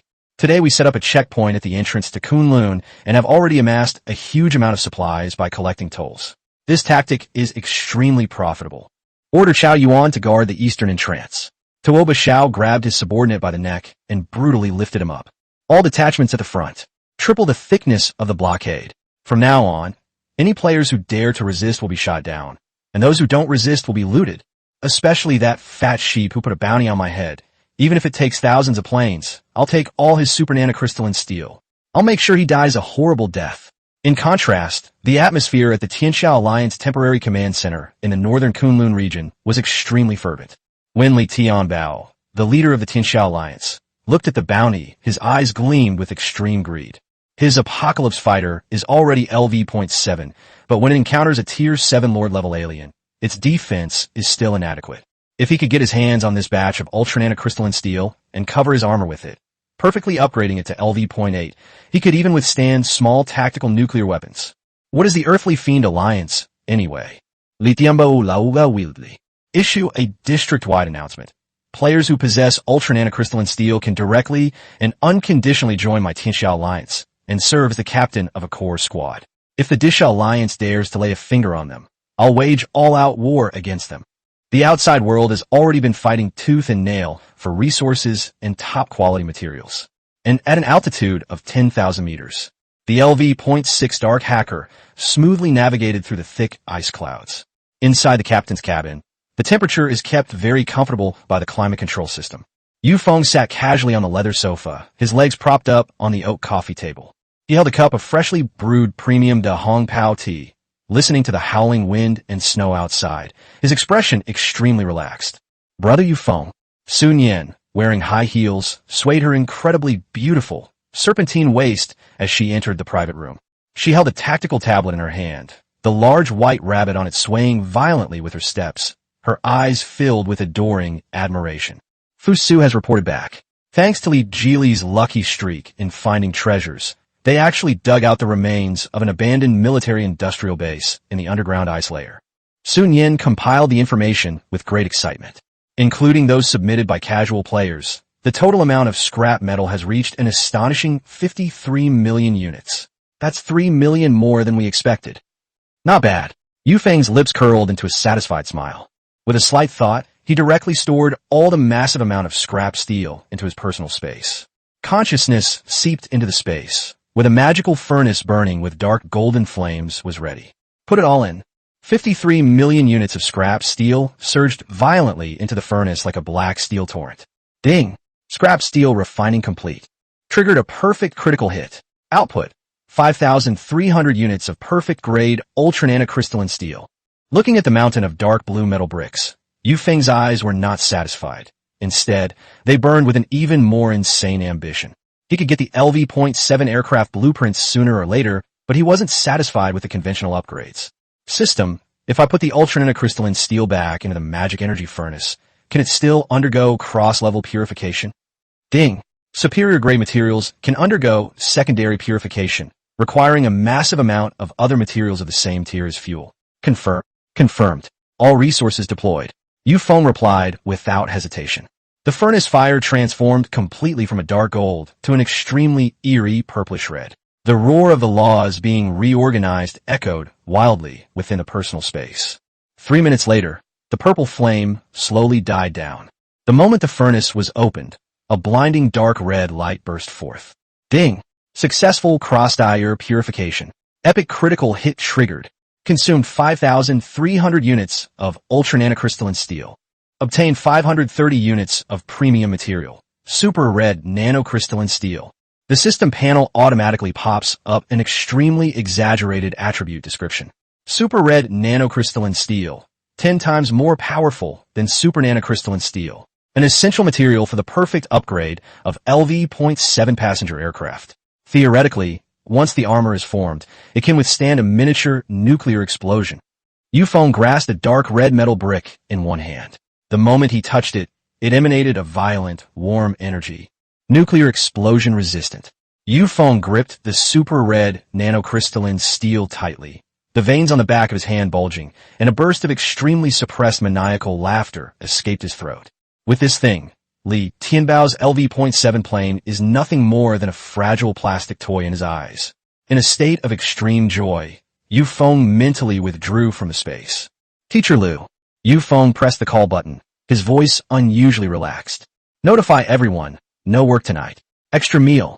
Inside the independent restaurant, the lighting was adjusted to a very ambiguous, dim yellow. On the oak dining table, crispy on the outside and tender on the inside, premium dragon meat steak, top-quality frost eagle wing skewers, and enticingly fragrant monster mushroom soup are laid out in a row. In the very center, there are two extremely old bottles of Domaine de la Romanicana red wine. A huge array of top-notch dishes prepared with godlike culinary skills, with 5 stunningly beautiful women sitting around the table. Elisa wore an extremely revealing red evening gown. Ding Yutong changed into a neat black camisole, and Shun Tiantian wore a loose white shirt with her lower body, seemingly missing. Come on, brother Feng, let me toast you. Sun Yin took the initiative to pick up her wine glass, took a small sip of red wine, and her fiery red lips were very alluring. While those lone wolves outside are killing each other over a few scraps of supplies, we're drinking Romanicani and eating dragon meat. Lu Ruyan swirled her wine glass, a complex emotion appearing on her usually aloof face. Beside Feng, she felt only absolute security. This wasn't a post-apocalyptic survival mission. It was a private vacation for a tycoon's son. That's because the captain is amazing. Shun Tiantian mumbled indistinctly while gnawing on dragon meat. After a few rounds of drinks, the atmosphere gradually warmed up and became ambiguous. Let's watch a movie to relax. Feng turned on the 75-inch 4K TV. A classic pre-apocalyptic romance film was playing on the screen. Ling Yinxue, wearing pink pajamas, naturally leaned over and rested her head on Feng's broad thighs. When Shun Tiantian saw the kissing scene in the movie, she screamed exaggeratedly and buried herself in Feng's arms. Sun Yin held a wine glass, her extremely long and beautiful legs peeking out from under her skirt, her toes tracing an alluring upward path along Feng's leg. The soft moans of the movie were playing in my ears, and I was surrounded by all sorts of deadly temptations. Feng's breathing gradually became heavier. The movie's over. Feng turned off the TV decisively, his voice steady. He swept his arms around Shun Tiantian, who was in his arms, and Ling Yinxue, who was on his lap, and roughly picked them up. Let's go. It's time to have some fun. Sun Yin licked her red lips seductively and immediately followed. Lu Ruyan pushed up her glasses, her cheeks flushed crimson. Elisa let out a wild cheer. The heavy, soundproof alloy door was locked with a bang. The extreme extravagance of sleeping together under the same quilt was brought to its extreme on this night at an altitude of 10,000 meters. However, the calm before the storm is destined to be short-lived. The earthly fiend Alliance's blockade is about to be confronted by an unapproachable steel demon. Chapter 66.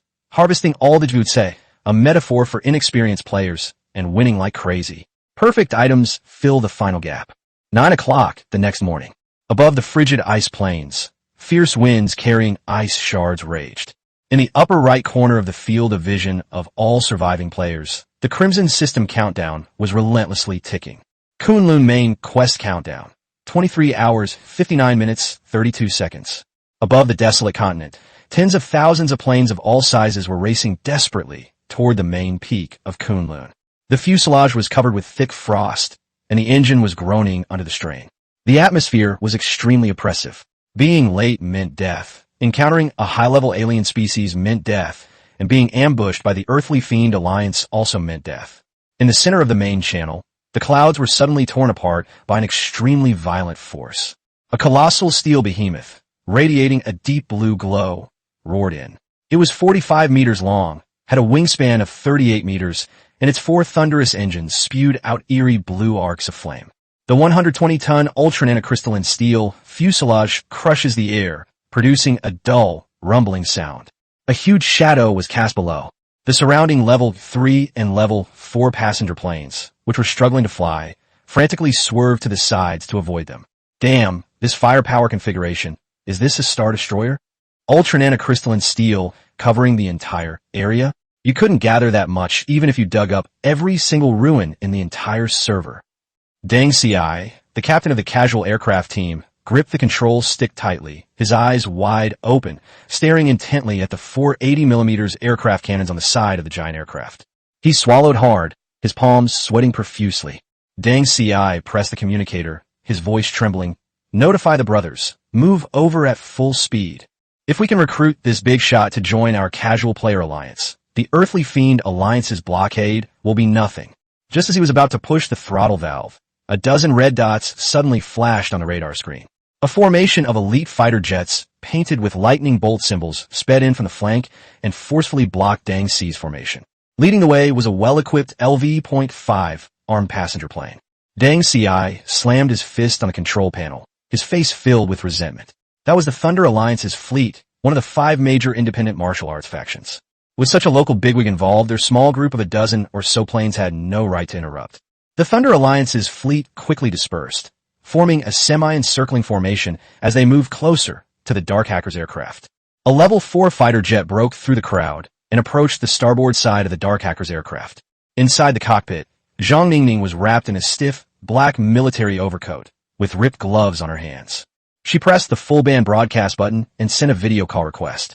This is Thunder Alliance. Friends up ahead, please connect to video call.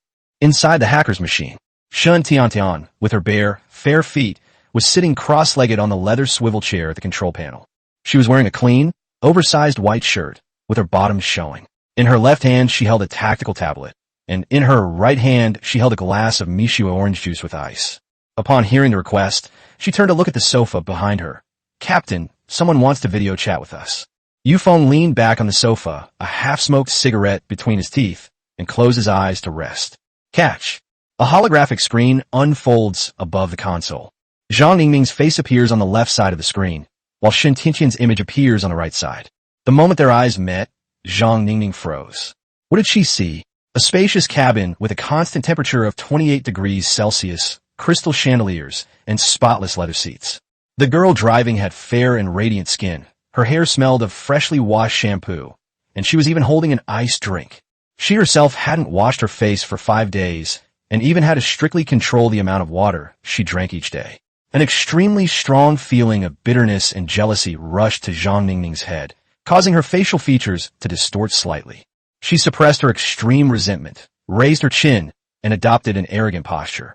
We are a free agent alliance led by 5 major forces. The alliance currently boasts over 10,000 aircraft, including 5 LV.5 passenger planes. We are currently selecting an alliance president. Zhang Ningming raised her voice, her tone carrying a deliberate air of charity and enticement. Your aircraft look good. Join us, follow the alliance's orders, and fight together against the Earthly Fiend Alliance's blockade. This is your only chance to survive.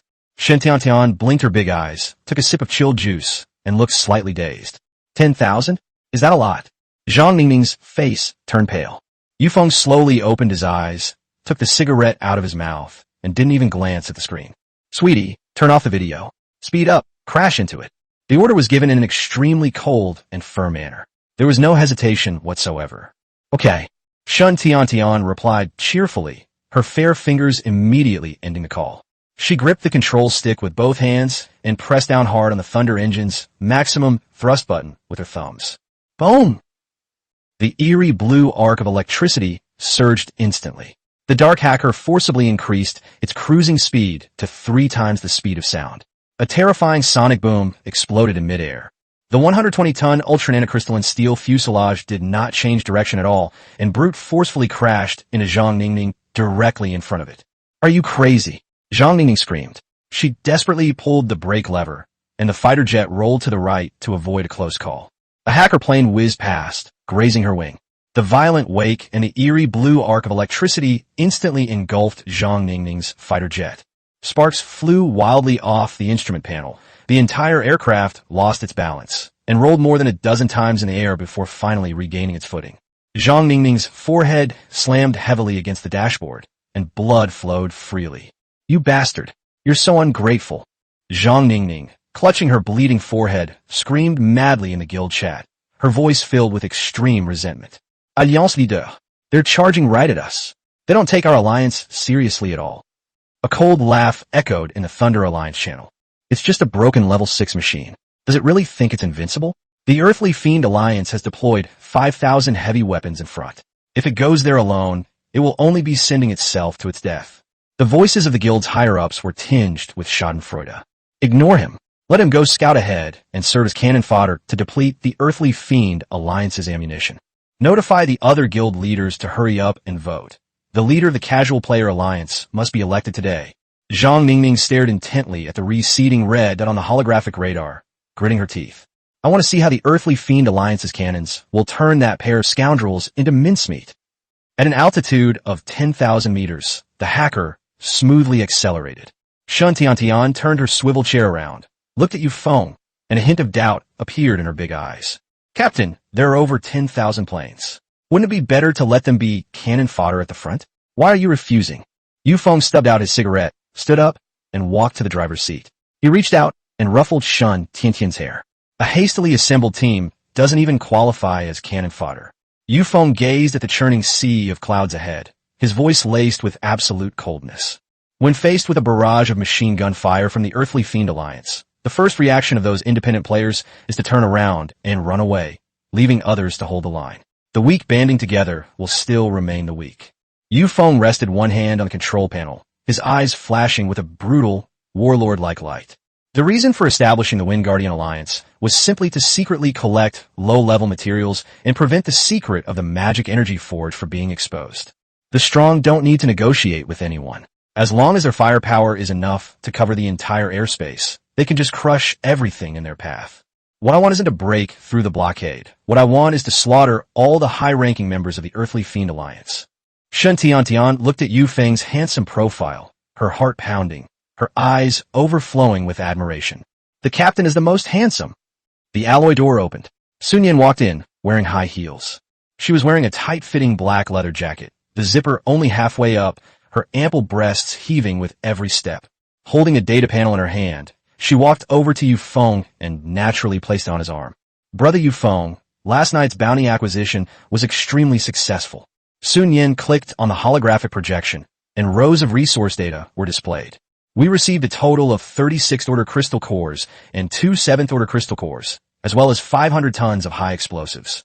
Countless types of conventional ammunition and medical supplies were seized. Sister Shuang has already extracted all the poison gas grenades. Feng nodded slightly. The allure of ultra-nanocrystalline steel was indeed terrifying. Players across the entire desolate continent were working desperately for it.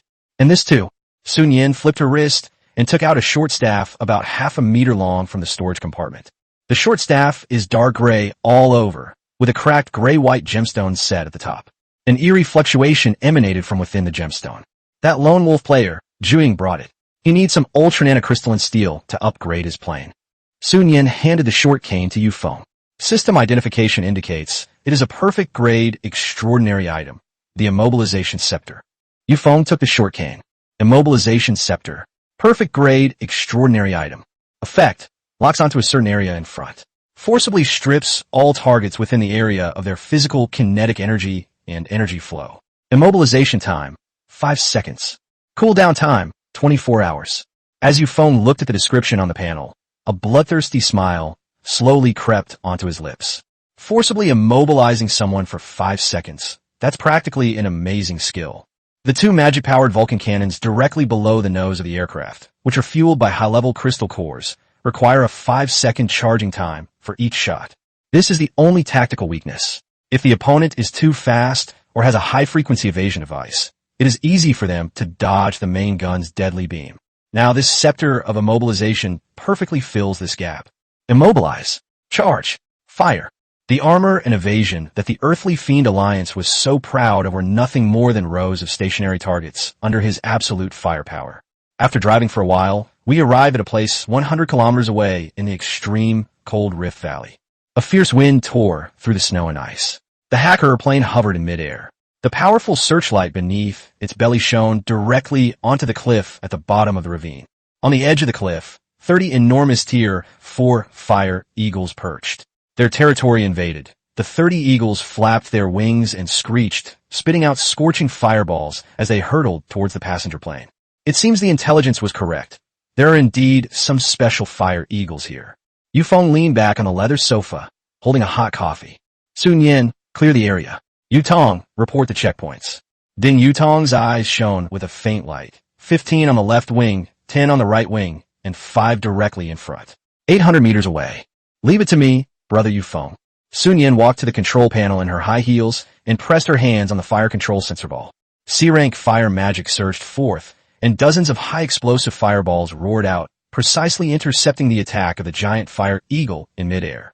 The violent shockwave from the explosion charred the feathers of the 30 giant eagles, sending them tumbling and crashing to the ground. Ling Yinxue stepped forward. Her eyes shone with the spiritual light of a D-level control ability. The immense spiritual power, like an invisible giant net, instantly enveloped the heavily injured flock of giant eagles. The mournful eagle cries abruptly ceased. The 30-tier 4-flame eagles folded their wings and knelt in unison on the snow, their eyes filled with fervent submission.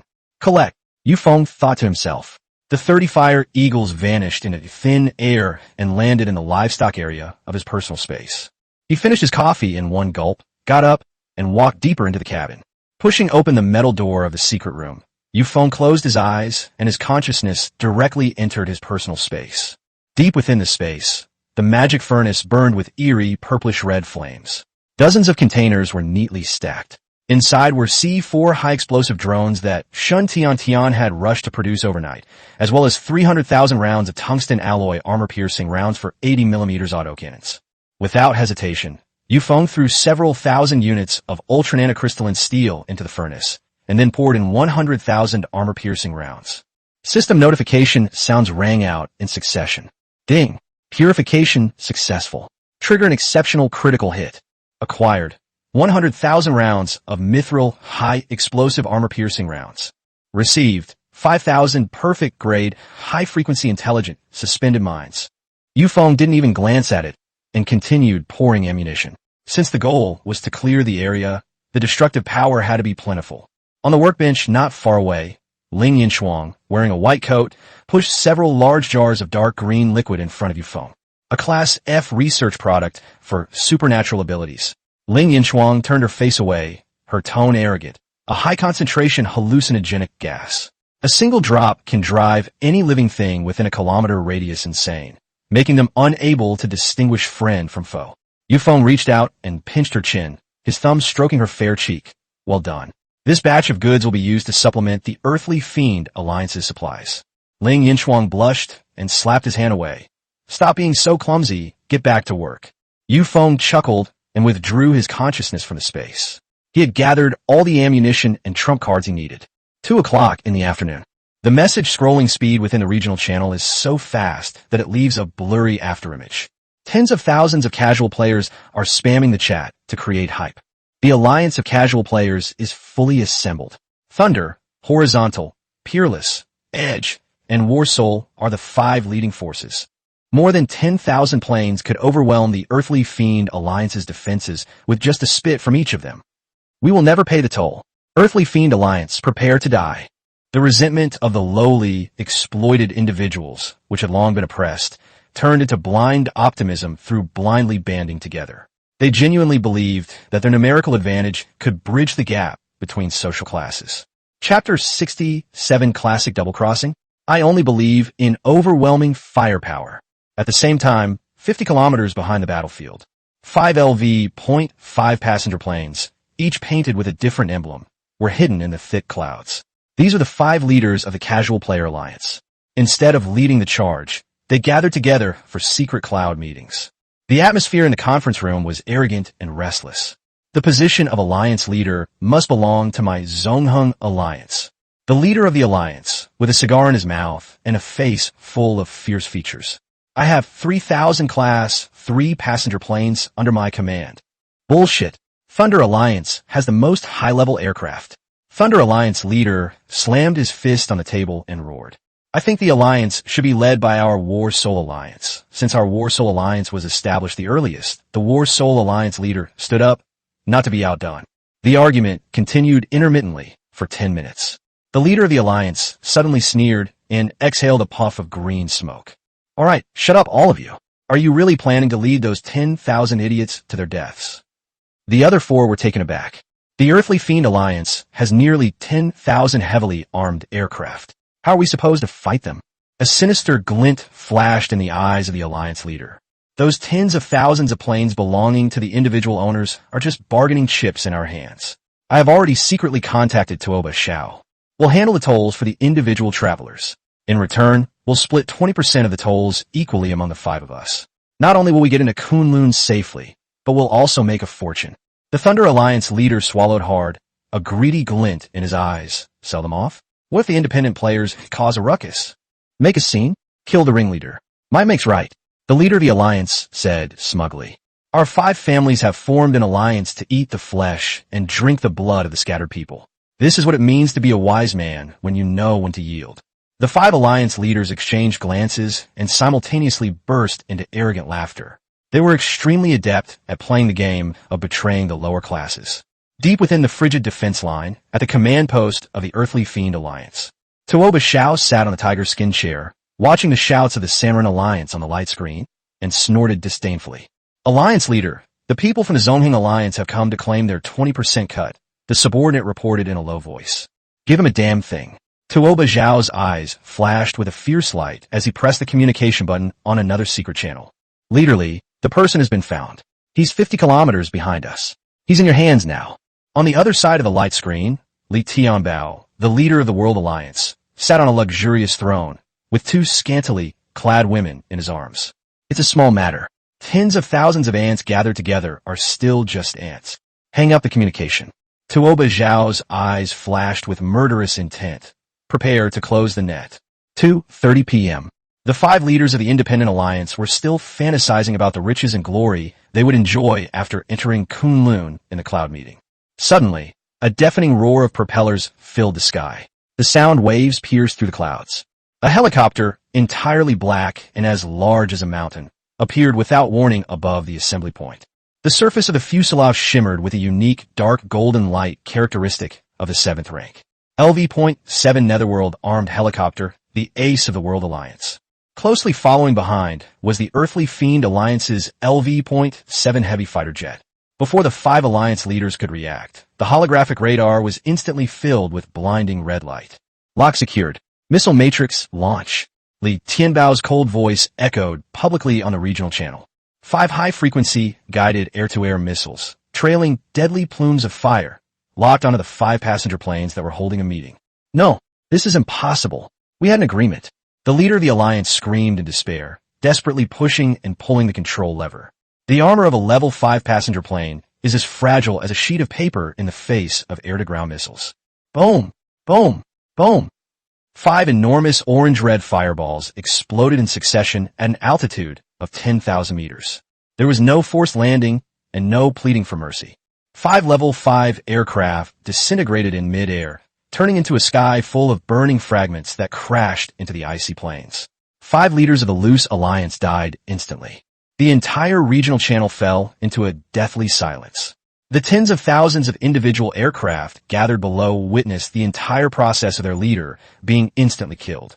1 second the casual players were celebrating, the next their brains completely shut down. Without a leader, the formation collapsed instantly. Thousands of planes darted about in the air like headless flies, resulting in a series of collisions. Dead? All dead. Deng Ci, the captain of the Samarin machine team, slumped in his seat, his hands shaking so much that he could not hold the control stick. Zhang Ningming looked at the level 7 helicopter in the sky and panicked so much that tears and snot streamed down her face. Only desperate wails remained in the channel. The plane we can't beat is a level 7 aircraft. Surrender. We'll pay the toll. Please let us pass. I beg you. Tuoba Xiao's arrogant voice echoed throughout the entire defensive line through the loudspeaker. You shameless bastards. The toll has been increased. If you can't pay, get out of here. Anyone who tries to force their way in will be killed without mercy. The villain's arrogance was overwhelming, making it hard for everyone to breathe. At 3 p.m., a heavy snowstorm swept through the frigid Rift Valley. Despair reached its peak, and thousands of casual aircraft lined up obediently, waiting for the Earthly Fiend Alliance to plunder them. Suddenly, a deep, Muffled rumble of thunder echoed from the distant horizon. That wasn't a normal engine sound. It was a sonic boom. A colossal steel beast, its entire body radiating eerie blue arcs of electricity, brutally tore through the thick, icy clouds. The fuselage is 45 meters long, and the 120-ton ultra-nanocrystalline steel armor reflects a breathtakingly cold metallic light under the sunlight. The LV.6 heavily armed passenger aircraft has arrived with great force. Inside the captain's cabin, Feng sat in a large command chair. The holographic screen locked onto the Earthly Fiend Alliance's Level 7 fighter jets, which are protected deep within the defensive line by heavy fighters, dozens of kilometers away. That was the vehicle of the newly appointed vice leader and diplomat of the Earthly Fiend Alliance.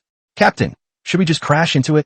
Shen Tian gripped the control stick, her big eyes filled with excitement. No ruse.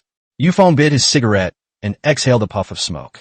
He glanced at the desperate swarm of scattered drones below, a cold smile playing on his lips. Making a scene or alerting the enemy is not in his best interest. His only target was that Level 7 aircraft. He wanted to obtain the Level 7 aircraft upgrade blueprint. Sweetie, switch to the 360 servers public channel. Turn the volume of that phonograph up to the maximum. Receive.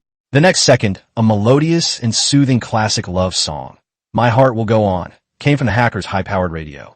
A clear female voice echoed in the bloody and oppressive battlefield, conveying a strong sense of absurdity and contrast. Chapter 68 Weakness is the original sin. Firepower is the truth. The laws of the apocalypse. Fuyo Alliance headquarters. Holographic images flickered inside the steel hall. In the center of the screen, at the entrance to the frigid Rift Valley, a blizzard raged, and tens of thousands of fighter jets lined up like worker ants. The camera zooms in. A massive, dark-colored passenger plane is mixed in with the queue. All weapon modules retracted, the radar went silent, and apart from its massive size, it appeared completely harmless, obediently following the formation forward. Li Min leaned back on the throne, swirling the wine glass in her hand, a clear hint of contempt flashing in her eyes. This is the dragon crossing the river you were talking about? Li Min looked at Su Qingyao on the light screen and sneered. I thought he had the guts to just blast through the Earthly Fiend Alliance's defenses, but didn't he still obediently line up to pay protection money? Su Qingyao sat in the cockpit of the Storm airliner, looking at the dark hacker in the distance with a complicated expression. She bit her lower lip, a sense of powerlessness washing over her. Had that arrogant and domineering man, before her, finally bowed his head in the face of a truly powerful alliance? Alliance leader, should we still go to meet them? Su Qingyao asked in a low voice. A backup plan on my foot. Li Min downed her glass of red wine in one gulp, her voice cold.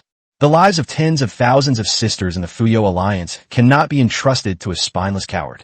To offend the Disha Alliance and the Tianxia Alliance for his sake? He is not worthy. Everyone stay put. Wait until he pays the toll and enters the mountains. Then you take men over, detain him, and interrogate him to find out the origin of the ultra-nanocrystalline steel. Communication was cut off. Li Min casually smashed the empty wine glass, her eyes filled with disappointment and boredom. At the same time, outside the Kunlun East Road intersection at the temporary command post of the War God Alliance. That stupid woman Li Min is all looks and no brains. As soon as Xiao Zhantian, the leader of the War God Alliance, hung up the communication, he slammed his fist on the holographic sand table, causing the entire command post to vibrate. His scar on his right cheek contorted with extreme excitement as he stared intently at the high-definition image of the hacker on the screen.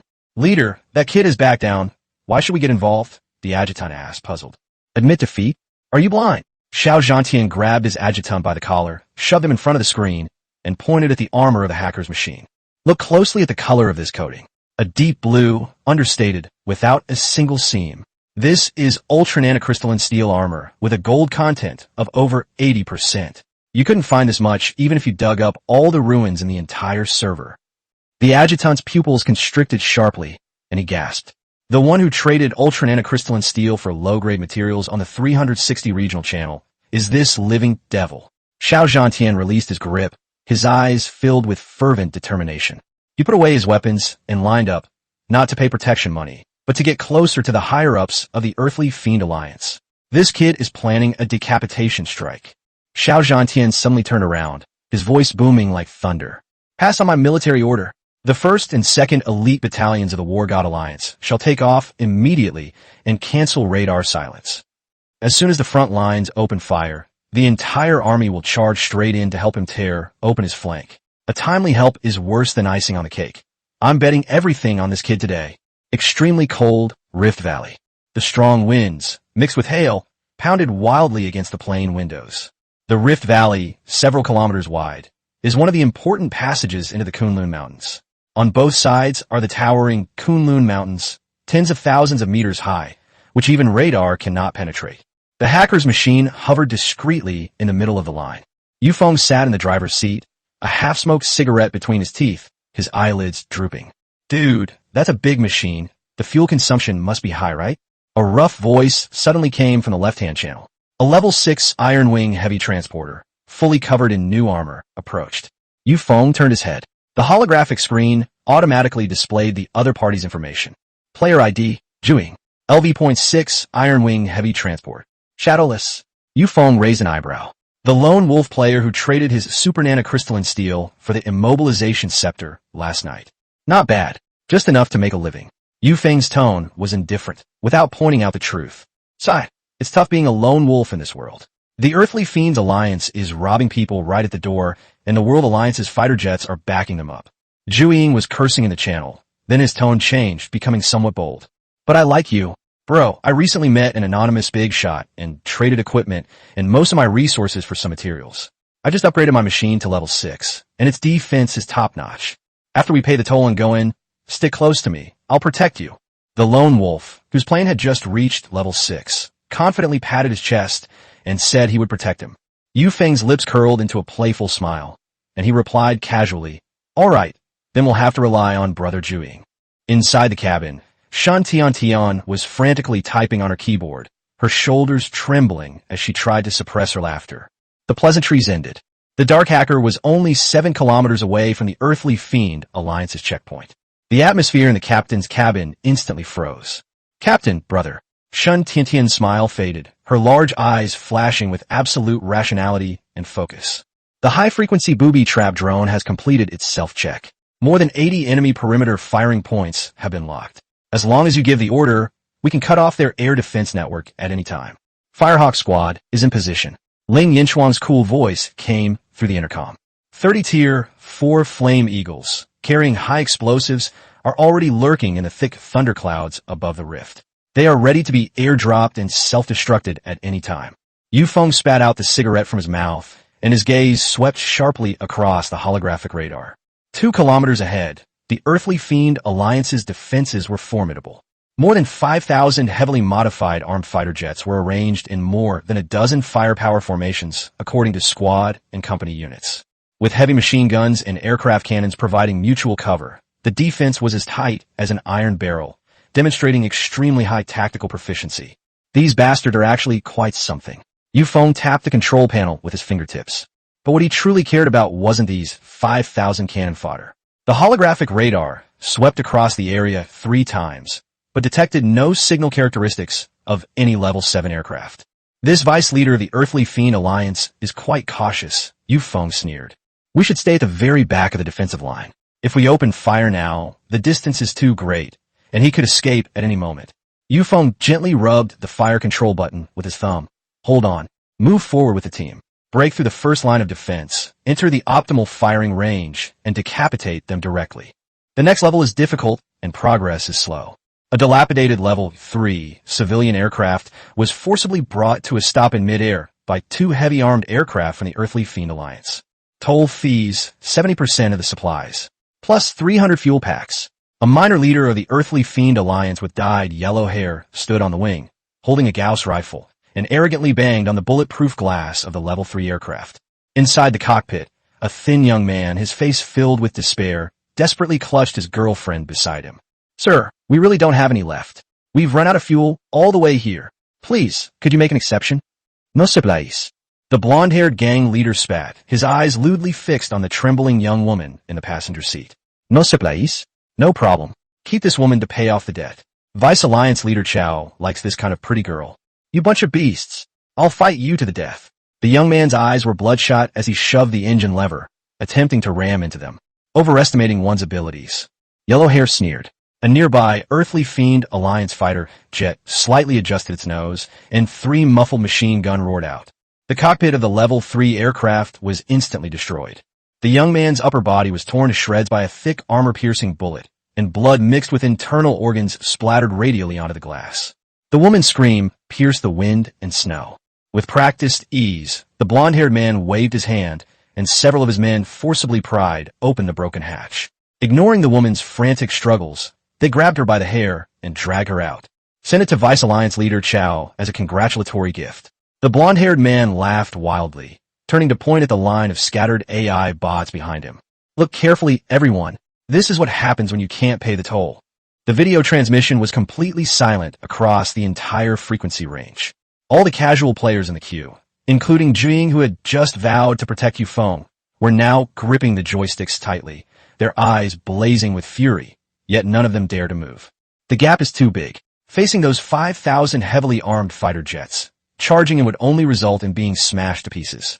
Inside the hacker's machine, as Shen Tian watched the bloody and brutal scene on the holographic screen, her face turned pale, and her thin body trembled slightly, uncontrollably. She recalled the scene of her brother being brutally murdered by the Earthly Fiend Alliance.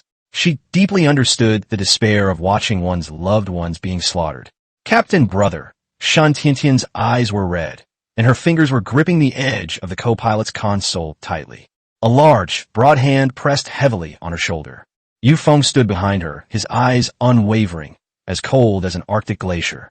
In the apocalypse, weakness is the original sin. Without strength, you can't even protect your own woman, and being killed is only a matter of time. Shen Tian bit her lower lip, forcibly holding back her tears. I'm not here to be a savior. Feng turned his head and stared intently at the coordinate data on the radar screen, which was constantly decreasing in distance. The abducted woman was being transported by a small transport plane towards a giant ice rock bunker deep within the defensive line. Chapter 69, Cannon Fodder, be qualified to block the way? Target locked on LV.7. The frigid winds of the extreme cold Rift Valley scraped across the fuselage like knives. The long queue resembled lambs waiting to be slaughtered. The atmosphere inside the LV.5 military transport aircraft was extremely oppressive. Zhang Ningning huddled in the passenger seat, wrapped in a stiff, tattered military coat, her face covered in a mixture of dust and grease, looking extremely disheveled. Not far ahead was the checkpoint of the Earthly Fiend Alliance. The blonde-haired leader had just dragged away a young woman. Her screams still echoed in the wind and snow. Zhang Ningning trembled all over and suddenly grabbed the arm of the man next to her. Brother Jia, Alliance Leader Jia, please lead me through this. I don't want to be captured. This is a Level 5 military transport plane. In the driver's seat, Jia Yukai, the vice leader of the Thunder Alliance, was deathly pale. He was desperately trying to hide the high-value supplies in the cargo hold. Smack! Upon hearing Zhang Ningning's words, he slapped her hard across the face. Zhang Ningning was slapped so hard that she saw stars. Blood trickled from the corner of her mouth, and she slammed heavily against the bulkhead. Shut up. Do you want to get me killed? Jia Yukai whispered, his face contorted in pain. Over 5,000 heavy weapons ahead. How dare I charge in? Listen up. No one is allowed to mention the Thunder Alliance later, and even less so my position as the vice leader. There will be no more Thunder Alliance. If you anger the Earthly Fiend Alliance, I'll be the first to kill you. Zhang Ningning covered her swollen face, staring blankly at the man who had vowed to protect her just a few days ago. The so-called vice leader of the Thunder Alliance is not even as good as a dog in front of true powerful figures. Her illusions were completely shattered. She hugged her knees, huddled in a corner, trembling, and didn't dare to breathe. The convoy moved, and it was Jia Yotsai's transport plane's turn. Jia Yukai, all smiles, looked like a sycophantic lackey. Sir, you've worked hard. Here are 70% of the supplies, plus 100 portions of fuel for the brothers to enjoy with their drinks. The blonde-haired gang leader, with a cigarette dangling from his lips, glanced at the trade goods handed over and gave a disdainful snort. Just as he was about to let them through, his gaze suddenly fell on Zhang Ningning, who was huddled in the passenger seat. Zhang Ningning's face was a little pale, but she looked quite young and had a good figure. Hey, you've got some good stuff hidden up here. The blonde guy exhaled a smoke ring and tapped the fuselage with the barrel of his gun. Let's keep this woman. The brothers are looking for something to do on night watch. Let her keep everyone warm in bed. Jia Yotsai's body stiffened abruptly, and he felt a little annoyed. However, after glancing at the dozen or so armed fighter jets behind the blonde-haired man, which were pointing their cannons at him, he did not hesitate for a moment. He grabbed Zhang Ningning by the collar, roughly pulled open the hatch, and shoved her out like trash. Since the commander likes it, that's her good fortune. Jiayu Kai, you beast! You've given up all the promises you made when you slept with me. Zhang Ningning stumbled and fell onto the platform, screaming in terror. Jiayu Kai didn't even glance at her. He slammed on the gas, and the LV.5 transport plane roared as it sped into the checkpoint like a stray dog, fleeing into the depths of Kunlun. Zhang Ningning watched the receding flames, her eyes instantly turning venomous. She roared like a madwoman at the surrounding earthly fiend alliance guards. He is Jiayu Kai, the vice leader of the Thunder Alliance. He has hidden top-grade crystal cores in his personal space. Go and capture him immediately. The vice leader of the Wanderer Alliance? The blonde-haired man sneered, grabbed Zhang Ningning's hair, and patted her face contemptuously. What the hell is the Thunder Alliance? If you serve me well tonight, I'll make you feel amazing. The surrounding members of the Earthly Fiend Alliance erupted in lewd laughter. Zhang Ningning was dragged towards the cover by two guards. She knew that what awaited her was a living hell worse than death. Extreme despair lingered in her mind. Just then, a melodious and ethereal melody, "My Heart Will Go On," pierced through the wind and snow, suddenly resounding above the checkpoint. Zhang Ningning turned around with difficulty. A massive, dark aircraft, its entire body gleaming with a deep blue luster, was steadily entering the checkpoint's airspace. The massive 45-meter-long fuselage is entirely covered by seamless ultra-nanocrystalline steel, resembling an unshakable steel iceberg. The hacker stopped in front of the checkpoint. Through the large bulletproof glass, Zhang Ningning could clearly see the scene inside the cabin. The room was kept at a constant temperature, with luxurious leather seats, and Shun Tian, a stunningly beautiful girl with bare feet and wearing a white shirt, was sitting on the passenger console. Looking at Shun Tian's fair and tender skin, and then thinking about his current situation, a surge of insane jealousy erupted in Zhang Ningning's chest. What's the use of being pretty? Zhang Ningning stared intently at Shun Tian, a vicious sneer curling her lips. This plane is too conspicuous. The Earthly Fiend Alliance will never let you get away with this. Your fate will be 1,000,000 times worse than mine. You'll all die. You'll all go to hell. At this moment, the entire Earthly Fiend Alliance checkpoint fell into a brief silence. The blonde-haired gang leader and the hundreds of guards around him were all stunned by the terrifying pressure emanating from the hacker's computer. They've guarded the past year round. Their eyesight is incredibly sharp. They know all too well what the eerie blue glow on the dark hacker's machine represents. This is all ultra-nanocrystalline steel. A guard swallowed hard, his voice trembling. The blonde-haired gang leader snapped out of his daze, his gaze piercing through the glass, instantly locking onto Shen Tian in the passenger seat and several other stunning beauties vaguely visible on the sofa behind. Extreme greed instantly clouded his judgment. If such a large super nanocrystalline steel aircraft could be seized and presented to the vice leader or the leader, he could definitely become a core high-ranking member of the Earthly Fiend Alliance. As for those stunning women inside, while the higher-ups get the lion's share, he at least gets a sip of soup. What are you all standing there for? Pick up your guns, the blonde-haired man roared. Dozens of Earthly Fiend Alliance-armed aircraft and nearly 100 dark machine gun muzzles were all pointed at the dark hacker aircraft.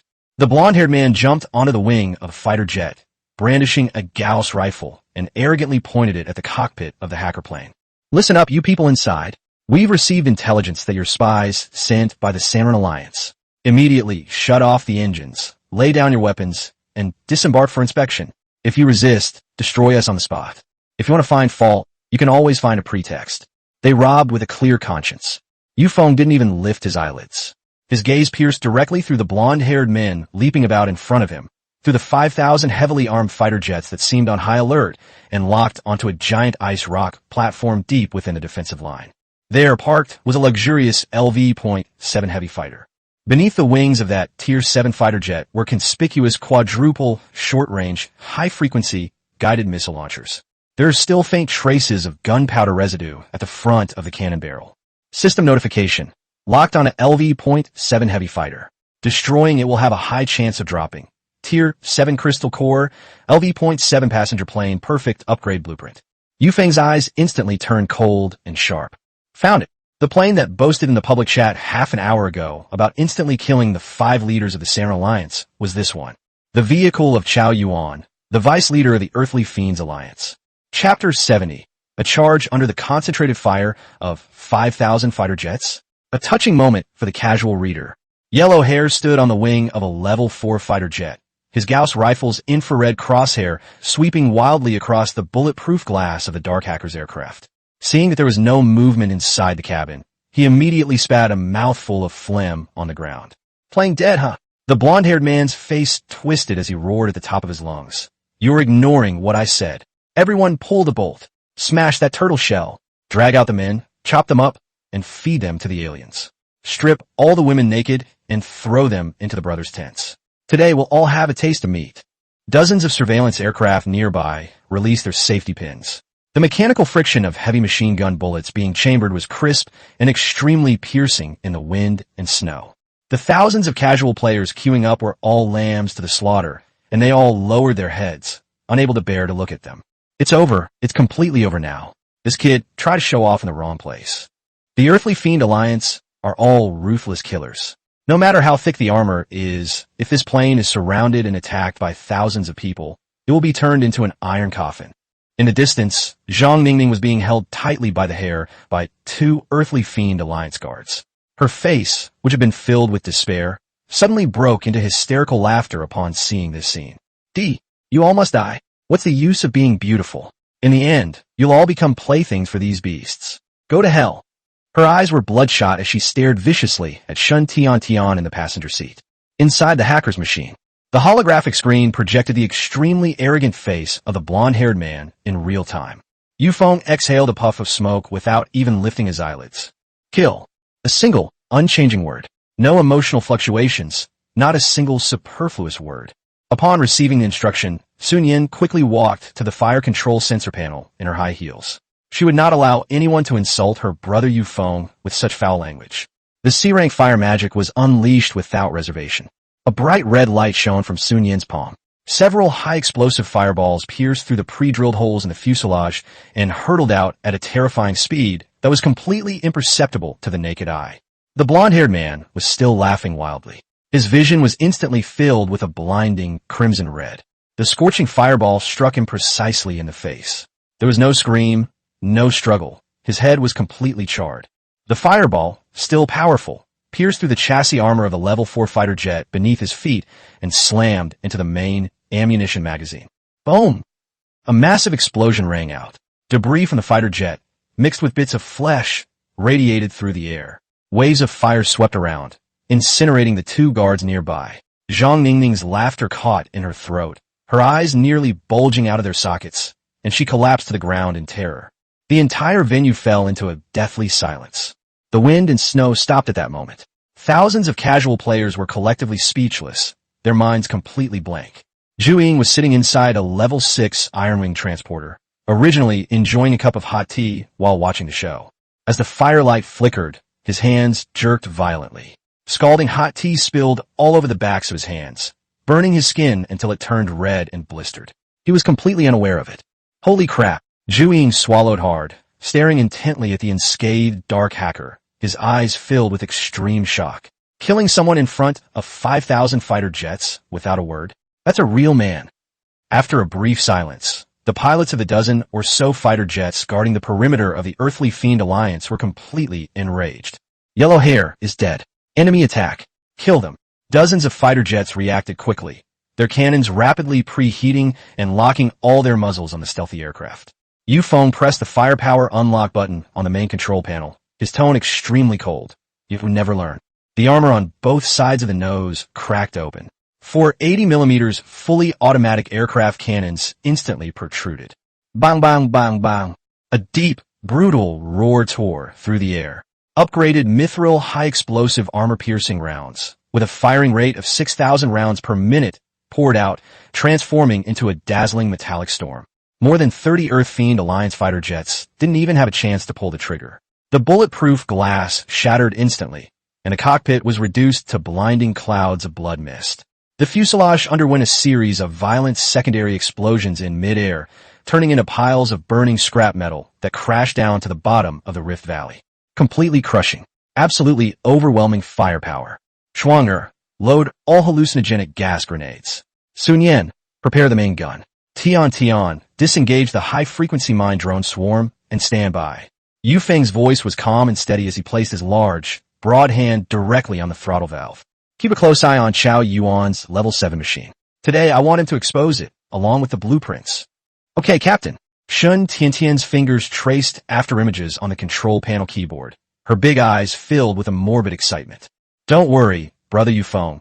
He definitely won't get away. Sun Yin licked her fiery red lips, her ample bosom trembling slightly with extreme excitement.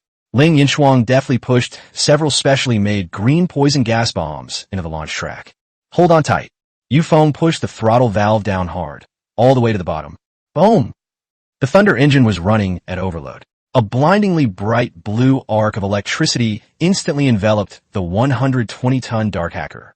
The massive aircraft forcefully broke the sound barrier, carrying a violent kinetic energy that could tear everything apart, directly crushing the wreckage of the surrounding fighter jets and crashing into the ironclad defense line formed by the 5,000 fighter jets of the Earthly Fiend Alliance. Fire! All troops, focus fire. Turn him into a sieve. The Earthly Fiend Alliance's command channel echoed with the furious roars of its leaders at all levels. 5,000 heavily armed fighter jets opened fire simultaneously. The machine guns and tracer rounds intertwined to form an impenetrable net of death fire, raining down on the Dark Hacker machine. A deafening series of explosions echoed throughout the frigid Rift Valley. The Dark Hacker was instantly engulfed by endless flames, smoke, and shock waves. The entire airspace transformed into a raging, absolute sea of fire. The casual players on the periphery looked at the death zone, where even radar signals were completely blocked, their eyes filled with deep sorrow. In a post-apocalyptic world where the strong prey on the weak, there are very few courageous men who dare to charge alone against the tyranny of powerful guilds. But such courageous and solitary bravery always comes at the cost of certain death. Deng Xiai sat in the cockpit, let out a long sigh, and slammed his fist heavily on the armrest of the seat. Impulsive, so incredibly impulsive.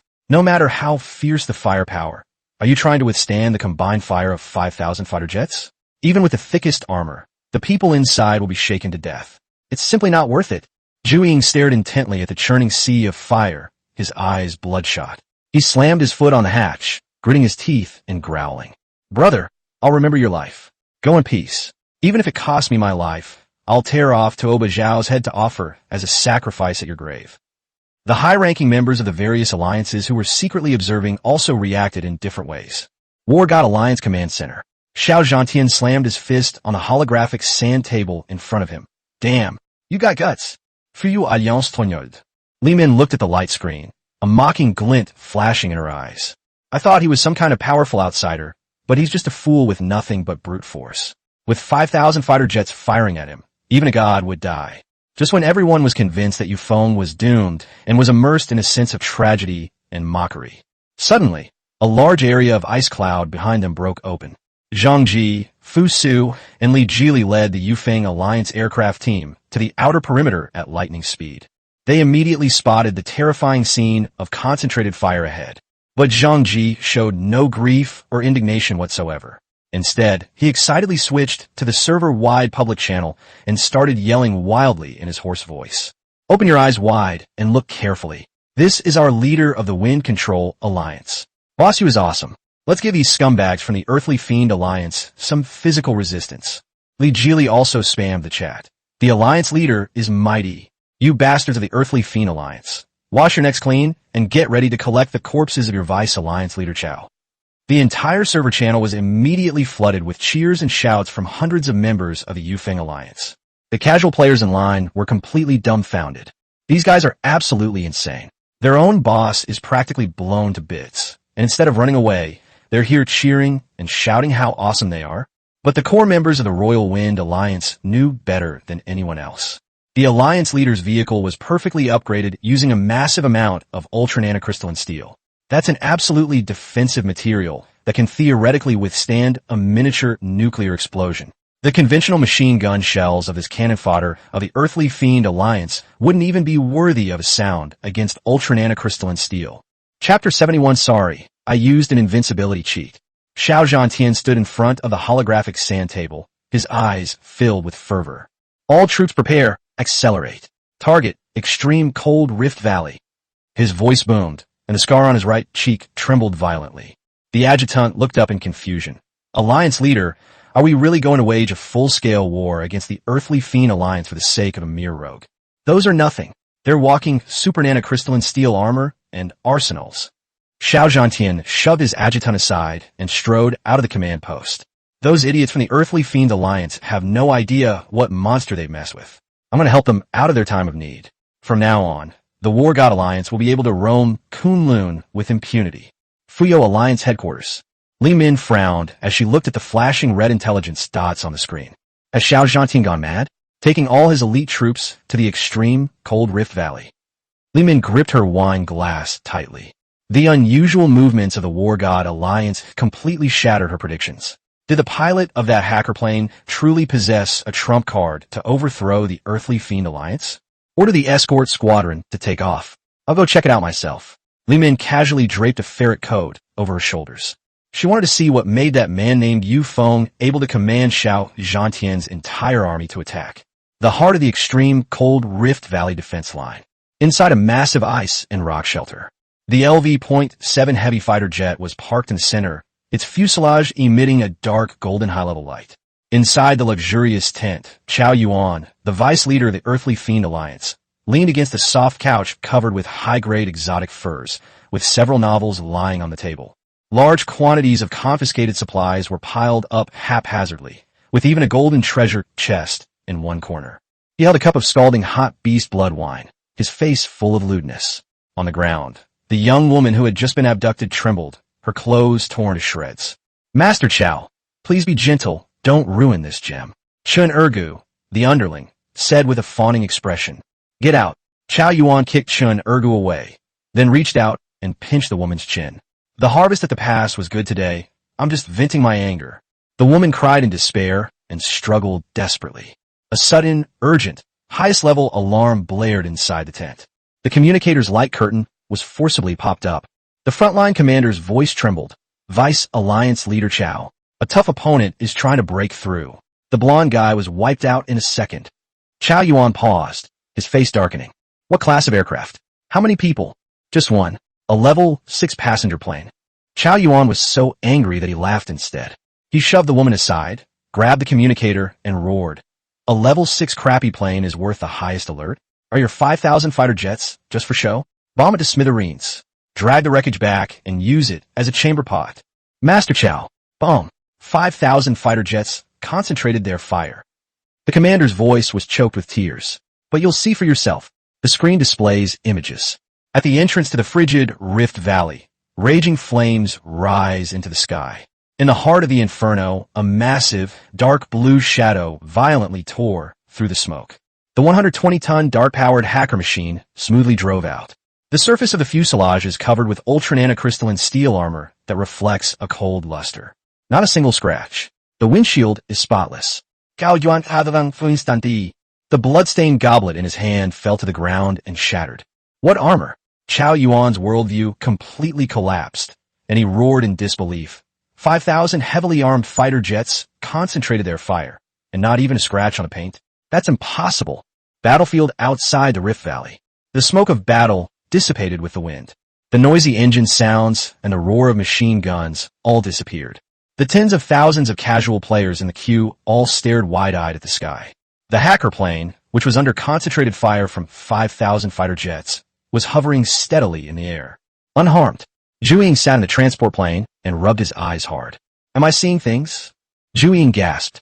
Li Jili in the back was jumping wildly in the cockpit, not caring at all as his head hit the roof. The Alliance leader is awesome. Super nanocrystalline steel is invincible.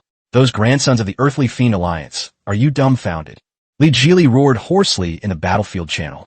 Panic was spreading rapidly within the Earthly Fiend Alliance's defensive lines. The hands of thousands of pilots gripping the control sticks trembled uncontrollably. This isn't a battle at all. It's a one-sided, devastating attack. The 7th formation of the Earthly Fiends Alliance. Captain Ligu stared intently at the holographic screen, his breathing heavy. Extraordinary greed instantly overwhelmed fear. If I snatch such a large piece of ultra-nanocrystalline steel, I can build a level 7 aircraft right away. Why would I need to put up with Chao Yuan and the others? Li Ji's eyes were bloodshot as he licked his chapped lips. Zhang Rong, The captain of the 8th Formation standing nearby heard the mutterings on the communication channel, and a sinister glint flashed in his eyes. Captain Li, this turtle shell is too hard. Conventional armor-piercing rounds are useless, Zhang Rong said, feigning a reminder. We should report this and wait for Vice Alliance leader Chao's decision. What are you afraid of? Li Gu cut off Zhang Rong's communication immediately. I have some trump card up my sleeve. Zhang Rong sneered from inside the fighter jet. He couldn't be happier to see Li Gu become the scapegoat. Once Li Gu had killed everyone inside the plane, he would lead his men up to seize the wreckage, killing 2 birds with 1 stone. Li Gu suddenly pushed open the safety lock on the weapon control panel. 7th Formation, all personnel, listen to my command. Activate the Special Weapons Depot. Li Ji's voice was menacing. Airborne thermobaric weapons load. The expressions of the surrounding members of the Earthly Fiend Alliance changed drastically. Captain, thermobaric weapons have too large a kill radius. They could affect our own people. The deputy hurriedly tried to stop him. Shut up. Those sealed metal cans. The high temperature and absolute negative pressure generated by the thermobaric bomb can shatter and suffocate the people inside. Kill the pilot, and the plane is ours. Li Gu kicked his deputy aside and personally entered the launch code. A heavy mechanical sound rang out. The dark gray, heavy thermobaric missile launch tubes slowly descended from the underside of the 500 fighter jets in the 7th Formation. Casual players were terrified when they saw that iconic bullet. It's a thermobaric weapon. The Earthly Fiend Alliance has gone mad. Run. Tens of thousands of individual aircraft desperately pulled backward, creating chaos at the scene. Li Germani Buddha a cruel smila. Under the terrifying negative pressure of a thermobaric weapon, no matter how hard the armor is, the people inside the cabin will definitely bleed to death from all 7 orifices. Inside the hacker's computer, Feng leaned back on the leather sofa, his eyes cold. He didn't even glance at the low-level fighter jets around him, armed with guns and cannons. His gaze remained fixed on the red dot deep within the defense line on the radar screen. Chao Yuan's Tier 7 fighter jet. Brother. Ding Yutong stood by the window, her eyes gleaming with a bright, spiritual light. The third eye's supernatural power is fully activated. 3 o'clock, 7th Formation. They are loading thermobaric bombs. Less than a kilometer away from us. Ding Yutong quickly reported, her voice calm. Sitting on the control panel, Shan Tiantian's big eyes flashed with disdain. Trying to kill us with high temperature and negative pressure? Our plane is not afraid of vibration at all. The Dark Hacker is equipped with an absolute cabin stability system, and its internal air pressure and life support systems are extremely abnormal. Using thermobaric weapons against this plane is simply ridiculous. Feng's lips curled into a bloodthirsty sneer. Overestimating one's abilities. Feng stood up and walked to the control panel. His large, broad hand pressed directly onto the fire control unlock button. Sweetie, lock onto the 7th Formation. Receive. Shan Tiantian's fingers flew across the keyboard, and the radar lockbox immediately turned red. Since they like playing with fire, let's give them a shower of fire. Feng's voice was as cold and hard as iron. Ahead, Li Gu pressed the fire button firmly. Go to hell. Fire. Bang. 500 thermobaric missiles, trailing blinding plumes of flame, detached from their launch tubes and hurtled straight toward the Dark Hacker's aircraft. The moment the thermobaric bullet leaves the barrel, the armor on both sides of the Dark Hacker's nose suddenly flipped open.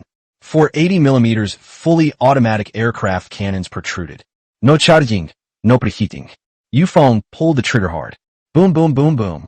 A terrifying rate of fire of 6,000 rounds per minute. Thousands of upgraded mithril high-explosive armor-piercing rounds were unleashed. A deep blue metallic storm stretched out dazzling streaks of light in midair. The barrage of bullets directly met the thermobaric bombs that were still in flight. Explode in midair. Boom! A massive mushroom cloud rose above the frigid Rift Valley. The thermobaric bomb was detonated prematurely in front of the 7th Formation. The terrifyingly hot inferno, mixed with the shockwave from the mithril armor-piercing rounds, surged back with ferocious force. The smug look on Li Ji's face froze instantly. My field of vision was filled with an extremely blinding white light. There wasn't even time to let out a scream. A heat wave exceeding 3,000 degrees Celsius instantly covered the entire 7th Formation. More than 500 modified fighter jets melted instantly in the sea of fire. Hundreds of members of the Earthly Fiend Alliance were reduced to ashes on the spot, leaving no trace.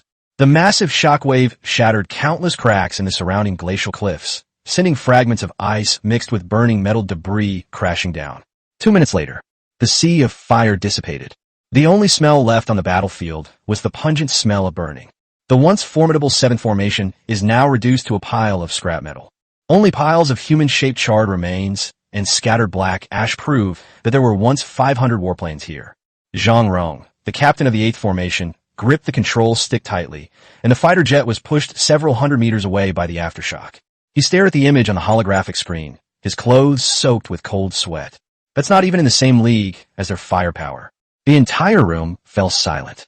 Several thousand solo players and the remaining several thousand guards of the Earthly Fiend Alliance all fell silent. Breathing stopped at that moment. The sheer power of the experience gripped everyone's throat. That was too fast. This firepower was beyond the capabilities of a level 6 passenger plane. The thermobaric bomb was detonated prematurely as soon as it was fired. Amidst the smoke of gunpowder, the hacker machine moved forward smoothly. The barrels of the 480mm aircraft cannons rotated slightly, emitting pungent blue smoke. Chapter 72, Why Can't I Damage This Plane? The villains are all on the defensive. The sky was scorched and filled with death. 500 fighter jets and thousands of elite members of the Earthly Fiend Alliance were wiped out, leaving not a single intact wreckage. Tens of thousands of casual players stared intently at the smoking ruins, their minds blank, their breaths completely stopped at that moment. A few seconds later, a rough roar erupted from the deathly silent crowd. The pent-up frustration of being exploited and tortured by the Earthly Fiend Alliance for years was finally released at this moment. Cool. This feeling is even more exhilarating than soaking in a hot spring in the freezing cold and chugging a whole glass of ice-cold beer. Zhu Ying sat in the pilot's seat of the Iron-Wing transport plane, his old face flushed red, his toes almost digging through the alloy base plate. He recalled the scene from half an hour earlier when he patted his chest and told you, Feng, once you enter Kunlun, I, Zhu Ying, will protect you. I'm just a country bumpkin who runs up to the richest man and brags that he has 10 yuan in his pocket. Zhu Ying covered his face, lit a cigarette, and took a deep drag. Although he was so desperate he wanted to disappear into the ground, seeing the members of the Earthly Fiend Alliance turn to ashes made him feel better than if he had eaten an elixir of immortality. That slap in the face really hurt, but it also felt really good. A young, unaffiliated pilot, his eyes red-rimmed, gripped Deng Xi's arm tightly, his voice trembling with intense longing. Brother Deng, can this big shot really crush the Earthly Fiend Alliance? Does that mean we don't have to pay any tolls and no one will die? Deng Xi stared at the hacker machine with a solemn expression and slowly shook his head. Difficult. That's a Defas 666 fully automatic aircraft cannon. Its rate of fire is terrifying. Deng Xi pointed to the enemy lines in the distance, his tone almost cruelly rational. It's powerful, but ammunition consumption is a bottomless pit. Even with a high payload, how much ammunition can one plane carry? The Earthly Fiend Alliance also has 10 fully equipped heavy squadrons in the extreme cold Rift Valley, totaling 5,000 fighter jets. There are also a large number of elite troops on standby in the Kunlun Mountains, not to mention the behemoth, the World Alliance, behind them. Deng Xi glanced at the silent, trembling figures around him. Everyone's been scared off before, and now nobody dares to go up and help. He's fighting alone, without supplies or reinforcements. Once he runs out of ammunition, that'll be the moment the Earthly Fiend Alliance launches its counterattack. Stay away. Don't get caught in the crossfire. We can't afford to get involved in this. The glimmer of hope in the young pilot's eyes vanished instantly, and he lowered his head in resentment.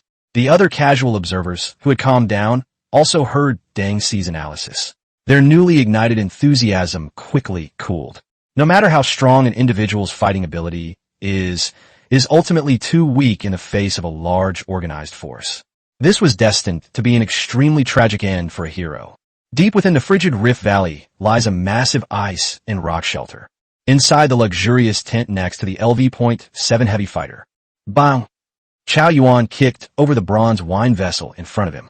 Crimson beast blood wine splattered all over the ground.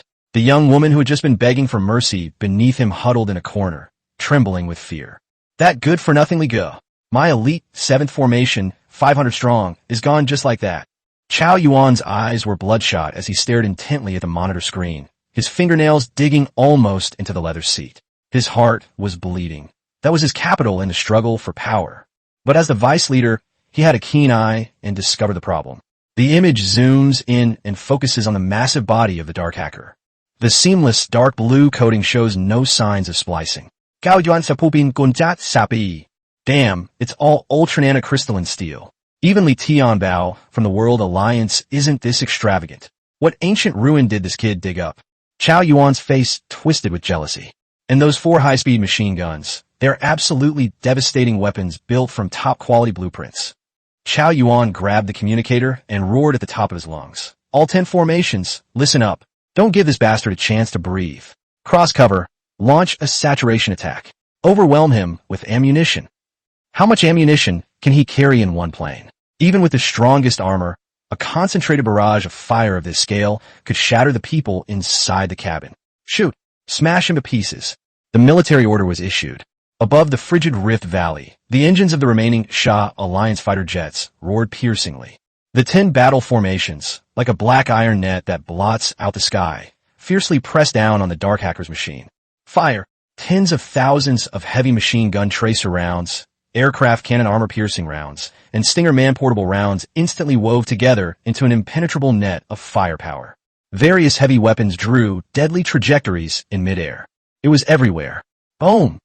The deafening explosions continued in unison, tearing even the thick ice clouds apart.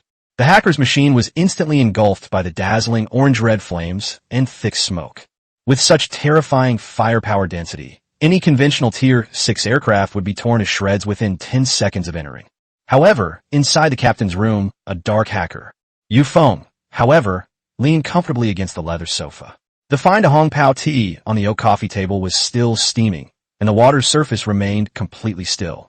The cabin's absolute stability system was fully operational.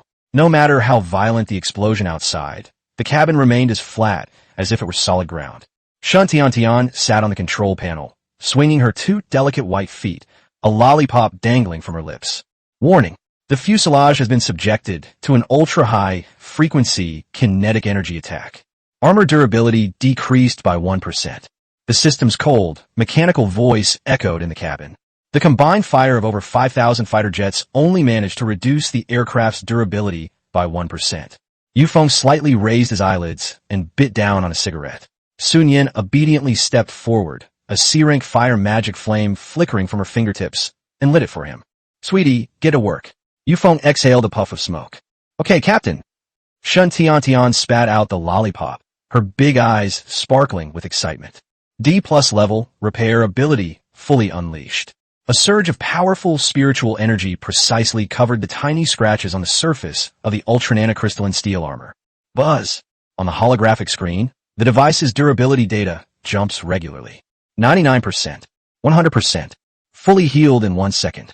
As long as she isn't instantly killed, Shun Tiantian's healing ability combined with the absolute defense of her super nanocrystalline steel makes her an unbeatable invincibility cheat. Feng flicked his cigarette ash and casually pressed his thumb on the fire control panel. Machine guns, free search and fire, all threatening man-portable missiles, detonate in midair. On both sides of the fuselage, for 80mm fully automatic aircraft cannons slowly rotated amidst the flames. The gun barrel spewed out eerie red flames. The mithril high-explosive armor-piercing rounds were precisely fired, detonating all the incoming high-explosive missiles 100 meters away, turning them into harmless fireworks. The Dark Hackers not only did not retreat an inch, but instead withstood the concentrated fire of 5,000 fighter jets, brutally crushing the smoke and steadily advancing forward. The deep blue, ultra-nanocrystalline steel armor reflected a cold metallic luster in the sea of fire. Not a single piece of paint has peeled off. Terrified screams echoed through the Earthly Fiend Alliance's communication channels. I can't break through. I can't break through at all. An armor-piercing round didn't even leave a white mark. Is this even a plane? Monster. This is a monster. 5,000 elite pilots of the Earthly Fiend Alliance watched the massive red dot steadily approaching on the radar and were utterly despairing. Deep within the frigid Rift Valley lies a massive ice and rock shelter. Chao Yuan, the vice leader of the Earthly Fiend Alliance, stared intently at the light screen, his eyes bloodshot, his face twisted with extreme jealousy and greed. Super nanocrystalline steel. It's super nanocrystalline steel. Chao Yuan paced back and forth like a wild beast trapped in a cage, letting out suppressed roars. So, it was him, that mysterious madman who traded god-level materials for junk in the regional channel. He remembered. An anonymous ID stirred up a massive wave across the entire server. using a huge amount of ultra-nanocrystalline steel to acquire low-level materials and explosives. At the time, he even mocked which nouveau riche had unearthed the ruins and was showing off his wealth without knowing his own mortality. Now, this nouveau riche has driven an entire aerial fortress made of ultra-nanocrystalline steel and run it over his face. The flames of greed consumed the last shred of reason. Fear? No, it's ecstasy. If he can take control of this plane, Qiao Yuan will rise to the top in one step. What kind of bullshit alliance leader is Tuoba Xiao? And what kind of Tian Bao of the World Alliance? They all have to kneel at his feet. Pass on my orders. Qiao Yuan grabbed the communicator and roared hysterically at all the commanders of the formations. Keep fighting. Don't stop. Use lives to pay the price. Use ammunition to wear them down. I don't believe his armor has no durability limit. Whoever can make the first crack in his fuselage, I'll reward him with a level 5 aircraft and 100 women. Upon hearing of such a generous reward, the morale of the remaining thousands of pilots of the Earthly Fiend Alliance, which had just been crushed, was forcibly rekindled. The pilots, their eyes bloodshot, pushed the throttle valves and pounced on the enemy like a pack of mad dogs smelling blood. Chapter 73, he never cultivated good deeds in his life, only loved killing and scattering ashes. On the other side of the battlefield, at the eastern entrance of the Arctic Rift Valley, a heavily armed fleet with uniform paint schemes and a menacing aura tore through the icy clouds and made its audacious appearance. Leading the charge was Xiao Zhantian, the leader of the War God Alliance, who personally arrived at the battlefield. He stared intently at the ghostly blue figure advancing like a demon god amidst the distant sea of fire, his right cheek scar twitching violently with extreme excitement. Good. What an indestructible body. Xiao Zhantian slammed his fist on the control panel and let out a hearty laugh. I knew I hadn't misjudged him. This defense is even tougher than a 7th-tier, Lord-level mutant. Leader, shall we charge forward now? The adjutant asked. No ruse. Xiao Zhantian waved his hand, his gaze sharp as an eagle's. Everyone, get into attack formation and aim your cannons at the left flank of the Earthly Fiend Alliance. Put pressure on them, but don't fire. He then opened the communication panel, swiped his finger across several frequently used contacts, and finally stopped on a gray, anonymous avatar. That was the mysterious seller he had previously traded armor-piercing rounds with. Meanwhile, there is safe airspace tens of kilometers away from the battlefield. The Fuyo Alliance's reconnaissance aircraft hovered in the clouds. Su Qingyao stared at the hellish battlefield on the main screen, her pretty face turning pale, unable to recover for a long time. She took a deep breath and connected with Li Min, who was on her way. Alliance leader, the situation has changed. Su Qingyao's voice trembled slightly. That hacker plane was completely unharmed despite the concentrated fire of 5,000 fighter jets. As the light screen connected, Li Min watched the real-time battle footage shared by Su Qingyao, and her hand, which was swirling her wine glass, suddenly stopped. The dark blue armor, the reckless advance, the leisurely stroll through the sea of fire. Li Min's pupils contracted violently beneath her mask. She finally understood why Xiao Zhantian, that brute, had rushed over like a madman, bringing all his belongings. He already knew. The owner of this aircraft possesses terrifying power capable of turning the tide of battle. Alliance leader, the War God Alliance has already entered the arena. If we don't act now, it will be too late. Su Qingguai Uget An Si Oli. Helping him now is like sending charcoal in snowy weather. We can gain the strongest ally with minimal cost. And then, Li Min's voice was as cold as ice. So, are we going to use over 10,000 aircraft to directly confront the combined heavy armor forces of the Earthly Fiend Alliance and the World Alliance, which number over 20,000? Li Min looked at Su Qingyao as if she were an idiot. Don't be naive. No matter how strong he is, he'll eventually run out of ammunition. Xiao Zhantian is a gambler, but I am not. The lives of the Fuyao Alliance sisters cannot be staked on a man whose future is uncertain. Hold your positions. Li Min's tone left no room for argument. Wait. Wait until he plays all his cards, or wait until he's worn down by the Earthly Fiend Alliance. Either way, we won't lose out. Su Qingyao looked at the cold woman on the screen. Her lips moved, but in the end, it turned into a silent sigh. Inside a LV.6 heavily armed passenger plane, the cabin's absolute stabilization system completely isolated the aircraft from the intense bombardment from the outside world. Captain, Southwest, at 9 o'clock. That LV.7 fighter jet is being protected by 2 fully equipped heavy squadrons, hiding behind ice rock bunkers. Shen Tian pointed to the radar screen and reported crisply. Yufeng leaned back on the sofa, not even lifting his eyelids. Schwer, how are the preparations going? At the independent control panel, Ling Yinxue, dressed in a white shirt, had a sickly flush on her beautiful face. Her eyes gleamed with the eerie light of a D-level control ability, and fine beads of sweat appeared on her forehead. 73 seconds to go.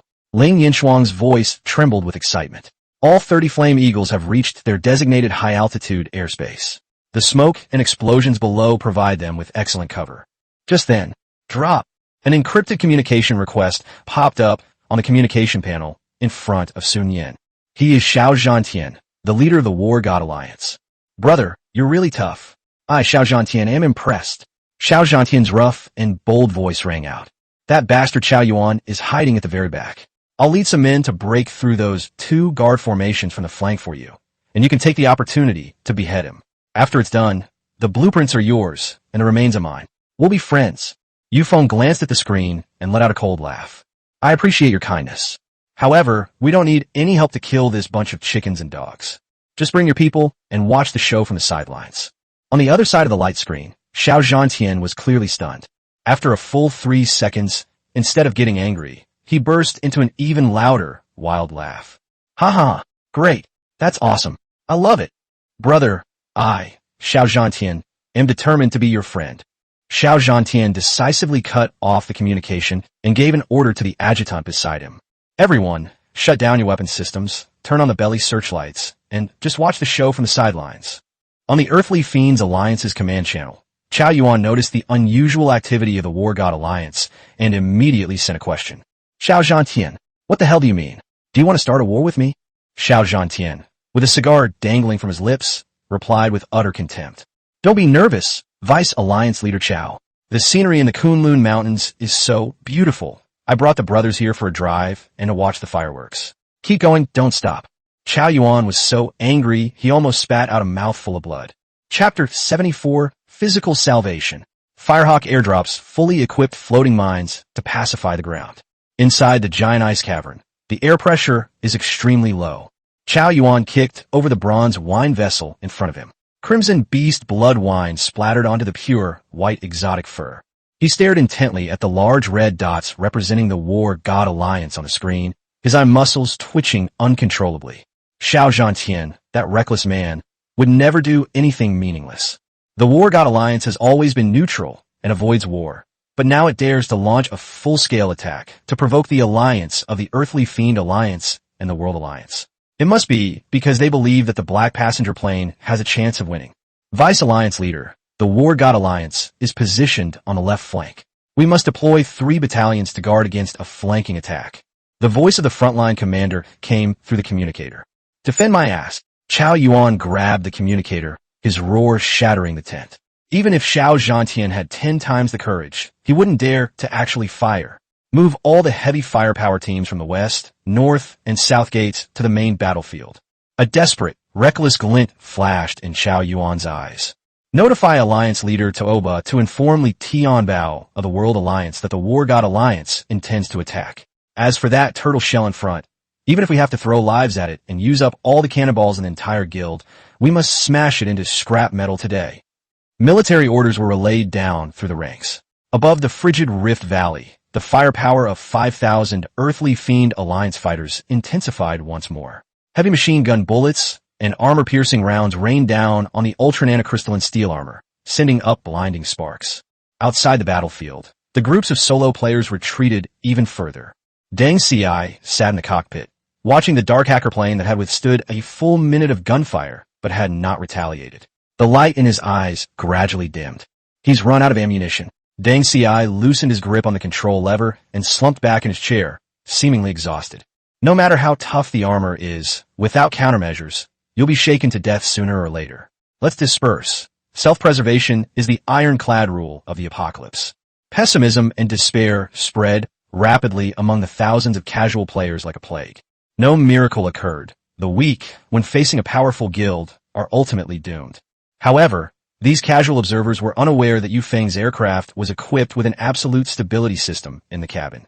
While gunfire and explosions shook the outside world, the inside remained calm and undisturbed. Bang! Zhu Ying smashed the thermos in front of him with a single punch. Scalding hot tea spilled all over the floor.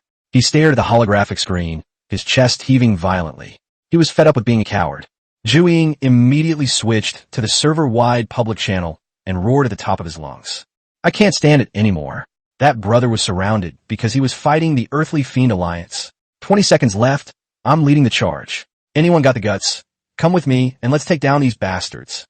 After sending the message, Zhu Ying immediately pushed the throttle valve to its maximum, and the engine of the LV.6 Ironwing transport jet emitted a deep, rumbling roar. He was prepared to die alone in his aircraft. There was a brief silence in the regional channel. 3 seconds later, Jai Yotsai's shrill voice rang out. Zhu Ying, are you crazy? Don't drag everyone down with you. What business is it of yours to interfere in the affairs of the Great Alliance? Just pay your toll, and you'll live. Rushing in is just suicide. Don't listen to him. Bullshit. Li Jili's voice from the Yufeng Alliance exploded instantly. You've lost all your backbone. You've been kneeling for so long you can't stand up anymore, huh? Immediately afterward, Fu Su's gruff voice drowned out all other noises. All members of the Yufeng Alliance, load your weapons. The countdown is over. Let's charge in with the Zhu Ying brothers. Kill the scum of the Disha Alliance. Hundreds of Royal Wind Alliance fighter jets simultaneously pulled back their bolts, their engines roaring. 10 seconds left in the countdown. Zhu Ying gripped the joystick tightly, his eyes bloodshot, a hint of moisture welling in his eyes. There really are brothers who aren't afraid to die. 8 seconds left in the countdown. Yu Feng stubbed out his cigarette. On the radar screen, the 10 combat formations of the Earthly Fiend Alliance had pressed within a fatal 1,000-meter radius. Sweetie, unlock the drone formation, Yu Feng commanded. High-frequency booby trap, formation ready. Shen Tian shouted in response. Sun Yen, prepare your fireball explosive rounds. Leave it to me, brother Yu Feng. Extremely turbulent crimson flames surged in Sun Yen's palm. Yu Feng flipped his hand and took out the immobilization scepter, tossing it to Ling Yinxue beside him. The grayish-white gem shimmered with a cold, eerie light. Schwer, control the situation. Yu Feng looked at Ling Yinxue on the other side. Firehawk squad deploy. Ling Yinxue accepted the scepter, a ruthless glint appearing on her exquisite face. She stepped forward, her eyes gleaming with a spiritual light, and poured her immense spiritual power directly into the immobilization scepter. 3 seconds left in the countdown. Ling Yinxue raised her scepter and pointed it directly at the 5 formations of the first echelon of the Earthly Fiend Alliance directly in front of her. Certainly, an invisible spatial law fluctuation swept across the airspace ahead in an instant. The fierce winds of the frigid ravine suddenly ceased. The roar of engines from the nearly 1,000 fighter jets in the 5 leading formations vanished instantly. The aircraft frozen in midair, their cannons ceasing fire. The pilots in the cockpits remained motionless, their eyes unable to move an inch, their posture frozen in place of pushing and pulling the control sticks. A perfect grade extraordinary item that forcibly immobilizes the user for 5 seconds. The thick icy fog above the clouds suddenly shattered. 30 massive Tier 4 Fire Eagles swooped down furiously. Their backs were laden with countless perfect grade, high-frequency intelligent levitating lightning bolts. The flock of eagles swooped precisely over the 5 square formations that were frozen in place, releasing their talons simultaneously. Thousands of high-frequency floating mines rained down, landing inside the enemy aircraft formation. Explode. Sunyan Xiao Xiaotif. Dozens of Class C explosive fireballs roared out and accurately struck the center of the minefield. The moment the 5-second freeze ends. Boom! The series of explosions completely engulfed the entire airspace above the Rift Valley. Nearly 1,000 heavily armed fighter jets were caught in the double barrage of perfectly class, hovering mines and exploding fireballs, leaving them no time to even attempt evasive maneuvers. The intense heat wave instantly melted the bulletproof glass, and the violent shock wave tore through the fuselage armor. The ammunition depots triggered a chain reaction of explosions. Countless pieces of debris, metal fragments, and charred flesh exploded in a radial pattern in all directions. The Earthly Fiend Alliance's front line, nearly 1,000 fighter jets, 1/5 of their elite combat force, evaporated in a very short time. The shadowless warrior, who was about to charge forward with the throttle valve on the periphery, froze in midair. Thousands of casual players gaped, their eyes almost bulging out of their sockets. Xiao Zhantian of the War God Alliance snapped the cigar in his hand. Inside the giant ice rock shelter, Chao Yuan collapsed onto the carpet. He stared intently at the surveillance screen, now completely covered in static, and screamed in a hysterical, desperate voice. Who did this? Where did the attack come from? The radar was filled with strong magnetic interference from the explosion, and the Firehawk, located in the high-altitude blind spot, directly avoided detection. The extreme fear brought by the unknown instantly gripped the hearts of the Earthly Fiend Alliance's higher-ups. The smoke of battle has not yet cleared. The massive hatch on the belly of the hacker aircraft was suddenly flung open. Go to hell. Shen Tian pressed the enter key heavily. Hundreds of modified high-frequency booby trap drones swarmed out. They were divided into 5 independent attack formations, flying along treacherous, low-altitude trajectories, heading straight for the remaining 5 formations behind the Earthly Fiend Alliance. Enemy attack. Intercept. Open fire to intercept. The commander of the Earthly Fiend Alliance roared hysterically in the channel. The anti-aircraft guns in the rear formation fired wildly, tracer rounds weaving a fire net in the air. But under Shen Tiantian's D+ level mechanical proficiency and mental control, the drones skillfully weaved and dodged, breaking through the fire blockade one after another. Nearly 100 drones successfully broke through the defenses and crashed directly into the Earthly Fiend Alliance's heavy fighter jets. Each drone is loaded with enhanced C4 explosives purified by the magic furnace on its belly. Boom! Boom! Boom! The explosion was 3 times more powerful than regular C4. The violent shockwave shattered the bulletproof glass of the Tier 4 fighter jet. The pilot inside the cockpit was torn to shreds by the terrifying pressure. The wings snapped off, and the engines caught fire. A second wave of devastating explosions followed. Cracks appeared in the once impregnable defenses of the Earthly Fiend Alliance. Chapter 75 Magic Energy Main Cannon clears the field, treating the Great Alliance like trash. The first wave of high-frequency booby traps exploded in succession, completely shattering the Earthly Fiend Alliance's once-proud ironclad defenses. Hundreds of fighter jets crashed into the ground as fireballs, causing brief chaos in the command system at the rear. Don't panic. Maintain formation. Aim the machine guns and shoot down those drones. The Earthly Fiend Alliance captain's roar pierced the communication channel. Inside the hacker's machine, Shen Tian sat on the co-pilot's console, curling her lip in disdain. Captain, they still think we're going to explode. Second batch of extra delivery orders delivered. Her fair fingers pressed the enter key heavily. 500 specially modified drones, each with a dark green gas canister mounted on its belly, burst out of the belly hatch like a swarm of bees. With a tricky, low-altitude flight trajectory, it directly struck the remaining 4,000 fighter jets of the Earthly Fiend Alliance. Stop them. Open fire. Countless anti-aircraft guns fired wildly, and tracer bullets intertwined in mid-air to form a net. The swarm of drones exploded one after another under intense fire. However, there was no violent shockwave from the explosion, nor any blinding flames. The moment the gas canister shattered, a thick, dark green mist suddenly expanded in mid-air, and with the help of the gale, it instantly swept through the entire formation of Earthly Fiend Alliance fighter jets. A cold smile appeared on Ling Yinshuang's exquisite face.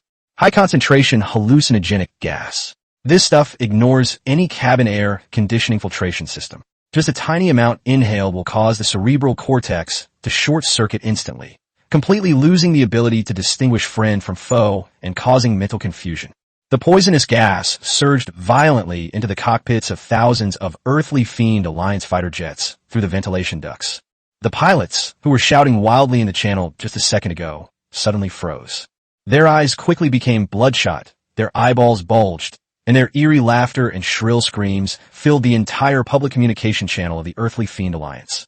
Monsters! Lots of tentacle monsters have crawled in. Get out of the way. Captain, why did you kill my whole family? I'll kill you today. Ha ha! Die, all of you. Go to hell, you fucking bastards. Chow Yuan, you only became the vice leader by luck. If I kill you, the leader's position will be mine. The well-organized formation collapsed instantly. The 4,000 Earthly Fiend Alliance pilots, who were suffering from severe hallucinations, have gone completely insane. They immediately turned their planes around and unleashed a barrage of fire from their machine guns at their friendly forces. Some even pushed the throttle valve to its maximum and, fearlessly, crashed their heavily armed fighter jets into the escorting wingmen beside them. In midair, thousands of fighter jets were tearing and snarling at each other like mad dogs. Huge fireballs collided one after another, exploding in the sky above the frigid Rift Valley, creating a bloody and chaotic scene. A very small number of commanders wearing gas masks stared at the red dots killing each other on the holographic screen, their eyes bloodshot and desperately pounded on the control panel. Cease fire. Those are our own people. Have you all gone mad? There was no response, only the roar of machine gun fire. Feng leaned back comfortably on the leather sofa, coldly watching this farcical scene of infighting. They've made enough trouble. It's time to send them on their way. Feng flipped his hand and took out 2 rank 6 crystal cores that exuded a violent fire element aura from his personal space. He walked to the main control panel and decisively pressed the 2 crystal cores into the energy drive slot. Click! The sound of mechanical meshing rang out. Directly below the nose of the dark hacker, the thick ultra-nanocrystalline steel armor slowly slid open to both sides. 2 powerful Vulcan cannons, each 4 meters in diameter, boldly protruded their dark barrels. Complex magical energy patterns lit up layer by layer on the surface of the cannon barrel, and the wind and snow in the surrounding space were instantly distorted and deformed under the terrifying energy suction. AI Master Control, take over the firepower module. Feng's eyes flashed with murderous intent. Lock on all enemy aircraft ahead. Strafe.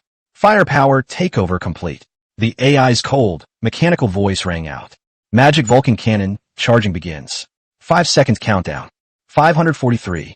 An extremely dazzling fiery red light frantically condensed at the cannon muzzle. The surrounding frigid air currents were instantly blasted away by the terrifying heat, and even space itself appeared to distort.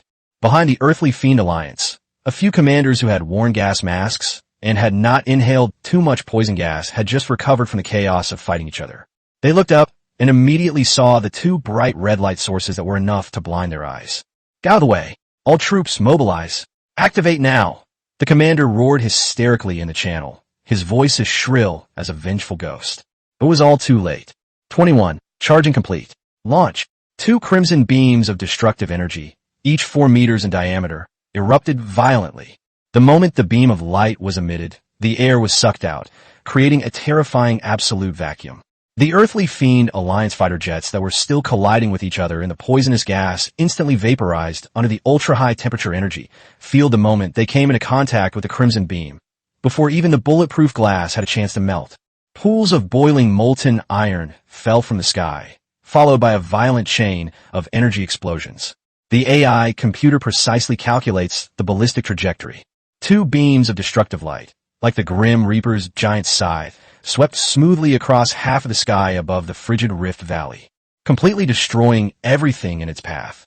More than 4,000 heavily armed fighter jets were completely vaporized by the high-temperature energy under the indiscriminate strafing of the magic energy Vulcan cannon, leaving not even a complete wreckage. The scene fell into absolute silence. Only the crackling sound of burning debris and the eerie, sizzling sound of melting glaciers could be heard, distant from the rear of the battlefield.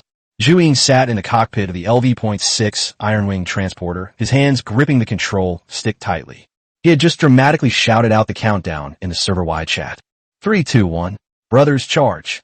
The word charge had barely left his throat when Zhu Ying's gaze swept across the holographic radar ahead. On the radar screen, the enemy red dots that were originally densely packed like locusts were swept away by 2 fan-shaped light waves and disappeared cleanly and completely. Not one left. The shadowy figure froze, completely in motion. He opened his mouth wide, his chin almost hitting the dashboard. A pair of eyes stared intently at the black and gray expanse of airspace ahead. Go for it, my foot. Zhu Ying swallowed hard, his old face flushed with excitement, his brain going blank. Over 4,000 planes gone in a few seconds? I didn't even have a chance to go and die. It wasn't even my turn to participate. Behind them, Zhang Ji and Li Jili were also huddled in the cockpit, swallowing hard. They knew their leaders' planes were powerful, but this was just too surreal. Was this a battle between 2 armies? It looked more like a high-pressure water jet washing away cockroaches from a sewer. The tens of thousands of casual players around were all stunned. There were no cheers, no screams of shock. The extreme shock shattered everyone's worldview, leaving tens of thousands speechless. It overturns conventional wisdom. The Earthly Fiend Alliance's impenetrable fortress, which they tried to fill with their lives, was wiped out by a single shot from a passenger plane. The War God Alliance's position. Xiao Zhantian stood in front of the light screen, and the premium cigar he was holding fell with a thud onto his crotch, burning through his tactical pants. He was completely unaware that the scar on his right cheek was twitching wildly. Awesome! This arrogant leader of the War God Alliance could only utter these two words at this moment. He had originally prepared to launch a full-scale attack to help Feng share the firepower. As it turns out, they didn't need his talent at all. The adjutant was frantically wiping away cold sweat, his voice trembling. "Leader, should we still flank them from the side? Screw you, surround him." Xiao Zhantian slapped his adjutant on the back of the head and roared furiously. "Send friendly fire signal now. Hurry, don't let him get carried away, and turn around and wipe us out with one shot." Fuyo Alliance headquarters. The steel hall was completely silent. Li Min remained languidly leaning against the throne. But the wine glass in her hand was already tilted so badly that the scarlet wine spilled onto her extremely expensive ferret coat, yet she didn't even blink. The arrogant eyes beneath the mask were now filled with extreme horror. The absurd scene of the clearing operation on the screen shattered all her calculations and so-called strategic thinking. On the communication channel, Su Qingyao's voice was dry and filled with bitterness. The Alliance leader won. He single-handedly slaughtered 5,000 fighter jets. Deep in the frigid Rift Valley, inside the giant ice rock shelter, inside the ultra-luxurious tent, Chao Yuan stared intently at the monitoring screen that had gone black, his face deathly pale, devoid of any color. 5,000 elite aircraft, 10 fully equipped heavy infantry formations, half of the Earthly Fiend Alliance's foundation. Gone. All of it is gone. An overwhelming fear, like an abyss, completely consumed Chao Yuan's reason. He was drenched in cold sweat, and his teeth were chattering uncontrollably. The images of the World Alliance's LV.7 Apocalypse fighter and LV.7 Netherworld armed helicopter flashed through my mind. Even if Li Tianbao, who is recognized as the strongest player in the entire server, brought all the main forces of the Tianxia Alliance, it would be absolutely impossible for him to achieve this level of physical evaporation in such a short time. This isn't even a power system of the same dimension. Where the hell did this magic energy cannon come from? It's like a dimensional reduction attack. As the Grim Reaper hurtled toward him, Chao Yuan grabbed the communicator and screamed hysterically in the Alliance channel like a madman. "Stop him! Whoever can shoot him down, or hold him off for even a minute, I'll reward them with 1,000 units of high-quality steel, a direct promotion to battalion commander, and 10 top-quality women." Chapter 76, Heavenly Eye breaks through concealment. The vice leader of the Earthly Fiend Alliance is beheaded. A generous reward will surely attract brave men. Upon hearing the promise of top-quality women, the 2 remaining guards of the Earthly Fiend Alliance outside the bunker immediately turned red with envy. A dozen or so LV.6 heavy fighters, over 500 LV.5 armed passenger planes, and the remaining Level 4 fighters. This was the last elite force the Earthly Fiend Alliance had left in the extreme cold rift. The aircraft fiercely pulled back their control sticks and charged straight at the Dark Hackers. Court death. Feng leaned back on the leather sofa, coldly watching the densely approaching red dots on the radar, and pressed his thumb directly on the red lock button on the fire control panel. Wings serrated edges, deploy. A heavy, mechanical screech resounded. The massive edges of the Dark Hacker's wings, lined with ultra-nanocrystalline steel armor, violently flared outwards, revealing extremely long serrations. Immediately following, a piercing, buzzing sound exploded, and a high-frequency energy field instantly enveloped the serrations completely. The extraordinary item, Energy Blade, has been attached. Feng slammed the throttle valve to the floor with his left hand. Thunder engine, triple overload. Boom! 4 Thunder engines spewed out violent, dark blue arcs of electricity. The 120-ton Dark Hacker broke the sound barrier. Like an unstoppable ancient beast, too lazy to even fire its machine guns, and slammed directly into the Earthly Fiend Alliance's guard formation with a brutal attitude. A LV.6 heavy escort aircraft charging head-on didn't even have time to perform an evasive maneuver. The Dark Hacker's wing grazed it with a silky, smooth motion. The high-frequency serrations, equipped with energy blades, sliced through the Level 6 fighter's armor like a hot knife through butter. The smooth, mirror-like cut paused for a brief second before triggering a violent chain of explosions. Bang, bang, bang. The Dark Hacker plane left a deadly trail of eerie blue light in midair. Wherever it passed, the Level 5 and Level 6 fighters that attempted to intercept it didn't even have a chance to explode. It was directly split in two by the high-frequency saw teeth, turning into burning scrap iron that fell to the bottom of the valley. Chao Yuan felt a chill run down his spine as he stared at the familiar high-frequency energy cutting field on the monitoring screen. That energy blade is the energy blade of Vice Alliance leader Ghost Eye. Chao Yuan's face was extremely distorted. He was responsible for the explosion in Death Abyss. Ghost, I died at his hands. Sitting in the passenger seat, Sun Yin watched the violent harvesting scene and became morbidly excited. Her enormous breasts heaved violently with her heavy breathing, and her hands frantically conjured several C-grade fireballs. Boom! Boom!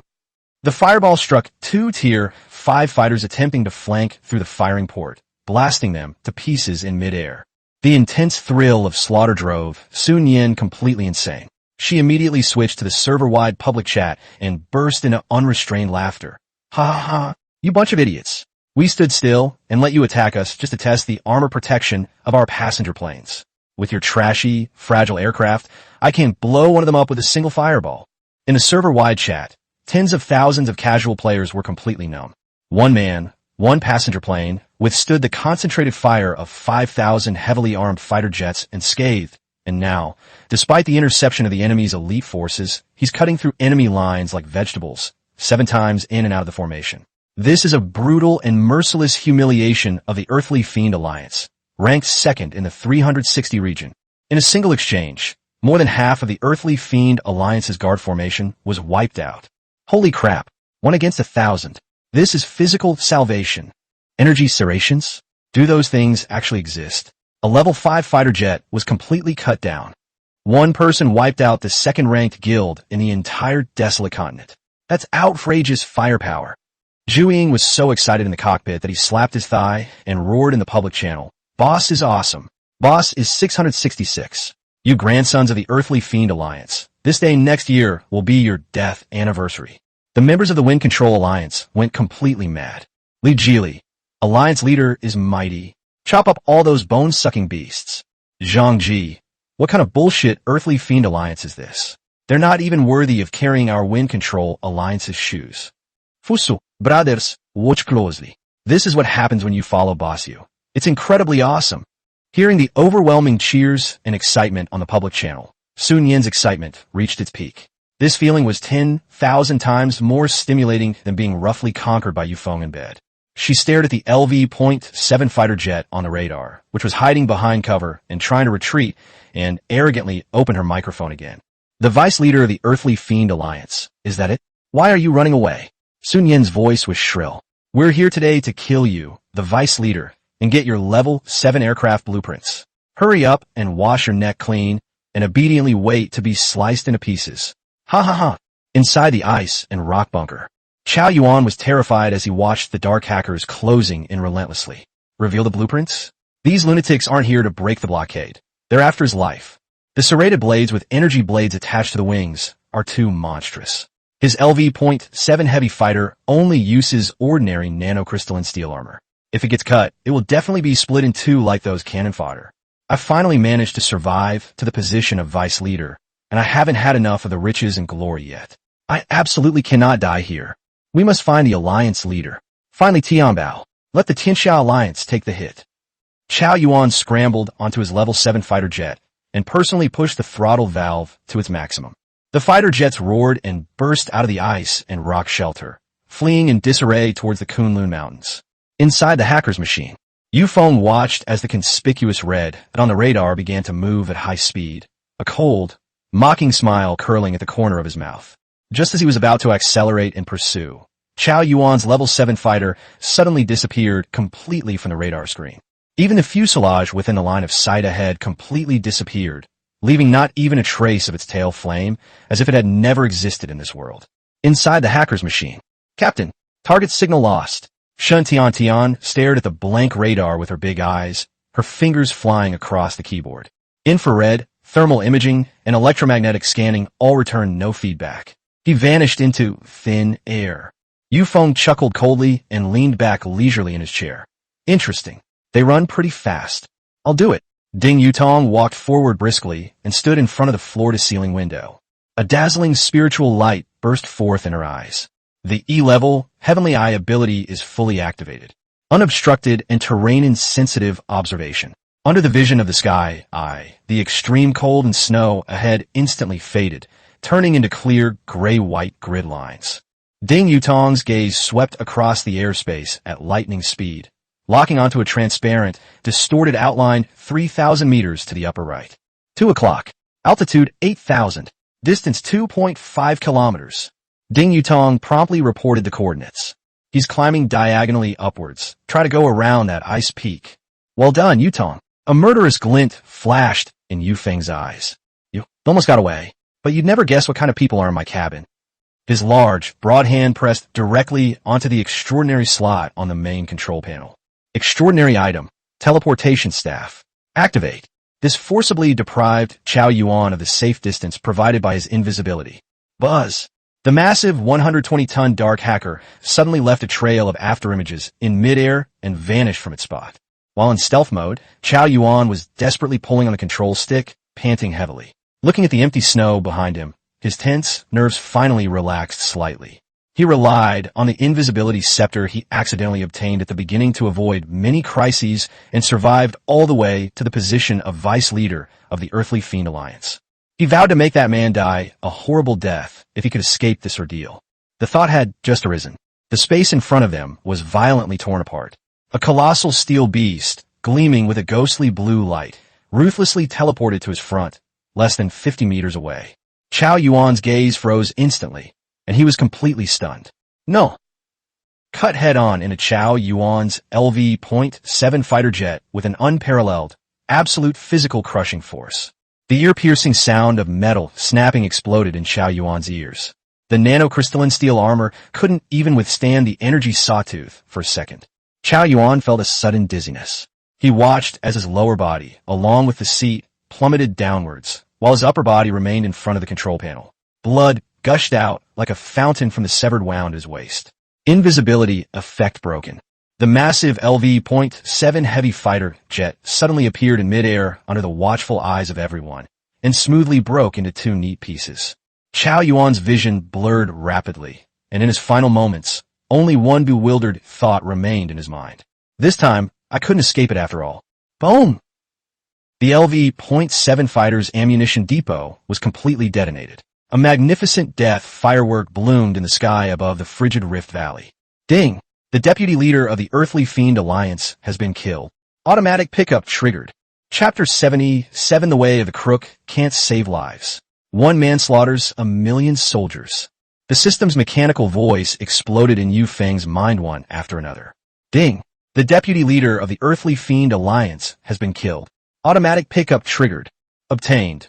1 Tier 7 Crystal Core, 1 Invisibility Scepter. Received. 50 Crystal Control Core Components. Obtained. LV.7 Passenger Plane Perfect Upgrade Blueprint 1. Obtained. The Complete Book. I just want to quietly be a person of the Way of the Dead. Obtained. The Complete Book Surviving in the Initial Holy Demon Sect as a Talent. Received. 100,000 caddies of beast meat of various tiers and a quantity of various conventional resources. Yu Feng's gaze lingered on the titles of the two novels for a moment, a cold, extremely mocking smile curling at the corner of his lips. No wonder Chao Yuan was hiding in the back and only came out at the last moment. It turns out he was keeping himself alive by reading novels about escapism every day. Yu Feng exhaled a puff of blue smoke. Unfortunately, they didn't grasp the essence. Can they even survive against overwhelming firepower? He ignored the clutter and only stored the precious blueprints and core materials in his personal space. At this moment, all the core conditions for upgrading the LV.7 Sky Fortress have been basically met. At the entrance to the frigid Rift Valley, the smoke of battle still lingers. The strong wind carried the acrid smell of burnt meat and the stench of molten metal. The once crowded and bustling checkpoint airspace was now deathly silent. The more than 10 main heavy armored formations of the Earthly Fiend Alliance originally used to block the road, a total of 5,000 elite fighter jets, along with their arrogant vice leader, have all been completely reduced to ashes on this icy plain. There wasn't a single intact corpse, nor a single piece of completed armor.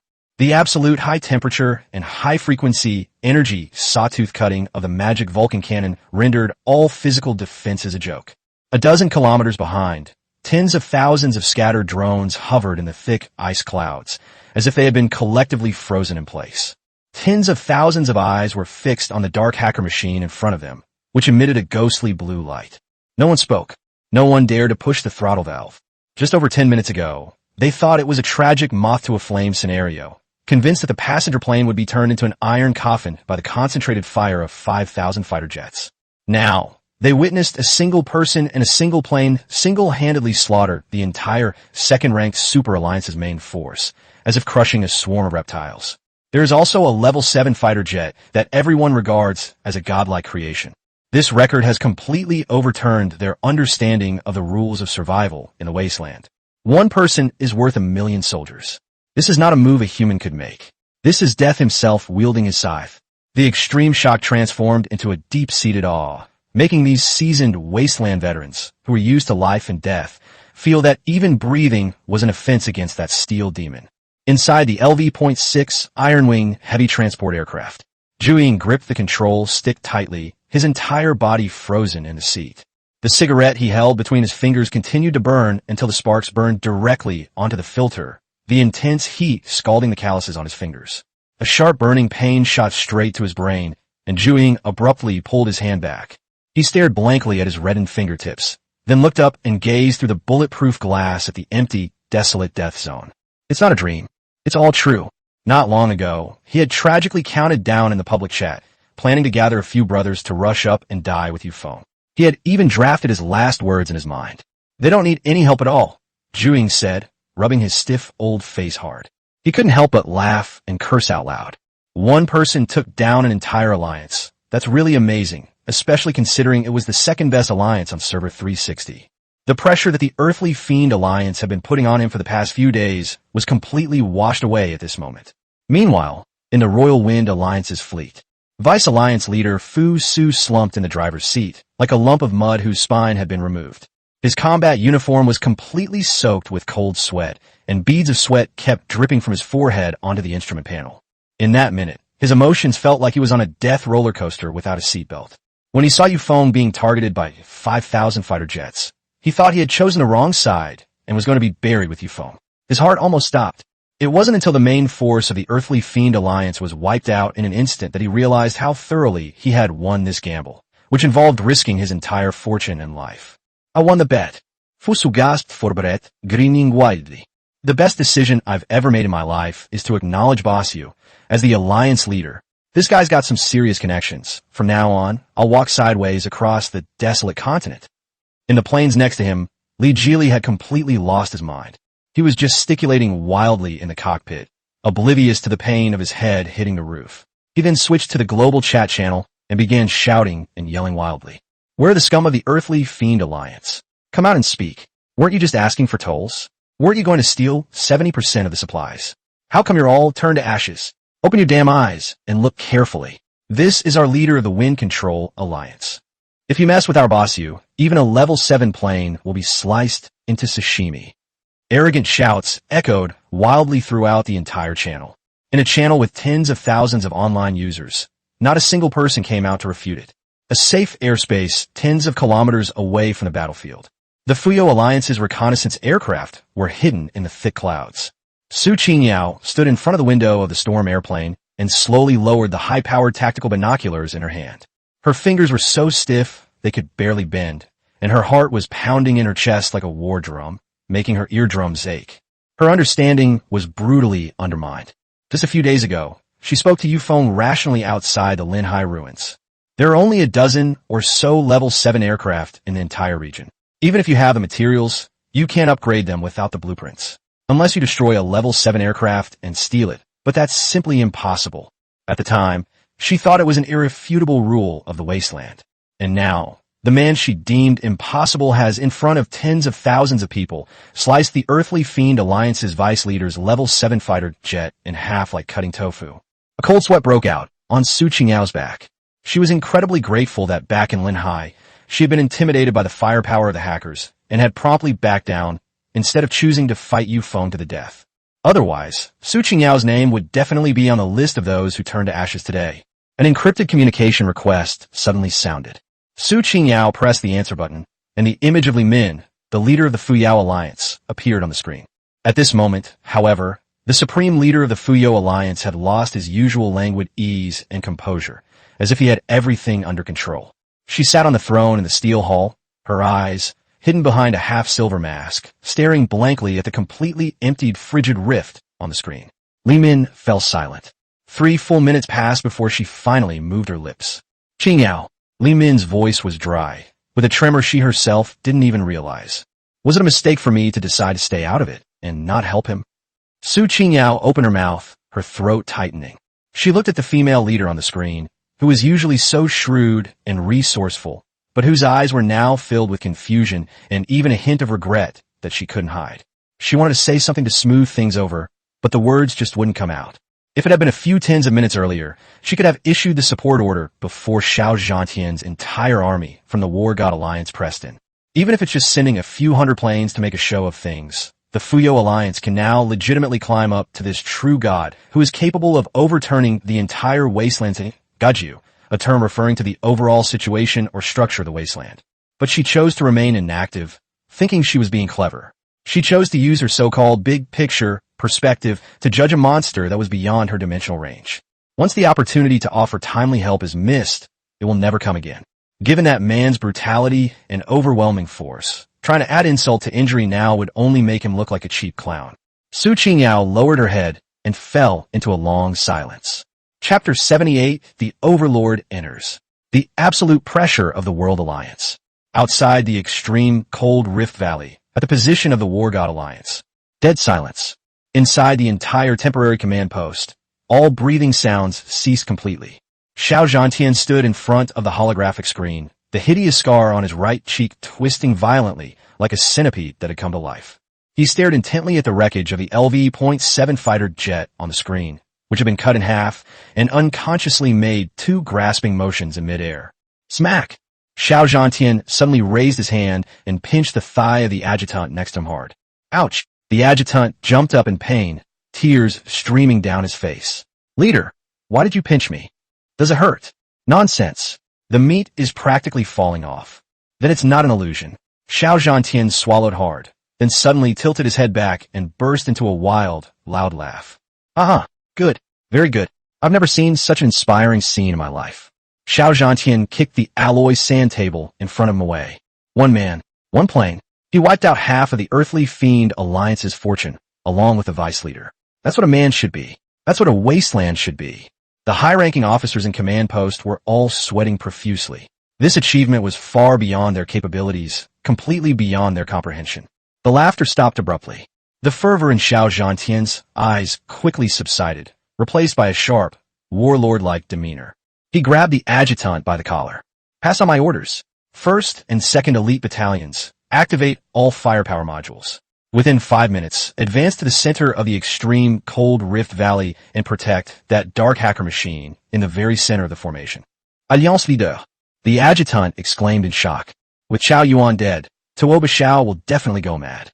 Li Tianbao of the World Alliance is watching from the Kunlun Mountains. If we go to protect him now, it's like going to war with these two behemoths. You know nothing.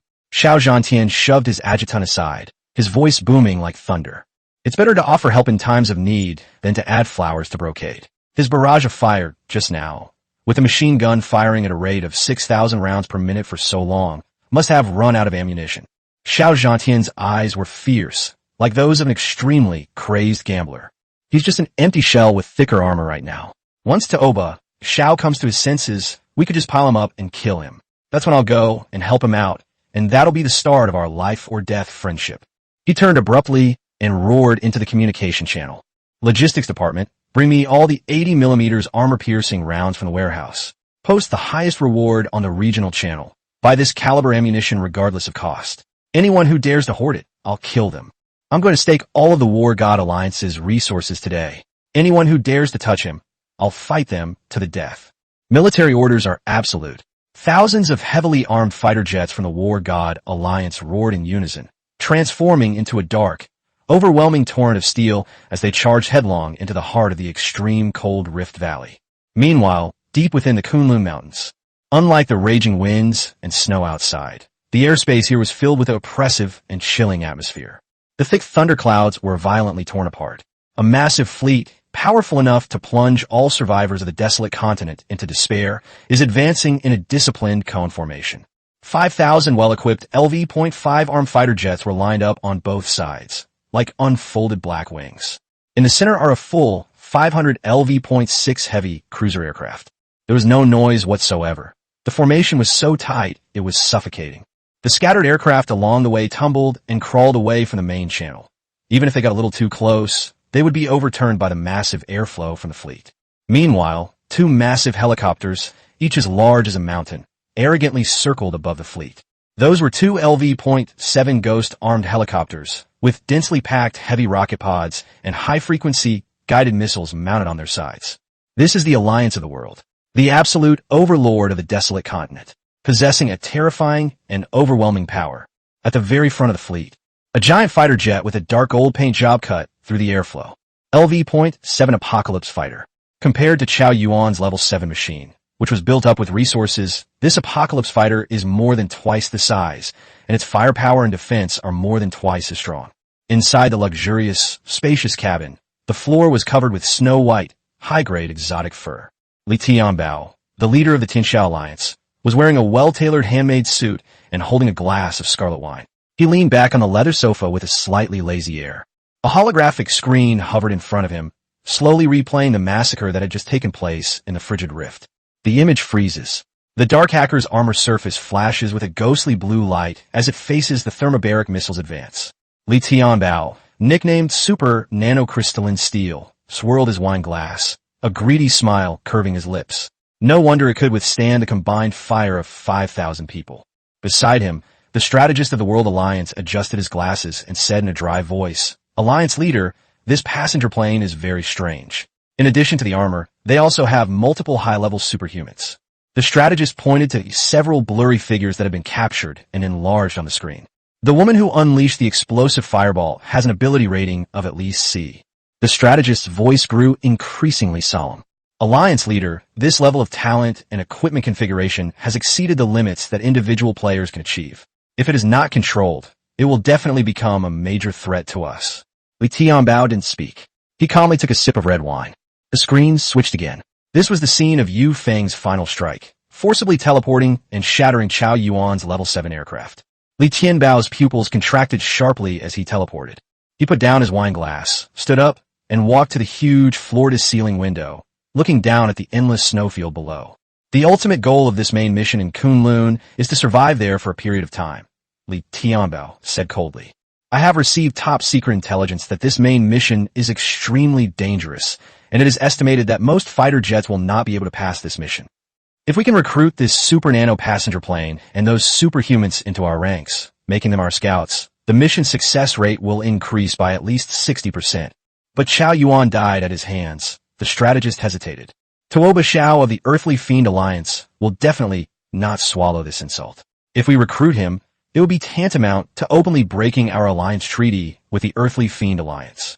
Allies, Li Tianbao let out a sneer of utter contempt. Does the Earthly Fiend Alliance even deserve to be on equal footing with us? They're nothing but a bunch of dogs who take advantage of my power. Chao Yuan was a useless piece of trash. His death is no loss. Those thousands of warplanes were just a bunch of worthless junk anyway. A domineering ambition gleamed in Li Tianbao's eyes. There is only one rule in the wasteland. The strong live, the weak die. He turned around, his cold gaze sweeping over the high-ranking executives in the cabin. Order the entire army to advance at full speed. Target the extreme cold Rift Valley. I want to meet this madman in his turtle shell in person. I'll give him the honor of kneeling down and swearing allegiance to the world. Li Tianbao picked up the wine glass again and cruelly crushed it. Crimson wine dripped through his fingers. If he dares to say even a single word of dissent, then grind them all, plane and all, into dust. Chapter 79, Missile Barrage. Absolute despair under the pressure of thousands of machines. Inside the LV-7 heavy-duty command vehicle, the vehicle of the leader of the Earthly Fiend Alliance, the atmosphere plummeted to an absolute freezing point. Tuoba Zhao's face, contorted with grotesque rage, kicked the alloy control panel in front of him to pieces. He had just received a battle report from the Eastern Entrance defense line. Chao Yuan is dead. More than 10 fully equipped heavy infantry squadrons in the Eastern District, totaling more than 5,000 elite troops, were wiped out by a single person flying a plane. In a server-wide public chat channel, those casual players who were usually treated like dogs and trampled underfoot by him were now frantically spamming the chat, treating the Earthly Fiend Alliance as a complete joke and mocking it wantonly. A Class 3 civilian aircraft veered off course due to the storm and unfortunately ended up blocking the view of the control aircraft. A humble plea came through the public channel. Alliance leader Taoba, spare our lives. We'll make way right away. Taoba Zhao's eyes were sinister. He didn't care about the lives of ants. Those who blocked his way would die. The thumb cruelly pressed the main gunfire button. Bang! The 80mm high-explosive round pierced through the thin armor of a Level 3 aircraft, blasting it into a blinding fireball in midair. The shattered debris, mixed with blood, crashed onto the glacier below. Taoba Zhao licked his lips, his voice brutal. A bunch of lowly scoundrels dare to laugh at my earthly fiend alliance. The adjutant swallowed hard and stepped forward tremblingly to report. Leader, the 6 elite squadrons from the north, south, and west entrances have all converged. A total of 6,000 heavily armed fighter jets are only a dozen kilometers away from the east entrance. In addition, the radar continues to lock onto that hacker plane. After killing Vice Alliance leader Chao, it has remained stationary and has not moved an inch. Taoba Zhao let out a contemptuous sneer. He's at his last gasp. He's completely out of ammunition. He's just a useless, crippled turtle now. Taoba Zhao's eyes revealed a fierce glint. Fire control team, listen up. 2 Type 3 supersonic armor-piercing missiles. Lock onto him and fire. I want to see how many heavy weapons his turtle shell can withstand. The order has been issued. 2 ear-piercing sonic booms suddenly tore through the thick clouds. Outside the entrance to the East District, tens of thousands of casual players, just recovering from the extreme shock, suddenly looked up.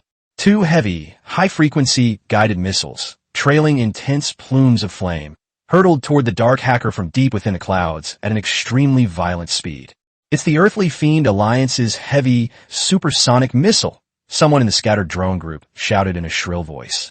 Everyone's heart clenched instantly. Previously, the 5 leaders of the Samurai Alliance were blown up along with their aircraft by missiles of this level. This is a strategic weapon of destruction that cannot be compared to conventional artillery shells. Zhuiying gripped the joystick tightly, his eyes bloodshot, and roared across the entire frequency range. Brother, run! A missile is coming. It's a heavy armor-piercing projectile. Even the toughest armor will have its internal organs ripped apart by the violent shockwave. In the Yufeng Alliance channel, Fu Su, Zhang Ji, and Li Jili were also extremely anxious. They have witnessed firsthand the horror of missile strikes. Such kinetic energy is utterly unreasonable. All the members of the Wind Guardian Alliance were worried about their leader, wondering if he could withstand the heavy supersonic missile. The desperate warning cries of Zhuiying echoed throughout the entire frequency range. Shun Tian sat on the control panel, chewing bubble gum, her fair legs swinging leisurely. She glanced at the 2 red dots on the holographic radar and curled her lip in disdain. Captain, here comes the toy. A frenzied C-grade explosive fireball surged in Sun Yan's palm. Just as she was about to speak, Yufeng casually waved his hand. Save your energy. There's a proper meal coming up later. Yufeng took a sip of black coffee and looked up at the main control panel. AI main control, fully automatic interception. Defense command confirmed. A cold, mechanical voice echoed in the cabin. The armor on both sides of the nose slid open aggressively. 2 fully automatic DEFA 666 80mm aircraft cannons emerged cleanly from their barrels. No preheating is needed at all. Bang, bang, bang, bang. The deafening metallic roar violently tore through the frigid wind and snow. With a terrifying rate of fire of 6,000 rounds per minute, they instantly formed an impenetrable barrage of mithril armor-piercing bullets in midair. The 2 menacing supersonic armor-piercing missiles precisely collided with a metal storm in midair 800 meters away from the Dark Hacker's aircraft. Boom! Boom! 2 enormous, orange-red fireballs exploded violently in midair. The raging shockwaves swept outwards, whipping up the snow below tens of meters high, and the blinding flames illuminated the entire Rift Valley. The Dark Hacker hovered steadily in the gale, its massive 120-ton fuselage not even trembling slightly. The layer of dark blue ultra-nanocrystalline steel armor on its surface remained completely untouched by any black or gray dust. Unharmed. Dead silence. The tens of thousands of casual players outside the frigid rift were speechless, their mouths agape for a long time. The heart that had been in my throat just now fell back into my stomach, followed by an extremely exhilarating surge of hot blood rushing straight to the top of my head. Well done. This anti-aircraft fire network is amazing. Zhuiying punched the cockpit hard, spitting with excitement. The Earthly Fiend Alliance's missiles are nothing. They're not even worthy of being used for scraping the big shots cupping. Boss, you is awesome. The members of the Yufeng Alliance roared wildly, their arrogance reaching the heavens. Some members of the scattered aircraft even honked their horns, creating a cacophony of piercing sirens that freely mocked the earthly fiend alliance. However, before the siren had even faded, the highest-level air defense siren on the radar blared wildly in the cockpits of all the players. On the holographic screen, the once clean edges of the radar suddenly appeared as if a sea of blood had surged forth, with countless red dots abruptly filling the entire screen. Suddenly, it got dark. The revelry abruptly stopped. The smile on Zhu Ying's face froze completely. He stiffly raised his head and looked into the depths of the extreme, cold Rift Valley. The thick ice cloud was completely